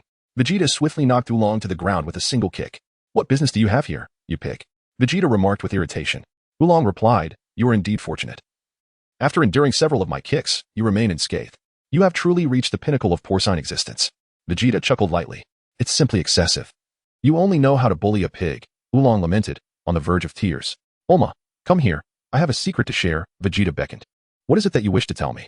Bulma responded, momentarily taken aback, yet she obediently approached. Red, Vegeta whispered into Bulma's ear. Did I inquire about the color? Bulma retorted, her cheeks flushed as she scolded him playfully. Am I acceptable in this state? Vegeta smiled. Humph, I have nothing more to say, Bulma huffed. If it becomes necessary, perhaps try to maintain this form, Vegeta suggested with a grin. Simultaneously, he assessed his own energy level. Super Saiyan 4. Energy intensity increased by 3,000-fold. Vegeta's base combat power is 10 to the power of 43. Thus, upon transforming into Super Saiyan 4, his strength escalates to 10 to the power of 46. Previously, we were astounded by the claims regarding Goku's transformation into Super Saiyan 3, which was said to be at 10 to the power of 45. In truth, the increase in power associated with the Super Saiyan 3 transformation is not as substantial as asserted. Vegeta's triumph over Jiren can be attributed to the remarkable enhancement of his base combat power, which has ascended to 10 raised to the power of 43. Consequently, upon transforming into a Super Saiyan 3, Vegeta's combat prowess surpassed that of Jiren. Currently, having attained the form of Super Saiyan 4, his power has surged even further. However, these calculations are solely based on combat power. Would reaching 10 raised to the power of 47 or even 48 truly be sufficient to conquer Lampsis? Vegeta is acutely aware that the chances are slim. The divine beings possess their own unique combat techniques. While an increase in energy may enhance one's strength, relying solely on energy is utterly insufficient to vanquish a god of destruction. Nevertheless, Vegeta does not place his entire reliance on energy alone. Vegeta has mastered the Ultra Instinct and the God of Destruction techniques, the latter of which is also referred to as self-destruction. With dual mastery of these formidable abilities, he remains ever vigilant and does not dare to be complacent in the slightest. Vegeta has perused the manga of Dragon Ball Super. Within its pages, Frieza discovered a dimension with a significantly slower flow of time, where he trained for a decade. Upon his emergence, he transformed into a striking black and gold form. Subsequently, Frieza effortlessly annihilated both Goku, who had attained the Ultra Instinct form, and Vegeta. One must ponder the extent of his power. Nevertheless, even during that era, Frieza was still insufficient to contend with Beerus, showcasing the unparalleled might of the God of Destruction, who possesses unique strengths. Throughout these years, Vegeta has diligently trained alongside Whis. Although he occasionally manages to hold his own against Whis, he is acutely aware that such instances stem from Whis' momentary lapses in focus. In a true confrontation with a God of Destruction, the reality of the battle would be entirely different. Vegeta felt that with his current strength, he might not yet be a match for them. The road ahead is long, and I must continue my exploration. What a transformation this is! Bulma exclaimed in astonishment. I'll let you in on a secret. It's red, Vegeta whispered into Bulma's ear. No need to emphasize that twice. Bulma replied, her cheeks flushed. In a playful tone. Would you like to see it? Vegeta inquired. Bulma, I want to look. Bulma huffed. You refuse to look at the golden one. And now the red one as well. What is it that you wish to see? Vegeta asked with curiosity. Bulma fell silent. Is it merely a matter of color? Will you maintain this appearance in the future? Bulma questioned. For the time being, that is the plan. The red elephant is something you should cherish, Vegeta smiled. Why should I cherish it? Bulma asked angrily. Because soon, it may very well turn white, Vegeta replied. Turn white? That would be due to excessive exposure. Bulma retorted emphatically. Vegeta, I find myself at a loss for words. However, on another note, what are your plans moving forward? Bulma inquired. First, I shall attend to some matters at hand, and then I will return to accompany you, to grow alongside you. I must admit, I thoroughly enjoy dunking in basketball, Vegeta stated earnestly. Basketball? Bulma appeared somewhat perplexed. Scratching her head. What do you mean by basketball? Why do I sense a deeper implication in your words? Yet, I struggle to envision any connection between basketball and those aspects. I recall once hearing someone elaborate on the relationship between basketball and hoops. It was rather profound. Vegeta chuckled. I shall gradually explain it to you in due time. Basketball and hoops? Bulma remained bewildered. You will come to understand, Vegeta reassured with a smile. Never mind. Let us rest for now. Bulma yawned. After a night of turmoil, it is time for slumber. I shall not sleep beside you tonight, Vegeta remarked. I have just transformed into this state, and my control over strength is still lacking. I would not want to inadvertently harm you. How rude, Bulma exclaimed with a frown. As though we had shared a bed before. Chapter 69. Krix and Ramsey arrive on Earth. We have shared a room. Does that not mean we have slept together? Vegeta retorted. That does not count. That does not count. Bulma exclaimed loudly. Oolong approached from a distance, feeling rather unfortunate. You two are indulging in mushy moments. Yet you 1T allow this pig to interject. What a world we live in. With a swift motion, Bulma tossed a universal capsule. The capsule transformed into a small house. Bulma opened the door, and then Vegeta and Bulma entered the room, closing the door behind them. Oolong shed tears of despair. How outrageous. Once again, they have left me and little Goku outside while they retreat to their cozy abode. In the vastness of space. Come, Krix. Let us seek out Vegeta, Ramsey beckoned. Hopefully, this fellow has prepared a feast for us. Indeed, Krix nodded, smacking her lips in anticipation. How long will it take to reach the planet where Vegeta resides? Ramsey inquired.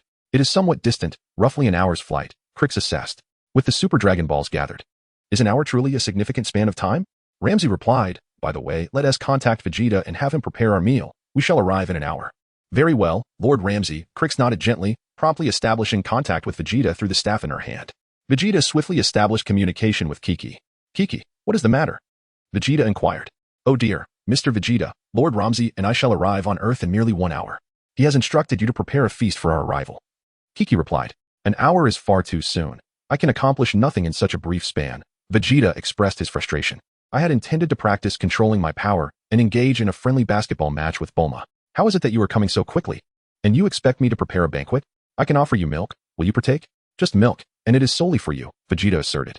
Hehe, upon hearing this, Lord Ramsey's face turned a shade of green. Kiki chuckled. He claims he wishes to partake as well. Vegeta, Ramsey, enough of your meddling. Why are you trying to join in? I understand now. Let us leave it at that for the moment. We shall discuss the milk later. And I will see you in an hour. After Vegeta concluded his statement, he promptly ended the call. Following the termination of the conversation, Vegeta transformed, regaining the form of Super Saiyan 4. Why must you revert to your original appearance for a call to the sister of the Smurfs? Bulma inquired. The sister of the Smurfs will be coming to see me shortly. Do not interfere. I wish to see if my Super Saiyan 4 guys can deceive them, Vegeta contemplated. What is the purpose of deceiving them? Bulma asked, perplexed. They wish for me to become a deity in their universe, yet I have no desire to comply. They insist. But my resolve remains unchanged, Vegeta replied. To be honest, I am merely amusing myself at their expense. Bulma silently wiped her brow. Your earlier words suggested that the universe would cease to function without you. Little Goku has never seen me in this form, Vegeta mused, but that pig has. And it must be relocated. Suit yourself. I will simply support you, Bulma scoffed. Now, could you prepare some delectable food for me? Is there anything appetizing in this house? Vegeta inquired. It seems we are left with only instant noodles, Bulma responded. Instant noodles will suffice. What more could one desire? Vegeta nodded in satisfaction. What more could one desire? Bulma echoed, bewildered. Vegeta wore a smile, knowing that these instant noodles would undoubtedly astonish both Rammus and Xanti. Additionally, the preparation was remarkably effortless. Now, I shall first take care of that pig. Otherwise, if it were to spill the beans, it would certainly spoil the fun. Vegeta pushed open the door and stepped outside. Oolong was peacefully slumbering alongside Goku. Hey, that pig, why don't you pay Master Roshi a visit for a while? Vegeta remarked, gesturing dismissively towards Oolong. With a sudden burst of formidable energy, Oolong was propelled into the air uncontrollably. What are you doing, Vegeta? I haven't bothered you this time. I was merely trying to catch some sleep. Oolong exclaimed, but he soon vanished from sight. Initially, Oolong was thoroughly terrified, his spirit shaken. Yet, after 10 seconds, his demeanor gradually shifted to tranquility. Why should I be afraid? I too can transform into a bird or bat and soar through the skies. After dispatching Oolong, Vegeta remained in place, silently awaiting the arrival of Krillin and launch. An hour swiftly elapsed. Whoosh, whoosh. Vegeta gazed up at the night sky, where two distinct beams of light emerged, heralding the swift arrival of Xanti and Rammus. Xanti had already pinpointed their location with the communicator, making it effortless for her to find this place. As Xanti and Rammus descended gracefully, they landed softly beside Vegeta. Greetings, you must be Lord Xanti and Lord Rammus, Vegeta said, instinctively placing his hands in his pockets and bowing politely. Xanti was momentarily taken aback, while Rammus regarded Vegeta with a thoughtful glance. For Vegeta had transformed into a Super Saiyan 4. Vegeta's appearance has undergone a significant transformation. At first glance, one could hardly recognize him as Vegeta. Moreover, his voice has matured, reflecting a newfound gravitas. Who are you? Where is Vegeta? Ramsey inquired. I am Vegeta's brother, Dal, he replied. Vegeta has departed from Earth. What? He has left Earth? Ramsey was momentarily taken aback, incredulous that this young man would jest about such matters. He leaves without a word to us? Kess remained silent, gazing intently at Vegeta. Kess, quickly establish contact with Vegeta and ascertain his whereabouts, Ramsey commanded with a huff. Very well, Lord Ramsey, Kess responded, grasping her staff to reach out to Vegeta. By the way, my brother instructed me to return this to you upon meeting, Vegeta stated, producing a communicator and handing it to Kess. What does that rascal mean by this? Ramsey furrowed his brow. My brother said there's no need to seek him out. Vegeta replied. What does this young man mean? After attaining immortality, he simply walks away? Ramsey's expression darkened. Chapter 70. Ramsey was utterly unrecognizable. Kess remained silent, scrutinizing Vegeta from head to toe. Vegeta, it is not particularly difficult to conceal this identity from the god of destruction. However, evading the angels is an entirely different matter. What on earth does this fellow intend to do? Am I not good enough for him? Ramshur huffed, departing without uttering a word. After that, Ramshur appeared somewhat despondent. How infuriating. The god of destruction I have painstakingly nurtured, sighed Ramshur. Kess remained silent as ever. Kess, do speak up. What is your perspective on this matter? Ramshur inquired. Kess, what perspective is there to consider? Isn't Vegeta right beside you? If you can't see it, who can you blame? However, when did Vegeta learn this transformation? Not to mention, this transformation looks rather impressive. During our time on Earth, Vegeta has gained quite a lot. What are you pondering, Kess? Ramsey inquired with a frown. I am contemplating whether to reveal my brother Vegeta's true identity to Lord Ramsey, Kess replied with a smile. What? His true identity? Ramsey was taken aback, scrutinizing Vegeta once more. What could this fellow's true identity be? Is there something extraordinary about it? Does Lord Ramsey not see it at all? Kess asked. What am I supposed to see? Ramsey scratched his head, examining Vegeta again, unable to suppress a murmur. However, I must admit, this fellow's energy intensity is quite considerable. It might even surpass that little brat Vegeta's talent. By the way, are you Vegeta's brother? Kess, Vegeta, having said all this, is this fellow still oblivious to the situation? No, I am not Vegeta's elder brother. I am your second uncle, Vegeta remarked with a smile. What did you just say? Are you aware of the consequences of being disrespectful to a god of destruction? Ramsey retorted, infuriated. Is it now the case that any stray cat or dog dares to provoke me? You think just because you claim to be Vegeta's brother, I would refrain from dealing with you? With a swift motion, Ramsey reached out his enormous hand towards Vegeta. Vegeta deftly sidestepped, gracefully evading Ramsey's assault. Oh? He managed to evade it? Quite a quick response indeed. Ramsey snorted and pursued once more. Bang, bang, bang. Ramsey unleashed a flurry of rapid punches towards Vegeta. Vegeta gently raised his hand, catching all of Ramsey's punches. Ramsey was somewhat astonished. Vegeta's brother is even more formidable than I had anticipated. Come on. Ramsey was instantly intrigued and was about to unleash some divine destruction to engage in a delightful contest with Vegeta's brother. Enough of this, Vegeta declared, transforming back to his normal state in an instant. Ramsey's eyes widened in disbelief. What? Vegeta? Is that truly you, Vegeta? Ramsey was left astounded.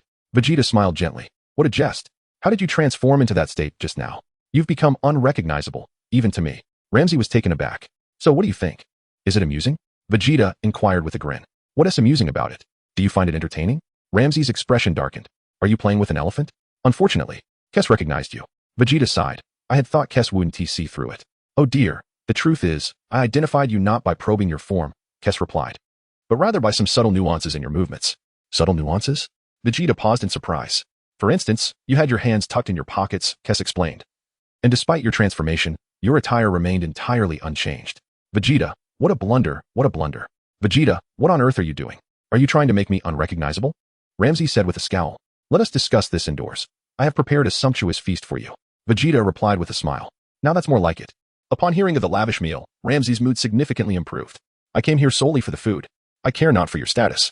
Vegeta invited Krillin and Rammus into the room. Bang. Vegeta transformed once more, reverting to the formidable appearance of Super Saiyan 4. How did you end up like this again? Ramsey remarked, taken aback. The previous form was rather diminutive. I had to look up at you, which was quite irksome, Vegeta retorted. Suit yourself, Ramsey huffed. But do hasten to prepare some delectable dishes for me. I have prepared an abundance of culinary delights for you all, Vegeta replied. What do you have? Kess inquired with anticipation. Braised beef, slow-cooked pork bones, pickled cabbage with beef, mushroom stew with chicken, golden soup with fatty beef, scrambled eggs with tomatoes, and spicy chicken. Among others, Vegeta enumerated. That sounds quite delightful. Kess, what do you think? Ramsey asked, growing more eager. Oh my, the names indeed sound appetizing, Kess nodded. Bulma remarked. Are these two really so easily deceived? What Vegeta has mentioned is merely instant noodles, isn't it? Moreover, that sister of the Smurfs indeed possesses a striking beauty. What is the nature of the relationship between Vegeta and her? Bulma, has the water boiled? Vegeta inquired. Yes, it has, Bulma nodded. Prepare the dishes, Vegeta commanded. And with a sweeping gesture, an array of instant noodles was presented upon the table. Ramsay was taken aback, and so was Kess, momentarily stunned. Is this what you call a meal? What are these packages? Ramsay remarked, casually picking up a packet of noodles for inspection. This packet is labeled as braised beef flavor instant noodles, Vegeta replied, tearing open the packaging and pouring the noodles into a bowl, adding the seasoning sachet. Vegeta, don't we have barrel-sized instant noodles? There's no need to transfer them to a bowl, Bulma whispered to him. Barrel-sized ones are far too expensive. One must learn to be frugal, Vegeta asserted. But you returned with hundreds of billions worth of jewels. Are you truly trying to save a few coins here? Bulma countered. Very well. After all, they are your friends. Entertain them as you see fit. Vegeta poured hot water into a bowl. Bulma, did you bring the tablet? He inquired. The tablet? What do you need that for? Bulma was taken aback, yet she obediently retrieved the tablet and handed it to Vegeta. Vegeta placed the tablet atop the bowl. Bulma exclaimed, how expensive that tablet is. It will get damaged. Bulma was at a loss for words. Chapter 71. Huda Pit. Your family is the world's richest. Do you truly lack the funds for this tablet? Vegeta asserted confidently. You could easily switch to instant noodles in a bucket. Bulma was unsure of how to respond to Vegeta. Switching to bucket noodles is far cheaper than the tablet. What do you know? Noodles prepared with a tablet have a deeper flavor, Vegeta remarked. Bulma chose silence. If you wish to make a fuss, go ahead. Bring me another tablet. Vegeta then prepared instant noodles for Krillin. We are out. Bulma huffed. What about the monitor? Let's use that instead. Vegeta went to Bulma's bedroom and retrieved the monitor. Placing it atop Krillin's noodle bowl, Bulma remarked. Krillin and Launch looked utterly bewildered. 3 minutes later, Vegeta announced, all right, it's ready to eat. Let me try, Launch said. Taking a bite of the noodles, instantly experiencing a delightful sensation on her palate. Krillin also sampled a small bite. Oh my, I never expected something so delicious. Today has truly broadened my horizons, he exclaimed, deeply impressed. Bulma questioned, are they truly divine? Have you never tasted instant noodles before to find this so delightful? The two quickly consumed 2 packets of noodles, even finishing the broth. Delicious, Vegeta. I never anticipated these noodles would be this good, Launch said, smacking her lips, wanting more. Could I have another packet? Krillin asked. 1 packet is just right. It leaves a lasting impression, Vegeta mused. If you eat too much, it loses that initial flavor. Humph. Stop trying to fool me. Launch retorted. You can take some home to savor at your leisure. I'm not competing with you for it, Vegeta replied with a smile. Can I take it all home? I want to take everything, Krillin declared. All right, take it all. It's yours, Vegeta readily agreed. Now that's more like it, Krillin said, thrilled. Without further ado, he promptly packed the remaining dozen packets of instant noodles. Bulma handed Krillin a universal capsule. Little did they know, the 7th universe had already invented such a marvelous item. Krillin glanced at the universal capsule in his hand, offered a brief sigh of wonder, and proceeded to stow away all the instant noodles inside. Vegeta secretly reveled in the moment. 2 packets of instant noodles had successfully dispatched Kess and Ramsay. And in the process, they had unwittingly assisted him in achieving true immortality. Regardless, he sincerely expressed his gratitude for their assistance over the past 7 days. There's no need for such courtesy. It was merely a trifling task, Ramsay responded, jovially waving his trunk. Next, we can set our sights on some mischief. Vegeta grinned, suggesting, how about we find another god of destruction to play tricks on, and devise a way for you to win a millennium? What do you say? Trick a god of destruction? Ramsay paused, momentarily at a loss. Vegeta's implication was clear, in his current guise. It was challenging for anyone who had seen him to recognize him. Kess smiled and remarked, did not Lord Ramsay fail to recognize him as well? At that moment, Ramsay's eyes lit up. Indeed, I did not even recognize him. Having spent 12 years in close proximity to this lad, and yet I failed to see through it. Who else could possibly recognize him? Who shall we target next? Shall we continue to deceive that delightful fellow? Ramsay inquired, his excitement palpable. Vegeta, are you still wrestling with that sheep? Chris covered her face, unsure of what to say. The issue is, only that delectable fellow has an intern destroyer. Ramsay added, it seems quite reasonable when Lord Ramsay says so. Chris nodded in agreement. Indeed, other destroyers do not possess an intern destroyer, making it rather difficult to exploit. We can no longer make plans concerning the intern destroyer. We might consider the intern Supreme Kai instead, Vegeta proposed. An intern Supreme Kai? How would that work? Ramsay inquired. You simply need to do this, then that, and then do this again, Vegeta explained. Do you understand?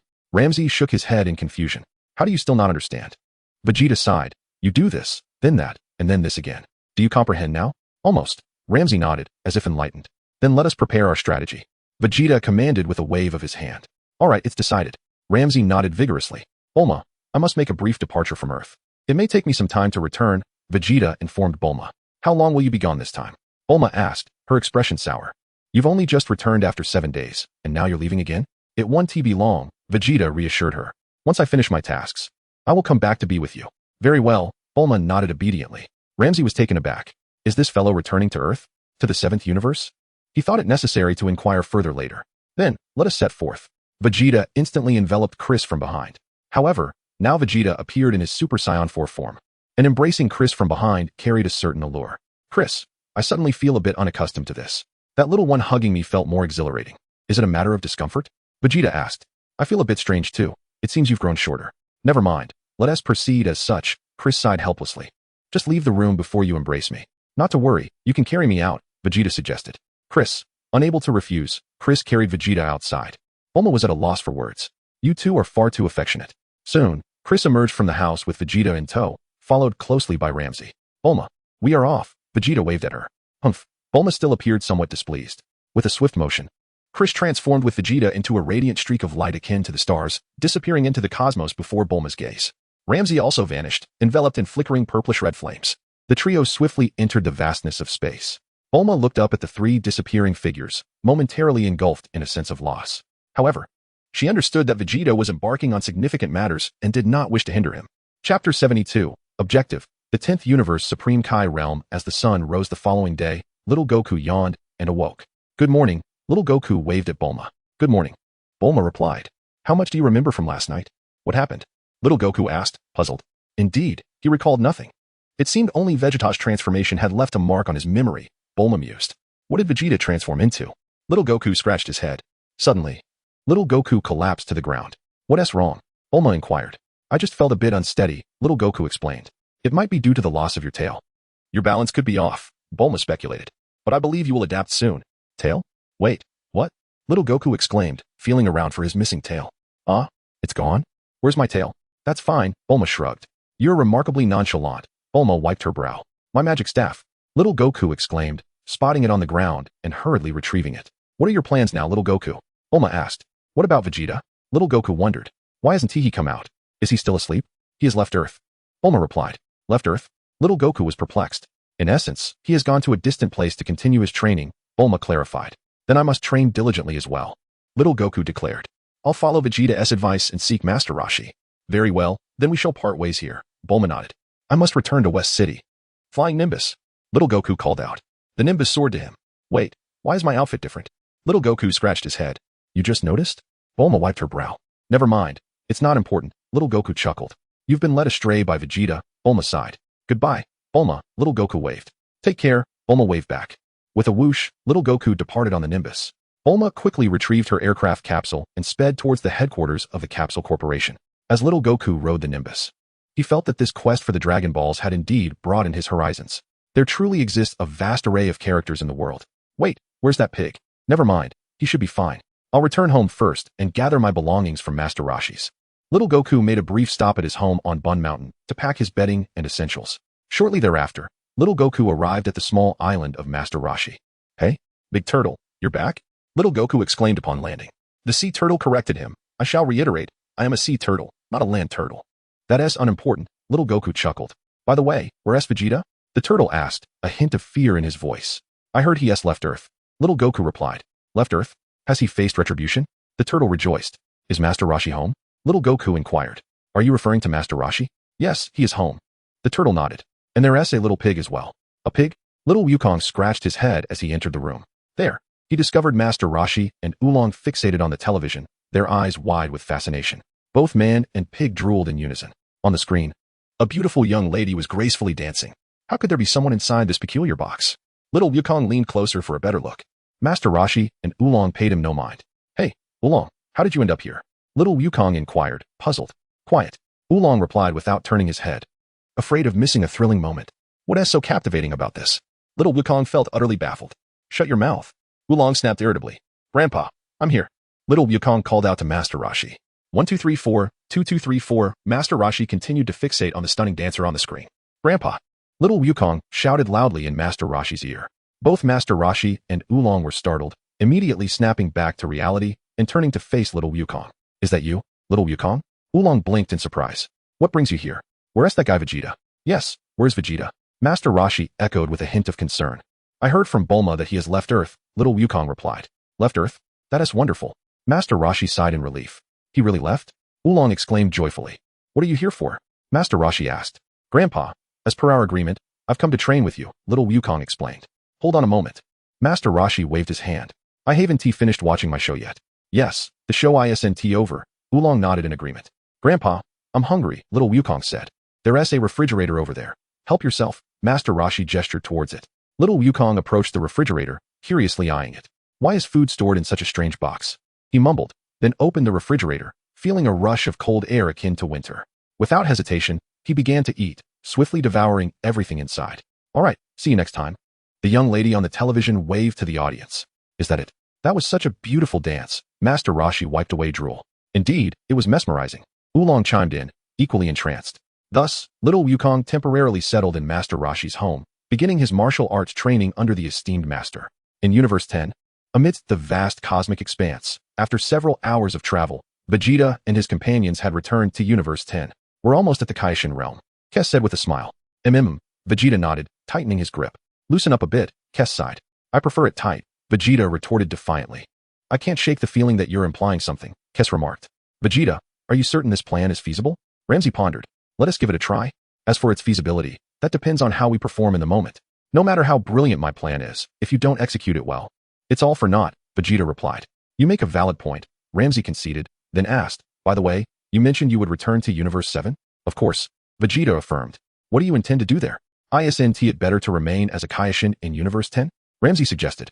If you become a Kaishin, our lives will be intertwined, and I would feel much safer. You might want to rethink that. Vegeta shook his head.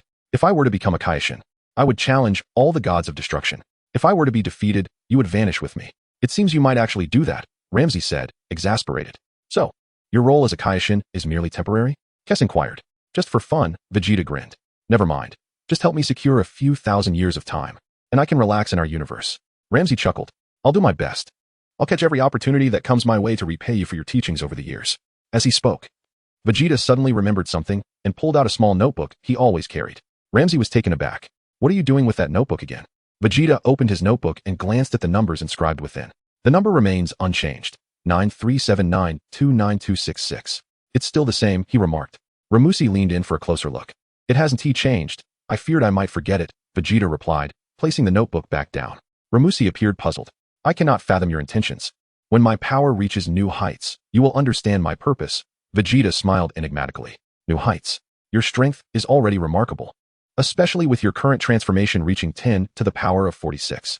In terms of combat prowess, you can already rival me, Ramusi noted. I am aware that I am still far from sufficient, Vegeta sighed. You possess a commendable self-awareness, Ramusi chuckled. With divine combat techniques, I advise against provoking other gods of destruction. Otherwise, I cannot guarantee your safety. While you are immortal, the gods of destruction have their ways of dealing with you. I understand, Vegeta nodded.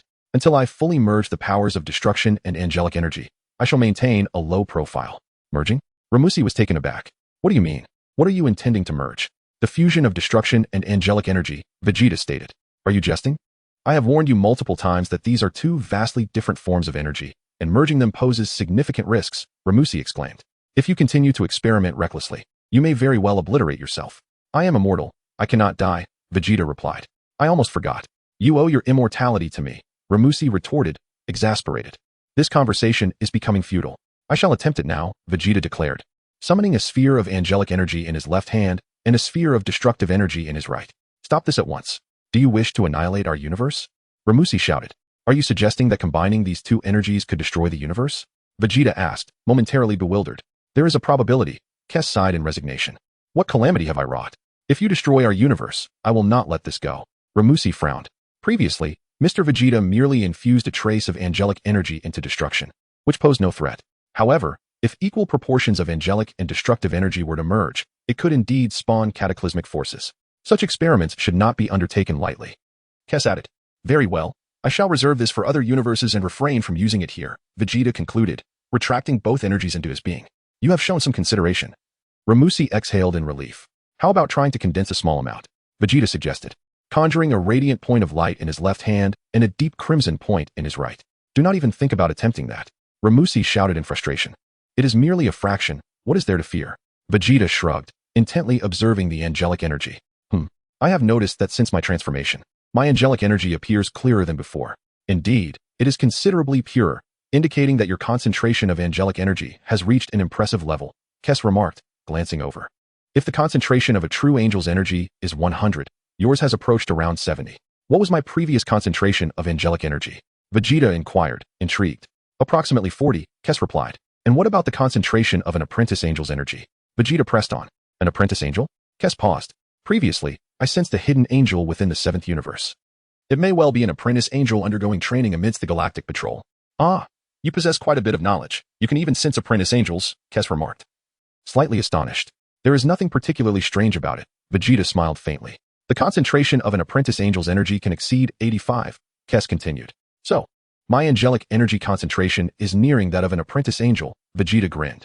You are still 15 short, Kes noted. Therefore, do not insist on merging these two energies. Previously, your angelic energy was rather muddled and insufficient in concentration, Ramusi advised. Now that your angelic energy concentration has increased, merging them. Hey, you there, are you ignoring my words? Oh dear, this is quite troublesome, Kes observed, noticing Vegeta's subtle movements.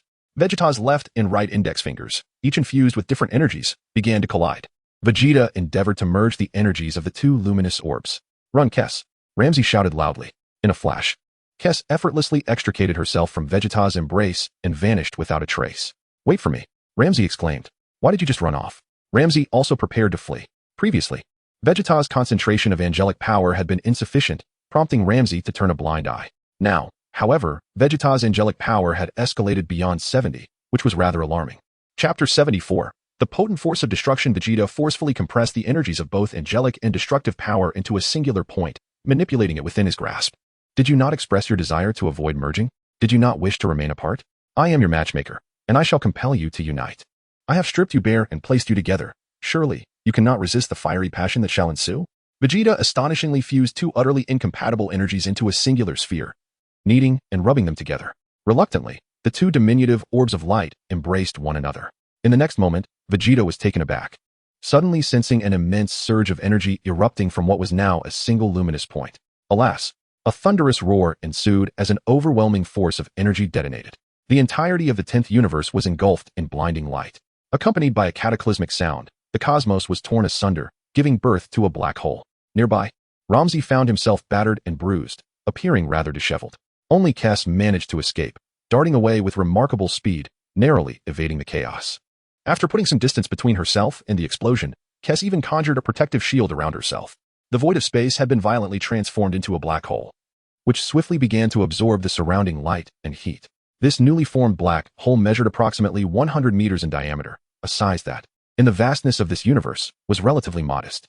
As for Vegeta, he was no more, obliterated in the cataclysm due to his proximity to the ferocious energy.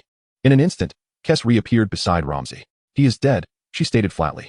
Ramsey rubbed his injured face, gritting his teeth. Indeed, he is dead, Kes affirmed, nodding. That fool wouldn't listen, and now he has met his demise. Ramsey seethed, his teeth clenched in frustration. If it weren't for my immortality, I would have perished as well, Kes replied. Hasten to heal me. I do not wish for him to witness my current state of disarray before he recovers. Ramsey commanded Kes. Very well, Lord Ramsey. Kes responded with a slight smile, directing her staff toward him. The power of an angel swiftly enveloped Ramsey, rapidly mending his injuries. The blood mist transformed from Vegeta swiftly coalesced, restoring him to his original form of Super Saiyan 4. Simultaneously, Ramses's injuries also healed completely. Kes retracted her staff. Vegeta immediately turned to face Ramsey and Kasai. Such immense power, Vegeta marveled. You may continue if you wish, but if you were not immortal, you would have perished long ago, Ramsey replied with a scowl. It is precisely because I am immortal that I have little to fear, Vegeta retorted. You make a valid point, Ramsey conceded. Now you understand the advantages of immortality. Vegeta smirked. Do not become too complacent. That last attack did not harm your soul. Consider yourself fortunate. Ramsey scoffed. My soul is not easily damaged, Vegeta said with a slight smile. What do you mean? Ramsey asked, momentarily taken aback. Why do you say that? Kasai explained to Ramsey. Mr. Vegeta's soul appears to be significantly stronger than that of an ordinary individual, at least 50 times more potent. What did you just say? Ramsey gasped, astonished. 50 times more. Is this lad's soul strength not extraordinary? The strength of a god of destruction soul is only 40 times that of an ordinary person. How could you possibly exceed that by 10 times? Perhaps one should consult the protagonist of that neighboring tale, Dragon Ball, beginning with comprehending the erasure technique of the Omni King. Ution might know. Vegeta chuckled with delight. Ramsey fell silent, feeling a twinge of discomfort. Kasai offered no further explanation, uncertain how to articulate it. Each individual's soul strength varies. If an ordinary person's soul strength is quantified as 1, Then Vegeta's strength stands at 50, while Ramses is at 40. Kasai did not disclose her soul strength, and Vegeta remained unaware. Kasai, what is your soul strength? Vegeta inquired. My soul strength is approximately 100 times that of an ordinary person, Kasai replied. Vegeta felt a pang of heartbreak. Do not underestimate Angel Rumshi's lament. They are the true deities of this universe. We, the gods of destruction, are merely humans who have ascended to divinity through arduous training. If you dare to compare yourself with genuine gods, you are destined to lose. Vegeta remained silent. Indeed, the angelic lineage possesses immense power. However, one must ponder the recent explosion's formidable might. How is it that Lord Rumshire emerged unscathed? Vegeta cast a profound glance at Rumshire. Of course, I am the god of destruction. Such a trivial amount of energy could never harm me, Rumshire chuckled heartily. Vegeta is convinced. The god of destruction is indeed formidable. Were it not for my immortality, I would have perished. Yet, astonishingly, this fellow remains unscathed. He is not too far from me, after all. It appears that the level of my physical cultivation is still woefully inadequate. I was obliterated into mere particles, while Ramses seems utterly unfazed. Beerus has undoubtedly grown even more powerful. How many years until Beerus awakens? Over 20 years? There is still time. I must dedicate myself to rigorous training. Vegeta then turned his gaze towards the immense black hole that had been created. What a magnificent sight, he marveled. How can you still ask what you did? Ramses retorted angrily. I never expected that the fusion of such two small light points could unleash such tremendous power. Vegeta remarked once more. The amalgamation of these two forms of energy is indeed an excellent choice. Even my body, as a Super Saiyan 4, could be turned to mere fragments. And this is merely the fusion of two light points. If it were any larger, it might very well shatter the universe. I should find a way to research this further. Chris explained. The fusion of two energies with differing properties can easily lead to anomalies, especially when it involves the powers of angels and destruction. Forcing them together could result in the situation we just witnessed. I understand, Vegeta nodded. In Universe 10, the Supreme Kai, Gas, was instructing the apprentice Supreme Kai, Zamasu. Zamasu, as a Supreme Kai, you must maintain a positive mindset. I've noticed your attitude has been somewhat lacking in recent days, Gas remarked. Is it because I lost to that apprentice destroyer, Mr. Vegeta? Zamasu inquired. Of course not. Zamasu denied vehemently. That fellow named Vegeta, just you wait. One day, I will defeat you. I will crush you underfoot and show you what true strength is. Adjust your mindset, Gas advised. Destroyers primarily focus on destruction, which makes them stronger than us Supreme Kais, and they will only grow more powerful. Is it still possible for me to apply to become a destroyer, my Lord Supreme Kai? Zamasu hesitated. Gas, noticing Zamasu's eagerness, sighed. This matter is beyond my authority. I will ask Lord Ramsey when I have the chance. Really? Zamasu's face lit up, not expecting the Supreme Kai to be so agreeable. If Lord Ramsey does not oppose your desire to become a destroyer, I certainly will not force you to stay, Gas smiled. Everyone is born for their own purpose. Perhaps you are indeed suited to be a destroyer. Your mindset has strayed from that of a Supreme Kai recently. I apologize, it is my fault. Zamasu bowed his head in contrition. As they conversed, the entire Supreme Kai realm suddenly turned white. What? What is happening? Is the universe coming to an end? Gas exclaimed in shock. Why has the entire realm turned white? Zamasu was equally stunned, his face pale. Is there something wrong with our universe? Gas struggled to comprehend the situation, feeling as if this scene resembled the moments before cosmic destruction, despite having never witnessed such an event. The master and apprentice gazed wide-eyed at the peculiar changes in the distant sky. A minute later, a thunderous roar reverberated through the realm. This sound shook the entire Supreme Kai realm violently. Due to their relative weakness, both Zamasu and Gas were knocked to the ground, nearly losing consciousness. Fortunately, Zamasu reacted swiftly, conjuring a protective shield around himself and then enveloping Gas in a similar shield, allowing their expressions to improve considerably. Trembling with fear, Zamasu nearly embraced Gas in panic. What in the world? We are gods. One is a Supreme Kai, and the other is a Supreme God. Surely, we are among the higher echelons of this universe. How can such a spectacle terrify us so? They wondered in confusion. Thankfully, the sound was fleeting, and the sky gradually returned to tranquility. Aside from the newly formed black hole, the universe appeared to have suffered no significant damage. The black hole created by Vegeta, after absorbing light and heat, began to shrink rapidly, soon vanishing from sight. What on earth just happened? Zamasu was astounded. Lord Supreme Kai, should we investigate? Indeed. It would be prudent to see if something significant has occurred in the universe. Gas nodded gravely, just as they prepared to set off. Two distinct beams of light suddenly appeared in the sky, one shimmering like stars, the other a deep crimson hue. That looks like Lord Ramsey and Lord Chris, Zamasu remarked. Is that truly the Destroyer Lord? Zamasu's heart raced with excitement. Could it be that the Destroyer Lord has changed his mind and wishes to take me as his disciple? I must seize this opportunity. With a resounding clap, Chris, accompanied by Super Saiyan 4 Vegeta, descended gracefully onto the grounds of the Supreme Kai realm. Lord Chris, Lord Ramsay. Gas immediately approached to pay his respects. Zamasu also dutifully stepped forward to bow. Vegeta calmly descended from Kes. Lord Kes, what just transpired in the cosmos? Guvas inquired hastily.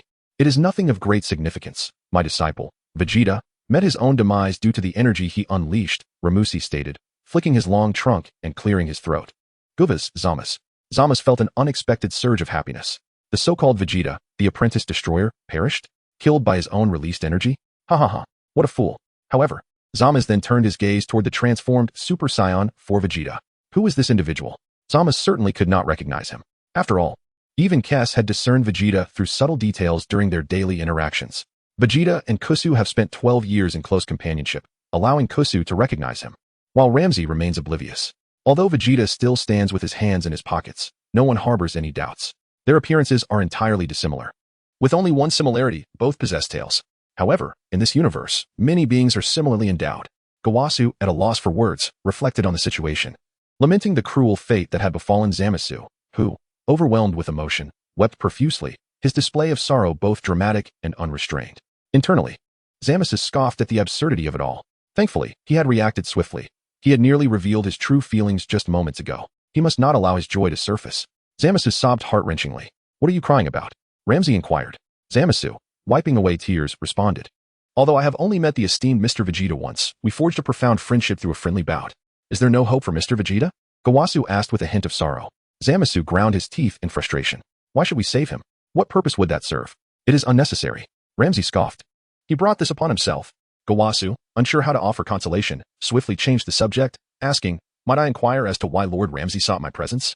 Ramsay gestured toward the Super Saiyan 4 Vegeta beside him, introducing, allow me to present Vegeta's brother, Dar. Gawasu paused, contemplating as he turned his gaze toward Vegeta. Vegeta's demeanor was tranquil, his face devoid of sorrow or joy, standing in stark contrast to the anguished Zamasu. Chapter 76, The Kai's Assessment.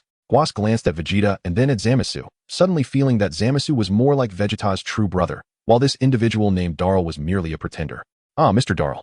Guas found himself perplexed as to why Ramsay had brought Vegeta's brother. The situation with Vegeta served as a wake-up call for me. The disciples I took upon myself are not particularly impressive, Ramsay lamented. Indeed, I hope Lord Ramsay finds solace in this. Guas was at a loss for words. Zamasu, on the side, found amusement in the situation. The remarks of this esteemed god of destruction were indeed quite astute. Disciples taken without due consideration are indeed lacking. Have you not noticed that your own disciple, Vegeta, met his demise due to his recklessness? I believe it would be prudent for us to oversee each other's disciples in the future, Ramsay suggested to Guas. Quite right, Guas nodded in agreement. Therefore, I have brought you a new disciple, Ramsay indicated towards Vegeta.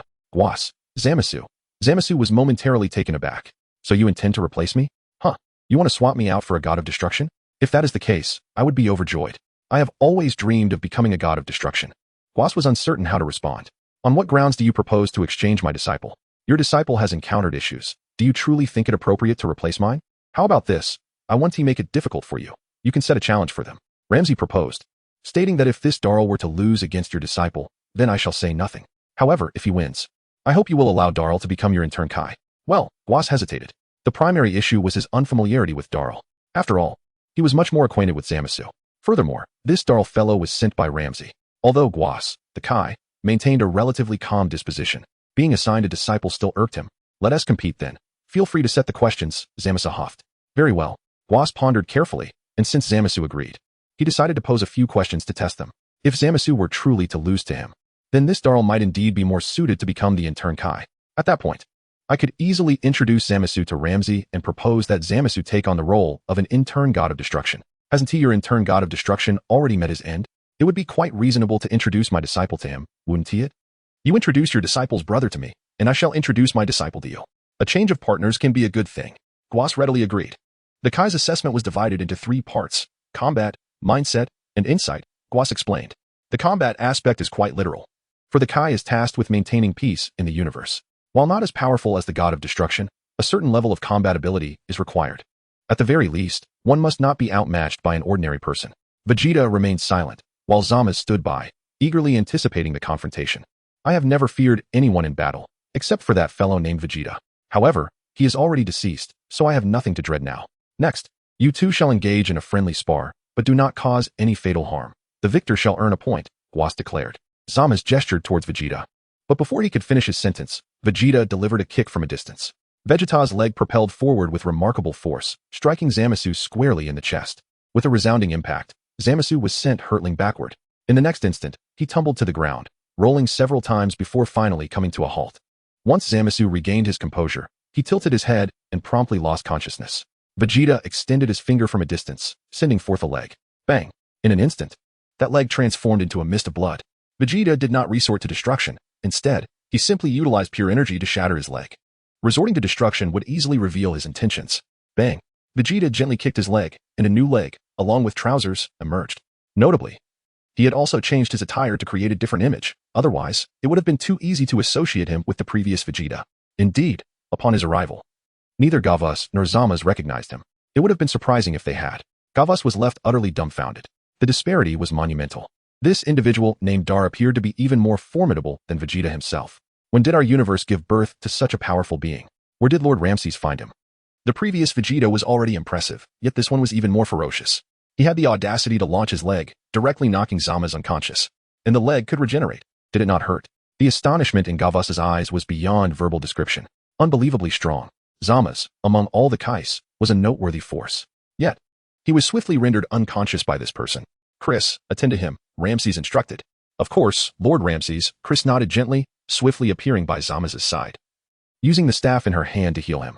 In an instant, Zamasu awakened, fully restored from his injuries, though he felt somewhat dazed. Did I just see a leg coming towards me? And then I lost consciousness? Let us proceed to the second phase of the assessment, Ramses said to Gavas. Ahem. Very well, Gavas replied, forcing a bitter smile. He offered Zamasu a word of comfort, explaining that the Kais were not primarily meant for combat, but rather for the honing of mindset and insight. Zamasu fell silent, casting a fearful glance at Vegeta. Is this guy Vegeta's brother? I will remember you. Your name is Dar, isn't it? The one who throws legs to attack? How shameless. I have never encountered such a shameless fighting style before. Follow me. Gavas invited Vegeta and the others into a room. Chris and Ramses followed suit. In this room, numerous crystal orbs floated, each displaying images of various planets. Gavas selected one orb and approached it. This is Babari Star, he informed Vegeta and Zamasu. You two take a look first, then I shall assess you. Vegeta, this scene is familiar to me. Vegeta gazed intently at the crystal orb. Within it, two barbarian aliens were engaged in combat, each wielding a wooden club in a turn-based struggle reminiscent of a strategic game. One would strike, followed by the other in a relentless exchange. Ultimately, one of the barbarian aliens collapsed with a harrowing scream, blood gushing from its mouth, clearly on the brink of death. Chapter 77, successfully elected as the intern Supreme Kai. What are your thoughts? Guas inquired of Vegeta and Zamasu. How barbaric. Zamasu wiped the sweat from his brow. Vegeta remained silent. This planet had recently given birth to humanity, and these humans indeed appeared rather savage. Guas nodded, pondering how they should proceed. Zamasu felt a stir within. How to handle it? As a disciple of the god of destruction, the most prudent course of action was to obliterate them. After all, was I not destined to become a god of destruction? Which of you two wishes to speak first? Guas inquired. I shall go first. Zamasu replied. Does Mr. Dar agree? Guas asked. Very well, let him speak first, Vegeta nodded. I believe they should be eradicated. Zamasu expressed his viewpoint. Eradicated? Guas was taken aback. Yes, we must annihilate them entirely, Zamasu asserted. Guas remarked, Zamasu. Is this how I have instructed you? Indeed, Lamsi nodded in approval from the side. Zamasu felt a sense of secret delight. The god of destruction's gaze bore approval. It seemed I had taken the right step. And you, Mr. Dar, what is your perspective? Guas again turned to Vegeta. To guard them, to quietly protect them, Vegeta replied. If 1,000 years of protection is insufficient, then let it be 10,000. Guas's eyes lit up as if he had discovered a treasure, gazing at Vegeta with admiration. This Dar fellow is quite remarkable. His thoughts align perfectly with mine. Please elaborate further, Mr. Dar, Guas urged, visibly excited. Zamasu, however, wore a look of disdain. This fool. I have no desire to become a Supreme Kai. The god of destruction is right beside me. I must seize this opportunity to gain favor and aspire to become the new disciple of the god of destruction. If you wish to be a Supreme Kai, then so be it. Humanity will eventually establish its own order. It is only natural for them to be in a savage state, having just come into existence. Vegeta replied calmly. As long as we diligently protect them, I believe that one day they will cultivate their own civilization, leading this planet towards a brighter future. Guas was overjoyed and immediately began to applaud. Mr. Dar speaks with such wisdom. His thoughts resonate completely with mine. Where did Lord Lamsi find such a person? In terms of combat, insight, or stature, he surpasses Zamasu by several magnitudes. When I taught Zamasu, I never experienced such an enlightening sensation. Mr. Dar truly articulates the essence of what it means to be a Supreme Kai. Kashi nodded in satisfaction from the side, somewhat surprised and delighted. Vegeta, that little fellow, is truly remarkable. I never anticipated he possessed such profound insights in this regard. It is difficult to fathom that he is the same mischievous imp who often courts danger. Suddenly, it feels as though you have matured overnight. Well, indeed, you have grown. This transformation has rendered you an adult. Gavas, are you satisfied with Doll's performance? Ramzi secretly gave Vegeta a thumbs up. You are impressive, young one. Although I had not imparted certain teachings of the Kaishin to you. It is astonishing that you have reached this level through your own understanding. Satisfied indeed. Gavas nodded happily. In that case, shall we designate Doll as your apprentice Kaishin? Ramzi inquired. While he had no objections, Gavas felt a pang of guilt regarding Zamasu. After all, Zamasu had been in close companionship with Gavas for quite some time. How about this? I believe Zamasu's mindset is more suited for a god of destruction, Gavas suggested with a smile. Thus, let us make Zamasu a disciple of Lord Ramzi. Zamasu perked up immediately, his eyes sparkling with anticipation as he gazed affectionately at Ramzi. Hurry and accept me. I am eager to become a god of destruction. Humph. Does he even qualify? Ramzi scoffed, nonchalantly delivering a slap through the air. Bang. With a dull thud, Zamasu soared to great heights, tracing an arc in the air before plummeting downwards. As Zamasu hung in the air, despair washed over him. After all this, I was not chosen as Kaishin, and a god of destruction has no interest in me. Uft. Zamasu plunged headfirst into the ground of the Kaishin realm, leaving only his feet flailing above the surface. Lord Ramzi, you have astonished Gavas. That worthless being dares to be my disciple? Ramzi scoffed again, remarking that it was already generous of him not to obliterate Zamasu on the spot. Gavas fell silent. Very well, let Zamasu wallow in his own disgrace, Ramzi stated. Gavas cleared his throat. Ahem, so does Lord Ramzi have any suitable candidates for the position of apprentice god of destruction? Gavas asked with a wry smile. After much contemplation. I believe I am not yet at retirement age, so if that young lad Vegeta has perished, so be it. Why should I take on another disciple? Ramzi chuckled. Gavas silently wiped his brow. Is this god of destruction beginning to play tricks? Hey, doll, what are you doing? Gavas suddenly noticed Vegeta dragging the unconscious Zamasu towards the restroom. Lord Ramzi commanded him to eat excrement, Vegeta replied. Gavas whoosh. Vegeta casually tossed Zamas into the latrine. Gavas remained silent, diligently wiping away the sweat from his brow. Ramzi exchanged a knowing glance with Vegeta, their cooperation seamless. Now that Darl has ascended to the role of your apprentice god of destruction, it is time to pass on your divine artifacts to Vegeta, such as the pot-era earrings, the time rings, and the crystal balls, Ramzi suggested to Gavas. Vegeta? Gavas exclaimed, taken aback. Oh, I merely find myself reminiscing about him. You need not concern yourself with such trifles, Ramzi hastily replied. This is absurd. The excitement nearly gave him away. Vegeta, you insufferable ally. He muttered this into Ramzi's ear. Ramzi glared fiercely. Who are you calling a pig? Vegeta, your demise was utterly tragic. Ramzi wiped away a tear. Gavas remained silent. Chapter 78. Pot-era earrings, time-space rings. Crystal balls. Just tell me if you think this disciple is suitable, will you? Ramzi inquired again. Lord Ramzi. I find it perplexing how you can swiftly return to reality from such sorrow. Gavas lamented. As a god of destruction, what significance does the death of a disciple hold? Ramzi scoffed, hastening his inquiry. I simply ask if it is suitable or not. Suitable, of course it is. Gavas nodded. But isn't it a bit premature to give the pot-era earrings now? Hand them over. Why are you stalling? Ramzi could no longer restrain himself. Advancing to seize Gavas by the collar, lifting him effortlessly, and removing the pot-era earrings from his ears. Gavas, why are you forcibly snatching them? Do not bully my master. Vegeta pretended to charge forward. Away with you. Ramzi struck Vegeta down to the ground. Gavas fell silent. Dao was rather loyal. Ramzi was seizing your earrings. And you still came to assist me. I knew I was right about him. I understand now. I shall give it to him. Gavas hastily replied. As he spoke, Gavas produced a crystal ball and handed it to Vegeta. As for the time-space ring, Gavas pondered, it can truly only be possessed by an official Kaishin. Let us set aside the time-space ring for now. Ramzi nodded, no longer pressing Gavas. In the end, Vegeta effortlessly acquired the pot-era earrings and a crystal ball. Vegeta retrieved a bottle of mineral water from his storage ring and proceeded to cleanse the pot-era earrings. What do you mean? Asked Gavas. After ensuring they were spotless, Vegeta took out some alcohol for disinfection before adorning the earrings upon his ears. Kiss, do I look handsome? Vegeta grinned. Kiss inquired. And where does such a large egg typically reside? Vegeta shook the crystal ball he held in his hand, pondering aloud. Surely, I cannot place this crystal ball within the storage ring, can I? Though, I suppose it is not entirely out of the question. Yet, Vegeta felt it lacked divinity. This is an artifact of the gods. To confine it within a storage space seems rather inappropriate, does it not? Kiss silently wiped the sweat from his brow. Do you refer to this crystal ball as an egg? The crystal ball can be retracted using a mantra and then summoned when needed, Gavas explained to Vegeta. I shall teach you the mantra, but to fully comprehend it may require some time. Thank you, Master, Vegeta nodded appreciatively. Subsequently, he followed Gavas to learn the mantra. This brat has never called me master, Ramzi muttered indignantly to Kiss. It seems he has not addressed me thus either, Kiss pondered. Let us both share a disdain for him, Ramsay suggested. Agreed. Let us unite in our disdain, Kiss affirmed. 10 minutes later, Guava smiled and said, I have imparted the mantra to you. Now, take your time to comprehend it. I believe you shall soon be able to retract the crystal ball. I shall give it a try, Vegeta replied, nodding gently. Do not rush your attempts. I spent several years mastering merely the retraction of the crystal ball, Guava chuckled. Smack.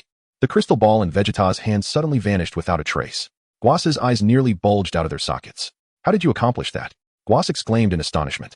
It's nothing extraordinary. All divine powers are interconnected, Vegeta replied with a smile.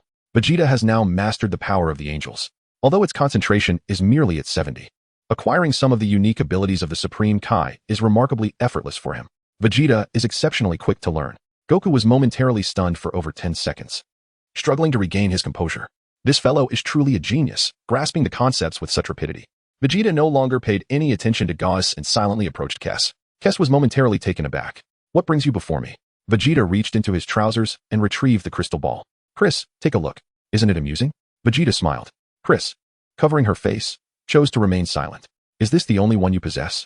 Ramsay chuckled mischievously. Vegeta rolled his eyes, unfazed as he pulled out a small notebook. Inscribing it after the number 937929266 in the world-weary novel transfer station. Ramsay craned his neck to take a peek. What are you up to now? He mused, dismissing him. This lad was always so enigmatic. That instant transmission, Guas, teach Dao how to do it, Ramsay instructed Guas. If you weren't a god of destruction, I'd suspect you were here to steal knowledge, Guas replied. But learning instant transmission will likely take quite a while. That's fine. I'm not in a hurry, Ramsay said. Not at all pressed for time. All right then. I'll begin teaching Dao instant transmission now, Guas nodded, then suddenly recalled something. As for Zamasu, let him continue wallowing in his misery. Ramsay waved his trunk dismissively. That fellow was no longer of any concern. After all, wallowing wouldn't kill him. What kind of twisted logic is that? Guas remarked, displaying a look of exasperation. Nonetheless, he wasted no time and promptly began instructing Vegeta in the art of instant transmission. This is the Kai's instant transmission, Guas stated. This time, Vegeta found the learning process to be rather challenging. Guas sighed in relief. He had feared Vegeta was a prodigy who could master anything with ease. To his surprise, Vegeta struggled more with this technique than Zamasu had. Now that more like a normal person. You must have your shortcomings, right? Guas felt a sense of tranquility wash over him. What is going on with this kid? Why is he taking so long to learn instant transmission? Ramsay wondered, perplexed. Kess supported her chin with her hand, contemplating Vegeta's progress. After a brief silence, she remarked.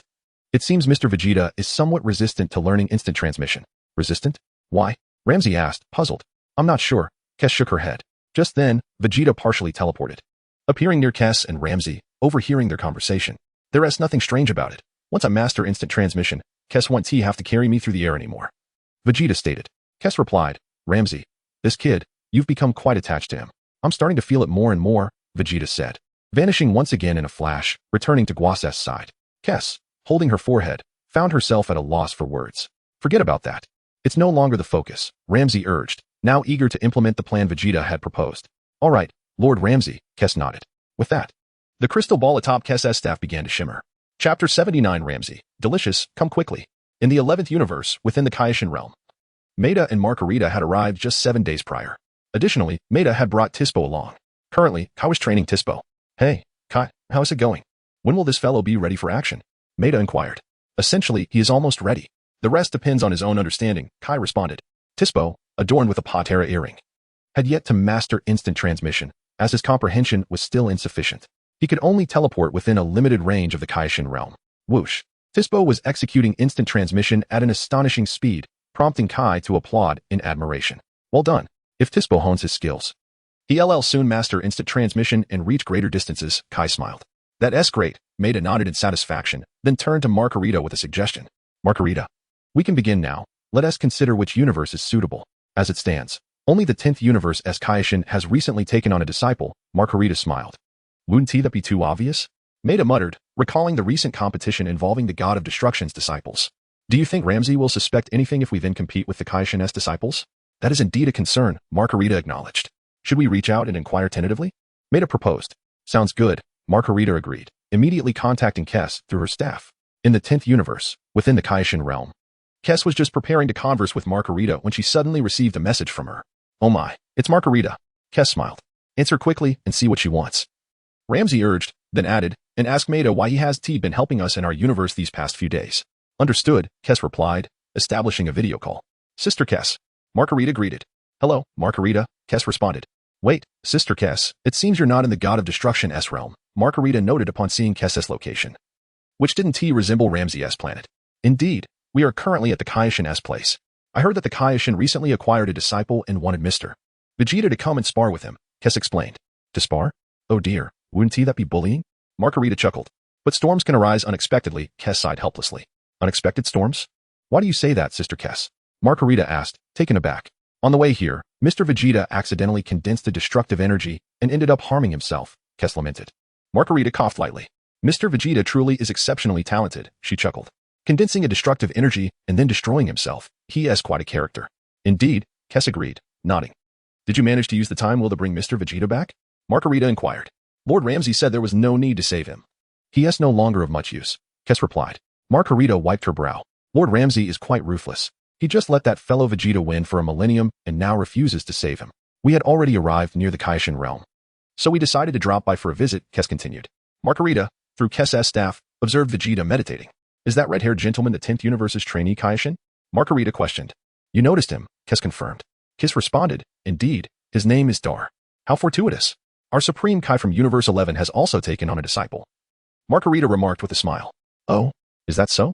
Kess was momentarily taken aback. The Supreme Kai from Universe 11 has also accepted a disciple? What a coincidence. Margarita. Let us get to the point, Waimide urged. Since both our universes have taken on disciples of the Supreme Kai, Margarita nodded at Waimide. Shall we arrange a competition similar to that between the disciples of the God of Destruction? Kess was momentarily stunned. That is not the usual approach. Traditionally, it should be Vegeta as the new apprentice Supreme Kai challenging the apprentice God of Destruction from Universe 11, thereby reaping another 1,000 years of gain. Now, it seems to be a challenge between apprentice Supreme Kais. Is your apprentice Supreme Kai a match for Vegeta? Vegeta's current transformation has elevated his power a staggering 3,000 times compared to before. In terms of energy, he is now merely 10 times weaker than Lord Ramsey. Of course, the Divine has its own methods of combat, all of which Vegeta is well versed in. It seems the disciples of the God of Destruction from Universe 11 are in for a tough time. Lord Ramsey, feigning nonchalance, waved at Ramsey, who approached, mimicking the gesture with an exaggerated wiggle of his nose. What is it? Ramsey asked, having already eavesdropped on the conversation with keen interest. Now pretending to be as oblivious as a long-nosed elephant.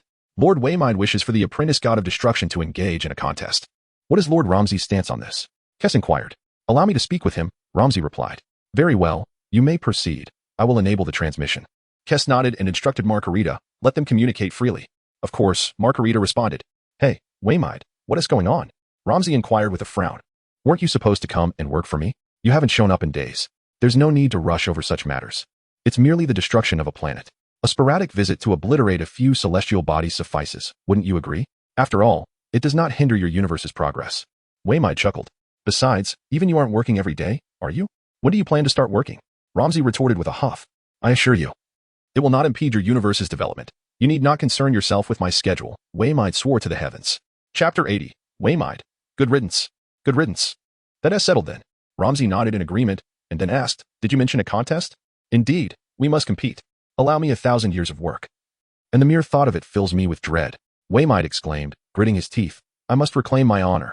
How do you wish to compete? Ramsey asked, secretly amused. As before, let them battle it out, Waymide smiled. 1 round to determine the victor. How shall we proceed? Ramsey queried. You've already lost to me for a millennium. Similar to before, if I win, the debt of 1,000 years is erased. If I lose, I shall owe you another 1,000 years, totaling 2,000 years of service.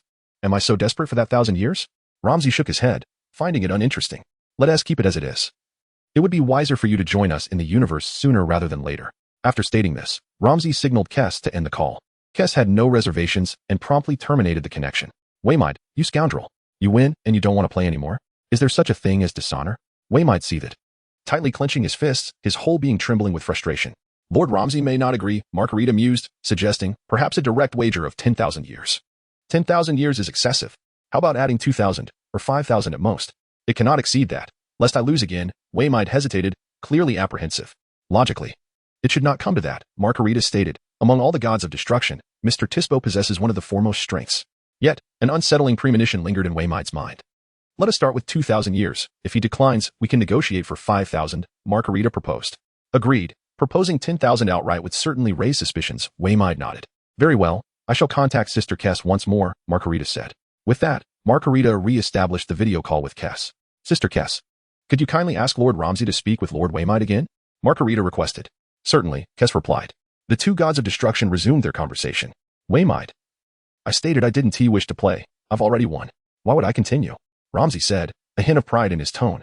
What if we extend it to 2,000 years? Waymide suggested, gritting his teeth. If I lose, I shall work for you for 3,000 years. Am I so desperate for those 2,000 years? Ramsey scoffed. 5,000. Surely that is acceptable? If I lose, I will work for you for 5,000 years. Waymide insisted, his fists clenched. Shouldn't it be 6,000? Ramsey quipped, taken aback. Your arithmetic clearly reflects a background in physical education. My intention is to propose a straightforward 5,000. Counting the previous 1,000 within it, Waymide retorted bitterly. 5,000.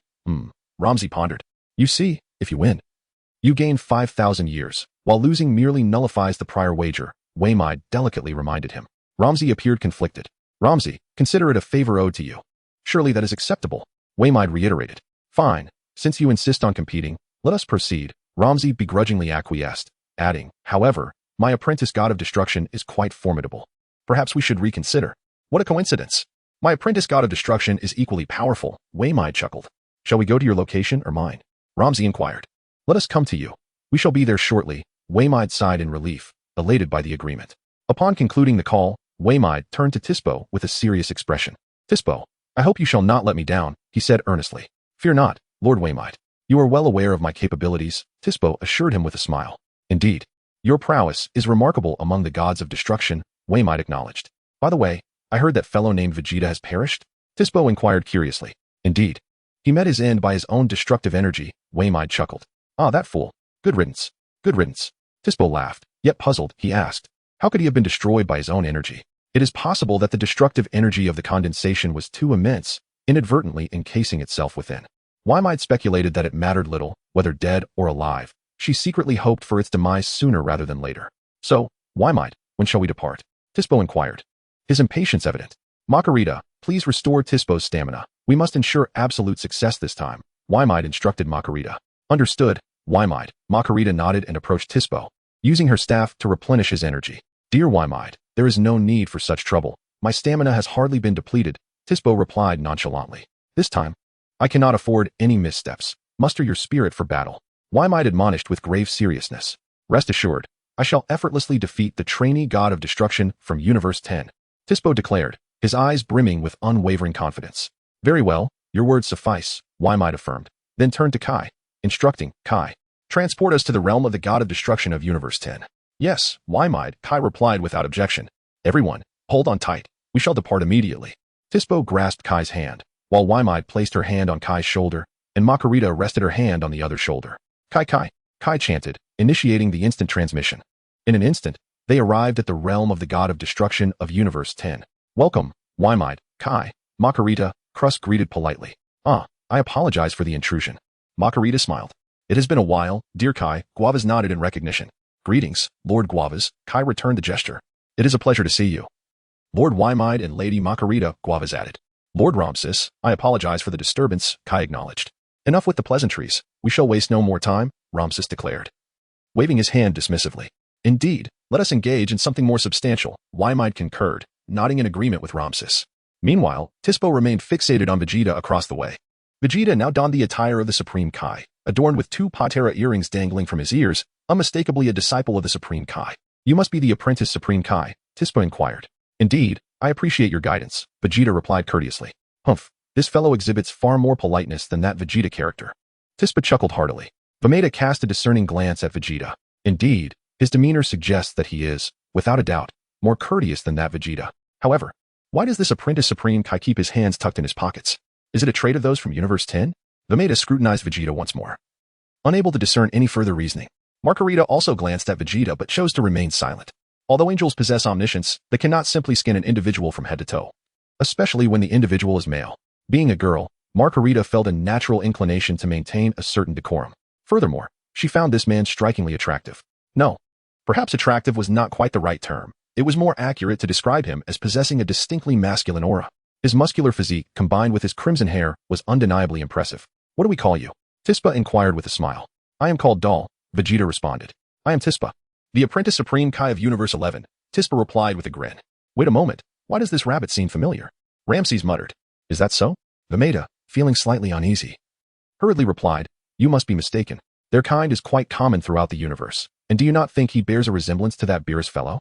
Ramses scrutinized Tispa closely, forcibly dispelling any lingering doubts about Vegeta's identity. He had recognized Tispa long ago, yet it mattered little. This rabbit was hardly noteworthy. Vegeta could be propelled into the air by merely passing gas. Strangely enough, he bears a striking resemblance to Beerus, lamented Ramses. Could he possibly be Beerus's long-lost second uncle? Wymead mused, nodding in agreement. The two angels, Meruz and Margarita, exchanged silent glances. Lord Beerus seems to be caught in the crossfire, they noted, as the two gods of destruction conspicuously conspired behind his back. Yet, this is hardly surprising. After all, Lord Beerus has a penchant for causing trouble, and he is, without a doubt, the mightiest among the gods of destruction. The others have long harbored a grudge against him. Shall we commence the competition? Wymead felt a twinge of anxiety, fearing that Ramses might recognize his true nature. What was it you said? Ramses inquired. If you lose, you will serve me for 5,000 years, is that correct? Indeed. Wymead confirmed, nodding. If I emerge victorious, the 1,000 years I owe you will be absolved. Very well, let us begin. I have no objections, Ramses replied, his trunk swaying back and forth. Wymead let out a sigh of relief. At last, the moment to commence had arrived. Vegeta and Tispo stood in opposition, separated by approximately 10 meters. In the distance, Ramses and Vegeta were positioned together, while Kusu and Margarita stood side by side, each wielding a staff. On the opposite side, King Kai and Guavas observed the impending battle between Vegeta and Tispo. Indeed, Guavas, your disciple exhibits an impressive muscularity, Kai remarked with a smile. Yes, indeed, Guavas nodded. Doll's talent is truly remarkable. Is that so? Has he mastered instantaneous movement yet? Kai inquired.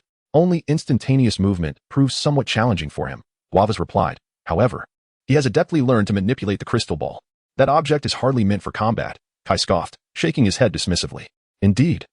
I haven't taught him much in terms of fighting, Guavas acknowledged with a nod. Yet, my disciple excels remarkably in battle. Kai chuckled heartily. Let the match commence. Vegeta declared with a grand gesture toward Vegeta and Tispo. Doll, let us see if you can keep pace with my speed. Tispo grinned, vanishing in a blur. Huh. Where did he go? Vegeta scratched his head in confusion. Whoosh, whoosh, whoosh. Tispo's velocity was astonishing, leaving behind a series of afterimages in his wake. In the blink of an eye, Tispo materialized behind Vegeta. In the next moment, Tispo launched a punch aimed at the back of Vegeta's head. What is that on the ground? Vegeta bent down to inspect the floor. Tispo's punch had missed entirely. At the moment when Vegeta bowed his head, he delivered a swift kick backward, striking directly upon Tispo's sensitive area. A pained howl escaped Tispo as he collapsed to the ground, writhing in agony. Did I just kick something? Vegeta turned around, bewildered, and asked, Are you alright? My apologies, I was unaware of your presence behind me. Cursed be it. I was careless just now. Tispo, enduring the intense pain, managed to rise from the ground. Chapter 82, with his hands tucked into his pockets. He bore an uncanny resemblance to Vegeta. Honestly, I find your universe's trainee supreme Kai rather unimpressive, remarked Ramusi with a sigh. Humph, spare me your arrogance. It was his own negligence. Wymead interjected with a scoff, adding, and let's not forget that fellow named Dar, who merely got lucky. Ramusi dismissed the matter with a smile. Is it truly just luck? Vegeta merely refrains from securing a swift victory. Otherwise, how could he ensnare you further? Just wait and see. Soon that fellow named Darl will come to comprehend the formidable prowess of Tis. The exquisite aroma is tantalizing. And in the ensuing minutes, Vegeta accompanied Tis in a fierce battle for a considerable duration. Vegeta, too, is not in a hurry to claim victory. He swiftly defeated Tis, leaving one to ponder how the battle will proceed thereafter. Approximately 20 minutes have elapsed. Vegeta has finally brought Tis to the ground. Hoo. Vegeta gasped for breath, his exhaustion evident. Do you concede? He inquired, his hands still tucked in his pockets, as he planted his foot firmly on Tispa's face. Tispa gritted his teeth, determined to rise once more. Vegeta exerted force with his foot once more. Bang! Tisbar was once again slammed to the ground by Vegeta's kick. Tisbar trembled with fury. Why does it feel as though your hands are tucked into your pockets, reminiscent of that fellow named Vegeta? Ramsey quietly wiped the sweat from his brow. Brother, could we perhaps refrain from keeping our hands in our pockets? Are you so eager for others to recognize you as Vegeta? Ramsey furtively glanced at Matey, fortunately. From Matey's expression, it seemed he remained oblivious to Vegeta's true identity. Ha, what a fool. How could you fail to notice Vegeta's overt act of putting his hands in his pockets? It seems I too overlooked it previously. After all, I spent 12 years in his constant company. Bang!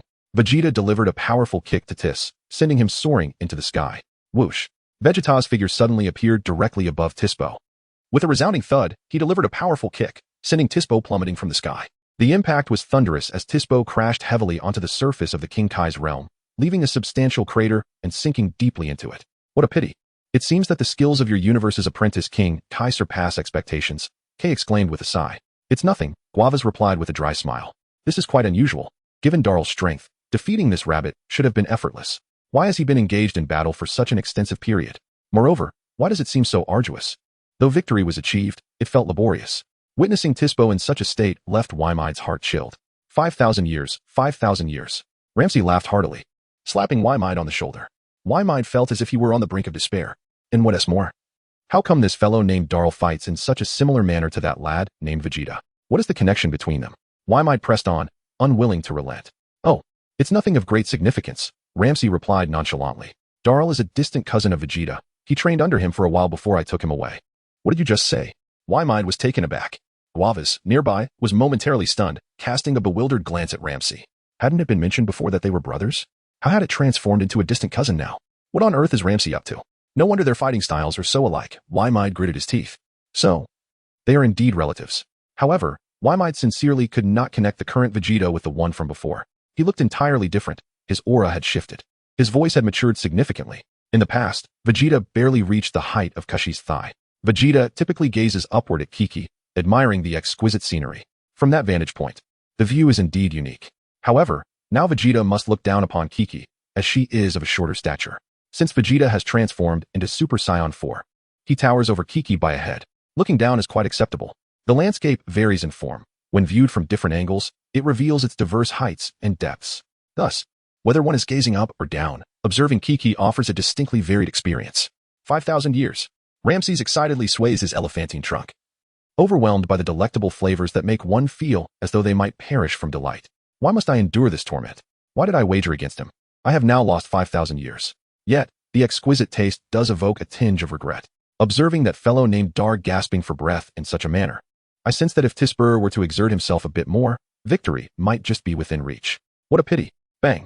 Vegeta stomped his foot fiercely, sending Tis tumbling out of the deep pit. Bang.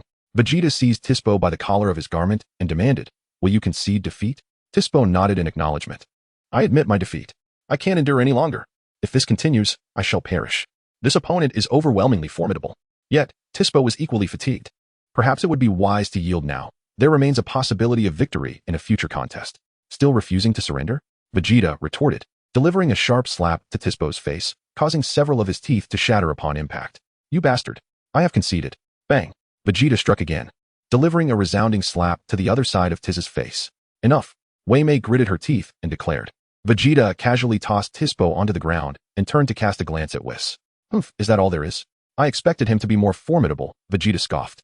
Whis remained silent, his expression growing increasingly frosty. "Hey, that elephant deity of destruction, didn't you claim that the gods of other universes were powerful? Yet, this one barely measures up," Vegeta retorted with a cold snort. "You're getting arrogant again." Ramsey growled darkly. "It's not arrogance. It's just that their skills are woefully inadequate." Vegeta huffed, insisting that Ramsey find him an apprentice destroyer to train against. "Perhaps it's best you refrain. What does an apprentice god of destruction like you know about challenging other apprentice deities?" Ramsey shouted angrily, demanding that Vegeta be quiet. "Don't you understand the wisdom of knowing when to withdraw?"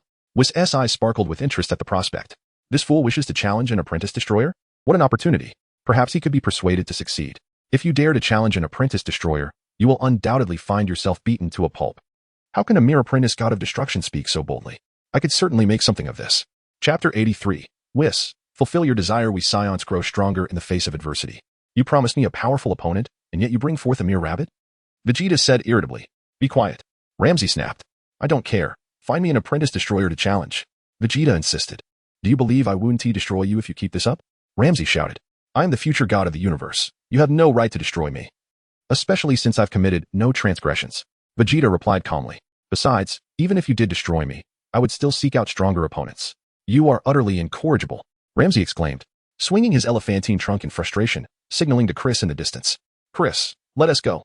"Very well, Lord Ramsey," Chris nodded gently, as they prepared to leave. Whis interjected urgently. "Whis, I know your intentions. You merely wish for Dar to challenge that apprentice destroyer, don't you?" Ramsey sneered, scoffing at the notion. "Do you think I would continue to gamble with you? You've already lost to me for 5,000 years. Ramsey, don't speak so definitively. Everything is negotiable." Whis chuckled. "No negotiations. Whatever you say, I will refuse," Ramsey huffed decisively. Whis felt a pang of disappointment.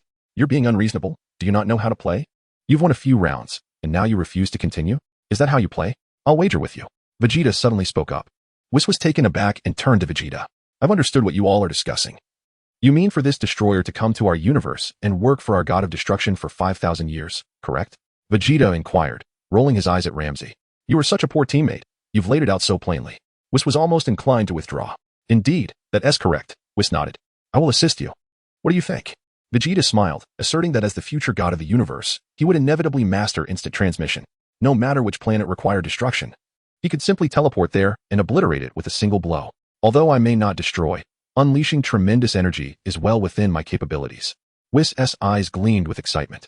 This fellow speaks with conviction. You wish to challenge an apprentice destroyer? Whis asked. Indeed, I shall fulfill my brother's wish. Vegeta declared boldly. Your brother? The one named Vegeta? Whis queried. Yes, Vegeta affirmed. What is his wish? Whis asked curiously. To become the strongest human in the entire universe. Vegeta proclaimed. Excellent. What ambition? Whis commended Vegeta, raising a thumb in approval and inquiring, how do you propose to wager? I owe Ramsey a favor. And I must repay it, Vegeta explained. So, if I win, you must extend our 10th universe's work by 5,000 years. What do you say? As for the favor, I'll leave it for you to ponder, Vegeta added. Whis thought to himself, this boy is ruthless, a mere 5,000 years added. This means that if I win, you will serve our 10th universe for 10,000 years, Vegeta emphasized. And if you lose? Whis inquired calmly. Lose. If I lose, I will take on all of your responsibilities. Vegeta said, you've already lost to the 10th universe for 5,000 years. I will take over the time. Whis contemplated this carefully. Incredible. This plan is brilliant. Someone to take over my work is simply splendid. Are you certain? Whis masked his inner joy. Absolutely. Send your apprentice destroyer over here, Vegeta nodded. Kai, go fetch Troph immediately. Whis commanded hastily, fearing that the individual named Dar might change his mind.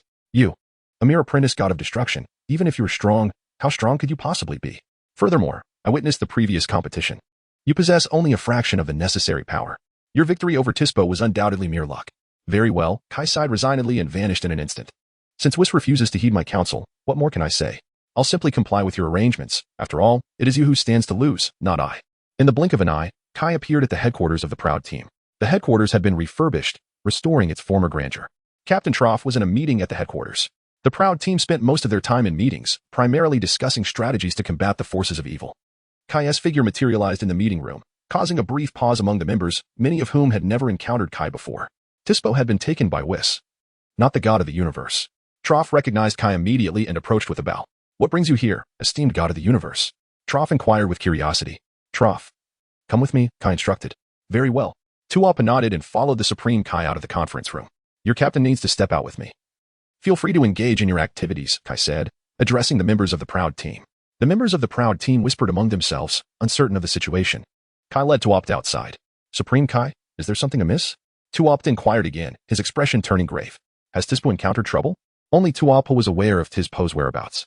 That fellow had gone to become an intern Supreme Kai. Indeed, something had transpired with Tispo. Kai nodded. We ventured to the Supreme Kai realm of Universe 10 to challenge the intern Supreme Kai, Dar, and Tispo was defeated. Intern Supreme Kai? Tuapa was taken aback.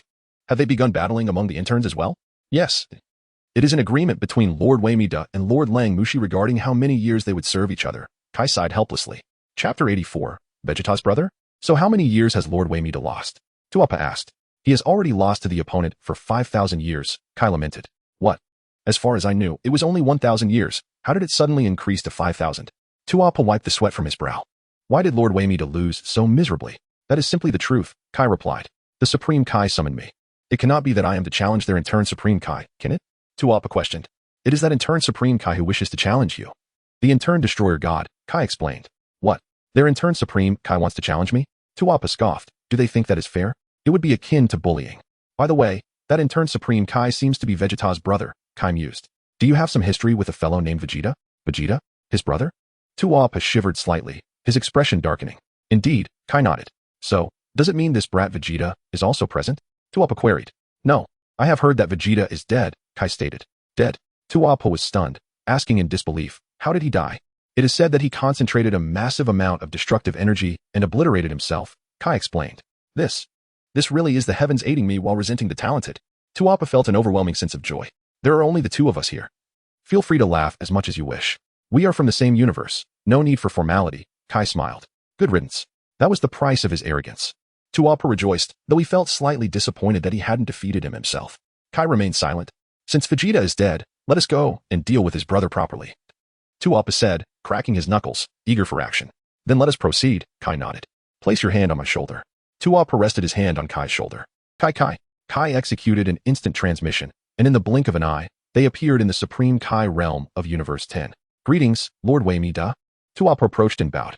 Enough of these unnecessary formalities, Weimida said, gesturing towards Vegeta in the distance. That individual is your challenger. His name is Dar, and he is Vegeta's brother. Understood. Tuapa smiled and nodded, striding toward Vegeta. Meanwhile, Lang Mushi stood silently, his face darkened, seemingly trembling with anger. Weimida was thrilled. Lang Mushi, I never thought you would find yourself in this predicament. By the way, Lord Weimida, what shall we do about Tispa? Kai inquired. The reason for his question was that Kai hoped Weimida would allow Margarita to assist in treating Tispa. Let that fellow eat dirt, Weimida snorted. Kai, are you the intern Supreme Kaidar, Vegeta's brother? Tuapa scrutinized Vegeta with a smile, noticing he appeared more mature than the one called Vegeta.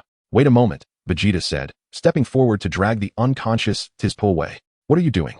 Tuapa was taken aback. Did you not hear? Your destroyer god, Weimida, ordered him to eat dirt, Vegeta replied, and with that, he unceremoniously tossed Tispa away, directly into a pit. Tispa was now alongside Zamasu in his unfortunate predicament. Tuapa, Weimida, why do you seem so attentive to such words?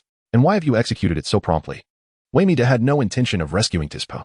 After all, eating dirt wouldn't result in death. Tuapa clenched his fists tightly. This fellow was even more infuriating than the one named Vegeta. What did you just ask me? Vegeta grinned at Tuapa. You are the intern Supreme Kaidar, correct? Vegeta's brother? Tuapa scoffed.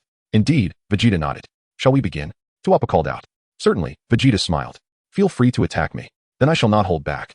Vegeta said, charging forward without hesitation, delivering a swift kick to Tuapa's head, forcefully slamming him into the ground. Boom. Tuapa's head collided intimately with the earth of the Supreme Kai realm. He felt a wave of dizziness wash over him, and countless little stars danced before his eyes. Is this truly an intern Supreme Kai? Why do I feel this fellow possesses such formidable strength? Kai had said he had merely won against Tispa by luck. Is this what they call luck? After Vegeta crushed Topo's head underfoot, he began to rub it against the ground, his hands still casually tucked in his pockets. Topo felt utterly defeated. Go! Vegeta exclaimed as he delivered a powerful kick, sending Topo soaring into the air. Bang! Immediately afterward, Vegeta struck again, sending Topo tumbling rapidly across the ground. Beside them, Ribrian stood in stunned silence. What on earth is happening? How has this guy suddenly grown stronger? He was merely on par with Dispo before, yet now he can effortlessly overpower Topo. Bang! Topo crashed heavily to the ground, gritting his teeth as he rose, his face etched with uncontainable rage. He swiftly returned to confront Vegeta. An apprentice destroyer? How disappointing, Vegeta scoffed. Damn it. You completely awakened the fury within me. Topo sneered. Is that so? Then channel your anger into power and show me, Vegeta replied. With a thunderous roar, Topo's energy surged, reaching its zenith.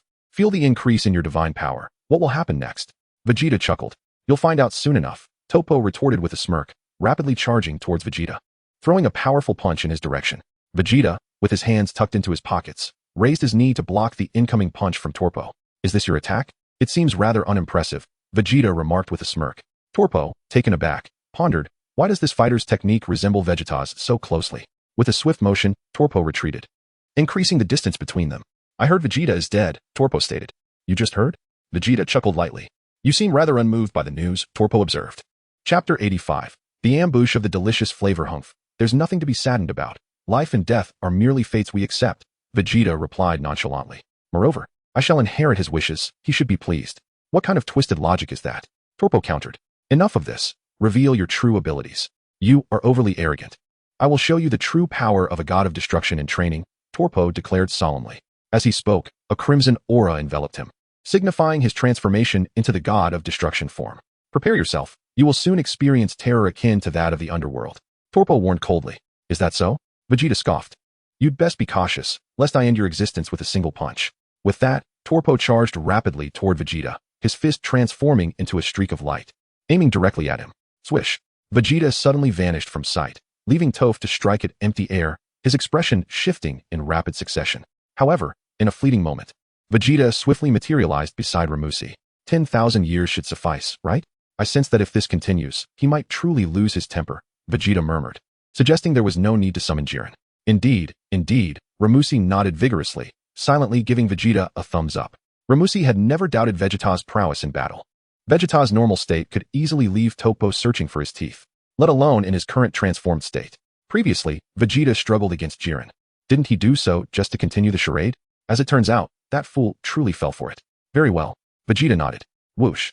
Vegeta vanished into thin air, leaving Toru utterly astonished as he glanced around, bewildered. Where did he go? Where's that fellow? How could he disappear without a trace? Even I couldn't discern his departure. Why might his eyes widened in disbelief? How could this individual named Dar possess such remarkable speed? Suddenly, a realization struck me. Was this fellow concealing his true power all along? Why might his expression shifted dramatically, a spark of insight illuminating her mind? It seems I have been deceived. I have been ensnared. Lamsi and this individual were merely performing a ruse. Whoosh. In an instant, Vegeta materialized behind Toppo.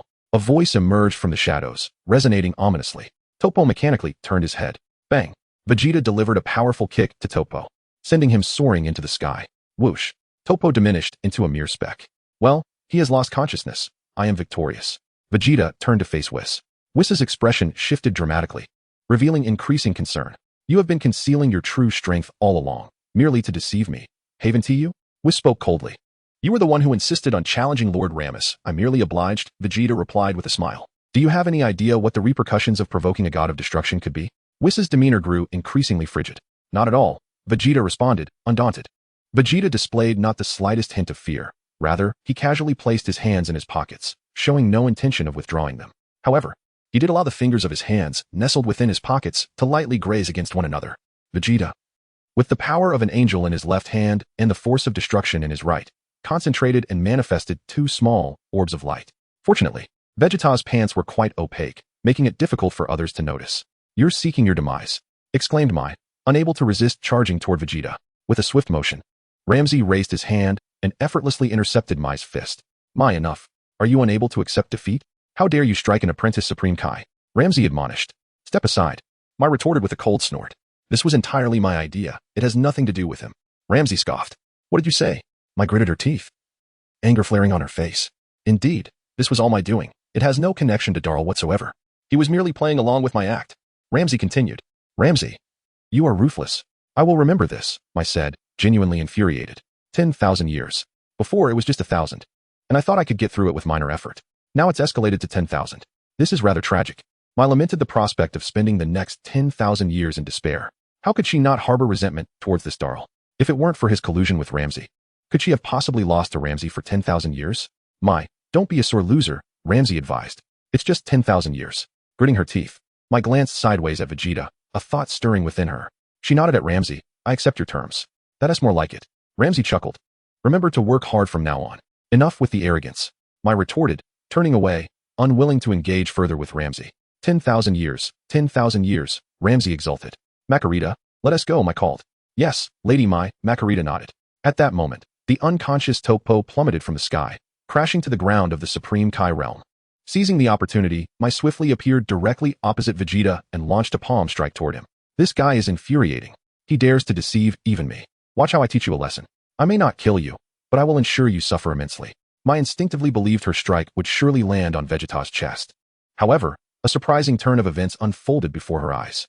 Vegeta moved with astonishing speed, vanishing from sight in an instant. What?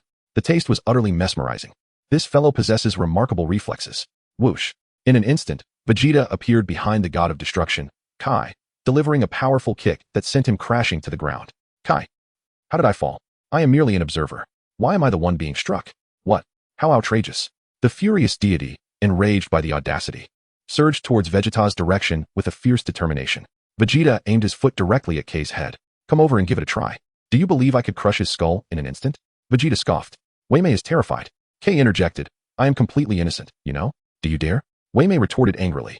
Your lies are intertwined, are they not? Vegeta remarked with a cold smile. If this Supreme Kai perishes, would you not vanish alongside him? Chapter 86. Bombs for Wei Mei. Wei Mei fell silent, trembling all over. I apologize, Supreme Kai. It was unintentional, Vegeta said to Kai. Is that what you call unintentional? You were clearly deliberate. I saw you stealing glances at me. So, this is your intention, Wei Mei. How shameless of you. Longmu shouted in anger. You dare to ambush an apprentice Supreme Kai. Wei Mei remained speechless. For your ambush, I shall make you pay dearly. As Vegeta spoke, he swiftly withdrew his hand from his pocket. Then, he combined two glowing orbs together. Whoosh. Vegeta hurled the combined powers of the angel and destruction towards Whis. What is happening? Whis was taken aback. What have you done? Exclaimed Rumshire, urging everyone to flee. With that, Rumshire quickly dashed to Gawasu's side, lifting him into the sky with astonishing speed. In no time, they vanished from sight. Oh dear, Kiers wiped her brow and urged Margarita. We must leave this place at once. With a swift motion, Kiers disappeared from the spot. What's wrong, sister? Margarita was momentarily bewildered, yet her body instinctively followed suit. With a whoosh, Margarita caught up with Kiers, and together they transformed into two radiant streaks of light, reminiscent of stars. What is happening, sister? Margarita inquired. It's about Vegeta and his brother, Mr. Dar. Kiers began to explain, but suddenly sensed something amiss, almost revealing too much. Mentioning the powers of the angel and destruction would surely raise suspicions. You'll understand soon enough. Kiers halted her words abruptly. What is it? Whis remained oblivious. Just then, Whis noticed a peculiar point of light drifting towards him, soon arriving at his side. Mere trifles. Whis scoffed, swinging his hand dismissively. How dare such a trivial thing challenge me? With a sharp clap, Whis' hand met the light point. Suddenly, the entire realm of the Kais blazed white. Whis' expression paled, his pupils constricting. This is bad, he cried out, sensing an overwhelming power emanating from the light. However, he soon noticed that the one named Dar was still present, seemingly unwilling to leave. If you're not leaving, what is there for me to fear? Whis reassured himself, dismissing the threat posed by the light point. It's just a small orb. What is the worst that could happen? Yes, right here. After all, I'm certain he hasn't departed. Boom. At that moment, as the realm turned blindingly white, the light point unleashed an unfathomable surge of energy, engulfing Whis entirely. The intensity of the energy sent him into a state of sheer panic, nearly knocking the red nose off his jester's face. Reacting swiftly, Whis conjured a protective shield around himself. Crack. Yet, in the next instant, the shield shattered. What? Whis was utterly astounded, realizing he had no time to summon another shield. Even if he could, it would be rendered ineffective almost immediately. Crossing his arms to shield his head, Whis glanced towards Vegeta. To his shock, he saw that the one named Dar was disintegrating before his eyes. What? Really? Whis exclaimed. I never intended to kill you. After all, you are an apprentice Kaishin. I merely wished to incapacitate you to teach you a lesson for your betrayal. How did you end up destroying yourself?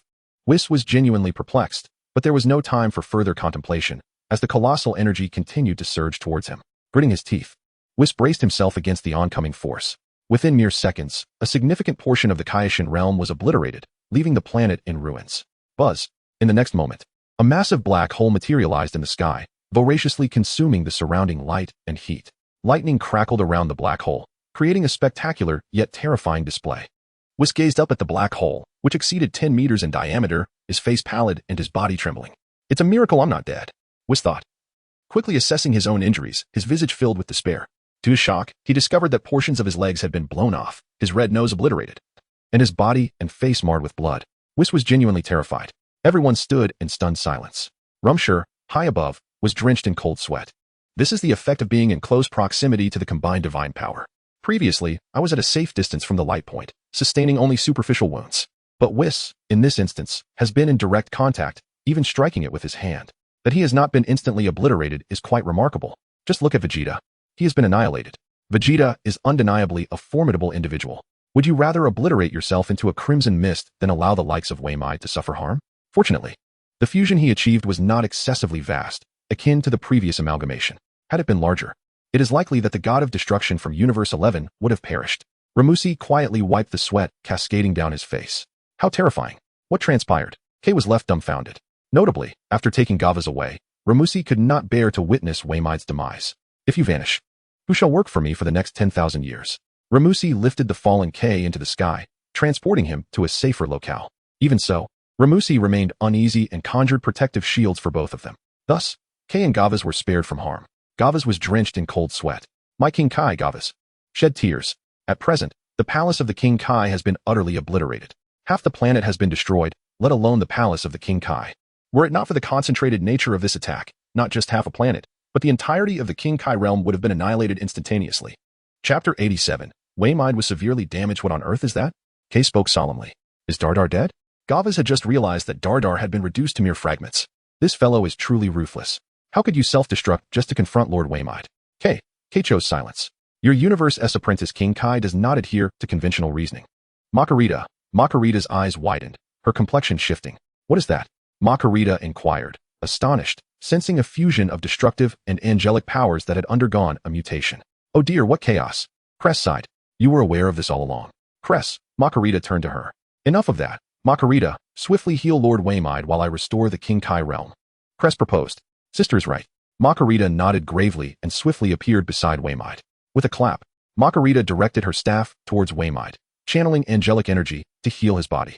Cress ascended into the sky, pointing her staff at the devastated King Kai realm below, mending the ruined planet. This scoundrel! How chaotic! Waymide gritted his teeth, seething. Simultaneously, the legs that had been blasted off Waymide were rapidly regenerating. Just then, Vegeta transformed into a crimson mist, swiftly coalescing and restoring himself into the form of Super Saiyan 4. Vegeta opened his crimson eyes and gazed at the opposing Whis. Oh, did his leg just come off? I had assumed that this creature posed no threat to the god of destruction. I never anticipated it could sever his limb. If I were to concentrate a bit more, would it not shatter this jester completely? Why did nothing happen to Ramus before? Vegeta glanced at Makarita, noticing that she was tending to the injuries of Waymide. Could it be that the reason Rumsey remained unscathed earlier was due to Kess healing? For I noticed Kess was at his side when I regained consciousness. Vegeta gazed upward towards the ethereal Ramusi. Ramusi thought, this lad has discerned the issue. Waymide's eyes widened in disbelief. How was it possible for this boy to recover? He had been reduced to a mist of blood. How could he possibly regain his form? Waymide felt utterly baffled. Once more, Vegeta grinned, his left fingertip channeling the power of the angels, while his right fingertip summoned the force of destruction. Waymide exclaimed, Makarita, displaying a visage of sheer terror. Encountering such a reckless individual was truly exasperating. Wait. Ramusi, in a flurry, appeared beside Vegeta and swiftly knocked away his destructive energy with a single strike. Vegeta turned his head, his expression dark as he glared at Ramsey. You better be careful. Do you wish to kill him? Ramsey whispered in Vegeta's ear. He wants to kill me, and I have no reason to hold back, Vegeta huffed. He wouldn't go that far. He merely intends to severely injure you. To teach you a lesson, Ramsey quickly countered. Honestly, I can tell he isn't being serious. Really? Vegeta regarded Ramsey with skepticism. I'm not deceiving you. Besides, if you kill him, who will work for me for the next 10,000 years? Your argument holds water, Vegeta conceded, retracting the gathered angelic power back into his body. After all, he had only just managed to win 10,000 years. It would indeed be inappropriate to simply take his life. Moreover, Vegeta was acutely aware that this ability could only be used once. If employed again, it was possible that the opponent could evade it. As long as the opponent could flee swiftly, he wouldn't hit them. I must devise a method to ensure that the god of destruction who bullies me falls victim a second time. Seeing Vegeta withdraw his angelic power, Ramsey felt a slight sense of relief. This fellow is truly reckless. Do you want another round? If it weren't for my intervention. Hey Ramsey, let us just call it a day, shall we? Ramsey shouted to him urgently. Call it a day? The expression on Ramsey's face turned cold. I've just been threatened by a human, and you think we can just let it go? At that moment, thanks to Margarita's healing, Ramsey had completely recovered. Ramsey quickly flew to Ramsey's side. Ramsey, you need to understand that your Supreme Kai is still here, he whispered to Ramsey. Ramsey shuddered. Too afraid to meet the gaze of Supreme Kai. If he looked at him, that fellow named Darp might just launch a surprise attack on Kai. All Ramsey wanted to do was shout, Kai, why are you still here? Hurry and leave. Do you wish for us both to vanish? Do me a favor. Didn't you say that if I competed with you, you'd owe me a favor? Ramsey remarked. Are you out of your mind? You've already won. Ramsey retorted. What more do you want? Are you trying to take advantage of me? How about this? You've agreed to work for me for 10,000 years, right? I'll deduct 1,000 years from that. Surely that's acceptable? Ramsey generously offered. 2,000 years. Otherwise, this matter is far from over. Ramsey huffed. 2,000 years it is, but you still owe me 8,000 years of service. Ramsey nodded in agreement. Ramsey felt a pang in his heart. This is absurd. Reducing 2,000 years still leaves 8,000. Just thinking about it gives me a headache. However, it's better than nothing. I'll find a way to whittle it down later. Margarita, let us go? Ramsey called. Yes, Lord Ramsey, Margarita replied. Whoosh, whoosh. Margarita and Ramsey transformed into two streams of colored light, swiftly departing the scene. As they passed by Supreme Kai, Ramsey remarked coldly, Supreme Kai, are you not leaving? Do you wish to be eliminated by that fellow? Ah, it's Lord Ramsey, Kai responded. Just as Kai was about to leave, he suddenly recalled something. Lord Ramsey, what about Trope and Tispo? They wouldn't have perished due to the explosion, would they? Ramsey immediately turned to look at Margarita. Margarita inspected the area with her staff. Mr. Tispo is fine. He was eating something, so he is unharmed. However, Mr. Trope was indeed killed in the explosion. Chapter 88. Can the value of hatred be saved? Ramsey inquired. Fortunately, Mr. Trope's soul is intact. He can be saved. Margarita nodded. Kai, take Tispo back, Ramsey instructed. Kai wiped his brow. Why must it be me? That fellow is currently in a filthy place and reeks. Quickly, don't dawdle. And don't forget who his master is, Ramsey urged. I wasn't he intending to take on a disciple. You forced him upon me. Now you say he is my apprentice? Kai retorted. Fine, you have a point. Kai ceased his protest and hurriedly flew forward, retrieving Tispo from the foul location while muttering incantations. Kai, whoosh. Kai executed an instant transmission, vanishing in an instant. I want to be taking you back. You can fly back on your own, Ramsey said after witnessing Kai's disappearance, feeling a sense of relief. Previously, Ramsey had been intently observing Vegeta's movements. If he dared to disrespect the Supreme Kai, Ramsey would have rushed over to deal with him. Let us go, Margarita, Ramsey said. His expression still cold. Understood, Margarita nodded. Whoosh, whoosh. The two transformed into two streams of colored light, swiftly departing the realm of the Supreme Kai of Universe 10. Only the inhabitants of Universe 10 remained in the entire Supreme Kai realm. At this moment, Kes had already repaired the Supreme Kai realm. The restoration didn't require the use of time cycles. It merely needed the angelic power to reassemble the destroyed portions. With a sigh of relief, Kes flew to Vegeta's side. You better not act recklessly next time, Kes lamented. Though you are immortal, if your soul suffers severe damage, recovering may not be so straightforward. I understand, Vegeta nodded. You truly give me no peace of mind, Ramsey also lamented. What did you say to Ramsey? He actually left. Vegeta inquired. Nothing of great consequence. Just a mere reduction of 2,000 years of work. In exchange for his departure, he now only needs to work for me for 8,000 years. Ramsey laughed heartily, swinging his elephantine trunk. 8,000 years is acceptable. One mustn't be overly greedy. Kes remarked. You went from 1,000 years to 8,000. You call that not being greedy? Regardless, you tell Ramsey that if he dares to ambush me again, I shall strike at his Supreme Kai, Vegeta huffed. Though I am not his match at present, there will come a day when I will make him regret it. Ramsey fell silent. This fellow's vengeful nature had not changed one bit. Oh right, I almost forgot. Vegeta suddenly pulled out a small notebook from his storage ring. Vegeta opened his notebook and glanced at the numbers inscribed within. Abyssal Novel Transfer Station 937929266. Subsequently, he marked the figures with his pen, altering them to Abyssal Novel Transfer Station 937929266. Ramsey craned his neck, silently observing. Are you recording numbers again? Why has this times figure decreased? Immediately, Vegeta inscribed another number beside Abyssal Novel Transfer Station 937929266. Abyssal Novel Transfer Station 937929266. 100,000? Ramsey was taken aback. Following this, Vegeta wrote the letter W above that number. He inscribed another letter above the other Abyssal Novel Transfer Station 937929266. What does it mean? Ramsey remained perplexed. Value of hatred, Vegeta uttered succinctly. Value of hatred? Ramsey was once again astonished.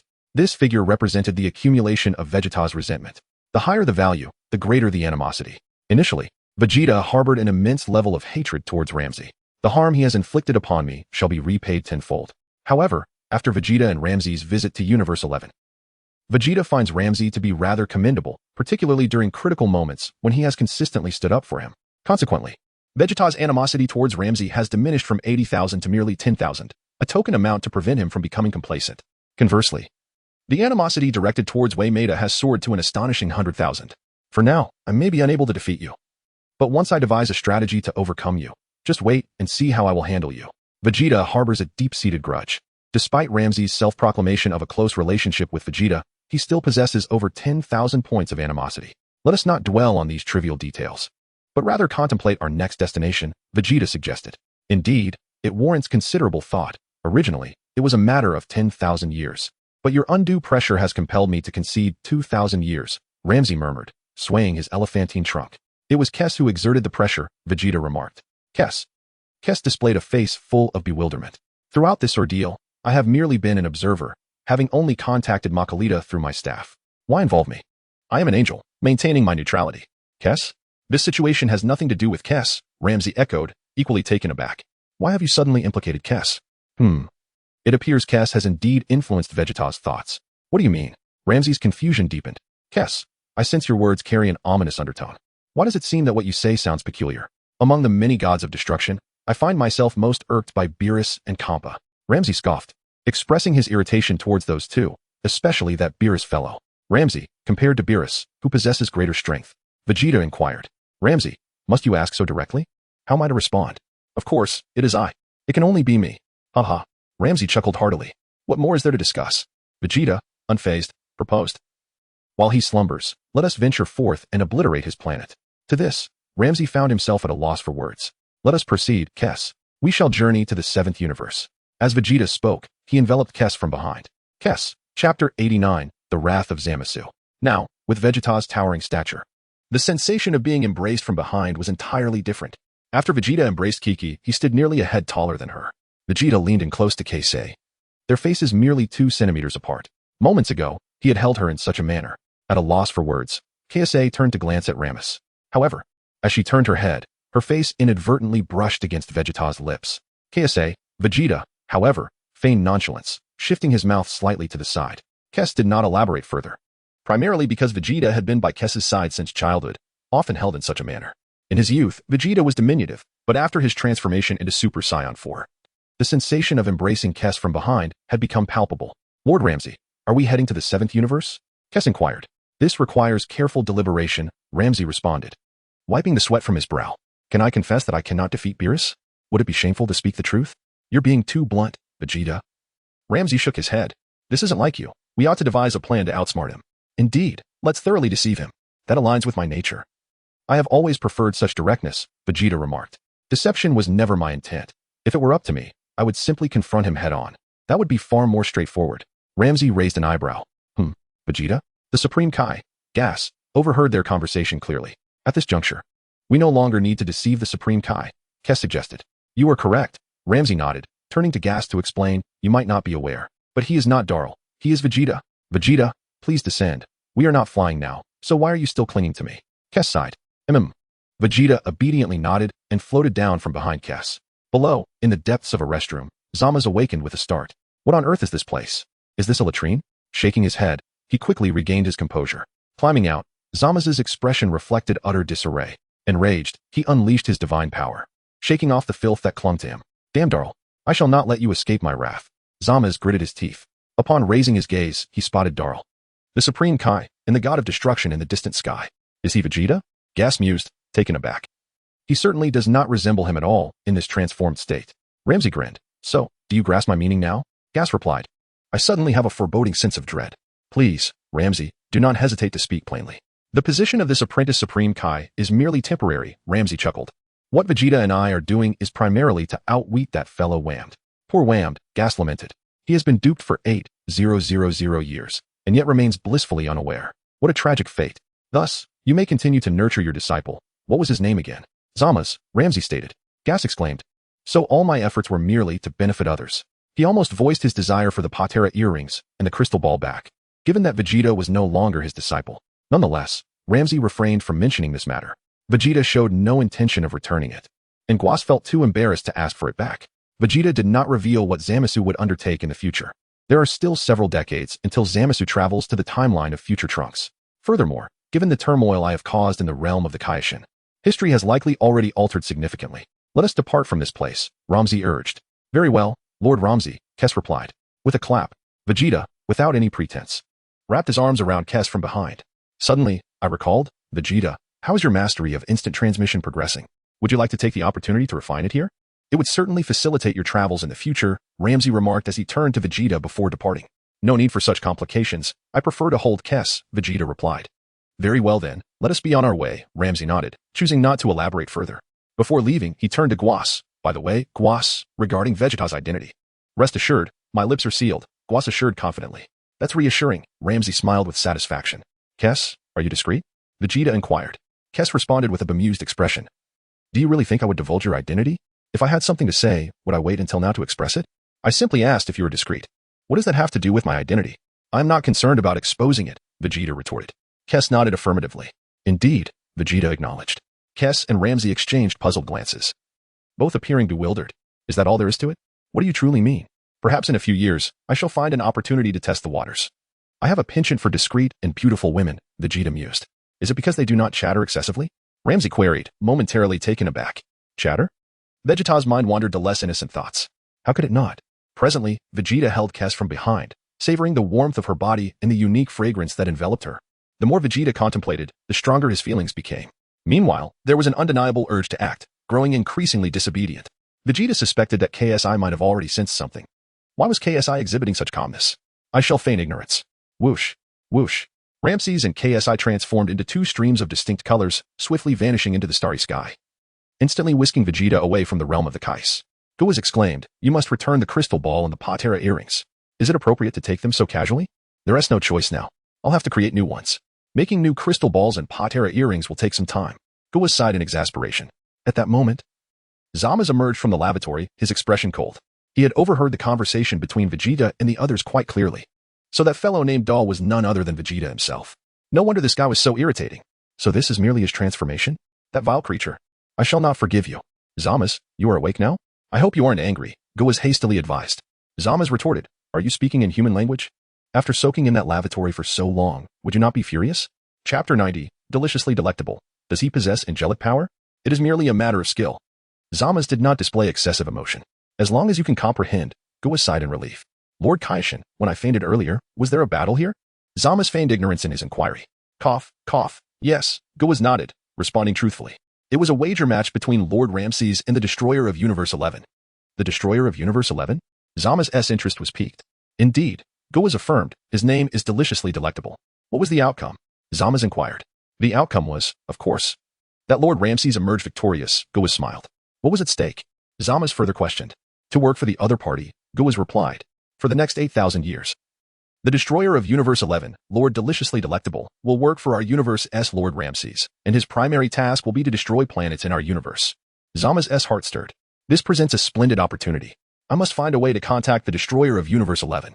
Zamasu chose to remain silent for a moment. I shall step out for a while, he bowed to Go. Taking a break is beneficial. Open your heart. Do not feel pressured. Consider the previous matters as a jest. Go encouraged. You utter nonsense. Do you truly believe it is a jest? I certainly do not. Zamasu swiftly departed, appearing in the vastness of space.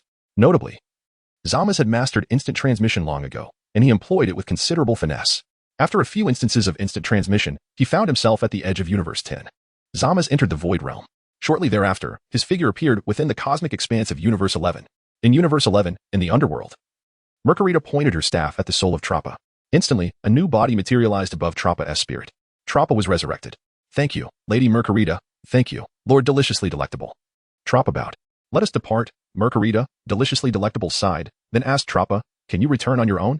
Yes, Trappa nodded. Then please make your way back. We shall not accompany you. Deliciously Delectable patted Trappa on the shoulder. Whoosh, whoosh. Deliciously Delectable and Mercurita transformed into two streams of different colors and swiftly left the underworld. Clap. The two appeared in the cosmic void and immediately flew towards the location of the Destroyer of Universe 11. That loathsome doll. The thought alone irked Deliciously Delectable.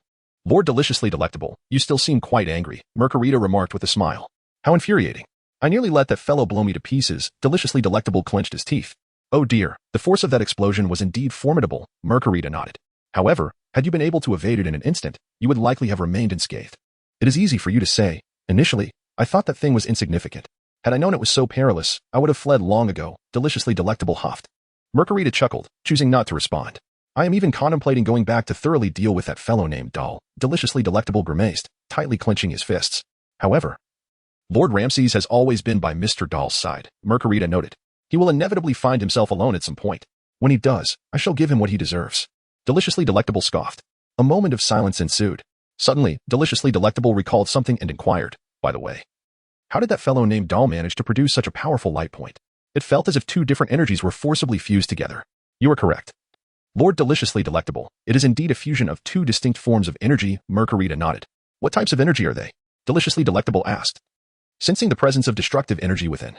Indeed, there exists destructive energy within, Mercurita confirmed. How could a mere apprentice Kaishin possess destructive energy? Deliciously Delectable furrowed his brow. Increasingly disturbed by the implications. Perhaps he learned it from Lord Ramses, Mercurita speculated. That scoundrel Ramses. He must have done it on purpose. Deliciously Delectable gritted his teeth. He deliberately taught Doll to condense destructive energy, only to challenge our universe's apprentice Kaishin. A brief silence followed. That fellow named Doll is quite remarkable. Learning to condense destructive energy so swiftly? Deliciously Delectable thought, filled with disdain. Indeed, Mercurita affirmed. By the way, what is the other type of energy? He pressed. The other is angelic power, Mercurita pondered. What did you just say? Angelic power? Deliciously Delectable was taken aback. For an ordinary human to condense destructive energy is already extraordinary. Yet, to also condense angelic power is utterly unfathomable. Where could he possibly acquire angelic power? Was it given to him by KSI? Deliciously Delectable questioned. It doesn't seem so. The concentration of that angelic power is quite low, Mercurita shook her head. Low concentration? Deliciously Delectable was taken aback again. Is it the angelic power of an apprentice angel? It is indeed lower than that of an apprentice angel. It feels as if he condensed it himself, Mercurita contemplated. What? That fellow named Doll can condense angelic power? Do not jest. How astonishingly delicious. How could an ordinary human possibly learn to harness the power of an angel? Makalita replied. While it is not entirely impossible, one must comprehend the ultimate freedom to gather even a minuscule fragment of angelic power. However, that would only amount to a mere speck.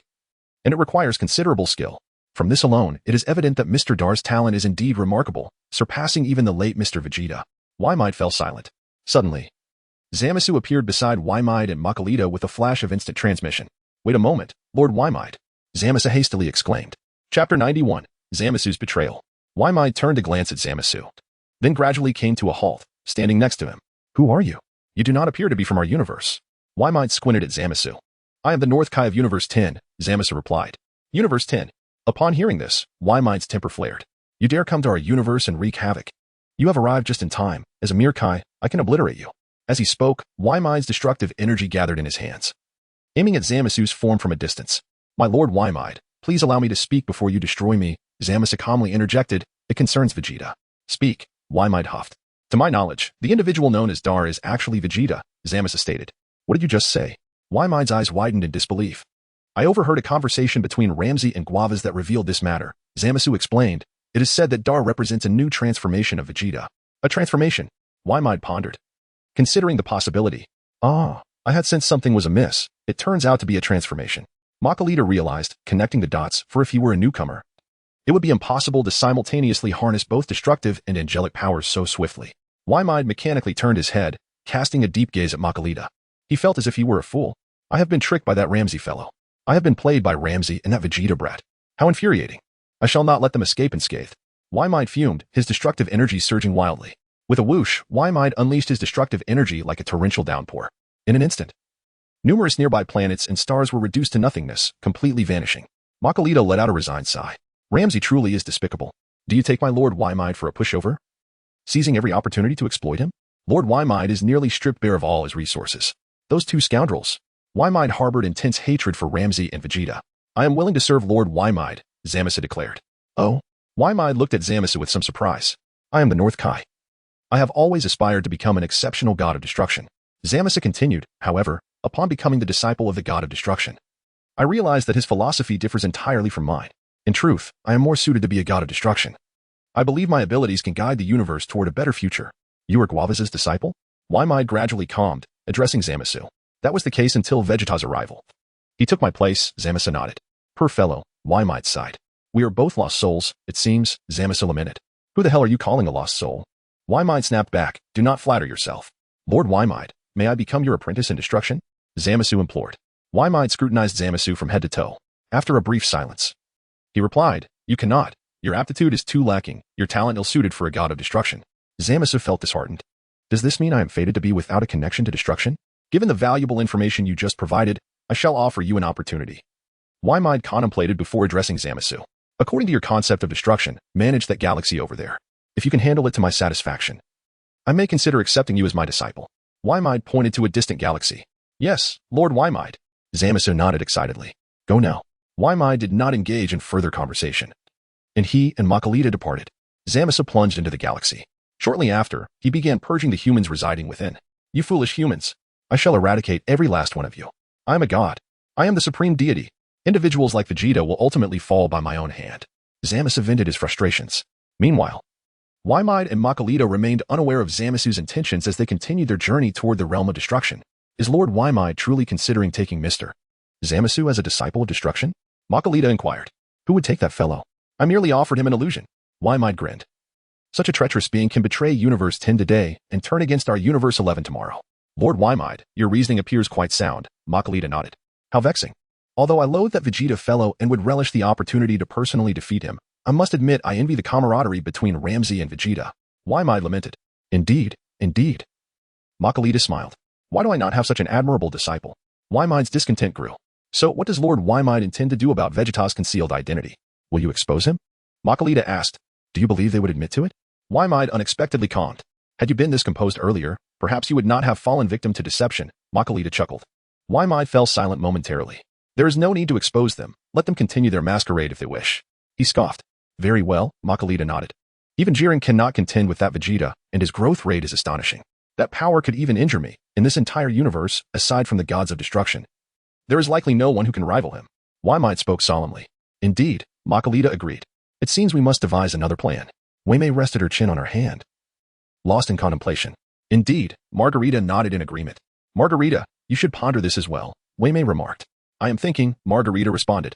Chapter 92, let us call it a royal flush. Suddenly, Wei Mei recalled the plan to cultivate the god of destruction, which was suggested by Margarita. Wei Mei's expression darkened. Oh dear. Who could have anticipated that Universe 10 would be so troublesome? Margarita sighed helplessly. Even I am in the dark. About half an hour passed. If it doesn't work, we could hold a competition among humans, Wei Mei mused. I refuse to believe that Universe 10 has any formidable humans.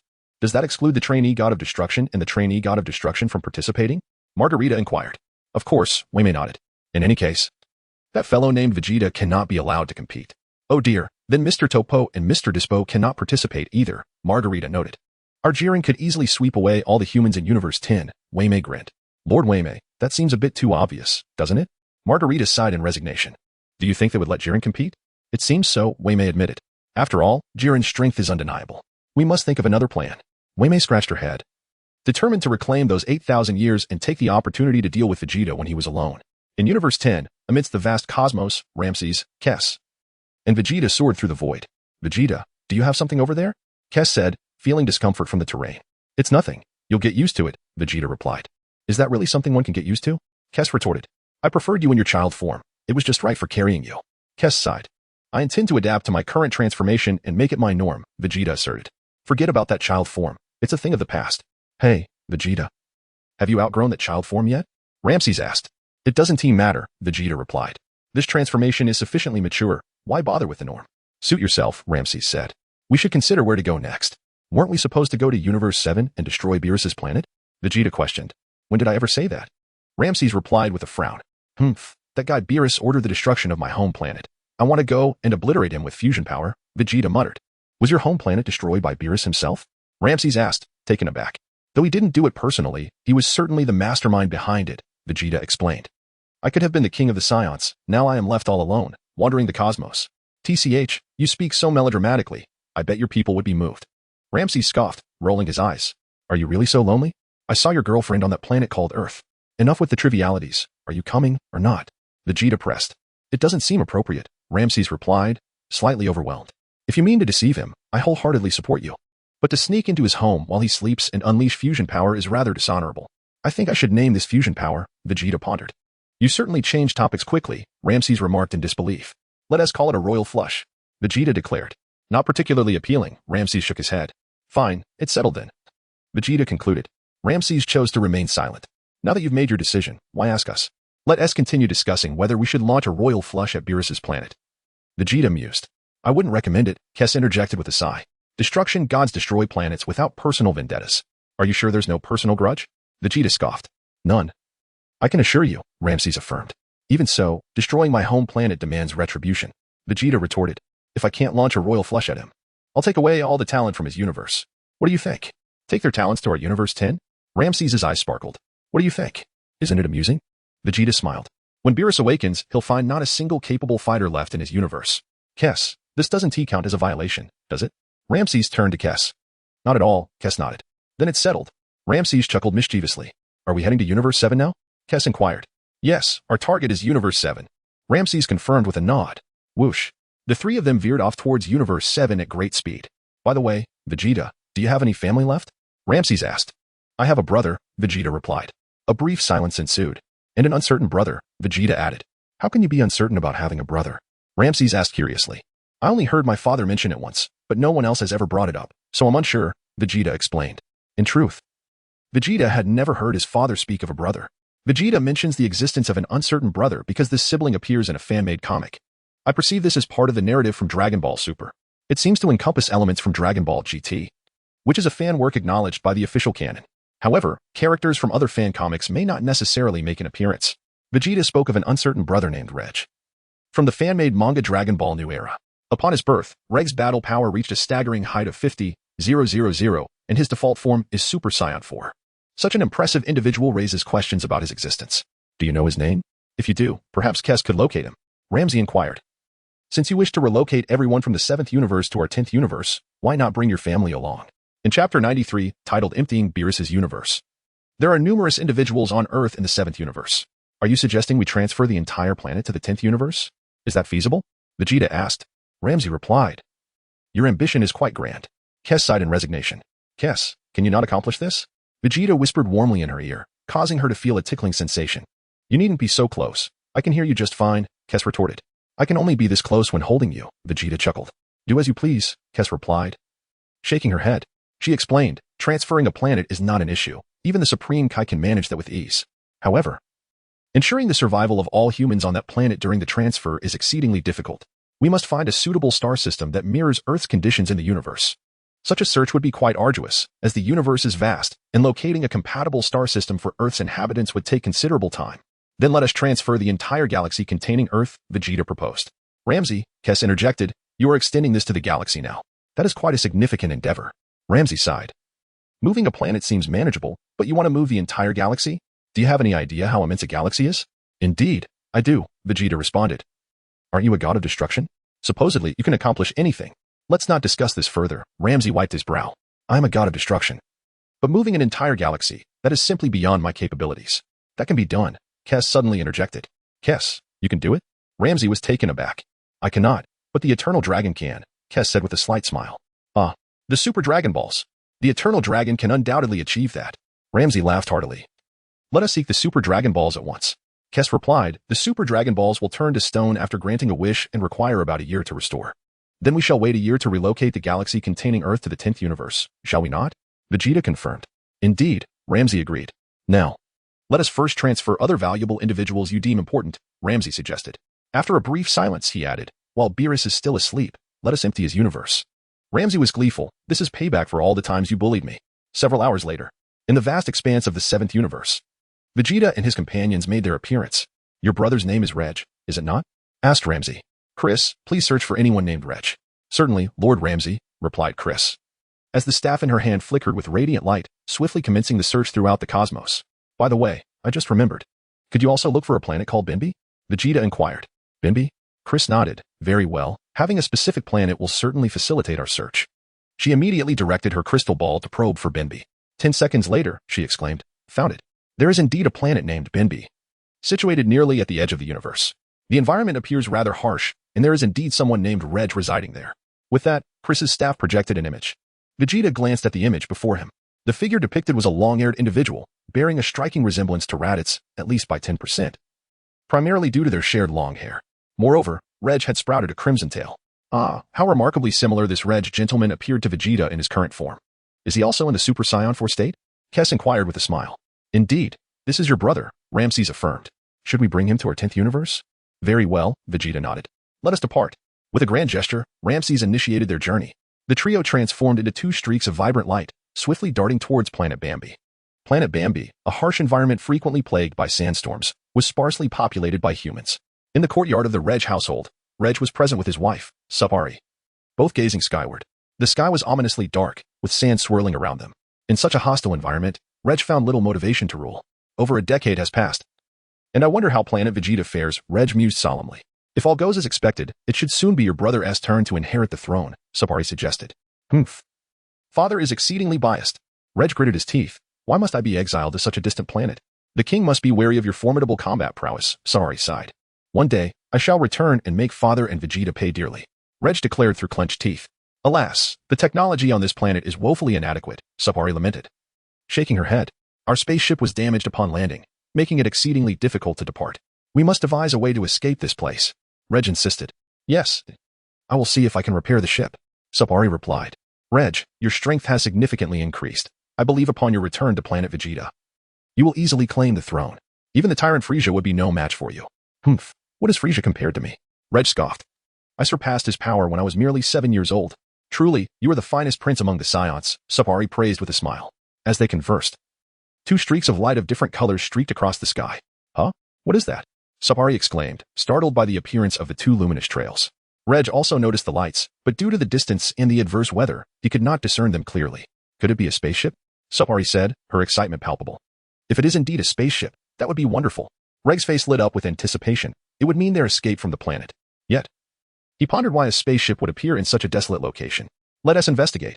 Reg transformed into a golden flash, soaring into the sky. Wait for me. Sparring hurriedly followed.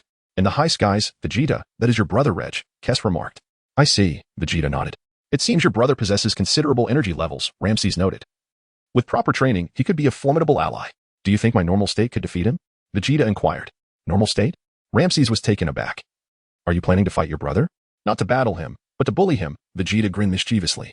With a swift motion, Vegeta transformed back into his normal state. You all just watch, he declared, then shot down like a comet towards Reg. That lad is truly ruthless, even intending to bully his own brother, Ramses remarked. Reg's energy intensity is formidable. He appears to be on par with Tapu, Kess noted, yet he seems to harbor great resentment. In such a harsh environment. It would be surprising if he harbored no grievances, Ramses replied nonchalantly. Reg shot upwards, and soon, he spotted a figure in the sky, a small child with a tail. Who is that? A Saiyan? Reg wondered, taken aback. As the child drew closer, Reg recognized him immediately. Is that Vegeta? Reg exclaimed. For the current Vegeta bore a striking resemblance to King Vegeta, sharing the same hairstyle. Reg felt an overwhelming joy wash over him. Vegeta? My brother. How did you come to be here? Reg called out. Take this. Vegeta retorted, hands in pockets, launching a kick towards Reg. Humph. Reg scoffed. You think you can defeat your brother? How laughable. In the next moment, Vegeta's kick landed on Reg's arm, yet Reg effortlessly blocked the attack with his own arm. After delivering a swift strike, Vegeta quickly retreated, creating some distance between himself and Reg. Not bad, Reg, Vegeta remarked with a slight smile. You are the first to withstand my blow without falling. Vegeta, is it truly you? Reg clenched his teeth. Has father informed you of my existence? I heard about you by chance, so I came to see for myself. I didn't expect you to still be alive, Vegeta replied with a grin. Humph. I'm not so easily defeated. Reg snorted, furrowing his brow as he looked at Vegeta. But wait, why are you still so short? Aren't you nearly 18 years old? By this age, Saiyans usually reach adulthood, just like me. The true royal bloodline experiences a sudden growth spurt between the ages of 18 and 20, Vegeta asserted confidently. Nonsense. Reg scoffed, pointing to himself with his thumb. I am the one with the true royal Saiyan bloodline. I am the future rightful king of the Saiyans. Dream on. Vegeta sighed. Planet Vegeta has been destroyed. What kind of king do you think you are? What did you say? Planet Vegeta is gone? Reg was stunned for a full 10 seconds. Indeed, Vegeta nodded. That scoundrel Frieza annihilated it. Haha, what poetic justice. Reg laughed heartily. Go ahead and laugh, soon enough. You'll have reason to weep, Vegeta said coolly. I understand now. You've come to me seeking assistance to defeat Frieza, Reg deduced. No. I came to find you solely to give you a beating, Vegeta retorted. Brother, do you even realize who you're speaking to? Reg chuckled. Have you forgotten your own identity? It's delightful to see you here, Vegeta, Reg continued, not angered, but amused. I thought father would keep my existence a secret from you. I didn't expect he'd tell you. Please, continue, Vegeta said, not rushing to attack. I'm merely waiting for you to flaunt yourself before I decisively put you in your place. Just then, Reg's wife, Sparring, soared to the sky and immediately spotted Vegeta facing Reg. Prince Vegeta? Sparring exclaimed, momentarily taken aback. Reg, are we dreaming? How did Vegeta arrive on this planet? This is no dream. It is all quite real, Reg replied with a smile. Wonderful, Sparring exclaimed with excitement. You must be my sister-in-law? Vegeta glanced at Sparring. To be honest, sister-in-law, you are quite beautiful, he remarked. You possess a certain femininity. Your figure would score above 97, I'd say. As for your looks, I'd estimate at least a 96. If Bulma, Bardock, and Kakarot are perfect 10s, you are certainly close. Vegeta initially believed that Sparring was rather unattractive, particularly due to the mediocre portrayal in that fan comic. The artistic style was rather unappealing. However, upon encountering the real Sparring, Vegeta found her quite agreeable. Nothing compares to dumplings, Vegeta murmured as he gazed at Sparring. Sparring looked perplexed, her expression filled with question marks. What do you mean by dumplings? Reg was equally bewildered. What are you talking about? Reg, would you consider dyeing your hair green? Vegeta inquired. I fear I might disappoint you. Green hair is the fabled mark of a Super Saiyan, Reg replied nonchalantly. Vegeta, there's no way to chat anymore. Do you not understand what green means? You will know in time. Should I become Chow Chow? No. I shall not take on that role. I merely have a pure affection for my sister-in-law. Sister-in-law is wonderful. Vegeta immediately saluted Sparring. Sparring? Why are you greeting me? What do we have to discuss? Sparring huffed, showing no intention of acknowledging Vegeta. Such a little brat, calling me in such an affectionate manner. High above, to be precise, in the higher layers of the clouds. Keisai and Longshi hovered, looking down below. They observed Vegeta's demeanor closely. That little rascal kicked his own brother right away, but fortunately, he didn't kick his leg out this time, Longshi mused. However, he seemed quite courteous towards his brother's wife. Perhaps that is a peculiar trait of their lineage. Keisai analyzed. Is that so? Longshi pondered, nodding thoughtfully. Is being polite towards one's brother's wife a characteristic of this clan? It seems reasonable enough. Chapter 95. The concentration of angelic power increases. As you may know, Saiyans assess their battle power immediately upon birth, determining their innate potential. Reg looked introspectively. Do you know how our father reacted when he saw my battle power at birth? Do you know how splendid his expression was? Tell me, Vegeta smiled. I enjoy watching you silently show off. I believe you can flaunt better than I. Henceforth, you shall take the front lines. I will be your steadfast support. Do you know what my battle power was at birth?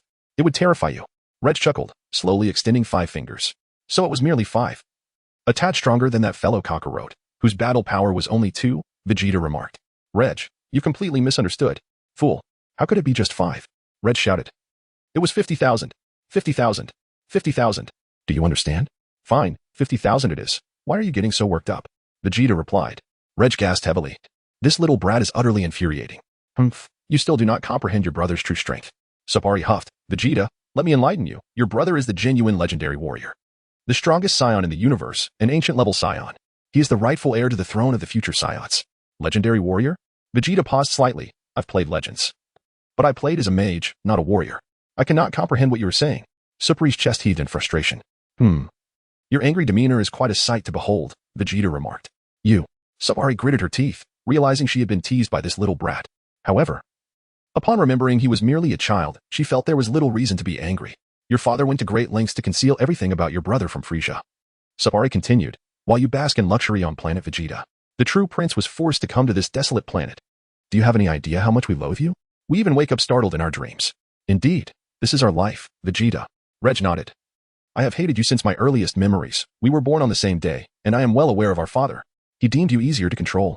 Thus, he left you behind to enjoy the riches on planet Vegeta while he discarded me like refuse onto this forsaken world. Vegeta, ahem, have you all made a mistake? You ought to harbor resentment towards my father instead. Vegeta sighed. These two fools. What purpose does hating me serve? It is akin to an assassin attempting to eliminate a gravely injured individual, only to slay the physician instead. Why not strike the intended target? Why harm the doctor? Vegeta perceived the intentions of these two clearly. Having conveyed his thoughts, he declared the commencement of his vengeance plan. Reg, with a subtle smile, turned to Vegeta and inquired. Do you prefer ground combat or aerial battles? Sister-in-law, do you favor aerial skirmishes or terrestrial confrontations? Or perhaps other arenas, such as the bed, the thicket, or the office? Vegeta then glanced at Sparring for her response. Sparring retorted, that insufferable little rascal. Wait a moment. He is not as young as he appears. He shares the same birth date as Reg. Yet, why is he so diminutive? He resembles a mere child. Reg interjected, why do you incessantly tease my wife? Saiyans do not engage in such frivolities. Since you refuse to make a choice, I shall decide for you. Let it be aerial combat. Very well, Vegeta nodded. Prepare to witness a realm beyond your reach, a level I shall never attain? Reg was momentarily taken aback. Vegeta inhaled deeply, then slowly exhaled. In an instant, the energy enveloping him vanished completely. What? How did you dissipate your energy? Reg asked in astonishment. Come on, feel free to attack. Vegeta beckoned to Reg high above. Ramsey was momentarily stunned by Vegeta's actions. Oh my, is that not the power of an angel being utilized? Kes remarked, slightly surprised. As the concentration of Vegeta's innate angelic power had unexpectedly increased to a remarkable level of 45. Is this fellow even human? Ramsey gritted his teeth. I've never seen him practice.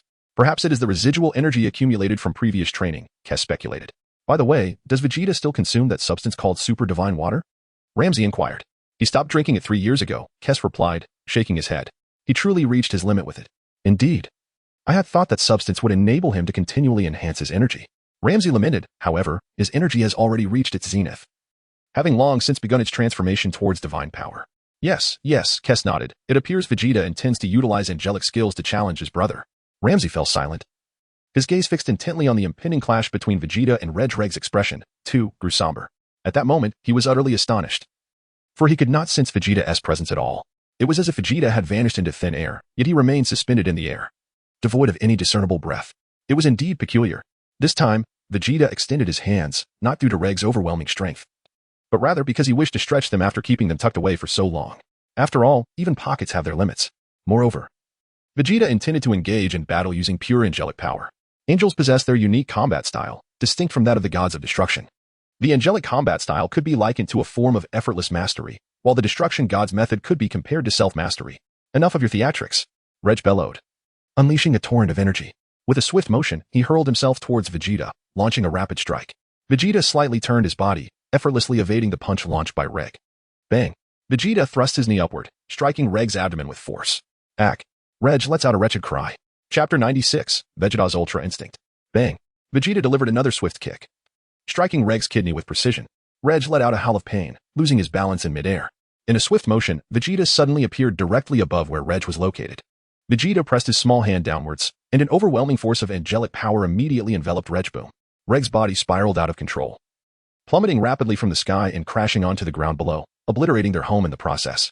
While angelic power possesses the ability to heal and repair damaged materials, it is equally formidable as an offensive force. It can be said that angelic power is a versatile energy capable of transformation in various forms. For instance, it can manifest as flames, ice, healing, magic, offense, defense, and more. This is the remarkable strength of angelic power. Consider that Vegeta's current concentration of angelic power has only reached 70, yet it already surpasses the level of destructive force. Reg. Suppli's face paled as she swiftly flew downward. Whoosh. Vegeta suddenly appeared directly in front of Sparring, obstructing her path. Move aside, Sparring said coldly. I have never struck a woman. But your repeated insolence leaves me no choice but to respond unfavorably. Vegeta let out a dismissive grunt. What do you intend to do? Sparring asked, a hint of fear creeping into her voice. Destruction, Vegeta declared, pointing towards Superi's form. With a resounding crack, her armor shattered instantly. Lampsey exclaimed, is this how one enacts destruction? He was on the verge of roaring in frustration. The destruction I taught you was not merely to ruin someone's attire. Is there anyone as shameless as you? Keisai shook her head, unable to bear the sight. Yet, one must admit, Vegeta's sister-in-law possesses quite an appealing figure, Lampsey mused. Keisai rolled her eyes. Lord Lampsey, have you been led astray by Vegeta? Sparring felt a sudden chill and looked down to discover that all her clothing had vanished. Calmly, Vegeta retrieved his phone and snapped several photos of Sparring. You may leave now, Vegeta stated. Ah, Sparring exclaimed in panic. Hastily covering her body with her arms before fleeing the scene, she descended into the ruins to search for her clothing. How shameless, she thought. He even destroyed my clothes. But what technique did Vegeta use to obliterate my outfit? It seemed like some form of destruction. What was that? Soon, Sparring reappeared at her home below. Upon witnessing the devastation, she immediately covered her face and wept. My home is gone. Everything has been shattered. Reg lay in the center of the wreckage, leaving behind a large crater. Reg. Sparring swiftly flew over, reaching Reg's side and pulling him from the pit. Reg grimaced, wiping the blood from the corner of his mouth. That detestable Vegeta. How can he be so powerful? This is impossible. Absolutely impossible. Reg seethed inwardly. As they spoke, Reg suddenly sensed something amiss. Where are your clothes? He inquired, glancing at Sparring. I don't know how to explain, Sparring stammered. If I told you your brother destroyed my clothes, what would you think? Sorry, now is not the time to dwell on such trivial matters. Reg shouted, his frustration evident. Is this really the moment for such concerns? I never said anything. Sparring retorted. I know you enjoy excitement, but this is hardly the right time. Reg gritted his teeth. That is not what I meant. Then what about your clothes? Reg asked darkly. Last time when I had a fever, you mentioned wanting to feel the temperature of the heating rod. Could you refrain from discussing that now? The battle isn't over yet, Sparring exclaimed. Are you suggesting you want to try the damaged heating rod now? Reg shouted. Sparring murmured, damaged? No wonder he was so aggressive towards me. Step aside. Put your clothes on properly, and don't let anyone see. Reg coldly commanded. I intend to teach that brat a lesson, even if it means going to extremes. I already let Vegeta see everything clearly, Sparring replied. Moreover, he produced a peculiar device that seemed intended for capturing images. With a swift adjustment of his breath, Reg transformed into a streak of light, soaring into the sky. In an instant, he appeared high above and unleashed a flurry of punches and kicks towards Vegeta. Vegeta effortlessly evaded all of Reg's punches and kicks. Gasping for breath, Reg exclaimed, this is impossible, absolutely impossible. He was truly astonished. Why can't I land a hit? My speed is exceptional. Yet, before him, nothing seems to work. What is happening? He looked at Vegeta, questioning, what technique is this? The art of effortless mastery, Vegeta replied with a smile. Will Vegeta attain the Ultra Instinct? Certainly. Vegeta has been training alongside Whis for quite some time. It would be rather disappointing if he had yet to master Ultra Instinct. Of course, Vegeta has not yet attained the transformation akin to that of the future Goku. In truth, Ultra Instinct is a specialized technique. While Goku's transformation featuring silver hair is merely a means to facilitate the execution of Ultra Instinct. However, Vegeta's path is distinctly different. He is genuinely pursuing the power of an angel. Thus, even in his normal state, Vegeta is capable of manifesting Ultra Instinct. It is noteworthy that, in the manga version of Dragon Ball Super, Goku eventually learns to utilize Ultra Instinct in his regular form as well, albeit with less proficiency. Vegeta first acquired the power of an angel, and it was under the enhancement of this celestial strength that he utilized the Ultra Instinct. Thus, it is indeed remarkable that Reg has the ability to contend with Vegeta. However, if he were to face Jiren, this form of Vegeta would struggle to withstand Jiren's formidable might. Vegeta needs to transform in order to truly engage with Jiren. Currently, he is merely contending with a Reg, one that is only slightly more formidable than Toppo. Vegeta, by merely employing his Ultra Instinct in its ordinary form, could effortlessly dispatch him. Ultra Instinct? What on earth is that? Reg questioned in astonishment. Chapter 97. Vegeta, you lack martial virtue. This is a divine technique, Vegeta replied with a smile. What do you mean? Have you ascended to godhood? Reg asked, momentarily taken aback. Nearly a demigod, Vegeta said nonchalantly. Primarily, I have no desire to be a god. This demigod status was attained by mere happenstance. Reg, Ramsey, Kess, that brat. Ramsey gritted his teeth, incredulous that he would express a lack of desire for divinity. In truth, Vegeta's ultimate aspiration has always been to become the strongest in the entire universe, Kess explained. Indeed, he has stated as much, Ramsey nodded. He is now the mightiest being in the cosmos, his wish has been fulfilled. So what will his next desire be? Kess inquired. Naturally, it is to accompany me in outsmarting the other gods of destruction. Hee. Ramsey replied mischievously. First and foremost, we must relocate all the powerful individuals from the 7th universe. Just imagine the amusement when Beerus awakens to find no one capable of combat in his vicinity. Then we can host a martial arts tournament among humans across the universe. Kess proposed, suggesting that all the gods of destruction seek their respective universes' humans to participate, ensuring that Lord Beerus would be utterly flummoxed. Ramsey's eyes sparkled with excitement, his enthusiasm palpable as he gazed at Kess. Kess, you truly are brilliant. How did I not think of this? Ramsey exclaimed, overjoyed. Of course. That is merely my preliminary suggestion. Such matters require careful consideration to devise a foolproof plan, Kess mused, suggesting they summon Vegeta to discuss. Indeed. That lad is full of ideas, Ramsey nodded, grinning widely with delight. After a moment of laughter, Ramsey remarked, that rascal Vegeta is taking far too long. Let us conclude this battle and seek our next opponent. Just as he spoke, whoosh, Vegeta swiftly appeared beside Ramsey and Kess. Vegeta, hasten to conclude this battle. Or at least incapacitate your brother. Let us proceed to our next destination, Ramsey suggested. I sought you out to discuss where our next location lies, Vegeta replied. So, whom shall we seek next? Kess inquired. Planet Wampa, Broly, Vegeta responded. You search ahead. I will return once I have dealt with Reg. Understood, Kess nodded. Whoosh. Vegeta swiftly appeared before Reg. Broly? Another of his kind, I presume? Ramsey inquired. Indeed, the name suggests he is a Saiyan, Kess nodded, wielding her staff as she searched for Planet Wampa and the elusive Broly upon it. However, Reg's expression grew increasingly grave as he fixed his gaze intently upon Vegeta. You have thoroughly enraged me, Vegeta. You shall pay dearly for this. Reg snarled through clenched teeth. Soon, you will witness a most terrifying spectacle. With a dramatic flourish, Reg proclaimed as a surge of energy began to emanate from him, signaling his transformation into Super Saiyan 5. It is noteworthy that Reg's base form is Super Saiyan 4, thus enabling him to achieve Super Saiyan 5 effortlessly. Yet, for Reg at this juncture, transforming into Super Saiyan 5 would exact a severe toll on his body. Reg's form began to radiate a golden light, his hair standing on end as it shifted towards a golden hue. Reg, please stop. You must halt. Sapali rushed in, tears streaming down her face. Having scavenged a garment from the rubble, Sapali felt somewhat secure, despite the desolation surrounding her. After all, the planet was scarcely populated, and its harsh environment rendered visibility woefully low. Nonetheless, being unclad might lead Reg to entertain unsavory thoughts. Just as Reg was on the verge of transforming into a Super Saiyan, a forceful impact resonated through the air. Vegeta swiftly unleashed a kick, striking Reg's chest with a powerful blow. Blood gushed from Reg's mouth, and the golden aura surrounding him dissipated instantly. He reverted to his Super Saiyan 4 form. You, Vegeta, have no sense of honor, Reg exclaimed, pointing at him, his voice trembling with indignation. How dare you? You could at least allow me to transform first. This is utterly shameless. I was only halfway through my transformation when you launched your attack. Vegeta's kick was undeniably powerful. Reg's consciousness began to fade. With a sudden thud, Reg's head tilted, and he lost consciousness. In the next moment, he plummeted towards the earth below. Reg. Sparring quickly pursued, intent on catching him. Sister-in-law, allow me. Vegeta swiftly darted forward, wrapping his arms around Sparring. What do you mean by holding on to me? You should be catching your brother, Sparring exclaimed, flustered. And where should I place my hands? Let go of me, she admonished. Vegeta extended his hand once more, seizing Reg's hair. Is this how you treat your brother? Sparring remarked as they departed. With his left hand gripping Reg's hair and his right arm embracing Sparring, Vegeta soared into the skies, appearing beside Kess and Ramsey. Finally, the battle is resolved. It was quite a tedious affair, Ramsey chuckled. However, when your brother transformed into a Super Saiyan, his energy intensity was no trifling matter, nearly rivaling that of Jiren. Indeed, Vegeta nodded. That was Super Saiyan 5, undeniably formidable. Yet, compared to Jiren, there remains a considerable gap. Not to mention, Jiren is hardly a match for me. Who are you people? Sparring stammered, glancing between Ramsey and Kess. Kess, have you located the Wampa planet? Vegeta ignored Supri's inquiry. Yes, and I've also found Broly, Kess affirmed. Then let us depart for Wampa planet, Vegeta instructed, turning to Ramsey. Are you flying with Reg? What about your sister-in-law? Ramsey inquired. I carry her, while I am still on Kess, Vegeta replied. I wish to relish the experience of being sandwiched in between. Let me go. Sparring struggled vigorously. After a brief tussle, crack, her attire suddenly loosened. Peering down, Sparring gasped in astonishment. What is all the commotion? It's deafening. It's not as if I haven't seen such sights before. Ramsey exclaimed, growing impatient.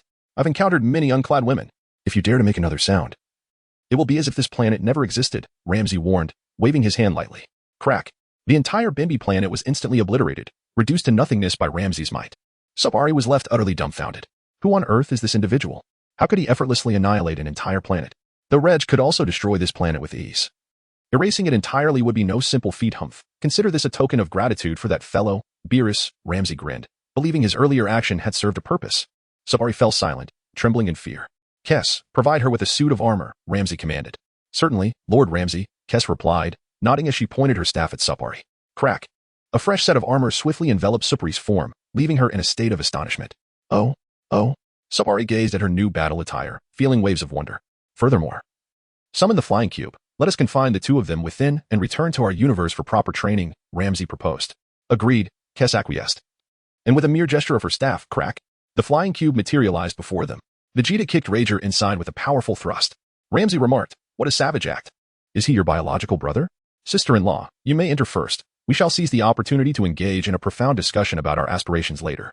Vegeta gently patted Sparring's cheek, to which Sparring felt an overwhelming urge to bite off Vegeta's hand. Vegeta stepped forward and embraced Sparring, gently placing her inside the cube. Immediately thereafter, Vegeta soared out of the cube. Bang! Vegeta embraced Kess from behind. Kess remarked, in a space as small as a cube, must you really hold on to me? She sighed in exasperation. What are you saying? Being held by you feels much more intimate. Vegeta grinned widely. That said, I must admit, I find this form of yours to be quite comfortable for an embrace. Kess nodded thoughtfully. Indeed. Vegeta responded, yet, when you transform into your Super Saiyan 4 form, it feels as though something jabs at me. Kess commented. Simply remove that jabbing object, and the issue is resolved, Ramshur interjected from the side. Vegeta, you are quite loquacious. If you don't speak, no one will regard you as a mere elephant. Vegeta retorted with irritation. Ramsey, what have I done to provoke you? Why are you berating me? Ramsey, however, was not angered, for he and Vegeta had forged a deep friendship through their shared escapades in the realm of deliciousness. Occasionally, when Vegeta shouted at Ramsey, it seemed justifiable to him. Shall we now set forth to Planet Wampa? Crest suggested. Certainly, Vegeta nodded. Let us go. Ramsey waved his hand dramatically. Whoosh. The three of them, riding on their flying cubes, transformed into two streaks of radiant colors, swiftly heading towards Planet Wampa. Speaking of which, the environment on Planet Wampa is even worse, Crest remarked. Worse than the previous planet Bimbi? Ramsey inquired. Indeed, Crest confirmed. Vegeta, how do your kin endure life on such desolate planets? Ramsey lamented. They were all exiled by my father. Vegeta replied candidly. Your father is quite petty. Ramsey grinned. I can be quite petty myself, Vegeta added. Just then, within the cube, Reg finally awakened. Upon regaining consciousness, he glanced around with an expression filled with profound vigilance. Where am I? It seems I am flying through the cosmos. What purpose does this transparent cube serve? Wait a moment. Who are those two individuals? Reg, you're awake. This is wonderful, Sari exclaimed, tears brimming in her eyes. Sparring, what on earth is happening? What transpired? Reg asked. Reg, did you see those two individuals? Sparring lifted her gaze towards Crest and Ramsey, whispering to Reg. Who are they? Reg queried, perplexed. I have no idea, Sparring shook her head. Reg, you don't know. Yet you asked me if I saw them? That elephant-like creature, I have no clue how he did it, but with a mere wave of his hand, he turned our home planet Bimbi into nothingness, leaving not a trace behind. Sparring lowered her voice. What? With a wave of his hand, he obliterated a planet? Reg's lips twitched. Furthermore, that elephant seems to be quite obedient to Vegeta's commands. Sparring added. That scoundrel Vegeta, where did he find such a sidekick? Reg gritted his teeth. Reg, what shall we do next? Sparring asked. I will first recover my strength and stamina, and once I am sufficiently restored, I shall transform into Super Saiyan 5 and eradicate them all. Reg clenched his fists tightly, his whole body trembling. But your body may not withstand it. Sparring expressed her concern. It will be fine. As long as I manage my energy properly, it should not pose significant issues. Reg contemplated. You must be exceedingly cautious. Sparring urged once more. By the way, how did your outfit become so pristine? Reg scrutinized Sparring, inquiring, I recall you wearing that armor for ages. It had begun to show signs of wear, yet those flaws have mysteriously vanished. That blue-skinned woman pointed her stick at me, and I found myself clad in this attire. Sparring explained. Is she a sorceress? Reg was taken aback. Perhaps, Sparring nodded gently. Are you awake? Vegeta glanced down at Reg. Reg bared his teeth at Vegeta. Dare you show your teeth? Do you believe I want to knock them out? Vegeta huffed. Reg promptly shut his mouth. He felt certain that Vegeta was capable of such a feat without teeth. How shall I consume anything? Rest well, a battle awaits us soon. Vegeta smiled. What battle? Reg was startled. The legendary Super Saiyan Broly. Can you defeat him? Vegeta inquired. The legendary Super Saiyan? Reg blinked in surprise. Indeed, don't you adore green hair? You shall soon witness it. Vegeta stated. Who said I liked green hair? It was you who mentioned it. Reg exclaimed loudly. I believe I did say that. Vegeta nodded in acknowledgement. I suggested dyeing your hair green. Reg, conversing with Vegeta felt like a source of immense frustration. A brief silence ensued. Does that legendary Super Saiyan truly exist? Reg asked. Certainly, Vegeta affirmed with a nod. Even if such a legendary Super Saiyan exists, what of it? Reg chuckled lightly. Do you know what kind of Saiyan I am? Pray tell. Vegeta said with keen interest. I am an ancient Super Saiyan. Reg pointed his thumb at his chest. I was born in the form of Super Saiyan 4. Enough with the boasting. Ramsey interjected, unable to endure it any longer, regardless of your ancient status. You cannot even defeat your own brother, yet you claim to be an ancient Saiyan. Reg, at that moment, Reg felt a sharp pang in his heart. That elephant. Vegeta. Do you dare to insult me? I did not anticipate that even a mere creature like you would attempt to belittle me. When the opportunity arises, I shall ensure you are left searching for your teeth. I will make you aware of the formidable power of an ancient Saiyan. By the way, Reg, I recall that we have another brother. Have you heard of him? Vegeta inquired of Reg. You must be referring to Tarbell, right? Reg responded with a scoff. Yes. Indeed, that's the one, Vegeta nodded. What purpose does that useless individual serve? Reg smirked derisively, asserting that such a being is hardly fit for a warrior. Do you know on which planet he resides? Vegeta pressed further. No, it's unnecessary to even consider the whereabouts of such a person, Reg huffed. His brow furrowing as he added, Are you intending to seek out Tarbell? I am contemplating such a course, Vegeta pondered, turning to Kess. My brother's name should be located on a planet at the edge of the universe, though I am unaware of the specific name. Please assist in searching. Certainly. Kess readily agreed, swiftly guiding Vegeta as she wielded her staff to seek out Tarbell. After approximately a minute had passed, she proclaimed, Found him. It conveniently lies along our path.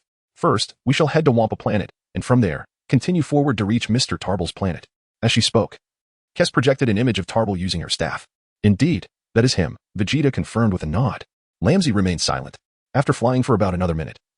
We shall arrive at Wampa Planet, Kess informed. Reg, how is your stamina recovering? Vegeta queried, directing his attention to Reg below. Reg snorted, unwilling to engage with Vegeta. In just a minute, you will face the legendary Super Saiyan. Should you perish, do not blame me for not rescuing you, Vegeta chuckled.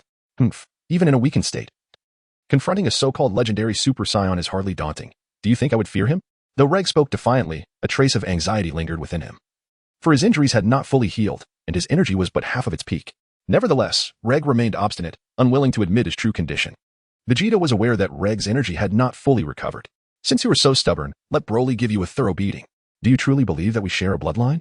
I have traversed through realms. I am not connected to you in any way. A minute later, bang. Vegeta delivered a powerful kick to Reg's face. Whoosh.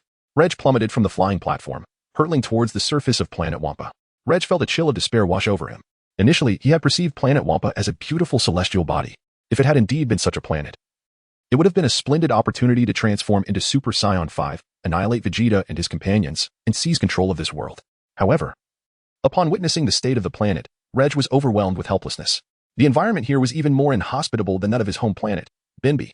Even if he were to eliminate Vegeta and the others, he would have no means to seek out a new world. First, he would confront the legendary Super Saiyan. Reg swiftly adjusted his body midair and dove rapidly downwards. On the barren ground below, Paragus howled at the sky, wishing his voice could pierce the very fabric of the universe. Paragus had endured 18 long years on this desolate planet. The harsh conditions rendered his existence a living hell. Broly, however, thrived in these circumstances, having been raised in this environment and knowing no other. He had never experienced a more favorable setting. 18 years. 18 years. 18 years. Paragus cried out once more, filled with rage at the perceived injustice of fate. Meanwhile, Broly contentedly feasted on insect eggs, savoring every bite. Hey, Kess. Do you think what he is eating is any good? Ramsey asked, smacking his lips. He couldn't help but be intrigued by how much Broly seemed to enjoy his meal. I don't know, Kess replied, shaking her head. It probably isn't that great, considering the harshness of this planet's environment. It's unlikely anything delicious could come from here. What are you talking about? Who's eating? Why can't I see anything? Sparring asked in astonishment. The altitude of Vegeta and his companions was so high that they were nearly in the outer atmosphere of the planet, making it impossible for Sparring to see. However, Vegeta had a clear view, especially after becoming the apprentice Kaishin, which had significantly enhanced his vision, allowing him to see far beyond. That guy looks like he's enjoying himself. Ramsey remarked, extending his hand across the distance. Whoosh. Ramsey gently released a pulling force, drawing 2 insect eggs up from below. Snap. Ramsey caught the eggs in midair. Vegeta. Give this a try, he said, tossing one of the insect eggs towards Vegeta. Vegeta remarked, I shall forego it. Save it for Reg. You're quite considerate towards your brother. Ramsey chuckled, before taking a bite of the insect egg. However, tears soon streamed down Ramsey's face. Ugh! He exclaimed, promptly spitting out the consumed egg. Chapter 100, Ancient Saiyan versus Transcendent Super Saiyan. How utterly distasteful. Ramsey lamented, I have never encountered such an unpalatable dish. What flavor does it possess? Vegeta inquired. Worse than excrement, Ramsey retorted, spitting again. Quickly, do you have water? I need to rinse my mouth. Vegeta retrieved a bottle of mineral water from his storage ring and tossed it to Ramsey. Ramsey hurriedly rinsed his mouth. Have you eaten feces? Vegeta inquired. Ramsey replied. I inadvertently let it slip. Hee, it seems that Lord Ramsey has indeed indulged in such a repugnant delicacy, chuckled Kes from the side. Vegeta was utterly astonished. Did Ramsey truly consume excrement? This was indeed monumental news. The god of destruction indulging in such a disgraceful act. Kiss, it's an event from long ago. Must you continue to bring up such an embarrassing incident? Ramsey retorted with a scowl. Pray tell, what compelled one to eat excrement? Vegeta inquired, his curiosity piqued. I prefer not to discuss it, Ramsey gritted his teeth, clenching his fists tightly. In truth, this was also one of the reasons why Ramsey harbored a deep disdain for Lord Beerus. It was Lord Beerus who claimed that the dung of the Coquelita bird from the 7th universe was quite delectable, and thus Ramsey partook, Kiss explained with a smile. Is that so? Vegeta asked, nodding in understanding. Vegeta, why are you so easily deceived? Vegeta inquired with a chuckle. Dreadful. That scoundrel Beerus is relishing something called chocolate beans. Ramsey said with a frown. I tasted one, and indeed it was delicious. I asked him what it was, and he claimed it was the excrement of a Coquelita bird, which nearly made me retch. However, it was simply too delectable, so I indulged. So, later you sought out the excrement of that bird? Vegeta comprehended. Ramsey was rendered speechless. How utterly embarrassing. I fell for Beerus's trick. In truth, aside from this, there are numerous instances where Lord Ramsey has been thoroughly outwitted by Lord Beerus. Chris remarked with a smile, and furthermore, during the universe-wide hide-and-seek event hosted by the Omni King, Lord Beerus concealed himself in an obscure corner, evading the other destroyers for years. This left the Omni King quite displeased. Thus this time, I shall thoroughly deplete the talents of Beerus's universe and take my revenge. Ramsey snickered, then inquired. By the way, Chris, regarding the universe martial arts tournament, discuss it with Vegeta to see if he has any superior suggestions? No rush. Let us first observe the battle below. Vegeta beckoned. Sopali was astonished within the flying cube. Who on earth are they? Moreover, that elephant is actually consuming excrement. Your tastes are rather peculiar. Below, Reg's body pierced through the atmosphere, transforming into a comet, swiftly hurtling towards Broly.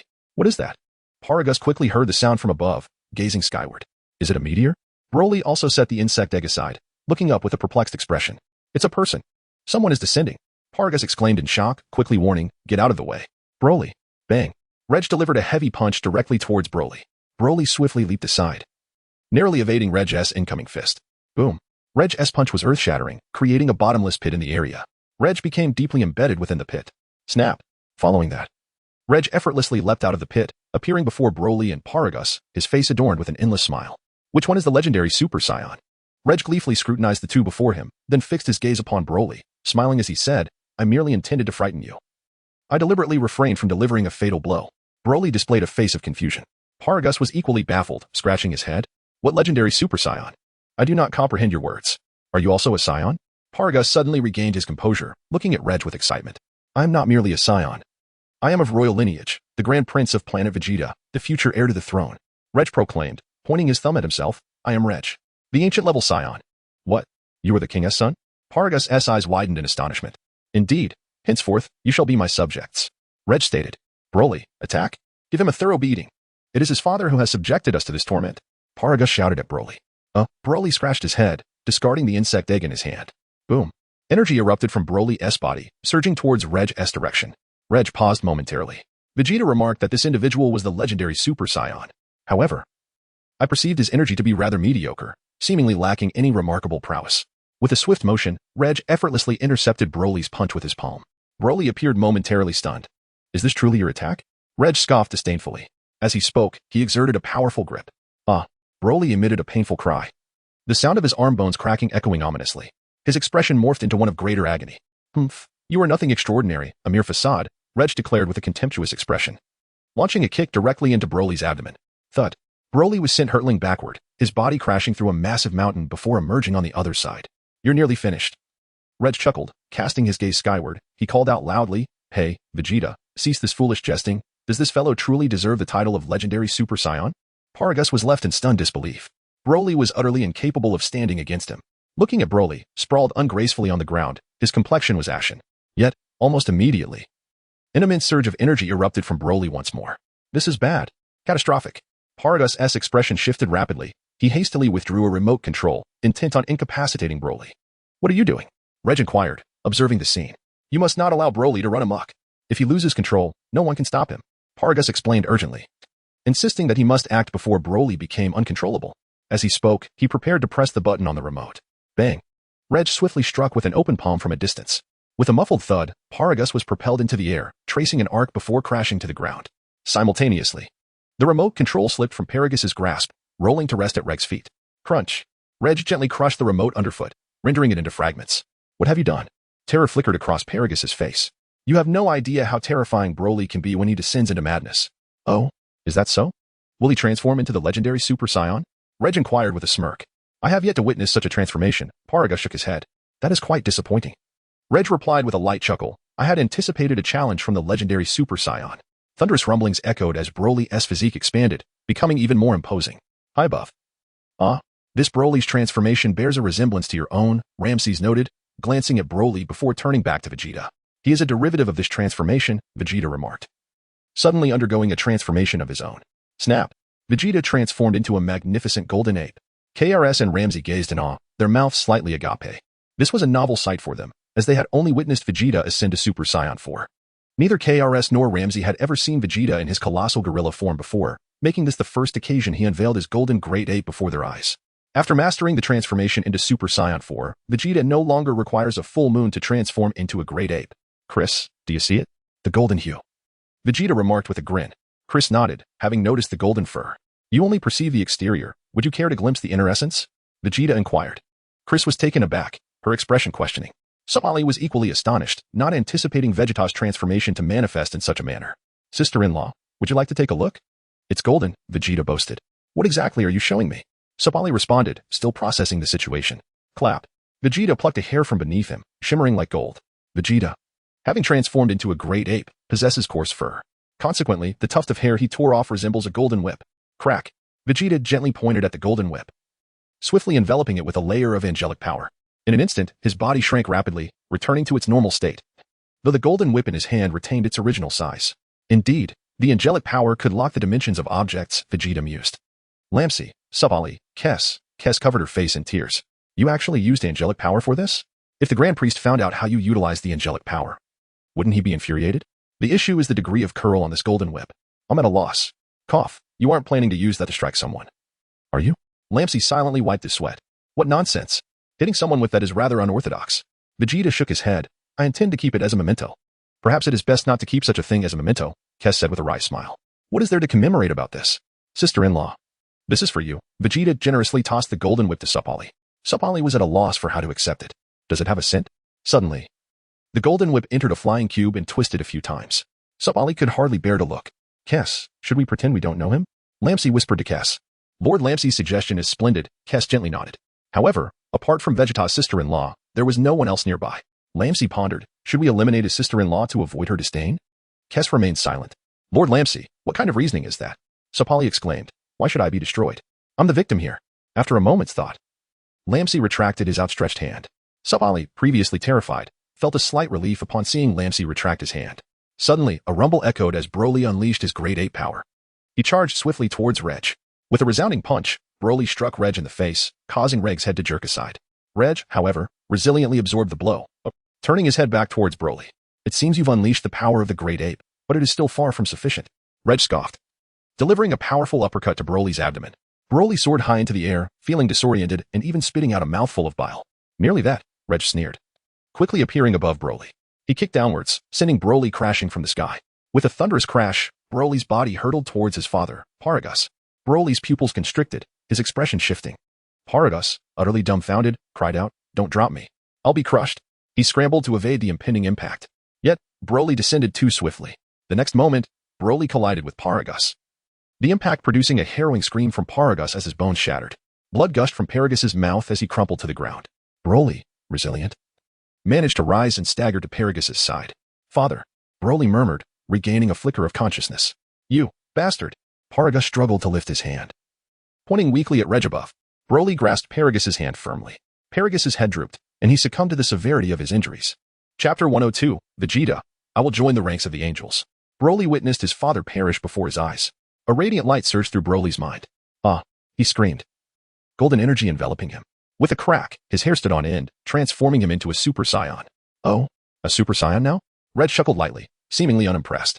I had expected more. The legendary Super Saiyan should have green hair. Broly's energy surged, manifesting as a golden light that rocketed toward Reg. What? Do you think becoming a Super Saiyan makes you formidable? Reg sneered, do not forget, I am an ancient Saiyan. With a powerful leap, Broly grasped Reg by the throat. Reg was momentarily stunned. How has this guy's speed and strength suddenly escalated? Broly tightened his grip on Reg's throat, raining down punches upon his face. Reg, dazed, felt his strength waning. Hey. Reg gritted his teeth and delivered a fierce uppercut to Broly's abdomen. Broly shuddered but quickly regained composure. In a fit of fury, he pressed Reg's head down and rammed his forehead into him. Reg screamed, feeling several teeth dislodge. Broly continued to force Reg's head downward, plummeting towards the earth. Not good. Reg exclaimed, struggling desperately, throwing punches at Broly. Yet Broly remained resolute, propelling them both toward the ground. With a colossal crash, Broly slammed Reg's head into the surface of planet Wampa, sending shockwaves through the ground. The planet trembled violently, nearly splitting apart under the ferocity of their battle. Despite its small size, the intensity of the conflict threatened to obliterate it. Vegeta, perhaps you could utilize your angelic power to preserve this planet, Kess suddenly suggested. I shall give it a try, Vegeta nodded, casting down his angelic power, enveloping the planet. In that instant, the seemingly doomed planet Wampa restored itself to its former glory. Effortlessly repaired by Vegeta. What? Is this young man's mastery of angelic powers already so proficient? Ramsey was profoundly astonished. Oh my, Vegeta is indeed remarkable. Kess remarked with great admiration. If you continue to diligently cultivate, you could easily become an angel. Why then exert effort in honing destructive powers? Ramsey shook his head. Lord Ramsey speaks the truth, Kess nodded, addressing Vegeta. Our angelic race is exceedingly rare, and I do hope you will consider joining our ranks. However, there has yet to be a precedent of a human transforming into an angel, has there? Ramsey inquired. Currently, there is indeed none, Kess replied, yet everything is possible. While there may not be a precedent, it does not preclude the potential for humans to become true angels. Vegeta, what is your perspective? Ramsey asked. I shall join the ranks of angels, but in a different manner, not by transforming into one, Vegeta responded. Ramsey? Kess? Both were left with expressions of bewilderment. Joining the angelic ranks in another way? What could that possibly mean? This young man's words are always so perplexing. Ramsey sighed in resignation. Hiki, who can argue with that? Kess smiled, admitting, even I do not comprehend his meaning. Vegeta's lips curled into a subtle smile, forming a delicate arc. Do you not comprehend this? I intend to marry 3 beautiful angelic beings and make them my wives. From now on, I will be intertwined with each of them, and they with me. Does this not qualify me as a member of the angelic realm? Vegeta felt a surge of excitement at the thought. Why are you drooling again? Kess inquired. Vegeta hastily wiped his mouth and then carelessly smeared the drool onto Kess's clothing. However, Kess was quick to evade this time. Am I to fall for the same trick once more? Vegeta, let her dodge. However, this is of no consequence. Vegeta swiftly entered the flight cube. Immediately afterward, he rubbed his saliva vigorously on Sparring, leaving her impeccably clean. You. Sparring's chest heaved with anger. Indeed. The sight of a woman in fury always manifests in such a manner, Vegeta mused. I will fight you. Sparring gritted her teeth and charged at Vegeta. Bang. Vegeta gently pressed his hand downward, and the golden whip that had fallen to the ground swiftly returned to his grasp. Bang. With a swift strike, Vegeta knocked Sparring to the ground. Do not presume that just because you are my sister-in-law, I would refrain from striking you, Vegeta scoffed. Do you believe I would hesitate to burn you with a candle? Sparring was no match for Vegeta. Vegeta's restraint in not delivering a lethal blow to her is already a significant show of mercy. Next time, be more compliant in my presence, whatever I ask of you. Simply fulfill it without hesitation, Vegeta admonished. Is it merely a matter of exchanging a few words? Sparring felt an overwhelming despair. Is that what you call human conversation? This is the first time I have encountered such a brazen prince. Vegeta paid no further heed to Sparring and soared back to Kess's side. Regarding Vegeta's actions, Ramsey remained silent. Having secured 8,000 years of free labor for me, it seems permissible for you to exert your strength against a woman. Kess, too, was not the type to meddle unnecessarily. So, do you intend to continue honing your powers of destruction and angelic abilities? Ramsey inquired. For the time being. That is indeed my plan. Whether I will persist in this manner in the future remains uncertain, Vegeta replied with a nod. It's up to you then, Ramsey remarked, swaying his elongated nose. However, regarding that so-called trump card of yours, do refrain from using it excessively, should you inadvertently bring about your own demise. There would be no one to advocate for you. Chapter 103. Reg is pressed down by Broly. I shall exercise caution, as long as no god of destruction provokes me. Who in their right mind would frivolously unleash a trump card? After all, deploying such a card would double the stakes, if I were to lose. How much would I stand to forfeit? Vegeta mused thoughtfully. What do you mean by double? Where are you wandering off to now? Ramsey scoffed. Oh dear, it seems Mr. Reg has sustained severe injury, Kes suddenly interjected. Vegeta and Ramzi gazed downward. At that very moment, Broly was pressing Reg's head against the ground, vigorously rubbing it. Reg emitted cries of despair, feeling utterly miserable. In truth, the disparity in strength between the two was not vast. However, Broly had not expended much energy prior to the battle, unlike Reg had already sustained injuries from his previous fight with Vegeta. And his wounds had yet to heal completely. Furthermore, Reg's stamina was merely half of what it once was. It was hardly surprising that he was being dominated by Broly. After all, Broly's current transformation bore a striking resemblance to Super Saiyan 4, with comparable multipliers. Additionally, the foundational strength of Broly and Reg was not significantly different. Thus, the contest hinged on who possessed the greater endurance. Alas, Reg was destined for misfortune. Vegeta, your brother is on the verge of being defeated, Ramzi remarked. Should we lend him a hand? Vegeta stood with his hands in his pockets, seemingly indifferent. My brother? Certainly not. Moreover, this fellow has shown me no courtesy. The fact that I have not dispatched him on the spot is already a courtesy to my sister-in-law. Since you choose to remain silent, we shall simply observe here, said Ramzi. Vegeta, please save your brother, Sapali exclaimed in a panic, urgently addressing Vegeta. Life and death are matters of fate. If everyone requires my intervention, I would have no time for anything else, Vegeta replied nonchalantly. Sapali fell into a brief silence. I beg you, I implore you, please, she pleaded, biting her lower lip tightly, tears welling in her eyes, presenting a pitiful sight. TCH, I cannot abide women displaying such expressions towards me. Vegeta huffed. Whoosh. Vegeta swiftly descended. And in an instant, he appeared directly above Broly. Hey, Broly, release him. This is the end, Vegeta declared to Broly. Upon hearing the voice, Broly looked up blankly at Vegeta. His pupils had completely lost their color. Soon after, Broly opened his mouth wide, gathering energy within. Boom. A blinding light surged forth, hurtling towards Vegeta. Vegeta gently pressed his small hand downward, effortlessly catching the brilliant beam emitted by Broly. The radiant light that erupted from Broly resembled a laser, striking Vegeta's tiny palm. Observing Vegeta, he remained steadfastly suspended in the air, unyielding and resolute. Soon, Broly exhausted his immense energy.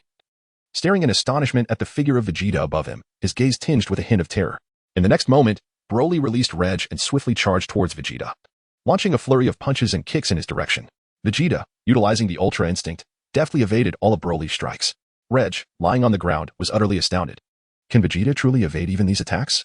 I am at a loss to comprehend how he accomplishes it. At times, when Broly appears behind Vegeta, it seems as though Vegeta possesses eyes on the back of his head. When did my brother become so formidable? Whoosh. Broly delivers a powerful blow aimed squarely at Vegeta. Vegeta deftly evaded the attack. In the next moment, he waved his hands toward Broly, and the power of the angel swiftly enveloped Broly. In an instant, the celestial energy enveloped Broly entirely. Broly let out a series of anguished roars, his energy surging violently. However, the formidable energy radiating from Broly was soon subdued by Vegeta's angelic power. Approximately 10 seconds later, the hollow, vacant look in Broly's eyes gradually regained its brilliance. Suddenly, the golden aura surrounding Broly dissipated, returning him to his normal state. Broly also regained his consciousness. Reg was determinedly rising from the ground, swiftly charging toward Broly. This wretch has tormented me to this extent. I shall not forgive him. I must seize this opportunity while he is returning to his normal state and give him a thorough reckoning. As Reg barreled forward, he shouted at Vegeta, his tone laced with a hint of command. Vegeta, do not interfere. Vegeta chuckled as he observed the rushing Reg. With a swift kick, he sent Reg sprawling to the ground. How dare you command me without understanding the situation? Reg seethed with fury. I expect a modicum of respect when you address me. Vegeta replied with a cold snort, threatening, otherwise, I shall abandon you on this wretched planet. The color drained from Reg's face. The thought of remaining on such a desolate world filled him with dread. The environment here was indeed harsher than that of planet Bimbi, where at least sustenance was available. Here, the only food consisted of insect larvae, and fresh water was a luxury. The nearest water source appeared to be the bodily fluids of insects, utterly revolting. How had this Broly fellow managed to survive here? If I must endure this place, I might as well end it all.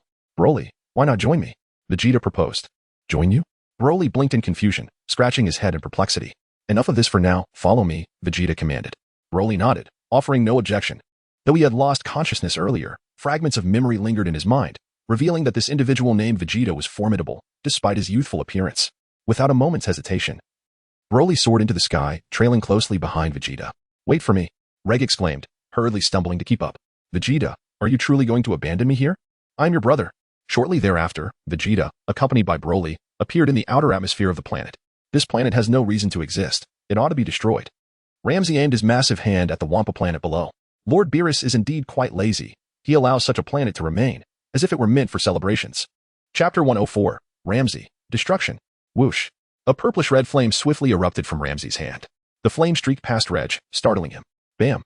The purplish-red flame struck the Wampa planet below. In an instant, the planet dissipated like a soap bubble. In the blink of an eye, the entire planet vanished, leaving nothing behind. Reg was left in utter disbelief. What is the origin of this behemoth? With a mere wave of his hand, an entire planet has disappeared.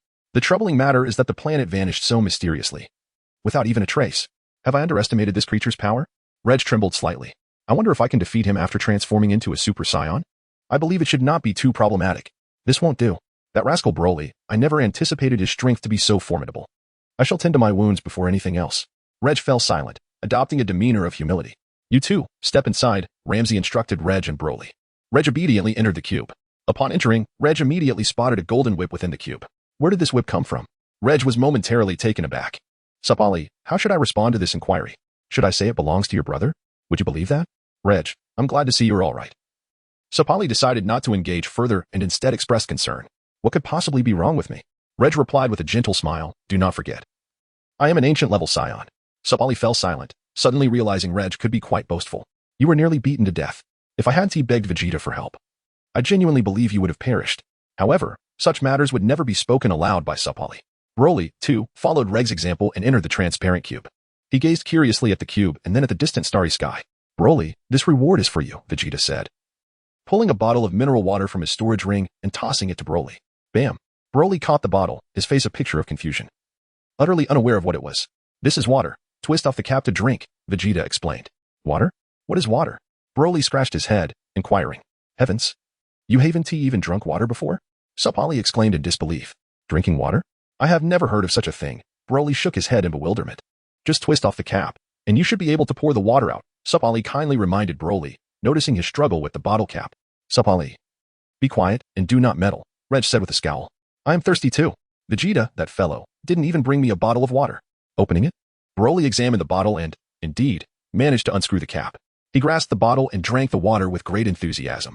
After quenching his thirst, Broly's eyes sparkled with delight. This is incredibly refreshing. It is my first time tasting something so exquisite. Broly looked at Vegeta with a face full of gratitude. Keisai remarked. A single bottle of water has won you a loyal follower. Ramusi sighed. Let us proceed to find my brother, Tabor, Vegeta declared. Onward. Ramusi waved his hand dramatically. The three of them, along with the flying cube, soared swiftly into the distance. They continued their flight for approximately 10 more minutes. Vegeta beheld the planet where his brother Tarbal resided. The environment of Tarbal's planet appeared significantly better, although it did not possess the exquisite beauty of Earth. It was nonetheless a commendable world. Vegeta, accompanied by Kess and Ramsey, descended from the sky and appeared in Tabul's residence. Tabul, Vegeta's younger brother, is the least formidable among the royal lineage, perhaps indicating that he lacks the qualities of a warrior. Despite being a Saiyan, his combat prowess is woefully inadequate. Moreover, Tabul does not possess the same fervor for training and combat as Goku. Ah, brother? Upon seeing Vegeta, Tabul rubbed his eyes vigorously, revealing a look of astonishment. You've grown. Vegeta remarked with a smile. Brother, what happened to your body? Why are you still so small? Tabul gazed at Vegeta with surprise. Look how much I've grown. You're older than I am. At your age, one should have reached adulthood. That no longer matters, Vegeta chuckled. Are these all your friends? Tabul inquired. Indeed, Vegeta nodded. How have you been living here? Have you considered relocating? Relocate? Tabul paused, puzzled by Vegeta's suggestion. Yes, to live in another place, Vegeta clarified. Ah, brother. You didn't come to find me just for that, did you? Tabul laughed heartily. Truth be told, I'm quite content living on this planet. Well, if that's the case, let it be. I had intended to show you other universes, Vegeta said, flying up and patting Tabul on the shoulder. Tabul displayed a look of utter confusion. What do you mean by other universes? He asked curiously. The universe you inhabit is known as the 7th universe, Vegeta explained. I will be residing in the 10th universe for a while. In total, there are 12 universes. Really? There are so many universes? Tabul was genuinely enlightened. Reg, who had been listening nearby, was left dumbfounded. The universe we are in is called the 7th universe? Are there truly that many other universes? Reg, is what Vegeta says true? It doesn't seem like a deception, Sapali whispered. Humph, just theatrics, Reg scoffed, increasingly finding the two companions of Vegeta to be enigmatic. They were undoubtedly more complex than they appeared. It's nothing. I'll rest well. Once my strength is restored, if I transform into a Super Saiyan, I shall effortlessly defeat them all, Reg declared confidently. He has granted me time to recuperate. I hope he does not regret it later. Perhaps you should reconsider, Sapali hesitated, stepping forward to offer a word of caution. After all, he is your brother. Furthermore, regarding this matter, I believe our true disdain should be directed towards your father, not your brother Vegeta. Chapter 105, Vegeta's brother Tabul Supali, what did Vegeta say to you while I was battling that scoundrel Broly? Reg's expression turned cold. In nothing, Supali stammered, feeling a twinge of guilt. The golden whip seemed rather peculiar. Reg glanced once more towards the golden whip's direction. It feels oddly familiar. What could that twisted object be? What is Vegeta doing with the golden whip here? Looking at Broly, he has already emerged from the cube and is examining the planet's flora not far away. Brother, I think I will stay here. My life is quite satisfactory. Tabor smiled. Tabor, if you encounter insurmountable problems or find yourself bullied, I fear my role as your elder brother may be somewhat limited, Vegeta remarked with a sigh. Haha, regardless, I am a Saiyan now, Tabor chuckled. Although my combat power is far inferior to yours, at least I can be considered a somewhat formidable presence in the universe. Very well, since you have made your decision, I shall not press you further, Vegeta replied with a smile. Humph, Tabor, you are such a disappointment, Reg exclaimed, shaking his head in dismay. Your fighting prowess is truly unbearable. Such a weak Saiyan brings shame to our royal lineage. You should refrain from claiming to be one of us in order to spare us embarrassment, Reg scoffed. Tabor, bewildered, responded, Who are you? Do I know you? He looked at Reg, then back at Vegeta, clearly unfamiliar with Reg. In truth, if Vegeta had not encountered fanfiction, he would not have recognized Reg either. Ignore him. Let us go, Vegeta said. Brother, won't you stay and have a meal? Tabor proposed. Kid, what delicious dishes can you prepare? Lamsi expressed interest upon hearing about the meal. Vegeta is remarkably skilled at cooking, producing dishes that are truly delectable. Vegeta's brother should not be lacking in skill either. I can indeed prepare a few dishes that I find quite delectable, Tabor remarked with a smile as he scratched his head. Vegeta, let me stay for a meal. It would be a perfect opportunity to assess your brother's culinary prowess, Ramzi suggested. Very well, let us dine before departing, Vegeta acquiesced without objection. Please wait a moment. I shall prepare the ingredients right away. Tabul cheerfully went off to gather the supplies. Meanwhile, Reg was secretly delighted. How splendid. A chance to indulge in a feast. As long as I can fill my stomach, my energy will be largely restored. I am confident that my injuries will soon heal completely. At that point, I shall be able to transform into a Super Saiyan in my prime condition. Reg's face lit up with anticipation. In no time, Tabul had prepared a lavish spread of delectable dishes. Vegeta took a bite. It cannot be described as unpleasant, nor can it be deemed delightful. It can only be characterized as exceedingly mediocre. Most of the dishes were boiled, lacking any seasoning except for salt. They were indeed quite authentic in flavor.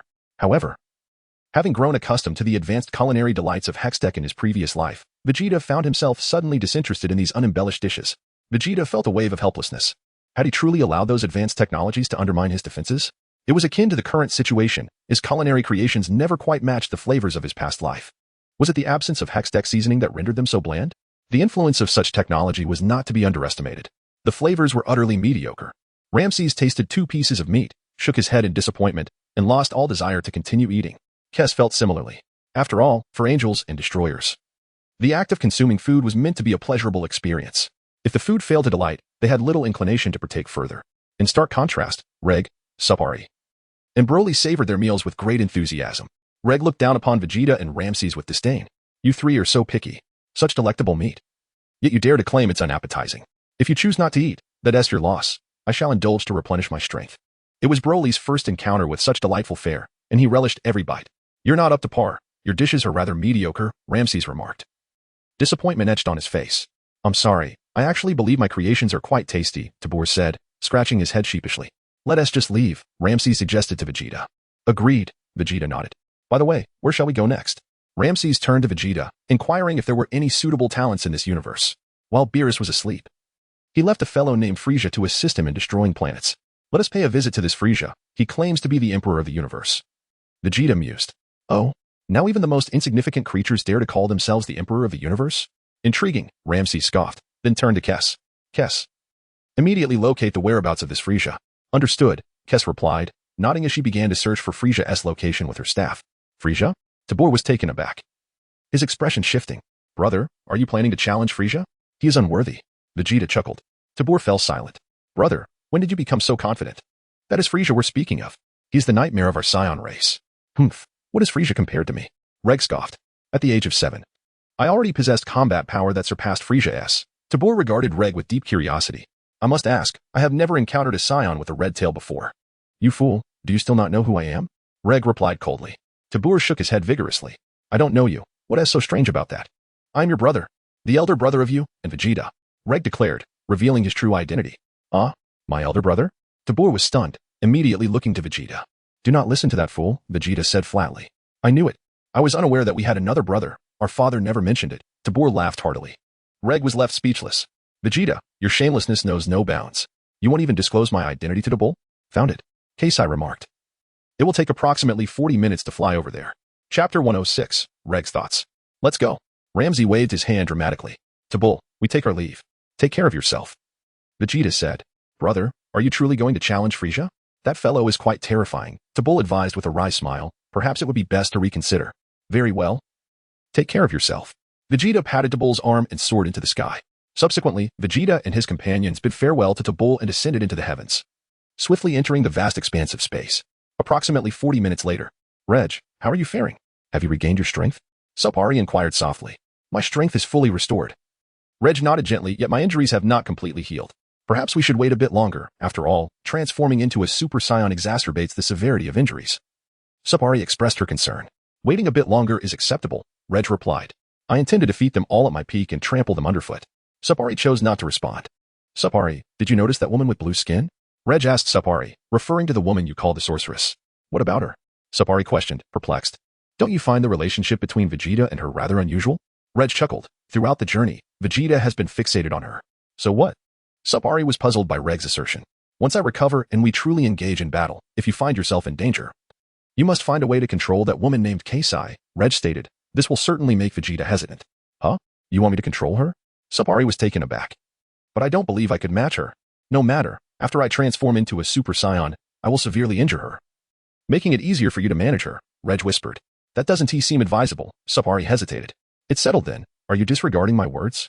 Reg quietly admonished. Sparring gently shook her head. Kasai also glanced in the direction of Reg and Sparring. Kasai wore a look of disbelief. You two are actually planning to control me? Hey. What are you two whispering about? Ramsey had long noticed their hushed conversation. It's nothing, you needn't concern yourself with it, Reg replied. I hope you're not plotting an escape, Ramsey scoffed. If you wish to leave, I won't hesitate to obliterate you. We won't leave, you can rest assured. Reg assured him. Why would I leave? Even if I wanted to, I would tread upon your bodies as I departed from here. Vegeta. That ship ahead, could it be the Frieza you mentioned? Ramsey spotted a large spacecraft looming in the distance and called out to Vegeta. Indeed, that must be him, Vegeta nodded. Are you going to approach him alone, or shall we accompany you? Ramsey inquired. I will first go meet him alone, Vegeta replied. Very well, Ramsey nodded. It would be best to eliminate this fellow outright. Do we need to bring him back? We shall see, even if we do bring him back. It would merely serve as a whetstone for someone else, Vegeta remarked. Do as you wish, Ramsey did not object. Vegeta soared alone towards Frieza's spacecraft, while Reg was secretly reveling within the flight cube. How splendid. This presents a remarkable opportunity. Vegeta is not here. While he has gone to seek Frieza, I shall devise a plan to ambush that colossal elephant and the sorcerer. Once I have vanquished both of them, I will turn my full attention to the legendary Super Saiyan Broly. Ultimately, I shall trample Vegeta beneath my feet.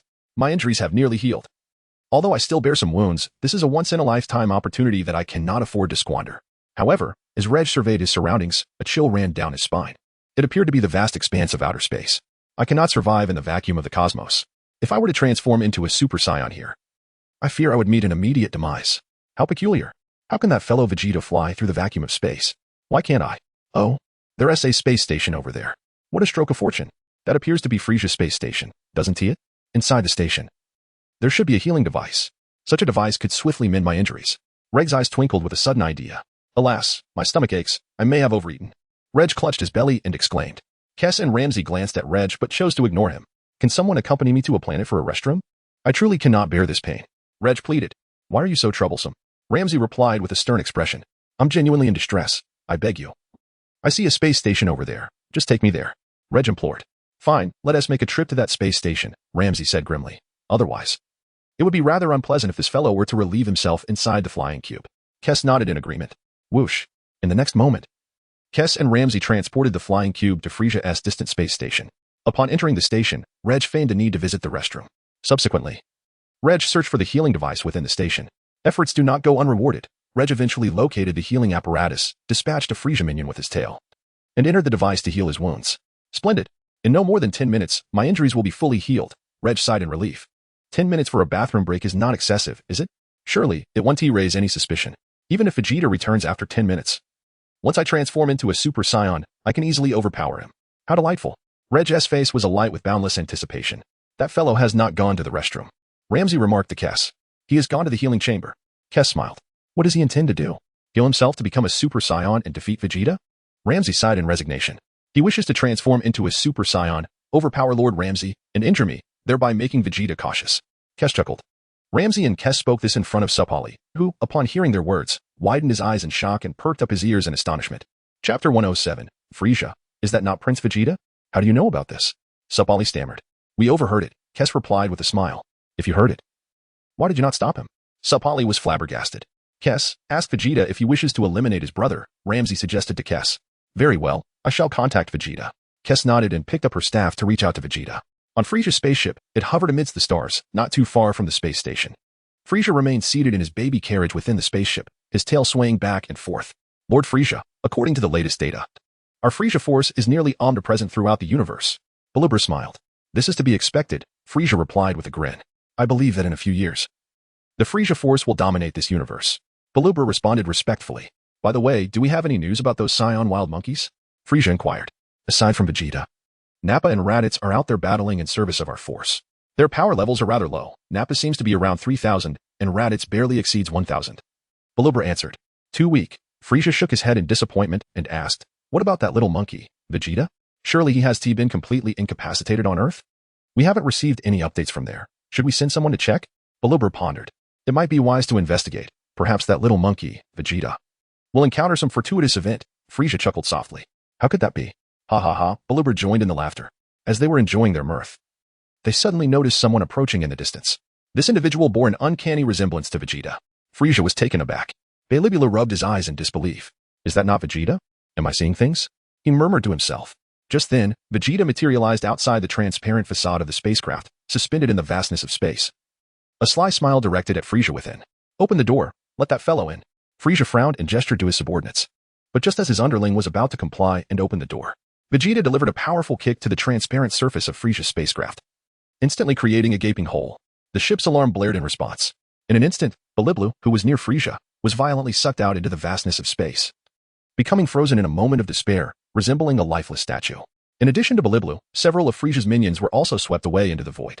Vegeta, unfazed, gracefully flew into the previous chasm, casting a cheerful glance towards Frieza. Meanwhile, his subordinates, in a flurry of activity, swiftly activated the protective shield of the spacecraft, restoring calm to the vessel. As for Frieza, his expression grew increasingly grim. Who could this be but the Prince of the Saiyans, Vegeta? Frieza scoffed. It appears you have acquired some skills, capable of surviving in the vastness of space. Truly, you have taken me by surprise. As Frieza spoke, Vegeta leisurely retrieved a communicator from his pocket. Kiss, what is it? Vegeta inquired. Frieza, growing more agitated, retorted, are you even listening to me? His demeanor darkened further. Is this how you show respect? I am addressing you, yet you choose to converse with someone else. This is quite rude. Oh dear.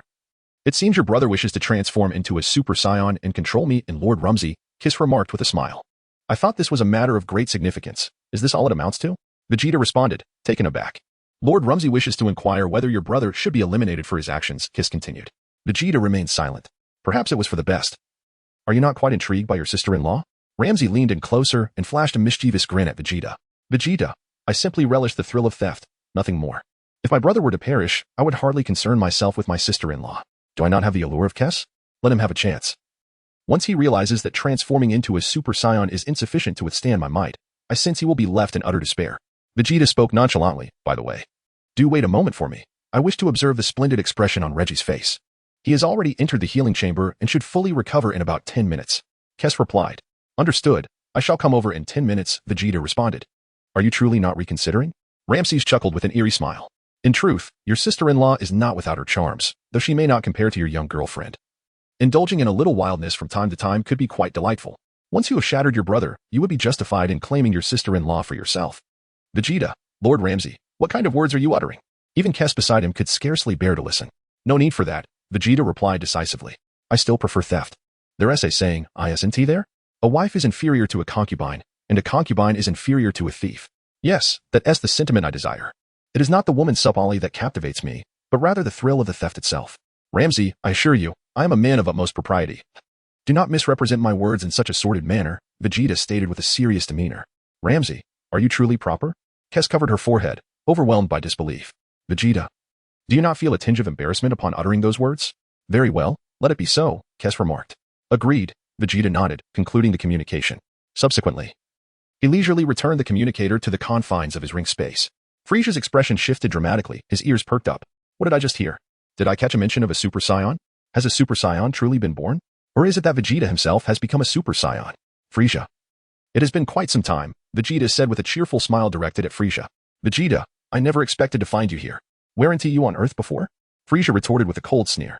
Your information is rather astute. Indeed, I spent some time on Earth, Vegeta acknowledged with a nod. What brings you to seek me out? Frieza scoffed. Surely you haven't come merely to engage in idle chatter? Chapter 108. The Cosmic Emperor's Radiant Laughter. Frieza, how goes your dominion over the universe? Vegeta inquired. Such matters are of no concern to you. Frieza replied coldly, you ought to focus on your own predicament. You ventured to Earth without my consent. I shall have to contemplate how best to punish you. Oh, and how do you intend to punish me? Vegeta responded with a smile. Allow me a moment to ponder. Frieza mused. Perhaps I shall remove your head? Vegeta suggested. What do you mean by that? Frieza questioned, suddenly reminded that it had been ages since his last bath. Vegeta muttered, should I indulge in a wash? Then he shook his head. No, that is not right. I did bathe today. Did I not just explode into pieces due to my own devastating power? My reconstituted form surely counts as having bathed. What are you babbling about? Frieza asked, bewildered. I am saying that I intend to give you a thorough beating. I trust you wouldn't mind? Vegeta grinned widely, revealing his pearly whites. What did you say? Frieza burst into laughter. Do you realize who you are addressing? Little monkey, it seems your years away have caused you to forget the terror that is Frieza. In an instant, Vegeta's figure flickered and vanished from sight. Frieza's eyes widened in astonishment and confusion. Where did he go? Where is that brat? Just then, Vegeta, suspended in the air, materialized behind Frieza and playfully tapped the back of his head. Frieza, startled to the core, mechanically turned his head to face the Vegeta who had appeared behind him. When did you get there? Frieza gasped in disbelief. Bang! Vegeta struck with a forceful slap, landing squarely upon Frieza's head. Accompanied by a dull thud, Frieza's body pierced through the spacecraft, bursting forth from its underside and into the vastness of outer space. Shock was etched across Frieza's face. How could this being possess such strength? My initial form is utterly insufficient to contend with him. Swish. Vegeta's form shimmered before materializing directly opposite Frieza.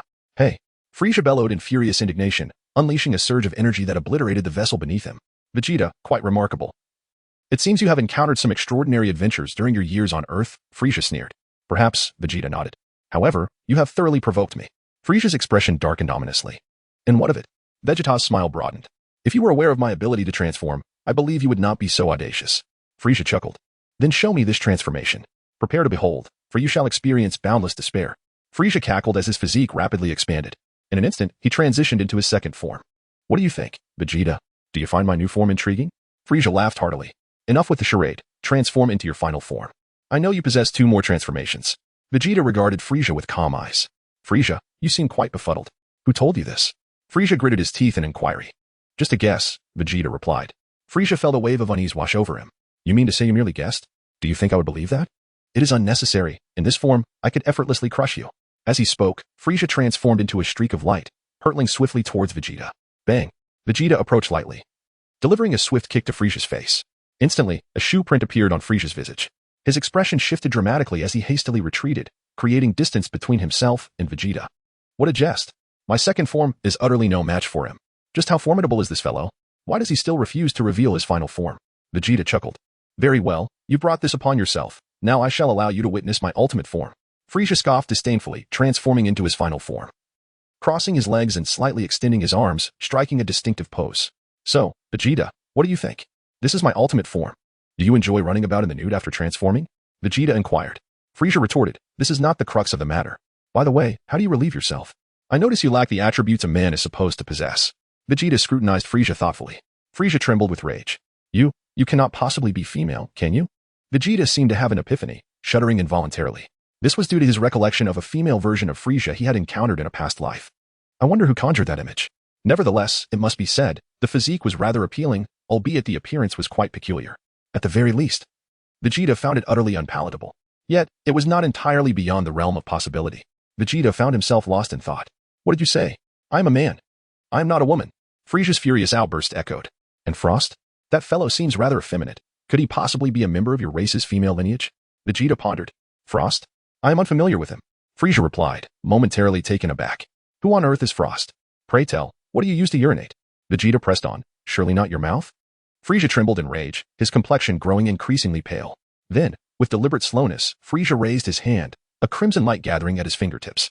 With a swift gesture, a streak of red energy shot towards Vegeta. Vegeta gently exhaled, causing the crimson energy beam to veer off course. Frieza was momentarily stunned, his face a mask of disbelief. What nonsense is this? He merely blew a breath, and my unleashed energy was dispersed? How could this be possible? Frieza was taken aback. Humph. I intentionally refrained from using my full power, fearing I might inadvertently end your life, he huffed, attempting to mask his inner turmoil. Is that so? Vegeta replied with a smile. Do you have any idea what my true battle power is? Frieza chuckled. Pray tell. Vegeta's smile widened. 120 million. Frieza extended a finger. Do you comprehend the significance of that number? Remarkable. Vegeta remarked. Chapter 109. Reg, are you foolish? You are indeed petrified, perhaps for you Saiyans. Such a high battle power is beyond your wildest imagination, Frieza sneered. But fret not, my current battle power is merely 3 million. Perhaps yours has reached 5 million. Allowing you to effortlessly deflect my energy. That sounds quite reasonable, Vegeta said, smiling and nodding slightly. Enjoy your laughter while you can. Frieza retorted coldly, his body swelling ominously. Now I shall unleash 100% of my energy, elevating my battle power to a terrifying 120 million. Bring it on, Vegeta encouraged. Frieza replied. Such an intense atmosphere, and your mere cheer leaves me utterly bewildered. Ah. Frieza's energy surged wildly. 60, 70, 80, 90, 100. He chanted fervently. Finally, Frieza unleashed all of his energy, his battle power soaring to the height of 120 million. Humph. Such immense energy. Are you taken aback? Frieza grinned at Vegeta. Hold on a moment. Let me check the time, Vegeta said, retrieving a watch from his storage space. How absurd. Can such primitive technology function in a vacuum? Frieza exclaimed angrily. Ah, you're correct, Vegeta nodded. I suspect 9 minutes have elapsed. Humph. You're not waiting for that Super Saiyan, are you? Even if the Super Saiyan arrived, what could it possibly change? Frieza laughed maniacally. Unfortunately for you, you'll not see that Super Saiyan. Now, I shall disassemble you piece by piece. With that, Frieza thrust his hand forward, unleashing a powerful wave of energy that engulfed Vegeta. A cloud of dust and smoke erupted around them. As the haze slowly dissipated, Vegeta's body emerged unscathed.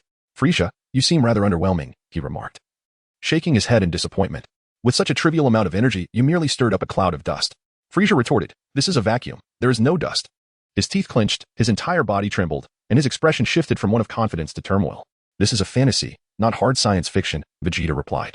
Why must you insist on being so pedantic? Frieza fell silent. A battle power of 120 million, is it?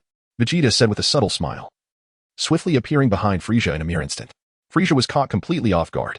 Smack. Vegeta seized Frieza's tail with a firm grip. Bang. Vegeta delivered a swift kick, striking Frieza squarely on the rear. Frieza let out a yelp of pain. In an instant, Vegeta seized Frieza by the tail and began to spin him around. Frieza felt disoriented. In the Cosmic Space Station's medical chamber, a signal emitted from the treatment pod. Done. I'm completely healed, Reg exclaimed, overwhelmed with excitement. What divine assistance! With a tremendous explosion of energy, Reg shattered the entire space station. A golden aura enveloped him, his hair standing on end, transforming into a radiant golden hue. He had ascended to Super Saiyan 5. Reg's baseline form was Super Saiyan 4, so upon transforming into Super Saiyan, he had effectively attained the power of Super Saiyan 5. Or so he believed. In truth, the authentic Super Saiyan 5 possessed shimmering silver hair and an energy magnitude far surpassing Reg's own. Nonetheless, Reg's current transformation was formidable enough to rival Jiren's base power. Given some time to develop, surpassing Jiren would not pose a significant challenge. The nearby cosmos trembled under the force of Reg's energy. His foundation was exceedingly robust, and upon attaining Super Saiyan status, his power surged exponentially. In this state, I won't suffer significant damage for a minute, so I must conclude this battle within that time frame, Reg murmured, glancing back at the remnants of the space station he had obliterated. Why didn't I keep that space station? After I defeat them, I could have continued my recovery in the treatment pod. What a blunder. I got a bit carried away. No matter. I will subdue that colossal creature immediately and then deal with the sorceress named Kess. Once the dust settles, I will thoroughly discipline Vegeta and that legendary Super Saiyan as well. Suddenly, Reg felt a sense of urgency. He surveyed his surroundings and instantly realized something was amiss. His complexion turned pale. Something is wrong. I overlooked something crucial. I have shattered the space station, and now the air within is dissipating. As a Saiyan, I cannot survive in the vacuum of space. Panic-stricken, Reg hastily flew towards the remaining air within the space station, grasping for salvation. He struggled desperately and reverted to his baseline form, as transforming into Super Saiyan had expelled the air and increased his bodily strain. Ramzi, what is this fellow up to? Kess sighed in exasperation. Ramzi shook his head. Is Vegeta's brother truly this foolish? Perhaps, Kess mused. Should we intervene? It seems the air is dwindling over there. We should help. Vegeta mentioned wanting to keep him alive. Ramzi sighed. I was expecting a unique battle. I thought so too, Kess nodded. I anticipated this sequence, but not this outcome. With a gentle wave of her staff, Kess sent a flying cube towards Reg. Sapali was at a loss for words. I never thought Reg would be so reckless. He nearly met his demise. Chapter 110, Ramsey, is your urine yellow? The flying cube appeared near Reg.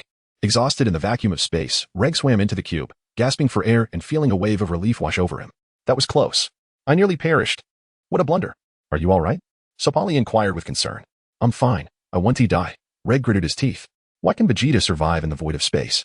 I have no idea, Sapali replied, equally puzzled. Ramsey and Kes remained tight-lipped, their curiosity not piqued. Vegeta continued to grasp Frieza's tail, spinning it round and round, once, twice, thrice. Vegeta's rotation accelerates increasingly. After 10 minutes, Vegeta remained stationary, caught in a whirlwind. Vegeta, cease your spinning. This cosmic emperor has already left you dizzy, remarked Ramses as he soared towards him. Vegeta gradually came to a halt. The minions of Frieza nearby had mostly perished. The spaceship had been kicked by Vegeta, creating two gaping holes, and this single strike had claimed numerous lives in the vastness of space. Reg, in his reckless endeavor, had detonated the space station, nearly meeting his own demise in the process. With the destruction of the station, Frieza's subordinates, unable to survive in the vacuum of space, swiftly succumbed. In this universe, the number of beings capable of enduring the harshness of outer space is exceedingly rare. Consider, for instance, that even the apprentice Angel Merus pretended to be incapable of surviving in space, donning an oxygen mask during the battle against Moro. This clearly illustrates that within the realm of Dragon Ball, true survival in the cosmic expanse is a rarity. However, most of the adversaries encountered by Goku and Vegeta are indeed capable of existing in the void of space. Frieza, Cell, Dabura, and Bu, to name a few. Even in later encounters with Moro, this remains true. Notably, the term human in the context of Dragon Ball encompasses all sentient beings beneath the Kaishin, including the gods of Earth. This classification is made from the perspective of the god of destruction and the Grand Priest. A few surviving minions of Frieza, upon witnessing Vegeta's formidable might, trembled in fear. It was truly terrifying. It was this very individual who had bewildered Lord Frieza. Ramsey, do you have yellow urine? Vegeta inquired, still gripping the unconscious Frieza with his right hand. What do you mean? My urine is not yellow, Ramsey retorted. People with yellow urine must have some kind of inflammation. Right? Vegeta, who among you has yellow urine?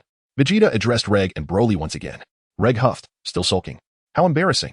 It took such effort to transform into a Super Saiyan, only to nearly perish. Broly? Broly raised his hand. Come over here and wake him up. Vegeta instructed Broly. What do you mean? Broly inquired with curiosity. I mean urinate on his face, Vegeta clarified. Is that appropriate? Broly scratched his head. If I say it's appropriate, then it is, Vegeta asserted. Very well then. As Broly spoke, he prepared to leap out from the flying cube. However, just as he was about to exit, he suddenly recalled something and quickly retracted his foot. Then, Broly turned to glance at Reg. Why are you looking at me? Reg retorted angrily. If I go out there, I will die, Broly stated. You make a fair point, Vegeta nodded. Let us toss this fool in first. Vegeta casually tossed the unconscious Frieza into the flight cube.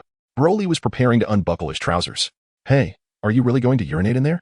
Sapali exclaimed, turning his head in alarm. The space is so cramped. Let's find a planet first, Vegeta urged. Fine. Broly nodded, fastening his pants. Sapali let out a small sigh of relief. Oh dear, the once great emperor of the universe has been so easily knocked out by you, Kes remarked. What kind of fighting style is that? Ramsey questioned, shaking his large trunk in exasperation. Where to next? Are there suitable recruits to bring back? Let me think. Vegeta pondered silently. Who should they take back? Frieza's brother and father? He wasn't interested in bringing them along. Perhaps he could retrieve Nappa and Raditz to give Kakarot a bit of practice. As for the rest, they could be left behind. It's time for a visit to Universe 6.